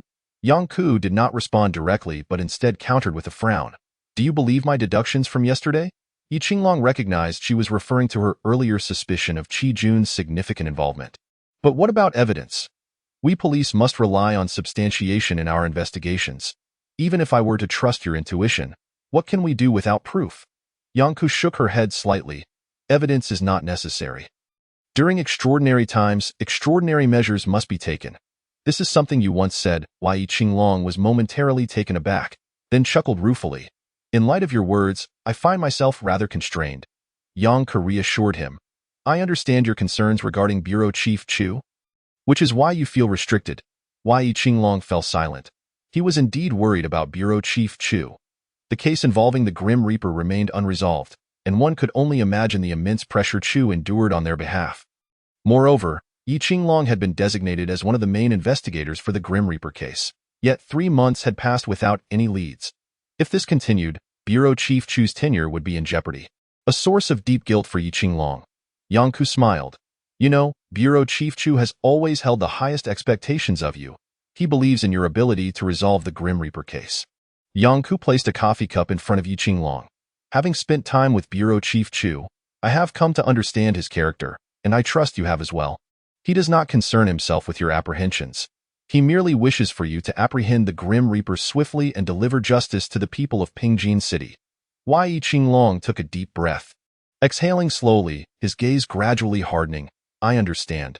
Thank you. Seeing Yi Qinglong regain his composure, Yangku felt pleased. All right, since you are back to your senses, hurry along. Everyone is waiting for your directive. The two returned to the Special Investigation Office, where Yi Qinglong surveyed the group and began. I trust you are all aware of our current predicament. The primary suspect is Qi Jun. Although we lack evidence, we must locate him. Once we find him, we can glean information regarding the Grim Reaper's target. Yi Qinglong then turned his attention to Zhang Xiao, decisively stating, We must act without delay. Immediately investigate the last known location of Qi Jun. Zhang Xiao received the order and swiftly operated the computer, soon announcing, Captain Yi, I found it. Qi Jun's last mobile signal was detected at this location 2 days ago. The group gazed at the red on the screen. This is. Yi Qinglong scrutinized the position. Lanxiang Guiyuan, a private estate valued at 600 million in Pingjin City. Zhang Xiao, is this property owned by Qi Jun? Zhang Xiao typed on the keyboard, No. The original owner of Lanxiang Guiyuan was Zhou Tang, a nationally renowned philanthropist who passed away 7 years ago. His son, Zhou Hozhao, inherited the estate, which remains under his name. Zhang Xiao, contact the transportation department immediately and request their assistance in investigating. Pull up all road surveillance near Lanxiang Guiyuan for a thorough examination. Understood. Zhou, you and Haigu will take a team to Lanxiang Guiyuan for an investigation, ascertain what Qi Jun discussed with Zhou Hozhao, and uncover their relationship. Understood. Yi Qinglong then addressed Yangku. You will accompany me back to Weiwu Biological Company. Yangku nodded. All right, let us mobilize. Yi Qinglong turned to leave, but suddenly recalled something and spoke to Zheng Xiao. Zheng Xiao, please do me the extra favor of sifting through the company accounts and personal expenditure records of Qi Jun, Du Rintai, and Xiaoying to check for any anomalies. Zheng Xiao nodded. Understood. After issuing his commands, Yi Qinglong exited the police station. On the way, Yang Ku inquired perplexedly, do you suspect a connection between Qi Jun, Du Rintai, and Xiao Ying? Yes, Yi Qinglong furrowed his brow, but it is merely a suspicion. We must investigate further to ascertain the truth. Moreover, Yi Qinglong's gaze grew contemplative as he stared ahead, lost in thought. Moreover, what? Yang Ku, noticing his incomplete statement, curiously pressed for more. It is nothing. Just a hypothesis that seems rather far-fetched. I will share it once I have confirmed it. The two arrived at Weiwu Biological Company, where they were met by the CEO. Greetings, I am Chen Ziwang, the CEO of Weiwu. Clad in professional attire, Chen Ziwang extended a businesslike smile as she shook hands with Yi Qinglong. Hello, Miss Chen. We are police officers. Yi Qinglong took out his police badge and briefly displayed it. We would like to inquire about your president. Mr. Qi Jun. Chen Ziwang appeared momentarily taken aback before smiling and said, Please, officers, have a seat, and let us discuss this matter. The three of them moved to a lounge, where after Chen Ziwang poured tea for Yi Qinglong and Yang Ku, she inquired, What would you like to know about President Qi? Yang Ku took out a notebook to begin taking notes. Yi Qinglong regarded Chen Ziwang with a smile and said, There's no rush. Miss Chen, your company, Weiwu, focuses on biological research, correct? Yes, indeed. Our primary focus at Weiwu is biological research, particularly in the field of biopharmaceuticals. Chen Ziwang maintained a professional smile. Moreover, the pharmaceuticals we have developed are already on the market. Available for purchase at Renai Hospital. If you don't believe me, you may verify it. Upon hearing this, Yang Ku chuckled, his gaze fixed intently on Chen Ziwang. Miss Chen, it seems we did not mention that. We merely inquired about your company's research focus. Why the anxiety? Chen Ziwang awkwardly smiled, her expression slightly unnatural. Is that so? It might be because of some issues concerning the director of Renai Hospital, which have consequently affected our products, hence my slight nervousness. Yang Ku and Yi Qinglong exchanged glances. The former lowered his head to continue writing, while the latter continued. Miss Chen, you need not be anxious. We are merely here to ask a few questions. Initially, Yi Qinglong mentioned asking about Qi Jun, but now he had shifted to general inquiries. From Chen Ziwang's demeanor, it was evident that Weiwu and this woman were entangled in some significant issues. However, Yi Qinglong had no intention of alarming her, as any hint of suspicion could jeopardize their subsequent actions. Miss Chen, besides your collaboration with Renai Hospital, with which other companies do you have partnerships? That would be quite a few. We have at least 100 partners, and I cannot remember them all.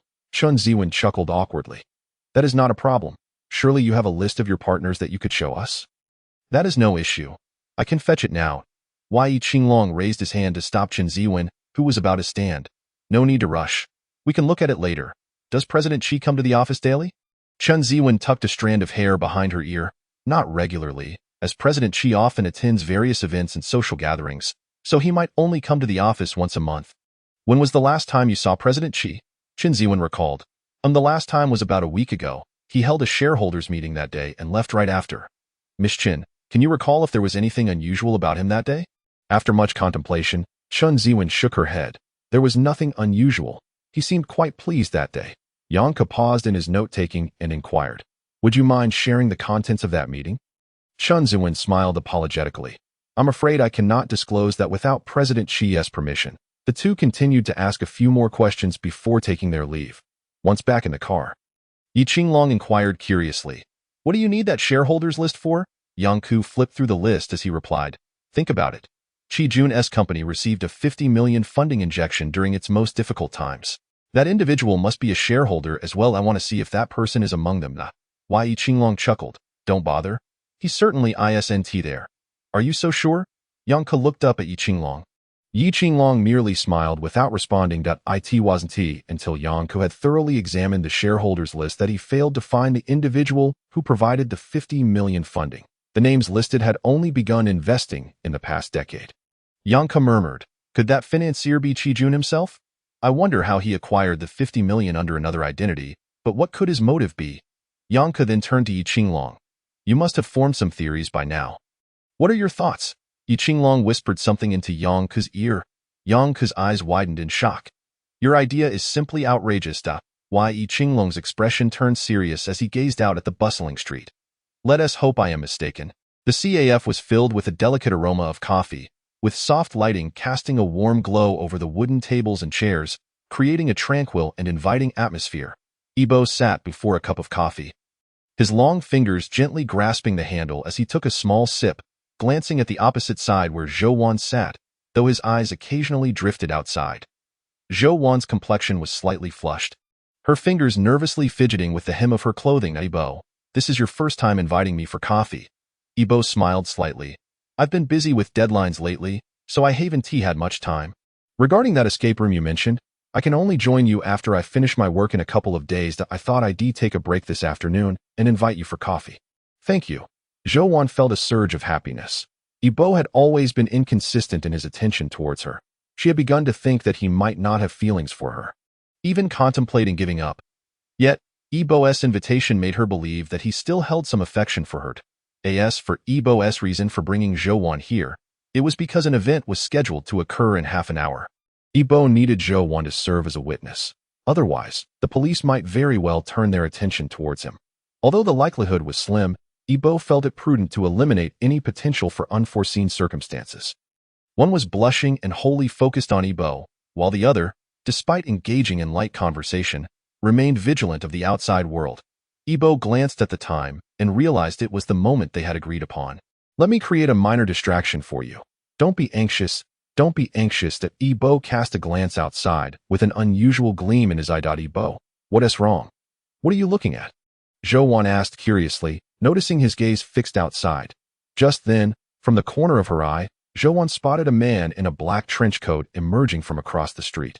After surveying his surroundings, he quickly obscured his face and hastily left the area. However, Zhou Wan paid him no mind. Ibo snapped back to reality and smiled. It's nothing. Zhou Wan was about to say more. But at that moment, a piercing scream erupted from outside the CAF, followed by a commotion among the crowd. What is happening outside? Zhou Wan queried in confusion, observing people rushing into one of the buildings, only to emerge moments later, their faces pale. Someone is dead. Someone is dead. Call for help. Call the police. Upon hearing of a death, Zhou Wan felt a jolt of alarm and immediately stood, her expression grave. Ibo also rose, reassuring her. It's all right. It's all right. The police will arrive shortly. Let South leave this place for now. Zhou Wan hesitated, casting an apologetic glance at Ibo.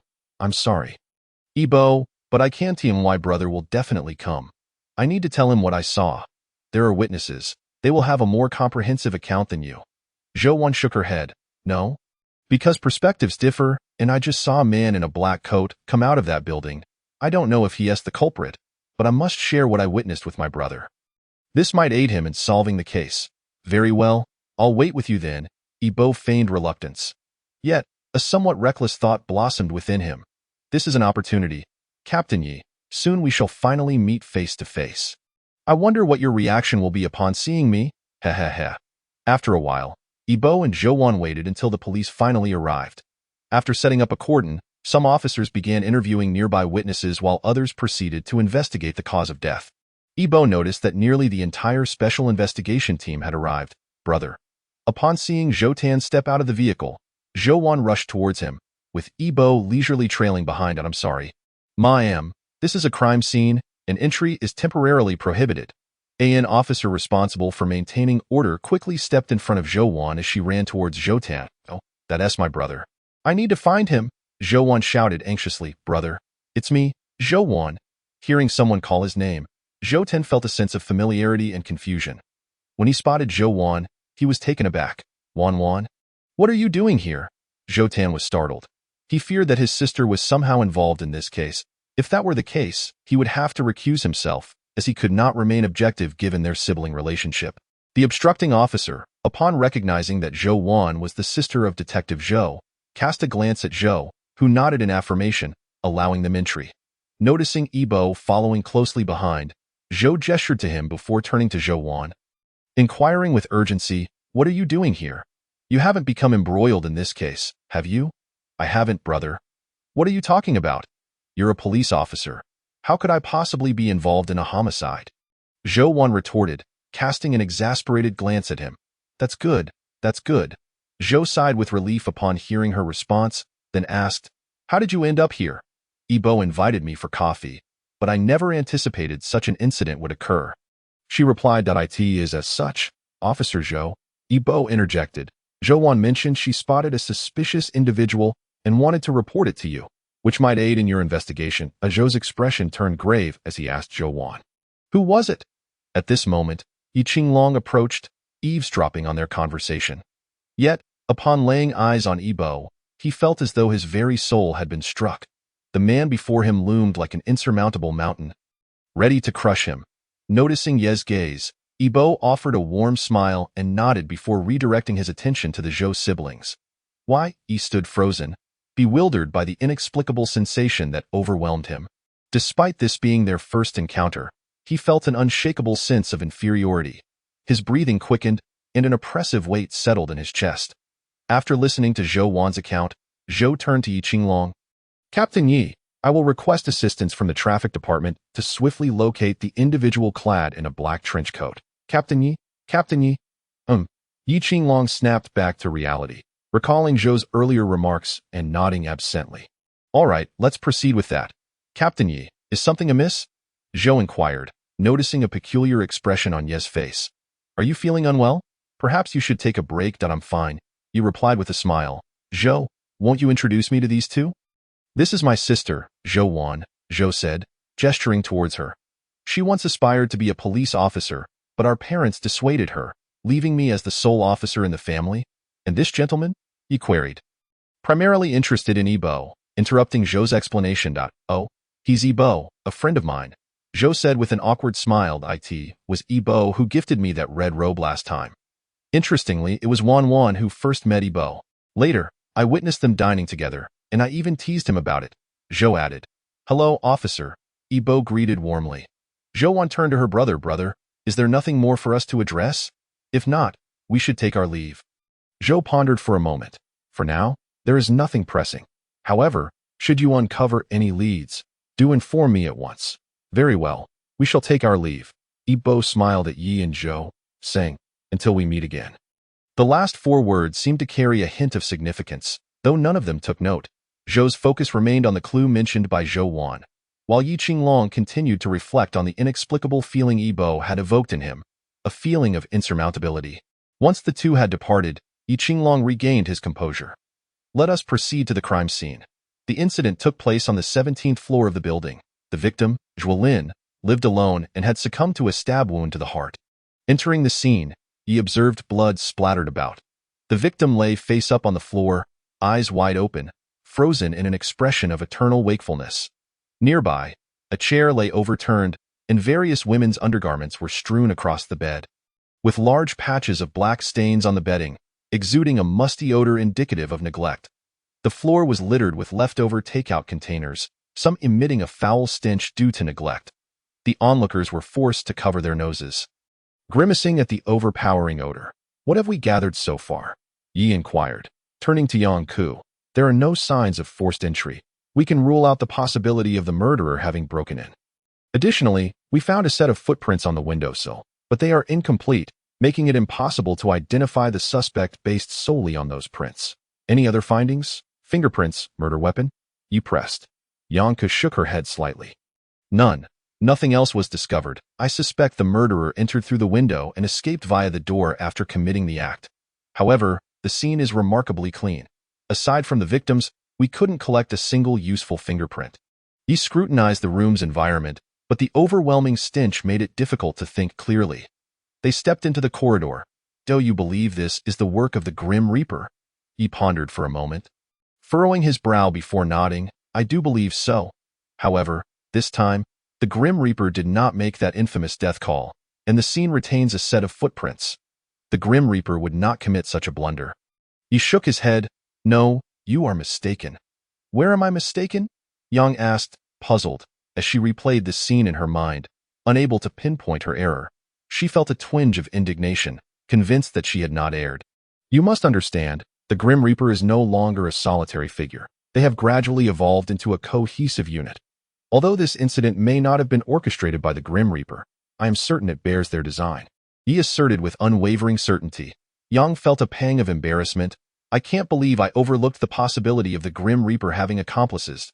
Why? He reassured her. Many have forgotten this fact, but it raises the question. Why would they deliberately leave that footprint behind?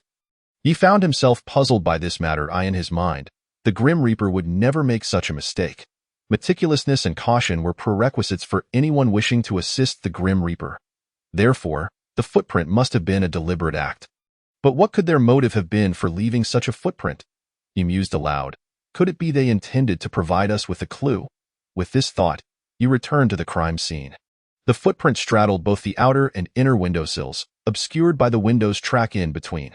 However, the sill was 30 centimeters wide, revealing both the front and back ends of the shoe.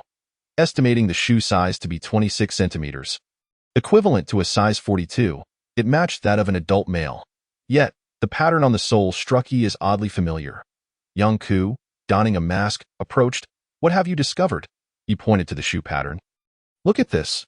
I can't shake the feeling that this pattern is familiar, but I can't recall where I've seen it. Young scrutinized it, shaking her head. I don't remember encountering this pattern before. Did I recall you have a friend in design? Perhaps you could send it to him for assistance. Young nodded. All right, I'll take a picture and send it to him, asking if he can identify the shoe brand. Very well. Yi took one last look around the crime scene. Finding no further clues. In this case, Yibo had his own goals to achieve. Simultaneously, he intended to provide the police with an investigative lead. After all, Yibo was now aware that Chao Ying and Du Rintai's puppet master was Qi Jun, information gleaned from Du Rintai's own lips. Yet, Yibo remained skeptical of his claims. Thus, he needed to locate Qi Jun to uncover the truth of that individual. On the day Du Rintai was murdered, Yibo had dispatched Hu Bing and Li Zhe to track down Qi Jun, but they had arrived too late. The man had vanished as if he had been swallowed by the earth, with no immediate means of locating him and unable to directly infiltrate the police system. Yibo had to rely on the police for assistance in gathering leads.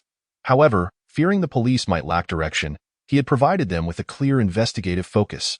While he refrained from making assumptions about others, he was certain that Yi Qinglong would connect the dots. After all, upon their first meeting, he had evoked in Yibo a sense of awe, akin to standing before a towering mountain. In truth, they were kindred spirits. Such individuals, as police officers, could solve cases with remarkable acuity. As criminals, they would prove to be a relentless headache for law enforcement. Were they to join forces as officers, there would be no case they could not crack. Yet, ultimately, they were destined to be adversaries. In a nearby residential complex, a man wearing a cap and mask entered while carrying a bag. He reached the base of a building, stepped into the elevator, and pressed the button for the 7th floor. Upon arriving, he glanced around cautiously, ensuring he was unobserved before entering an apartment. You're not being followed, are you? Another man emerged from a room, regarding the newly arrived individual. No one is tracking me, so you can rest assured, brother. The man removed his hat and took off his mask, settling onto the sofa in the living room, where he pulled out a cigar and lit it. If anyone were to observe, they would discover that these two men bore an uncanny resemblance to one another. Qi Jun. How is the situation outside?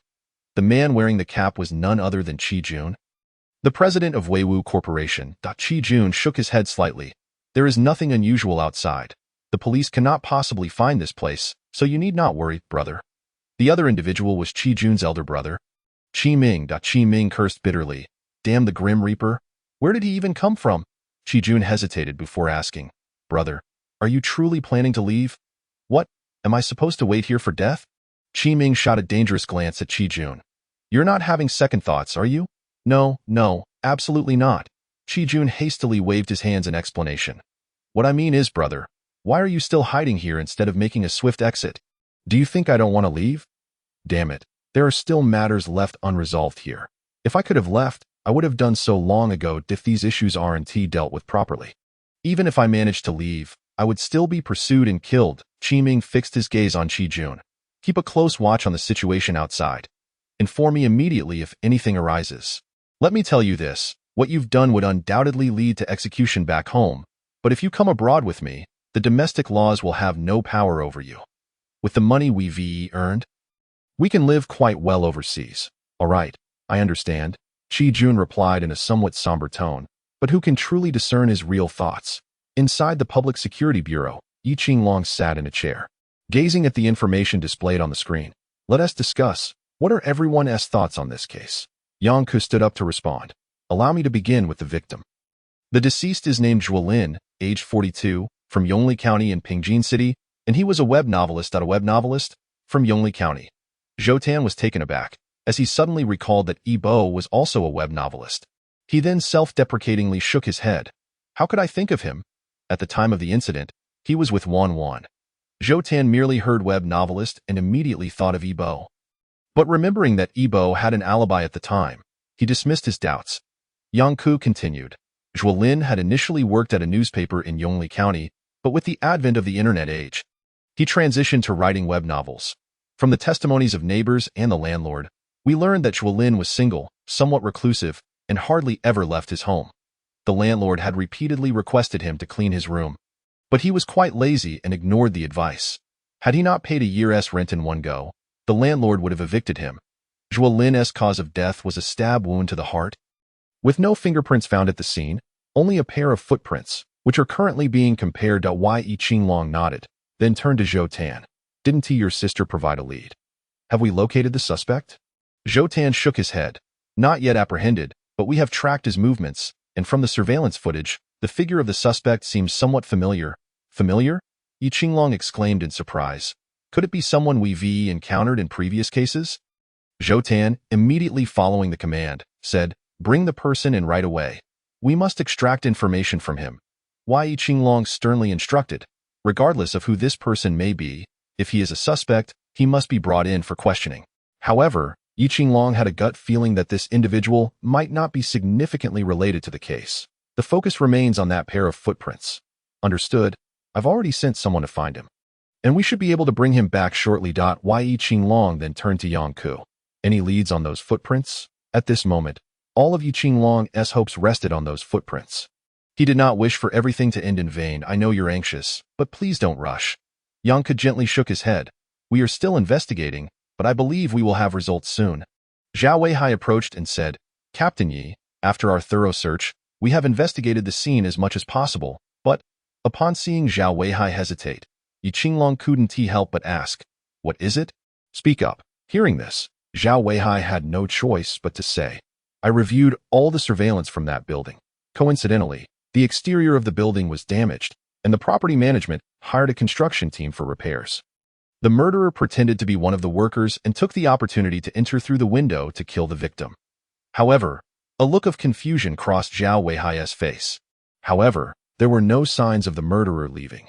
This statement left everyone present puzzled. Could the surveillance have been tampered with? Yi Qinglong suspected that the surveillance had been manipulated by the Grim Reaper, as he had known during the Li Meng case that the Grim Reaper was indeed a highly skilled hacker. Altering surveillance footage would be a trivial task for him. Zhao Weihai remained silent, casting his gaze towards Zhang Xiao, who was from the technical department and the most adept with such matters in the entire police bureau. Zhang Xiao paused her actions and shook her head. I'm afraid I must disappoint you. The surveillance footage has not been tampered with, and I found no signs of editing. Yang Ku, not ready to give up, inquired. Were there no traces of the murderer on the outdoor footage? Zhang Xiao shook her head. None. That I have thoroughly reviewed the copies of the surveillance footage we obtained. There are no signs of the murderer. Yang Ku could hardly believe it, muttering, How can this be? Could it be that this time it wasn't the Grim Reaper's doing, but rather a genuine ghost? No, the essence remains unchanged. Yi Qinglong suddenly grasped the key point, a flash of insight illuminating his mind. Under the bed, Yi Qinglong expressed regret. At the time we arrived, the murderer must have been hiding beneath the bed. This is impossible. I checked back then, and the space beneath the victim's bed was flush with the floor. Unless the murderer could flatten themselves to the size of a sheet of paper, it would be utterly impossible. Zhao Weihai outright rejected the idea, as allowing the murderer to escape in such a manner would question their professionalism. Upon hearing Yi Qinglong's deduction, Yang Ku immediately comprehended, letting out a bitter laugh. It's possible. At that time, none of us thought to check under the bed. There must be enough space beneath such a bed to conceal a person. Precisely. Yi Qinglong stated solemnly. At the time, we suspected this case was the work of the Grim Reaper, and recalling the previous cases committed by the Grim Reaper, each victim met their demise in an astonishing manner. We naturally assumed the Grim Reaper had used some method to kill the victim this time, thus overlooking the scene itself. After hearing Yi Qinglong's analysis, Zhao Weihai became convinced, feeling immense regret. I will return to the crime scene immediately. Yi Qinglong did not hinder him, saying, retrieve another copy of the surveillance footage from after we left. Understood. Zhao Weihai replied without looking back, don't blame him. This was the only chance to potentially catch the murderer or even uncover the Grim Reaper. But they had nearly missed it. He felt frustrated, but mostly at himself. Zhou Tan, witnessing Zhao Weihai's demeanor, hurried to smooth things over. After all, Zhou Tan had worked alongside Zhao Weihai for several years, and he didn't want the latter to irritate Yi Qinglong over this matter. If Yi Qinglong were to transfer Zhao Weihai to another department out of anger, it could lead to Zhao Weihai's lifelong regret. Rest assured, I'm not that petty. Why? Yi Qinglong cast a glance at Zhou Tan. Zhou Tan scratched his head, offering a sheepish laugh. By the way, how is the investigation into the matter concerning Lanxiang Guiyuan coming along? What is the relationship between Qi Jun and Zhuo Hozhao? Speaking of this, Zhou Tan pondered briefly before replying. After meeting Zhuo Hozhao, he clarified that he has no significant ties to Qi Jun, merely some business interactions. The two only met by chance, and on that day, Qi Jun approached Zhuo Hozhao solely to solicit investment for their research project. They did not discuss much, and Zhuo Hozhao did not agree to anything. I reviewed the nearby surveillance, but that manor is too remote, and there aren't many cameras along the way, so the only footage available is of Qi Jun leaving. I can't ascertain where he went afterward. Yi Qinglong furrowed his brow in contemplation, as he believed Qi Jun's suspicion was too great, yet at such a critical moment, he had vanished. In Yi Qinglong's view, Qi Jun was clearly fleeing from guilt, and it was imperative to locate him quickly. But how to find him? At this moment, Yi Qinglong had no clue. Zhang Xiao, how is the filtering of the financial transactions involving Qi Jun, Chaoying, and Du Rentai progressing? Almost done. Zhang Xiao had not spared a moment, diligently investigating this matter. As she spoke, her fingers continued to dance over the keyboard, and soon she announced, I found some leads. With that, Zhang Xiao projected the contents from her computer onto the screen. Initially, I investigated the financial transactions of Chao Ying's account and discovered that, a decade ago, she unexpectedly received 1 million. This sum, however, was gifted to her by Qi Jun. Furthermore, I uncovered that Chao Ying's credentials are fabricated. Zhang Xiao opened Chao Ying's resume, which claimed she graduated from a medical university and completed both her master's and doctoral studies, acquiring several research patents. However, upon delving deeper, I found that Chao Ying had not even graduated from junior high. All those prestigious university claims, her advanced degrees, and research patents were mere fabrications. Her entire resume is nothing but a counterfeit. At this juncture, Zhang Zhao's frustration was palpable. Do you know what Chao Ying was doing a decade ago? The others shook their heads, unable to fathom the source of Zhang Zhao's ire. 10 years ago, she was a courtesan, and part of a scam. It remains a mystery how Qi Jun took notice of her and bestowed upon her 1 million, after which she aligned herself with him. Yi Qinglong inquired, how did you uncover this? I accessed her browsing history from various websites, as well as explicit videos she had posted. Although she deleted those videos, the website retains records, making it easy to trace. Zhou Tan's expression turned awkward. Zheng Xiao, can such information be retrieved no matter how long ago it was? Not necessarily. This particular website has been inactive for quite some time, nearly abandoned, which allowed me to retrieve the data. If it were a currently operating website, finding browsing history from years past would likely be impossible, as sites require regular updates. Hearing this, Zhou Tan breathed a sigh of relief. That's good to know. Observing Zhou Tan's reaction, Zhang Xiao narrowed her eyes, a smirk playing on her lips. What websites have you been visiting? Do you need me to look them up?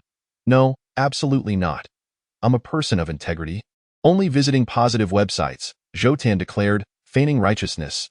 Hemph, I don't believe you, Zhang Xiao scoffed, dismissing him. So, what else did you discover? Yi Qinglong urged. Zhang Xiao returned to the matter at hand, seeing Chao Ying's significant issues. I suspected that Du Rentai wouldn't fare any better. Upon further investigation, it turned out Du Rentai has serious problems as well. As she spoke, Zhang Xiao revealed a photograph of Du Rentai, depicting him in middle age, appearing to be in his 50s, dressed in prison garb, his expression one of desolation. Du Rentai has served time? Zhou Tan exclaimed in shock. How could he still be the director of Rentai Hospital? Zhou Tan fumed. This old scoundrel's credentials are also fraudulent? Zheng Xiao appeared fatigued. Indeed.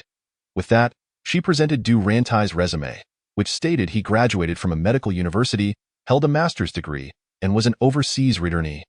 Having worked for a renowned domestic company in pharmaceutical research before co-founding Rentai Hospital with his partner, Zheng Xiao continued, I discovered that 18 years ago, Du Rantai's private account also received a mysterious deposit of 1 million. However, his actual history reveals that after graduating from university, he worked at a small clinic, later starting a traditional Chinese medicine clinic, which was shut down due to selling counterfeit drugs, leading to his imprisonment. A mysterious benefactor hired the best lawyer for his defense, and inexplicably, Yi Qinglong sought to seize the opportunity to delve deeper into Yi Bo's character, for Yi Bo was the first individual who had evoked within him the exhilarating sensation of encountering a worthy adversary. Of paramount importance, however, was the peculiar feeling that washed over Yi Qinglong upon first meeting Yi Bo, a sensation that defied description yet lodged itself uncomfortably in his throat.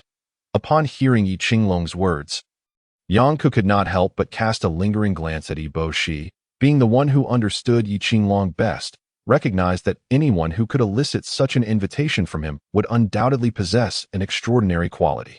Yet, Yang Ku remained oblivious to what made the man before her so distinctive. Well, Yi Bo, unable to decline further, could only offer a wry smile and acquiescence. The sight of a criminal dining with 4 police officers was undoubtedly an unimaginable scenario for most offenders, particularly with a renowned detective among them, not to mention an esteemed veteran officer yet to arrive. Were it any other criminal, they would have long since been paralyzed by fear. After choosing a modest stall and placing their orders, Yi Qinglong turned to Yi Bo first. Yi Bo, I'm not quite sure who is older between us, so I shall address you as such. Naturally, Yi Bo thought to himself that it was evident he was the elder. He merely smiled and replied, It matters not. You may call me as you please. Why? Yi Qinglong nodded. Yi Bo, where do you hail from? Yi Bo had long prepared for inquiries regarding his identity, and, with a bittersweet smile, replied, I am from Yongli County, although I have spent most of my life striving in Pingjin City. Upon hearing Yongli County, the others fell silent, including Detective Zhou, who recalled his initial encounter with Yi Bo when he had inquired about his background. However, at that time, Yongli County had not been mentioned, and as time passed, Zhou had forgotten about it. Now, with Yi Bo bringing it up again, Zhou's gaze turned contemplative as he regarded Yi Bo. Yi Bo, I remember you mentioned your parents' divorce and that you grew up with your father, correct? Yi Bo nodded, a hint of melancholy crossing his face. Indeed, the court awarded custody to my father, but as I've mentioned before, he tragically passed away in an accident after a night of heavy drinking. He then added with a sense of acceptance, however, after all these years, I have come to terms with it. Yang Ku and Yi Qinglong exchanged glances, with the former asking, When did you arrive in Pingjin City? Yi Bo reflected momentarily. It must have been around 21 years ago, though I was too young to remember. After my parents' divorce, my father brought me to the city to live. What is the matter? Yi Bo smiled. I assure you, I am no criminal. I am merely a novelist, lacking the audacity to engage in any wrongdoing. The group chuckled awkwardly. No, we are merely curious, if it troubles you. We shall refrain from asking further. The mention of Yongli County had always been a sensitive topic, leaving them feeling uneasy. Soon, their skewers arrived. Detective Zhou, eager to lighten the mood, remarked, Come now, let us eat. I am absolutely famished after this day. Zheng Xiao, unable to contain herself, eagerly grabbed a skewer of lamb, the enticing aroma of spices mingling with the meat wafting through the air, making her stomach growl audibly. This is delicious, Zheng Xiao exclaimed, her eyes sparkling with delight, completely disregarding her ladylike demeanor as she devoured the lamb skewers voraciously. Yi Bo remained silent, quietly savoring his food while listening to their light-hearted banter, occasionally chiming in with a comment or two. By the way, Yi Bo, Yi Qinglong inquired after relishing a couple of skewers, you mentioned you're a writer. What novels do you write? Surely, you must have garnered some recognition. After placing his skewer on the table, Yi Bo humbly replied, Oh, it's merely to make a living, hardly anything of great distinction. Moreover, I wouldn't consider myself a true author. Those of us who write online novels can only aspire to call ourselves writers. As the title of author feels too grand for us, Detective Zhou, intrigued, asked, "What is the name of your novel? I'd love to check it out during my leisure time." Its titled Another Me resides within my body. It is simply a pastime for me, hardly worthy of note, Ibo replied. Well, I shall certainly seek it out when I return, Zhou said, raising his beer to clink with Ibo's. However, Ibo took only a small sip, as his body lacked the enzyme to metabolize alcohol. Without the ability to break down alcohol, he would flush severely, and in extreme cases, it could even be life-threatening. Thus, those who turn red from drinking are not necessarily adept drinkers. Rather, they are individuals who cannot tolerate it. Having previously explained his condition, the group refrained from pressuring him to drink, content to enjoy the moment. From the outset, Ibo had been carefully managing his facial expressions and subconscious gestures, aware of the keen psychological insights at play. Although he was untroubled by the prospect of being discovered, he adhered to the principle of avoiding trouble whenever possible, thus limiting his alcohol intake. Just as the conversation reached a lively crescendo, Zhao Weihai approached, exclaiming, "I just checked. There truly is something under the bed." Before he could finish, Yi Qinglong silenced him with a stern look upon noticing Ibo. Zhao Weihai squinted. "You are this is Zhou's friend, Ibo?" Yi Qinglong introduced that. Ibo smiled at Zhao Weihai. "Hello." With an outsider present, Zhao Weihai refrained from discussing the case further. Nonetheless, he harbored a rather unfavorable impression of Ibo, bordering on aversion, yet he could not fathom the source of his discomfort towards this stranger. Zhao Weihai simply grunted coldly in acknowledgement before sitting down and beginning to eat heartily. His demeanor left the others perplexed. Zhou, feeling the tension, attempted to diffuse the situation. Ibo, don't take it to heart. He is just like that, cold and distant with everyone. Not just you." Ibo shook his head with a smile. "It is quite all right. It merely reflects his true nature, and I am not one to hold grudges." At that moment, Ibo exuded an aura of scholarly elegance, exuding a calm and refined demeanor, which was precisely the impression he intended to convey to these officers. However, he couldn't help but wonder why Zhao Weihai regarded him with such scrutiny. Over the course of the evening, Zhao Weihai continued to cast discerning glances in Ibo's direction, which irked Zhou. Ibo was his friend, and Zhao's behavior was disrespectful. Thus, Zhou opted to ignore Zhao Weihai's inquiries, choosing instead to focus on Ibo. The atmosphere grew increasingly awkward, with even the usually oblivious Zhang Xiao sensing the shift in dynamics. Before long, the group had nearly finished their meal. "Thank you all for your hospitality today," Ibo expressed with gratitude. Zhou felt a pang of guilt, knowing that Ibo had been subjected to such treatment despite being his friend. "Ibo, I'm truly sorry for today. Let me treat you another time as an apology." Ibo waved his hand dismissively. "No need. Perhaps my presence has disrupted your enjoyment. Allow me to apologize for that." His words elicited a sense of embarrassment among the group. "How about I give you a ride home?" Zhou offered. "After all, our places aren't too far apart." "No. Thank you. I believe you still have things to discuss, so I shall take my leave." Ibo politely declined, bidding them farewell before turning to depart. However, the moment he turned away, his smile morphed into a sinister grin, tinged with an undercurrent of anger. A sixth sense, perhaps. He chuckled inwardly once Ibo had left. Zhou confronted Zhao Weihai with a raised voice. "Hai Gu, Ibo is my friend. How could you treat him like that?" Zhao Weihai interrupted Zhou's inquiry. "I apologize, Zhou. It was not my intention. From the moment I laid eyes on him, I felt an inexplicable surge of anger. As if he were my sworn enemy." Zhao Weihai sighed. "I cannot explain it. It feels as if he is my nemesis. But this is merely your subjective perception, is it not? Could it be that the pressure has gotten to you?" Zhou questioned. "Perhaps it is not," Yi Qinglong mused, gazing thoughtfully in the direction Ibo had departed. "From the very first moment I encountered him today, I felt as though we were rivals." Zhou was taken aback. If Zhao Weihai felt this way, it was one thing, but now Yi Qinglong echoed the sentiment. Ye team, could it be that you were mistaken? Yi Qinglong continued, "Tonight marks the second time I have met him, and this time, he gives me the impression of a worthy opponent. He remains an enigma to me. Why do I not feel the same?"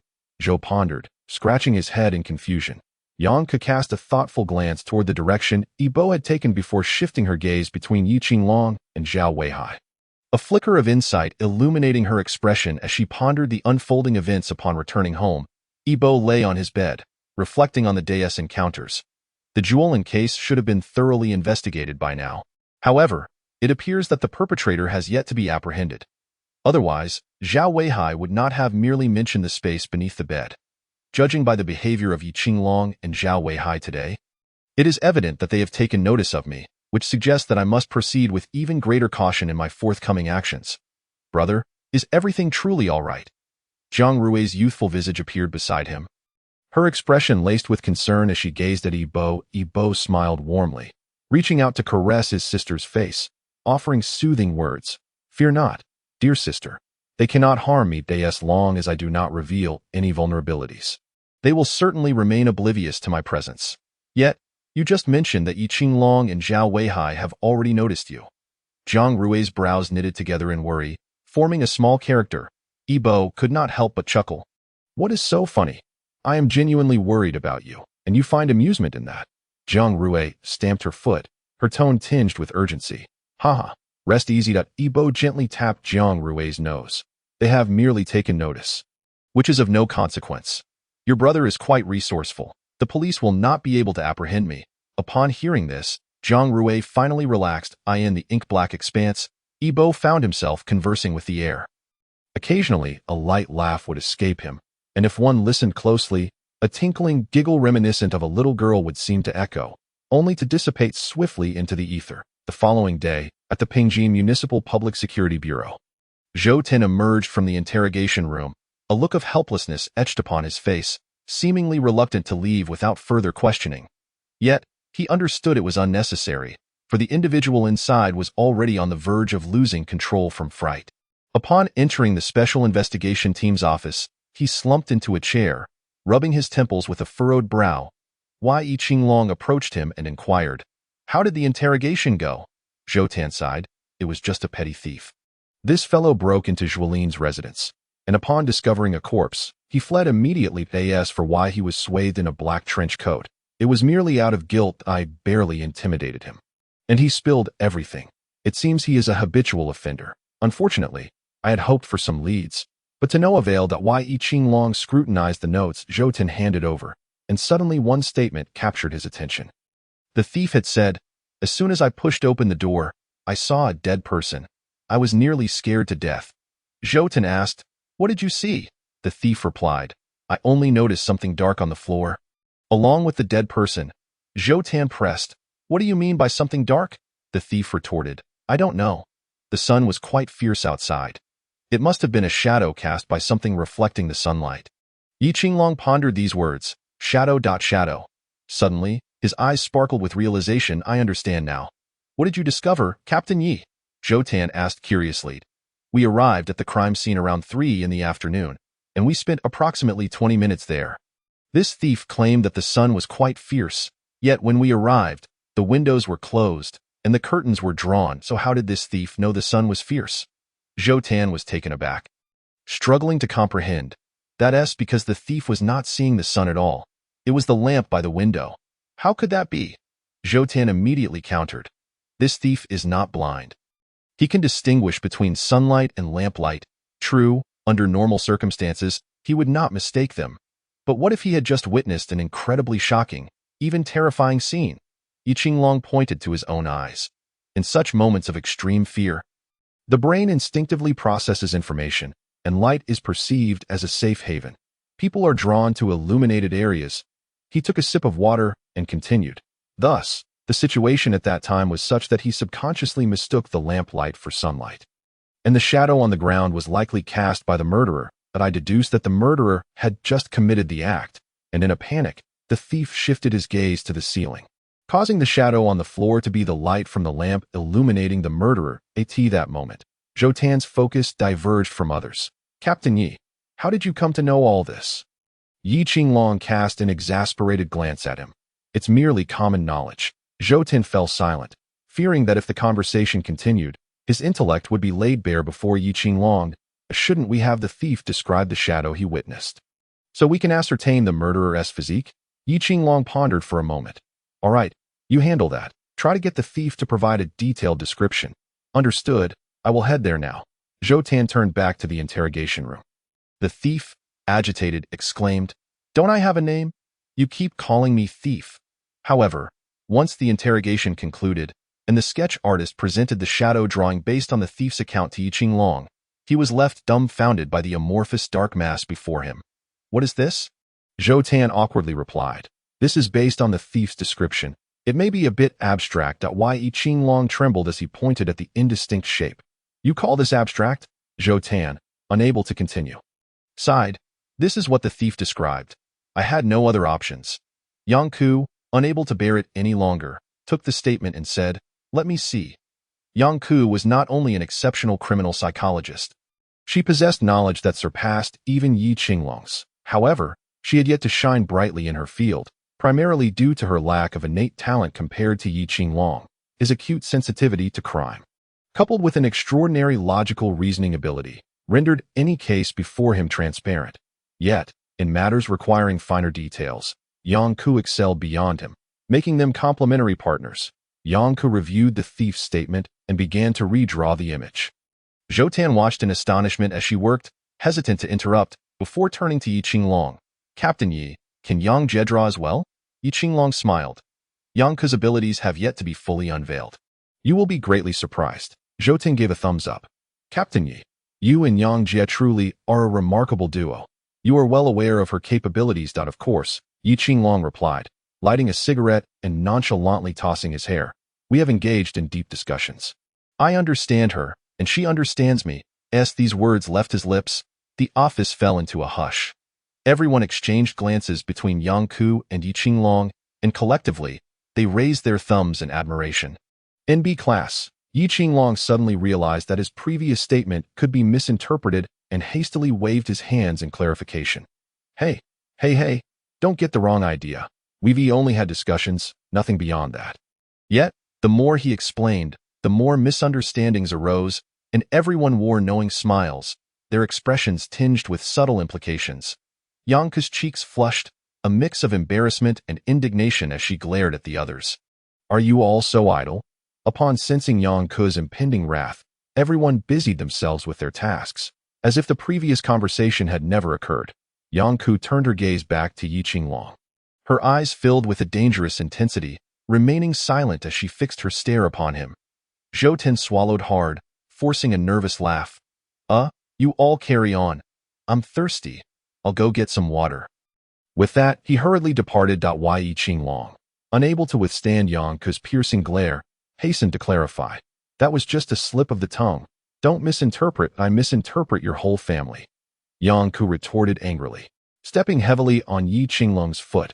"Ouch!" Yi Qinglong yelped in pain, only for Yang Ku to swiftly grasp his shoulders and deliver a knee to his midsection with a resounding thud. The male officers instinctively shielded their groins. Wincing at the sight, Yang Ku stormed out in a huff. In truth, both Yang Ku and Yi Qinglong harbored feelings for one another, yet neither had the courage to breach that barrier. Yang Ku's shyness, being a girl, and Yi Qinglong's fixation caused him to shy away from contemplating such matters, burying his emotions deep within his heart. However, today's commotion had inadvertently revealed the subtle tension between them to the others. Yang Ku was the type to be particularly reserved. She did not wish for her first experience with affection to be so casually exposed through ambiguous remarks. Had Yi Qinglong later acknowledged his feelings openly, it might have been acceptable, but his insistence on clarification only served to deepen her embarrassment. After a considerable while, Yi Qinglong finally regained his composure, hissing as he inhaled the cold air, and picked up the portrait that Yang Ku had drawn on the table. The image depicted a well-proportioned man, with slender fingers, short hair, and slightly bowed legs. Indeed, his skills had not diminished in the slightest, Yi Qinglong exclaimed in admiration. However, at that moment, Yang Ku returned, her expression cold as she announced that the results of the footprint analysis had come in. Instantly, everyone perked up. This was the most crucial lead they had. Yang Ku forwarded the information to Zheng Xiao, instructing her to project it onto the screen. The pattern on the shoe sole had been identified as a creation of a domestic designer named Lu Ocean, whose shoes were released last year in a limited edition of only 100 pairs. The unique design of the shoe sole meant that if they could ascertain who had purchased these shoes, they would surely be able to identify the true culprit. Zhou Tan murmured, "I've never heard of this designer before." Zheng Xiao glanced at him. "While foreign luxury brands are abundant, do not presume that we lack our own." It's just that many domestic luxury items are likely unknown to the average person. All right, let us get to work. Yi Qinglong interrupted their conversation. Zhou Tan, you and Haigu should take the initiative. Designers typically register buyer information at the time of sale, so investigate this. Once Zhou Tan and his companion left, Yi Qinglong couldn't help but feel a surge of excitement. Finally, they might uncover the identity of the Grim Reaper. By the afternoon, Zhou Tan had sent the buyer information obtained from Lu Ocean to Zheng Xiao for further investigation. As Zheng Xiao sifted through the names, he muttered, "These names are quite intriguing. Point one is named Lu Ocean, almost reminiscent of the Lu Ocean Fu. There's even a Qifeng Huang, sharing the same name with the Ming Dynasty Emperor Zhu Hozhao, albeit with a different surname. What are you mumbling about?" Yi Qinglong inquired, glancing at Zheng Xiao. Nothing, Zheng Xiao replied sheepishly, refocusing on the buyer information. Shortly thereafter, he had gathered all the details. Among these 100 individuals, only 17 reside in Pingjin City, the rest are in other provinces. As he spoke, he pulled up the information on the 17.investigate.y. Yi Qinglong was determined not to overlook this information. "I will seek out Director Chu. We lack manpower, and I'll have him assign us some assistance and also contact our counterparts in other provinces for support." Turning to the others, he adopted a serious expression. "This operation requires full mobilization. We must not overlook any details." Yes, everyone nodded in agreement, fully aware of the gravity of the situation, and set off diligently. Li Zhe and Hu Bing were at a restaurant, devouring their meals. That Li Zhe sighed. "Where do you suppose the person we're looking for could be? We've been searching for days without a trace." Hu Bing slurped his noodles and replied, "Patience is key. Since he wants us to find him, we shall. There are photographs, after all. But this individual is hiding too effectively. Where could he possibly be?" Li Zhe lamented. Recalling that during his days as a private investigator, finding someone had never been this arduous, he even began to doubt whether the person was still alive or had fled abroad, as he had some connections in the underworld that should have facilitated the search. "Let us remain patient," Hu Bing began, casting a glance out the window, abruptly falling silent. Noticing his sudden quiet, Li Zhe looked at him and asked, "What's wrong?" "Look at that man in the black car." Hu Bing whispered. Li Zhe turned to observe the man. "What about him? Is there something amiss?" "He's a police officer." Hu Bing replied gravely, "That I've seen him before when I was interrogated at the police station. But today is not a holiday and it's work hours. Why is he in plain clothes here?" Upon hearing Hu Bing's words, Li Zhe became serious, carefully observing the scene outside, and to his dismay, he spotted 3 or 4 plainclothes officers. A sense of dread washed over him. Could it be that we've been compromised? No, it shouldn't be. Hu Bing scrutinized the officers' expressions. They are not here for us. For ordinary criminals, plainclothes officers could easily intimidate them. However, for high-intelligence offenders, the disguises of plainclothes officers were riddled with flaws, making it easy to discern their true identities. Those who had spent years as officers carried an unmistakable aura of authority, to which criminals were particularly sensitive. There was a case where an undercover officer, in a bid to catch a suspect, set up a pancake stall in an area frequented by criminals. Ironically, his business boomed that night. But his inexperience led to chaos, and customers began to suspect he was a thief masquerading as a vendor, even prompting some to call the police. Fortunately, the suspect was apprehended, but the officer received a thorough reprimand, nearly allowing the criminal to escape. While Li Zhe and Hu Bing observed, 2 officers emerged from a nearby hotel, with the owner effusively seeing them off, even promising free meals in the future. As the officers drove away, the hotel owner's obsequious demeanor shifted to one of anxiety as he hurried inside. Li Zhe and Hu Bing exchanged glances, with the latter saying, "I'll go. You wait for my signal outside to avoid any surprises from those officers." Hu Bing nodded. "Be careful." Upon returning to his office, the hotel owner, Qian Un, let out a long breath, his mind racing with questions. Why had the police suddenly paid him a visit? What could their intentions be? Had they uncovered something? Meanwhile, Li Zhe had stealthily positioned himself by the office window, straining to overhear the conversation inside. Although he had never dealt with Qianan directly, he had heard of him. Qianan owned 5 chain hotels throughout Pingjin City, in addition to 2 farm stays, all rated 5 stars. Li Zhe had previously investigated a case of infidelity that involved Qianan. Though he ultimately did not implicate him, the encounter had left an impression. Hearing Qianan speak to himself, Li Zhe's heart raced. Could there be a crucial discovery made in his presence? After much hesitation, Qianan took out his phone, removed the SIM card, replaced it with another, and dialed a number. After 3 attempts, the call connected. What is going on? Don't you know what time it is to be making calls? Qianan suppressed his anxiety as he relayed the police's inquiry from earlier, concluding with, could they have caught wind of something? You didn't tell anyone else about this, did you? The voice on the other end fell silent for a moment before responding. How could I possibly tell anyone? Besides, you hold my secret. I wouldn't dare jeopardize my life. All right, I'll take care of it. Don't concern yourself with anything else. With that, the line went dead. Staring blankly at the severed call, Qianan's fury erupted, shattering his phone in frustration. Damn it, what a mess. Hopefully, you can hide in Jingmu Gun forever. Li Zhe cast one last glance at Qianan. He slipped away unnoticed. Once on the street, he signaled to Hu Bing in the CF before departing. Hu Bing understood, lingering a moment longer before settling the bill and leaving. The two men reconvened in a house they had previously rented. Where Li Zhe shared the information he had overheard, Hu Bing pondered for a moment before confirming, this should be accurate. We must inform the Reaper. We're working for him, and ultimately, he must decide. Yibo hung up the phone, stretching lazily as he gazed out at the fading sunlight, a smile playing on his lips. At last, I found you. However, Yibo did not rush to Jingmu Huayuan. For the vastness of the estate made locating Qijun and his companion quite challenging. Moreover, he had little faith in the property management. How could they possibly have registered their real names? Considering this, Yibo hacked into the property management system of Jingmu Huayuan, but after a thorough search, he found no information on Qian, and this indicated that Qian had not purchased a property in Jingmu Huayuan. How prudent, Yibo sneered. Then let's draw the snake out of its hold. Yi Qinglong listened intently to the reports from Zhou Tan and the others. Once they concluded, he summarized, so, that means the only suspects in Pingjin City are Qian and Wang Gui.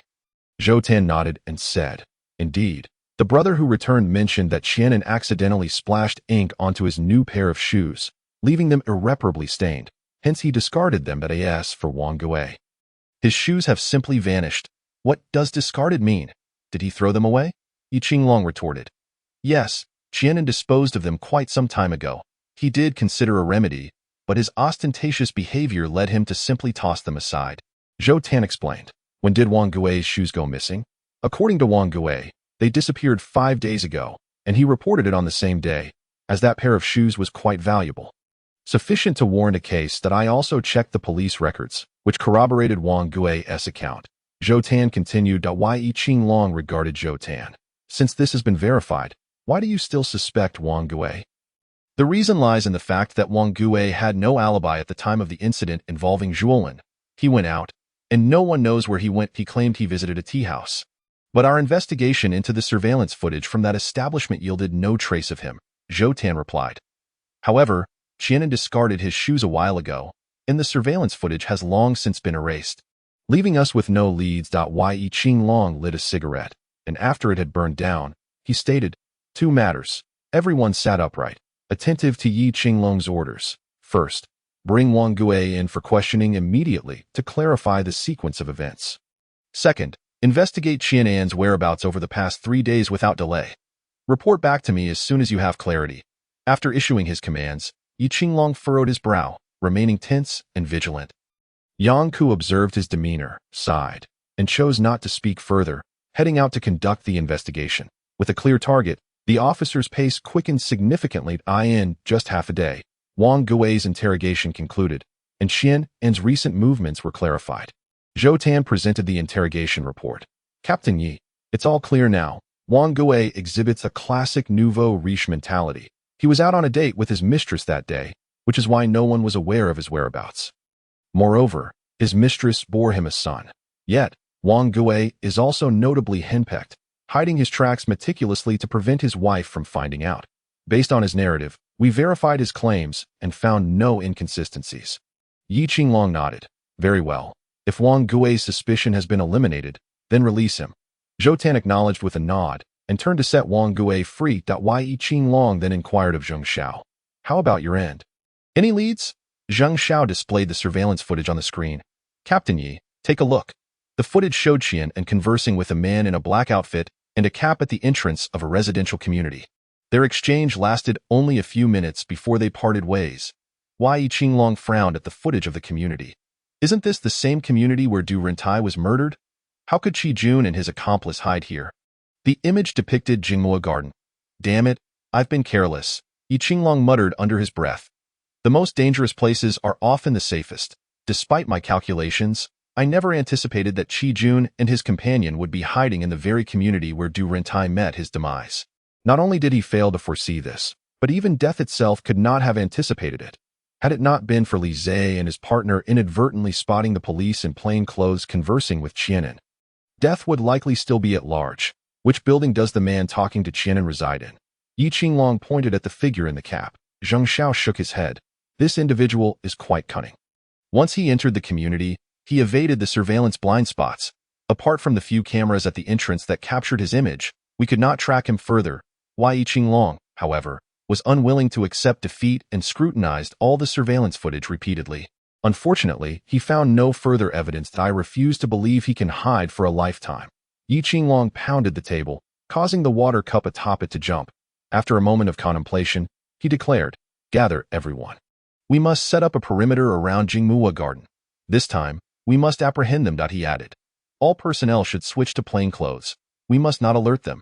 However, if the target appears, seize them immediately. After making the arrangements, Yi Qinglong wasted no time and promptly departed to join the operation. He was determined to catch the culprits. Yi Qinglong firmly believed that these two were linked to death, and perhaps through them, he could uncover death's true identity. However, speculation remained just that. Bo arrived at the entrance of Jingmua Garden, meticulously observing the surrounding environment. Familiarity with the area would enhance the likelihood of a successful operation.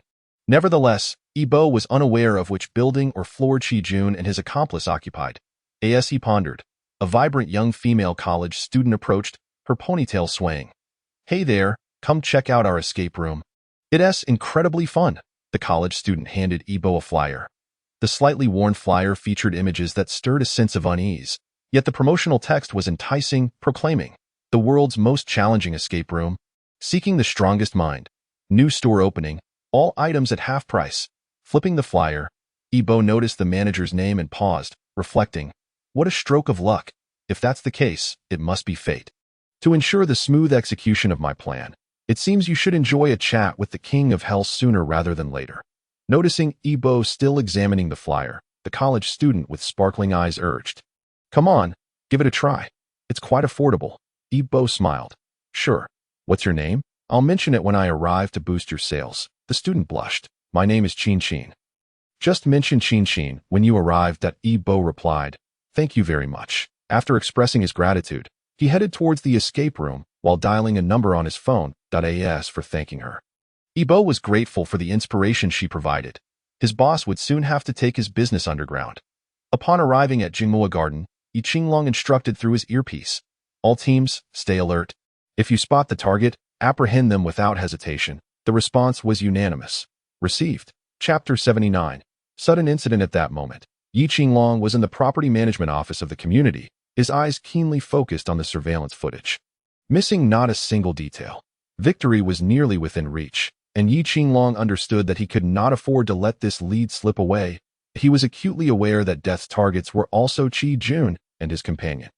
Now, he was in a race against death, and it would come down to whose methods were more adept. Yi Qinglong was convinced that with over 150 officers and auxiliary police deployed, surrounding the entire community, capturing these two should be an achievable feat. 4 officers had taken the place of security guards at the main entrance, inspecting every individual and vehicle entering or exiting the community.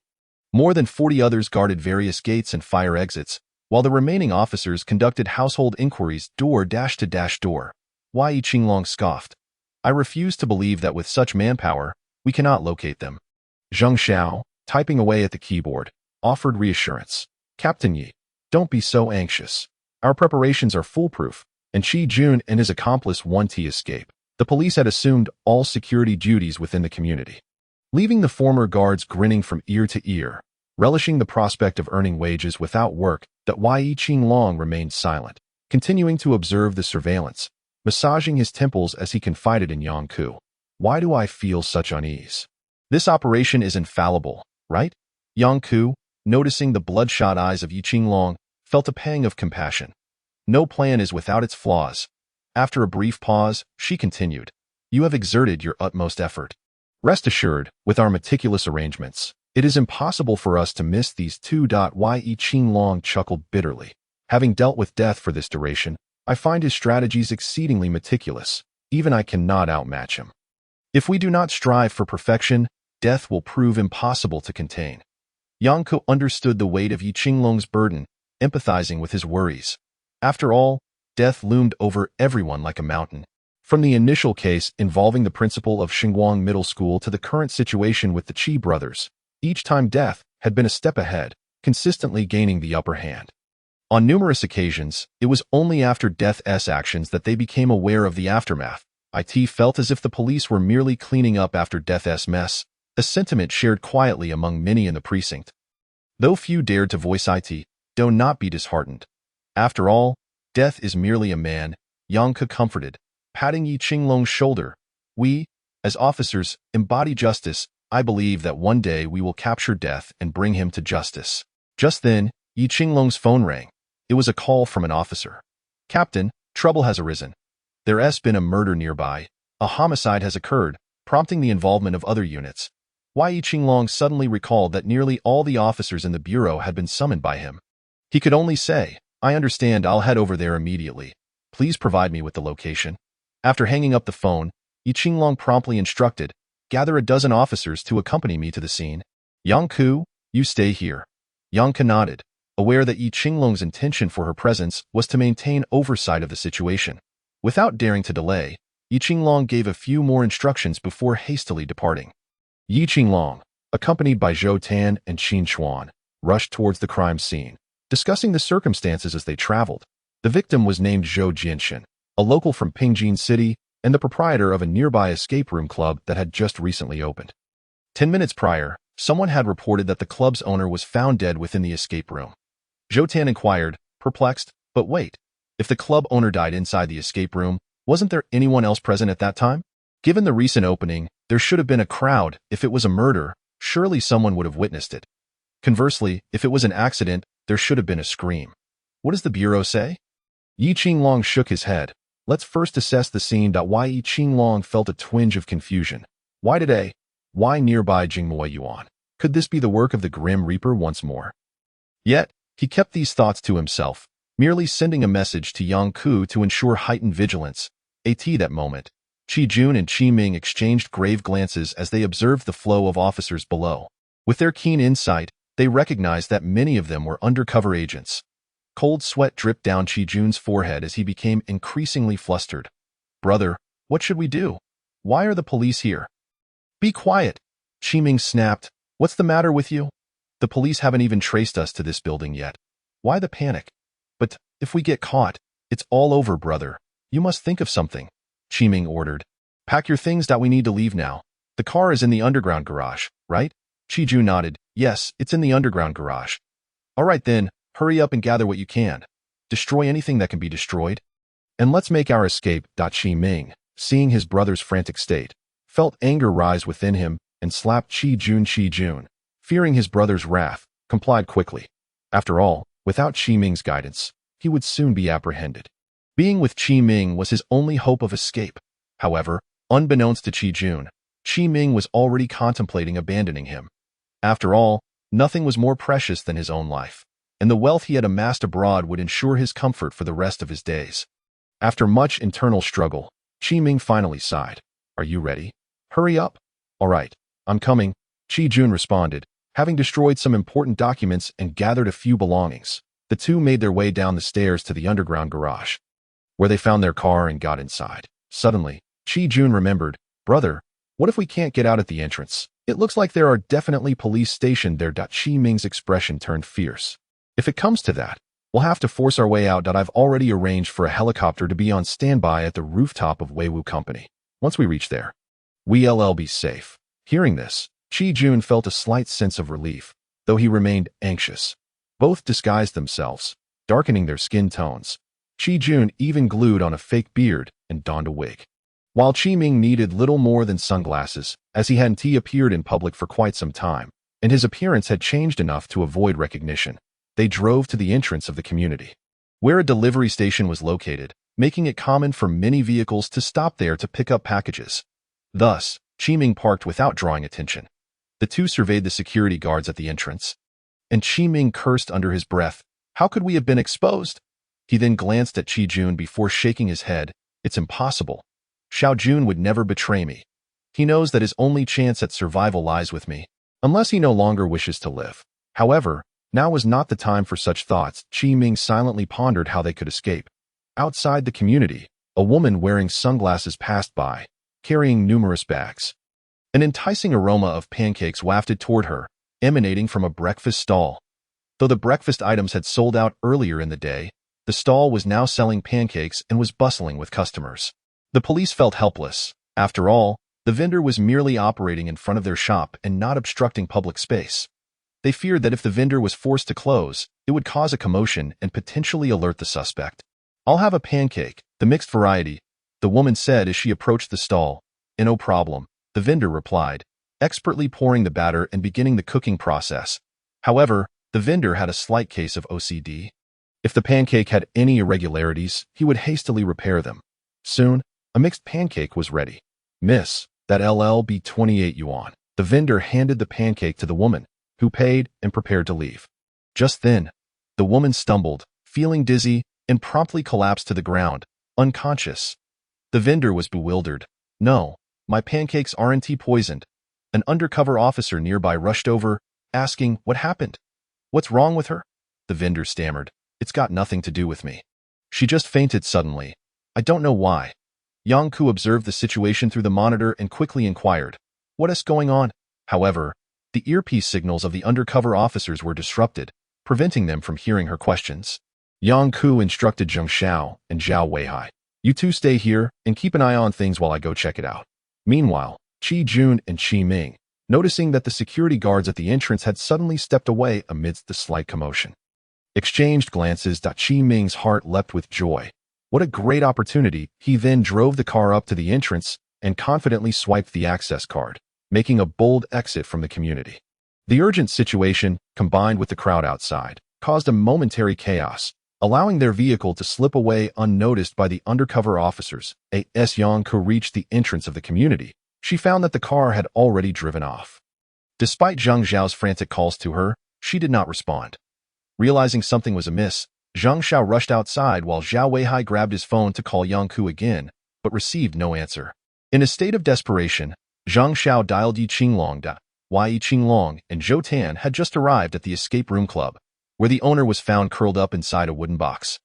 Lifeless, with black blood seeping from his mouth and nose. Qin Xuan, upon seeing the scene, declared, he died from poisoning. Yi Qinglong's heart sank. He knew that the Grim Reaper possessed a certain toxin capable of killing a person in a short time. Leaning closer, Qin Xuan sniffed, frowning. It's ether. It seems the murderer incapacitated the victim before poisoning him. Can you determine what kind of poison it is? Is it the same toxin used by the Grim Reaper before? Qin Xuan examined the blood's color. I can't say for certain. We'll need to conduct tests to know for sure. Yi Qinglong's unease intensified. Zhou Tan noticed Yi Qinglong's apprehension and reassured him. Captain Yi, let us not rush. We should allow our team to gather evidence first. Yi Qinglong understood that hurrying would yield no benefit and nodded in agreement. Ensure evidence is collected and the witness statement is meticulously documented. No room for carelessness. Understood, came the reply. Just as Yi Qinglong picked up his phone to inquire about the situation with Yang Ku, he received a call from Zheng Xiao. The urgency in Zheng Xiao's voice was palpable as he said, Captain Yi, we have a problem. Yi Qinglong's expression shifted instantly. I'm heading back right away. Please tell me what happened. As Yang Ku pushed through the crowd, she realized the woman who had fainted was none other than Miao Man Man. Yi Qinglong and his team had long suspected that Miao Man Man was aiding the Grim Reaper, yet they had no evidence to detain her, and even their attempts to persuade her had been futile. Seeing Miao Man Man frequently in the vicinity sent chills down Yang Ku's spine, but there was no room for hesitation. She immediately instructed the two officers, quick, take her to the hospital. Make sure she doesn't escape. The onlookers began to murmur. Who are you? Do you even know her to be so protective? Yeah. Are you human traffickers? Is this some new tactic? Call the police. We can't let them leave. The crowd's fervor escalated. Surrounding Yang Ku and her team, insisting they must not be allowed to go. However, it was only after some individuals took out their phones that they realized, to their astonishment, that there was no signal. Upon hearing the words "no signal," Yang Ke's mind went blank. She pulled out her own phone and confirmed the unfortunate reality. This indicated that after Meow Man had fainted, Zheng Xiao must have discovered something amiss. She had attempted to contact me but was unable to do so. At this moment, the concern for revealing their identities was overshadowed by urgency. Yang Ke produced her badge and addressed the onlookers. "We are police officers. And this individual is a suspect. We must take her into custody." The other officers, witnessing Yang Ke's revelation, also displayed their badges to affirm their identities. Upon seeing the badges of Yang Ke and her colleagues, the crowd finally relaxed their vigilance, for in the eyes of ordinary citizens, the police are regarded as the most dependable and trustworthy figures. Yang Ke hurriedly maneuvered through the crowd toward the property management office. And as soon as she stepped through the community gate, she heard Zheng Xiao's voice calling out, "Sister Yang, did you hear that? Sister Yang, Zheng Xiao, what just happened?" Zheng Xiao, with little time to elaborate, swiftly replied. "After that woman fainted, a car took the opportunity to drive away. I have already informed Team Leader Yi, and he has gone after them." Relieved to hear that Yi Qinglong was in pursuit, Yang Ke exhaled and said, "Zheng Xiao, send me the location of that vehicle on my phone. I will head over as well. You and Hai Ge should coordinate here." "Understood, Sister Yang. I have sent the location to your phone." The escaped Qi Jun was still in disbelief. "Is this really how we got away?" Qi Ming, with a grave expression, interjected, "Enough with the chatter. We're almost at the company. Quickly call to activate the helicopter." Qi Jun complied and began making the call, while Qi Ming's face remained etched with concern. He understood that the current situation was undoubtedly orchestrated by someone, yet he could not discern whether that person was friend or foe.